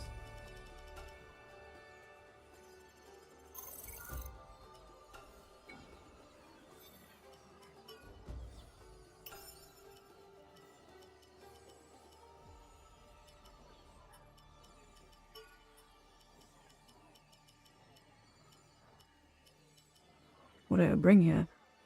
Blink.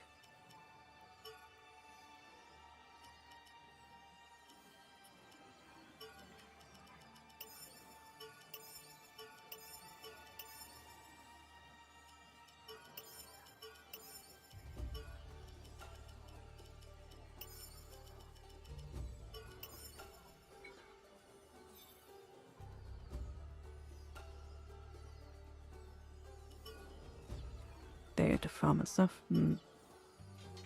Yeah, this is like some off-stream shit, but I don't play off-stream. I don't know.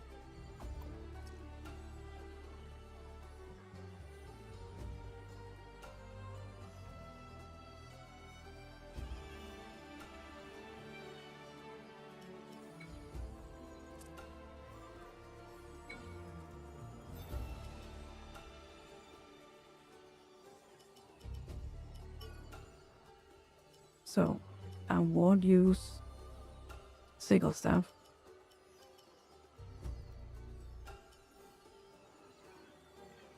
This is the knockup.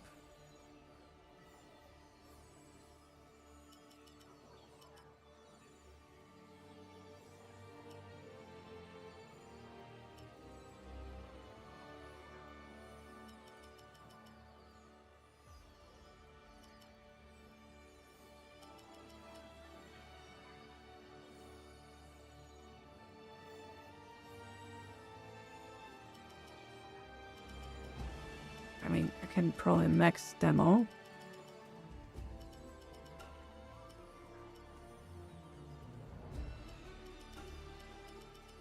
I can't. What the? Okay.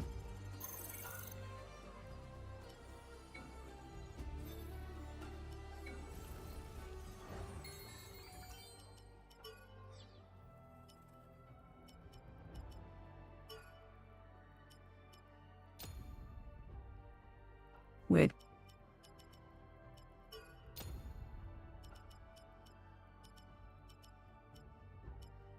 You.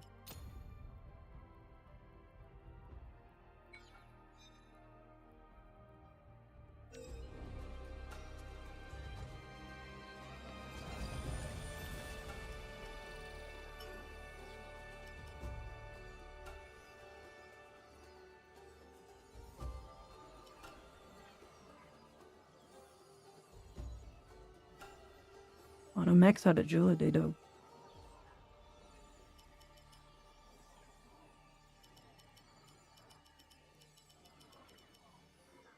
But I can't.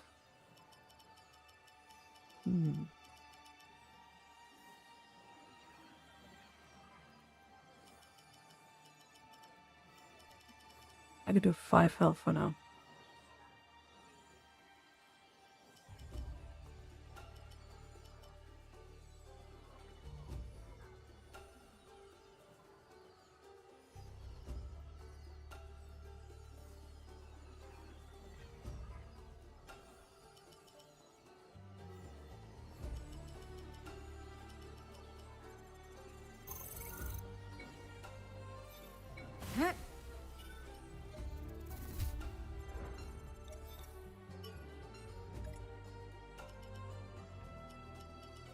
Oh.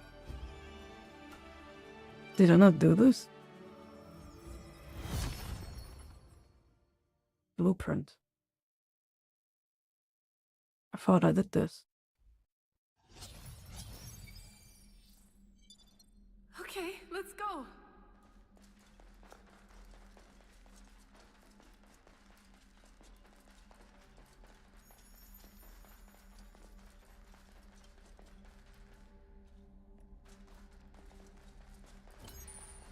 Guess I didn't do this.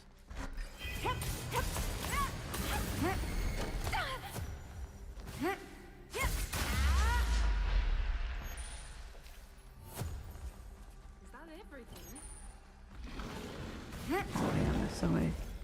Here we go.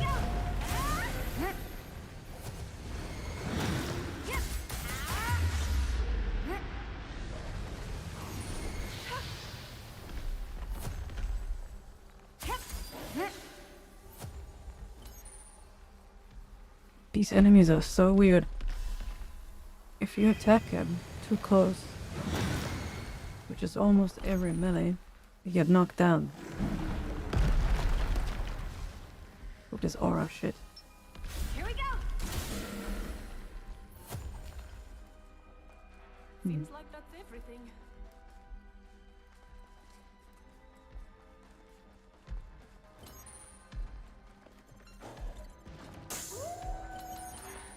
You in the game? Yes.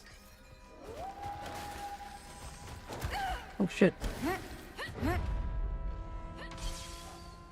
I recreated myself. I ain't good. Oh god.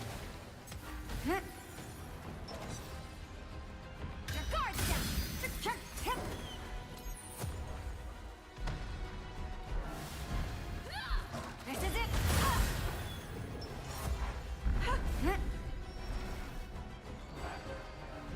Hold. Switch, sure. This ends now.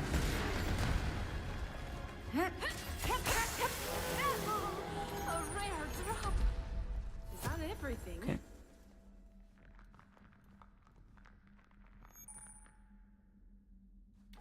She's kind of evil from this angle. And the lighting too.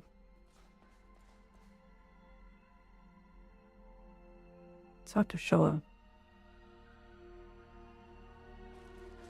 Wow, What up, Hankin? Did you already play 4.9?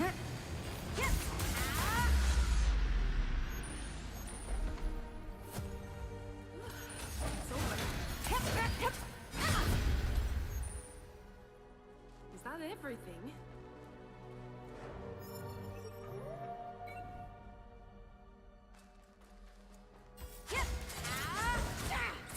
Whoa. Goddamn. Everyone is so fast and very loud.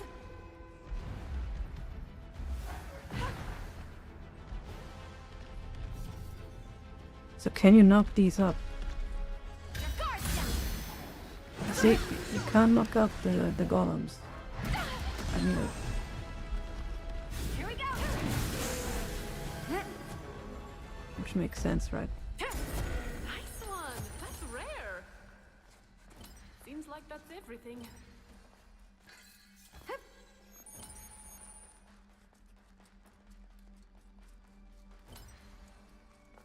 Oh, look. A treasure chest. Really? I'm like in front of it and the first one to see it.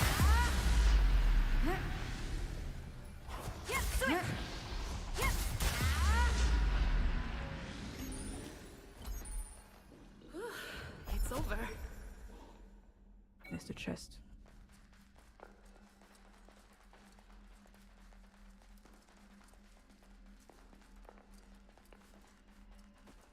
These chests I can kinda ignore now.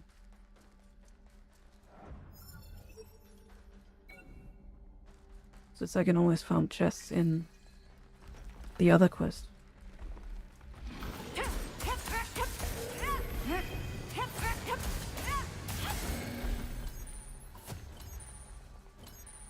Seems like that's everything. You kinda get more SP with the red sword. Great. Fight on your own terms. Got it.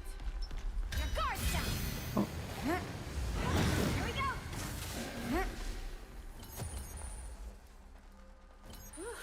It's over. That big thing's a troll.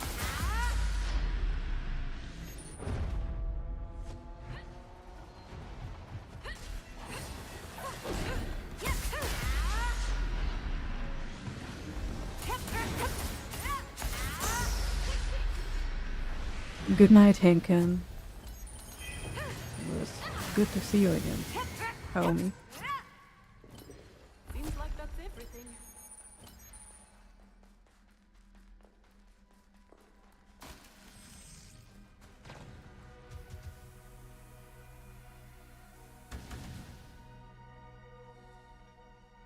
I'll get you.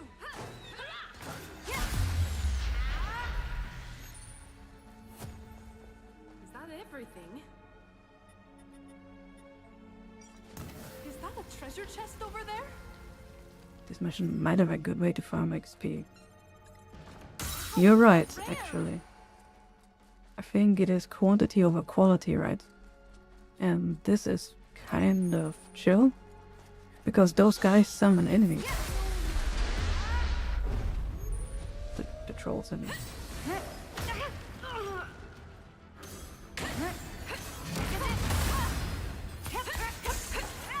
Nice one! That's rare!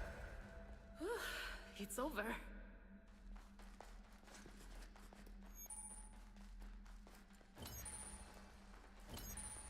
He been the boss? This mission?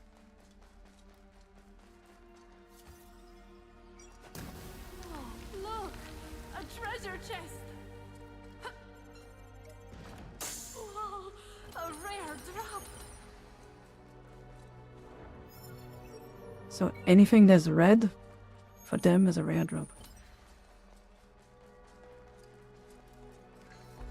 You'll see why. Oh. I missed a chest, but it's whatever. What the? They have blue cheeks.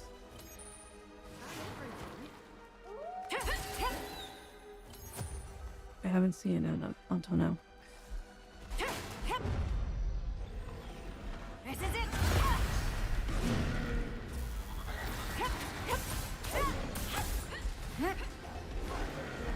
This is getting a little tough.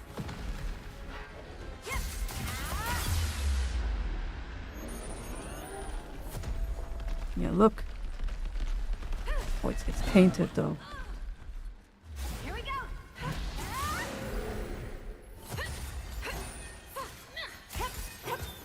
We definitely have to beat them. Seems like that's everything.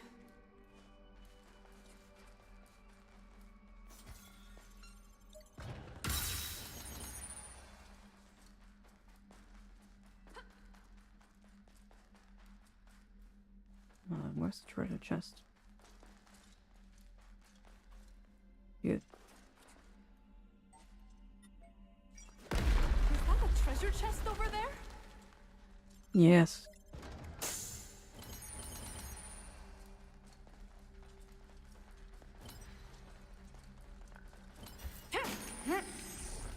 It's okay.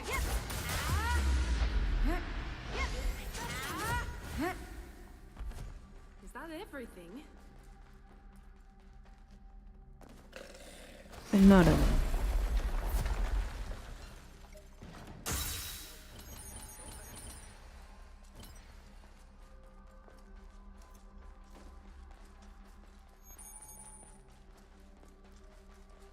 We definitely have to beat them. Seems like that's everything. I'm assuming it's a troll boss then.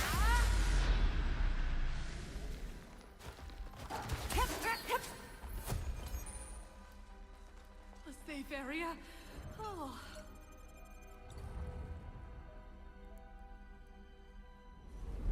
Maybe not boss. The first door you open.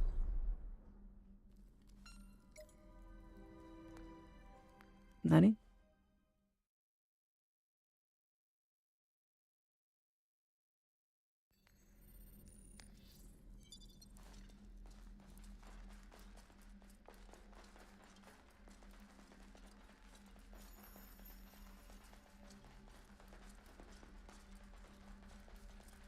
Elite's not having stagger.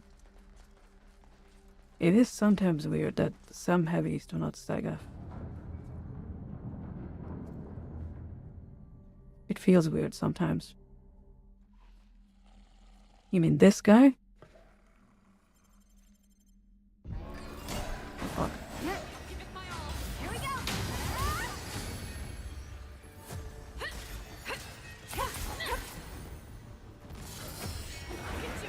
Oh, I see.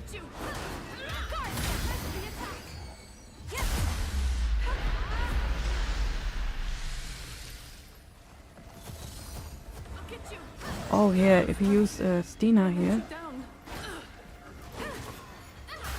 Stina, I can do this. She killed one of her, I can burn Enemy's it. weak point is there.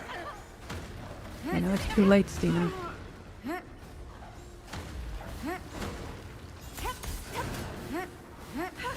I'll be right there. Go back I was too greedy. Wait, it's good that I get more XP now. Hey, maybe I should... Not for dagger though, not for dagger though. I should do this with another weapon. What the fuck? You're so fast. Okay. Let's pull back for now. That's the action boost from very hard. Catch. Okay, his shield ate it though.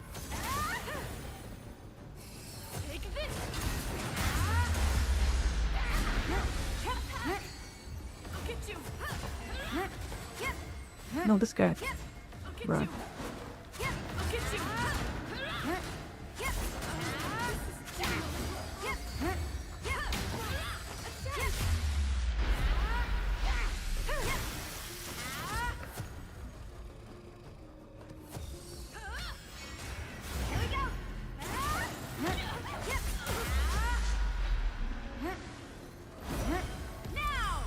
We got this.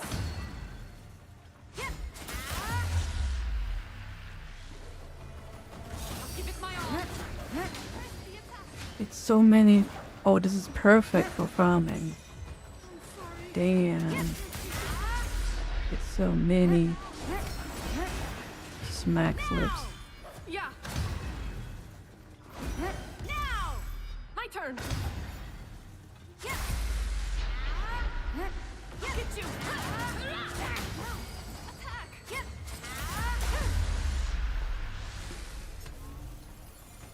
It keeps going. Sick. Okay, that's the whole song.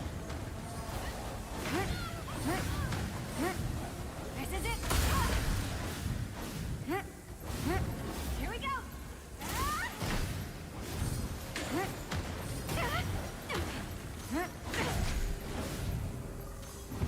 Okay, well, she died at a stupid time.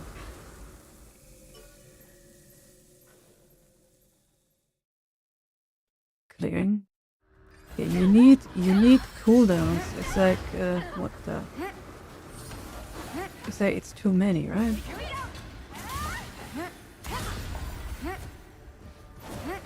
Too many too quickly for the cooldowns. I'll get you. I'll get you. God damn.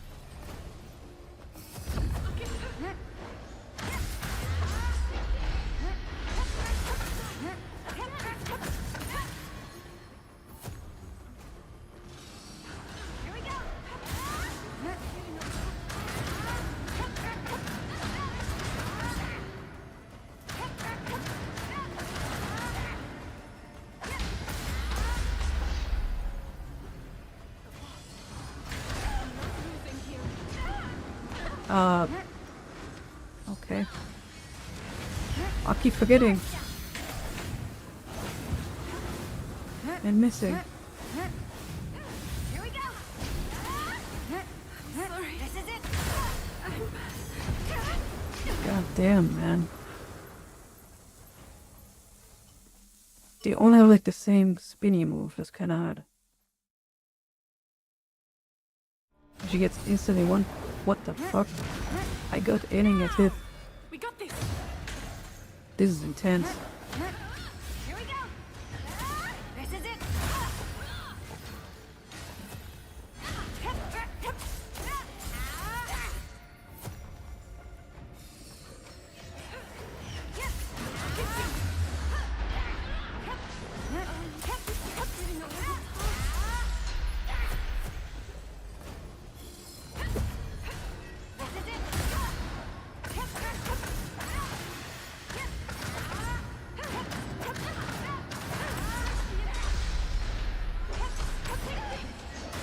He already spawned. This is the craziest fight.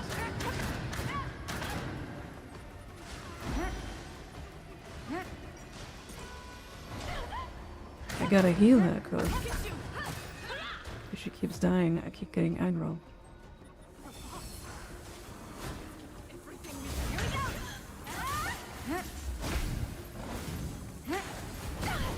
Wait, she insta-died.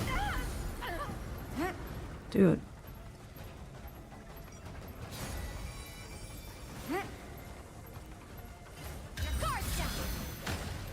That has no range whatsoever. Holy... What?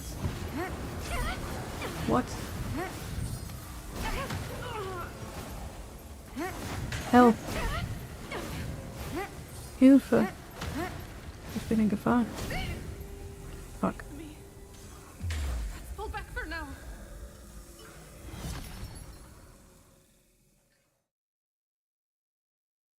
That is crazy.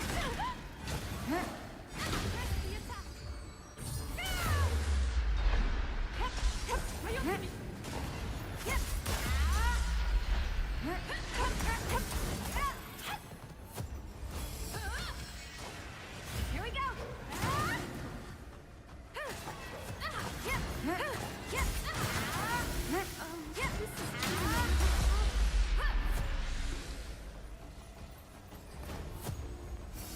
I'll get you.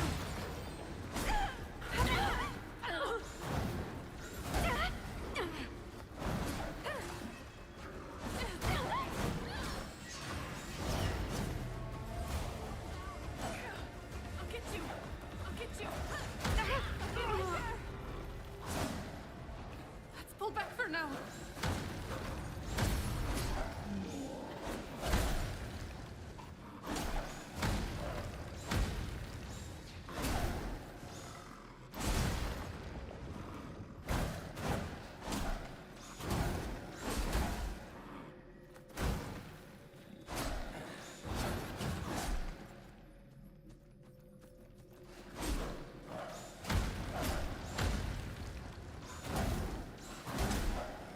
Oh.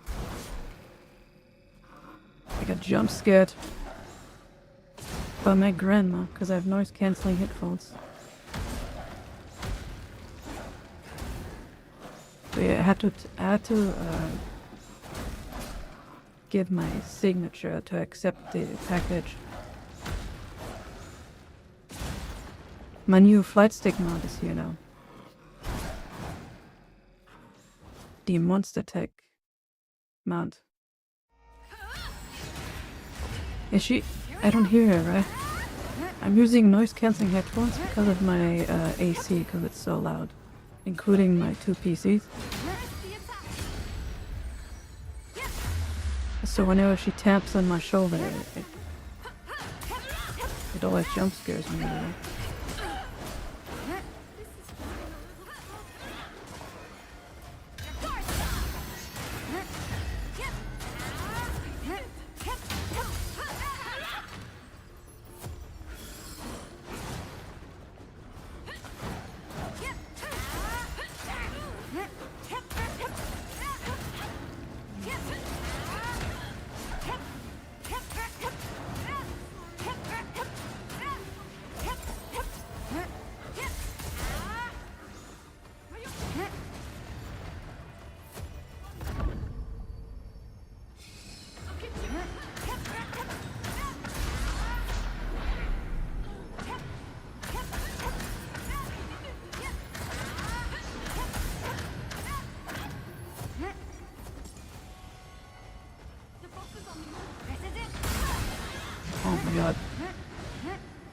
She instantly gets clapped. That's crazy. Instantly.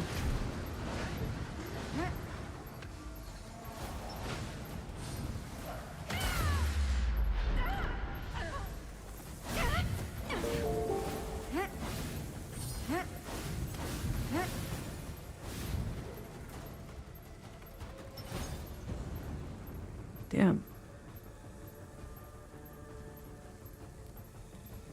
Getting crispy.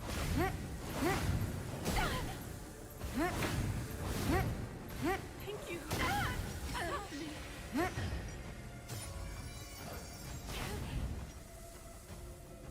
Here we go!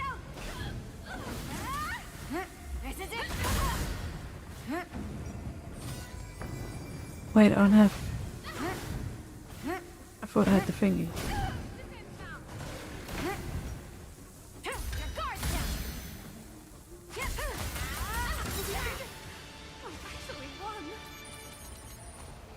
I just remembered my knockup.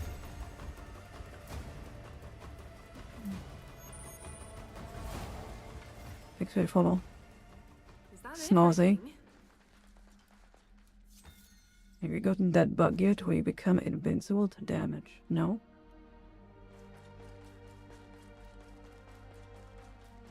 Do you know how to replicate it?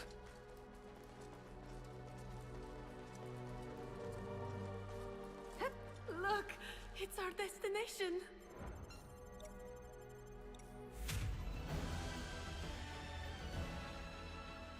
You just got it?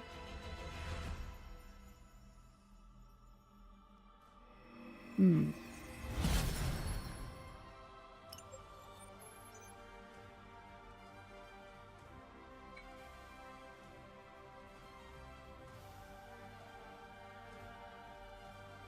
Don't think I ever had it.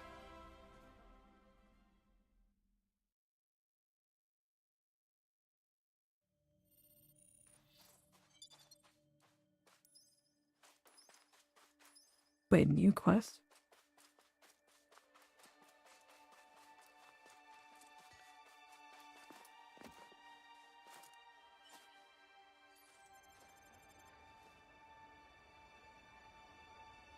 Welcome back.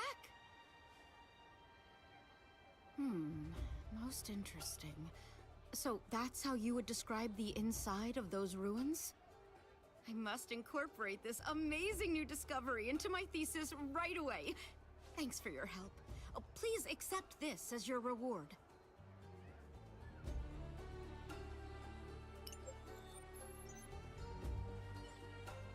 Heavy gauntlets. And there's a new quest.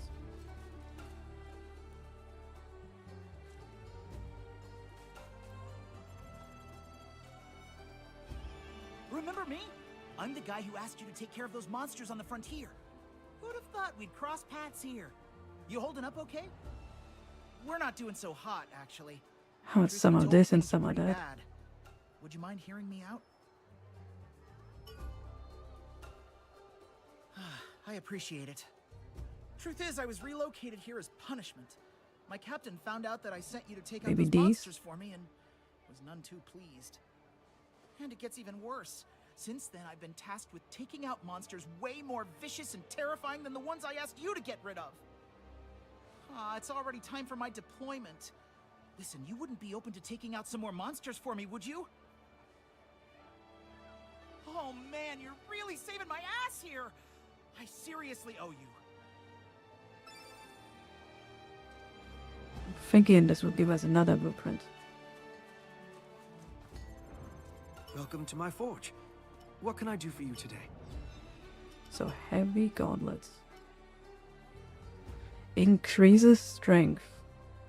If strength is 30 or higher, increases the down rate of attacks. If strength is 60 or higher, attack also increases. Now that sounds amazing.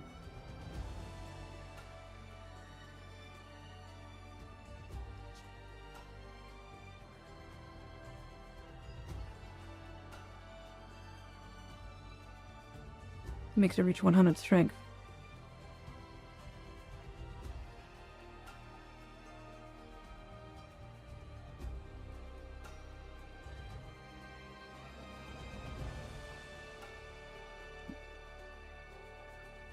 Forget what gloss you have. You probably have the same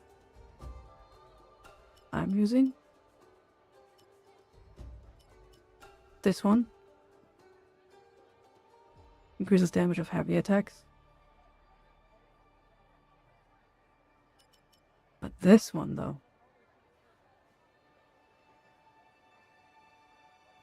these are good in general, like for everything. You do need 60 strength, though, to benefit from the higher attack. You still get attack, but you know what I mean.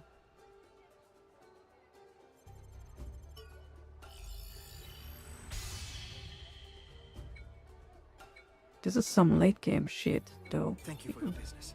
You need 60. So maybe a 60. Oh, that kind of sucks. So you need 30 int, 60 agility, 60 strength. At least 20 endurance, but probably 30.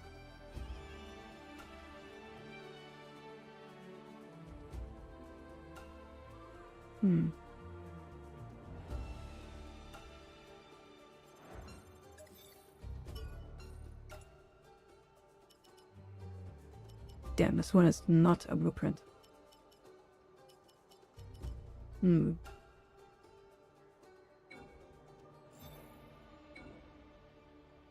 90 attack. Like 60 strength.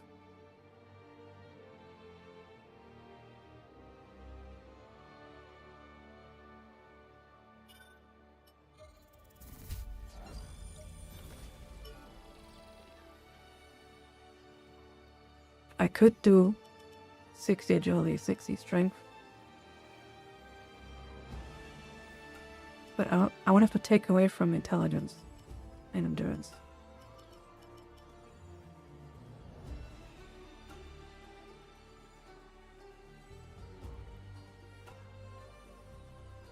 When I put this, my attack went up 90. 90 is a lot. Honestly.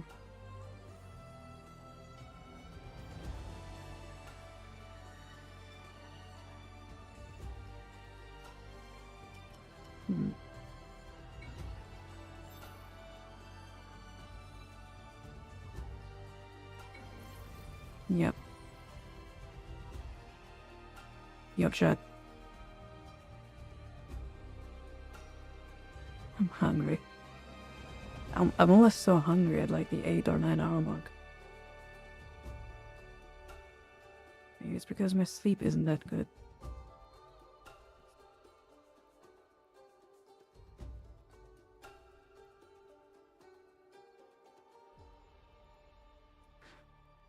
Yeah, it is that time. Crazy. For a game that is apparently Bandai slop and not worth the $70.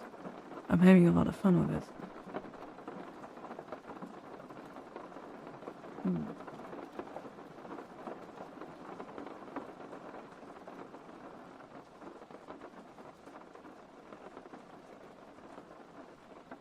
It's a lot of fun.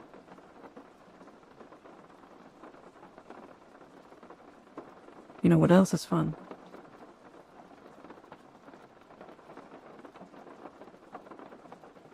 My new flight stick mount arrived. So hopefully it will be more comfortable and stuff. It should be. Based on the pictures.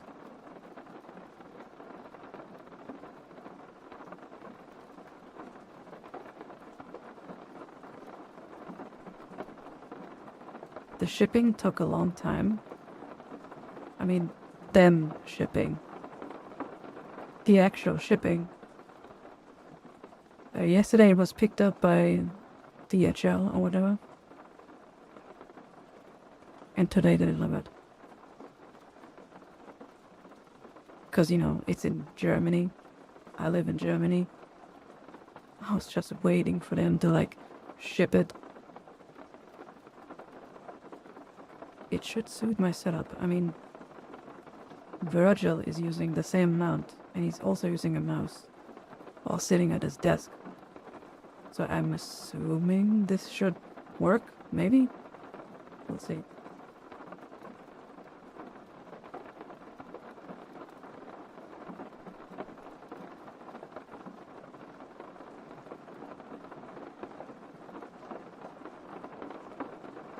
Should be good, yeah.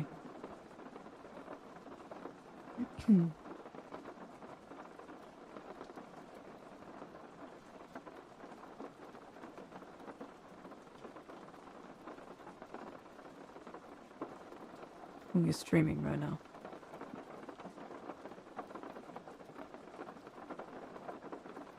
Looking.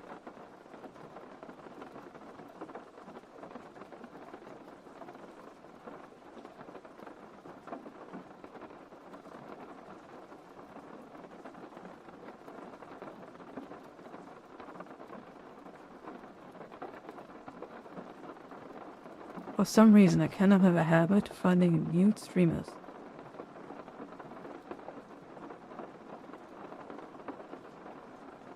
I'm not sure why. I see Mira playing Lies of P. She must have been influenced by Milady. Yeah, we could raid Mira. Hautor is also streaming. What is this? Moonlight Peaks. What is this game?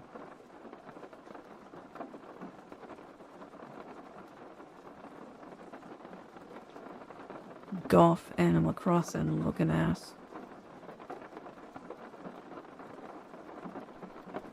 Aya as well? Right. Right. It's been months since we raided Aya, and she recently raided us. So I want to show some love back. Smile, smile.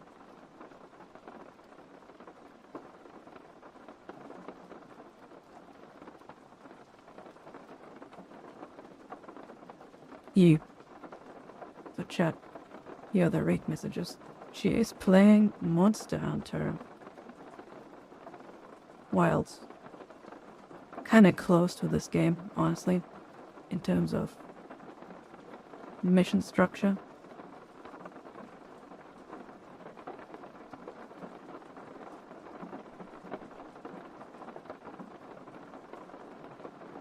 My sleep cycle is slop. I didn't see that.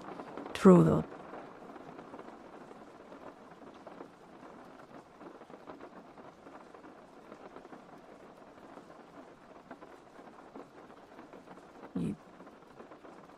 Aya's nice. She's cute. She has a small emoto anime girl voice, you know. Very comfy. Haven't seen Wilds in a hot minute. Same. And I didn't really play it that far.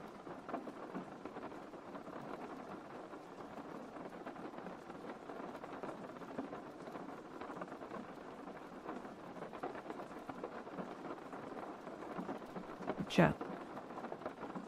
Thank you so much for chilling with me today. It's always a pleasure. And it's nice to see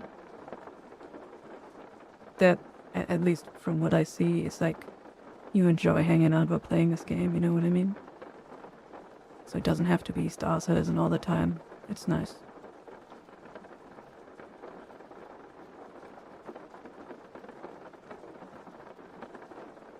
Didn't you beat it? Monster Hunter Wilds? No. I mean...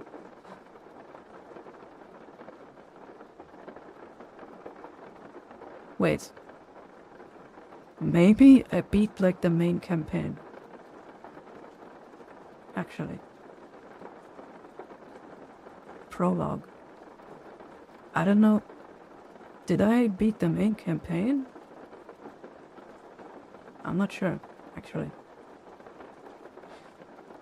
What beat games here? I mean, I'm trying to beat games because I myself, I hate when a streamer plays like freaking 5 different games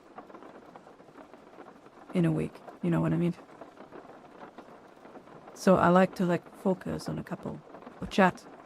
I hope you have a nice rest of your day or night, and I'll see you tomorrow. Bye bye. Bye bye. Bye bye.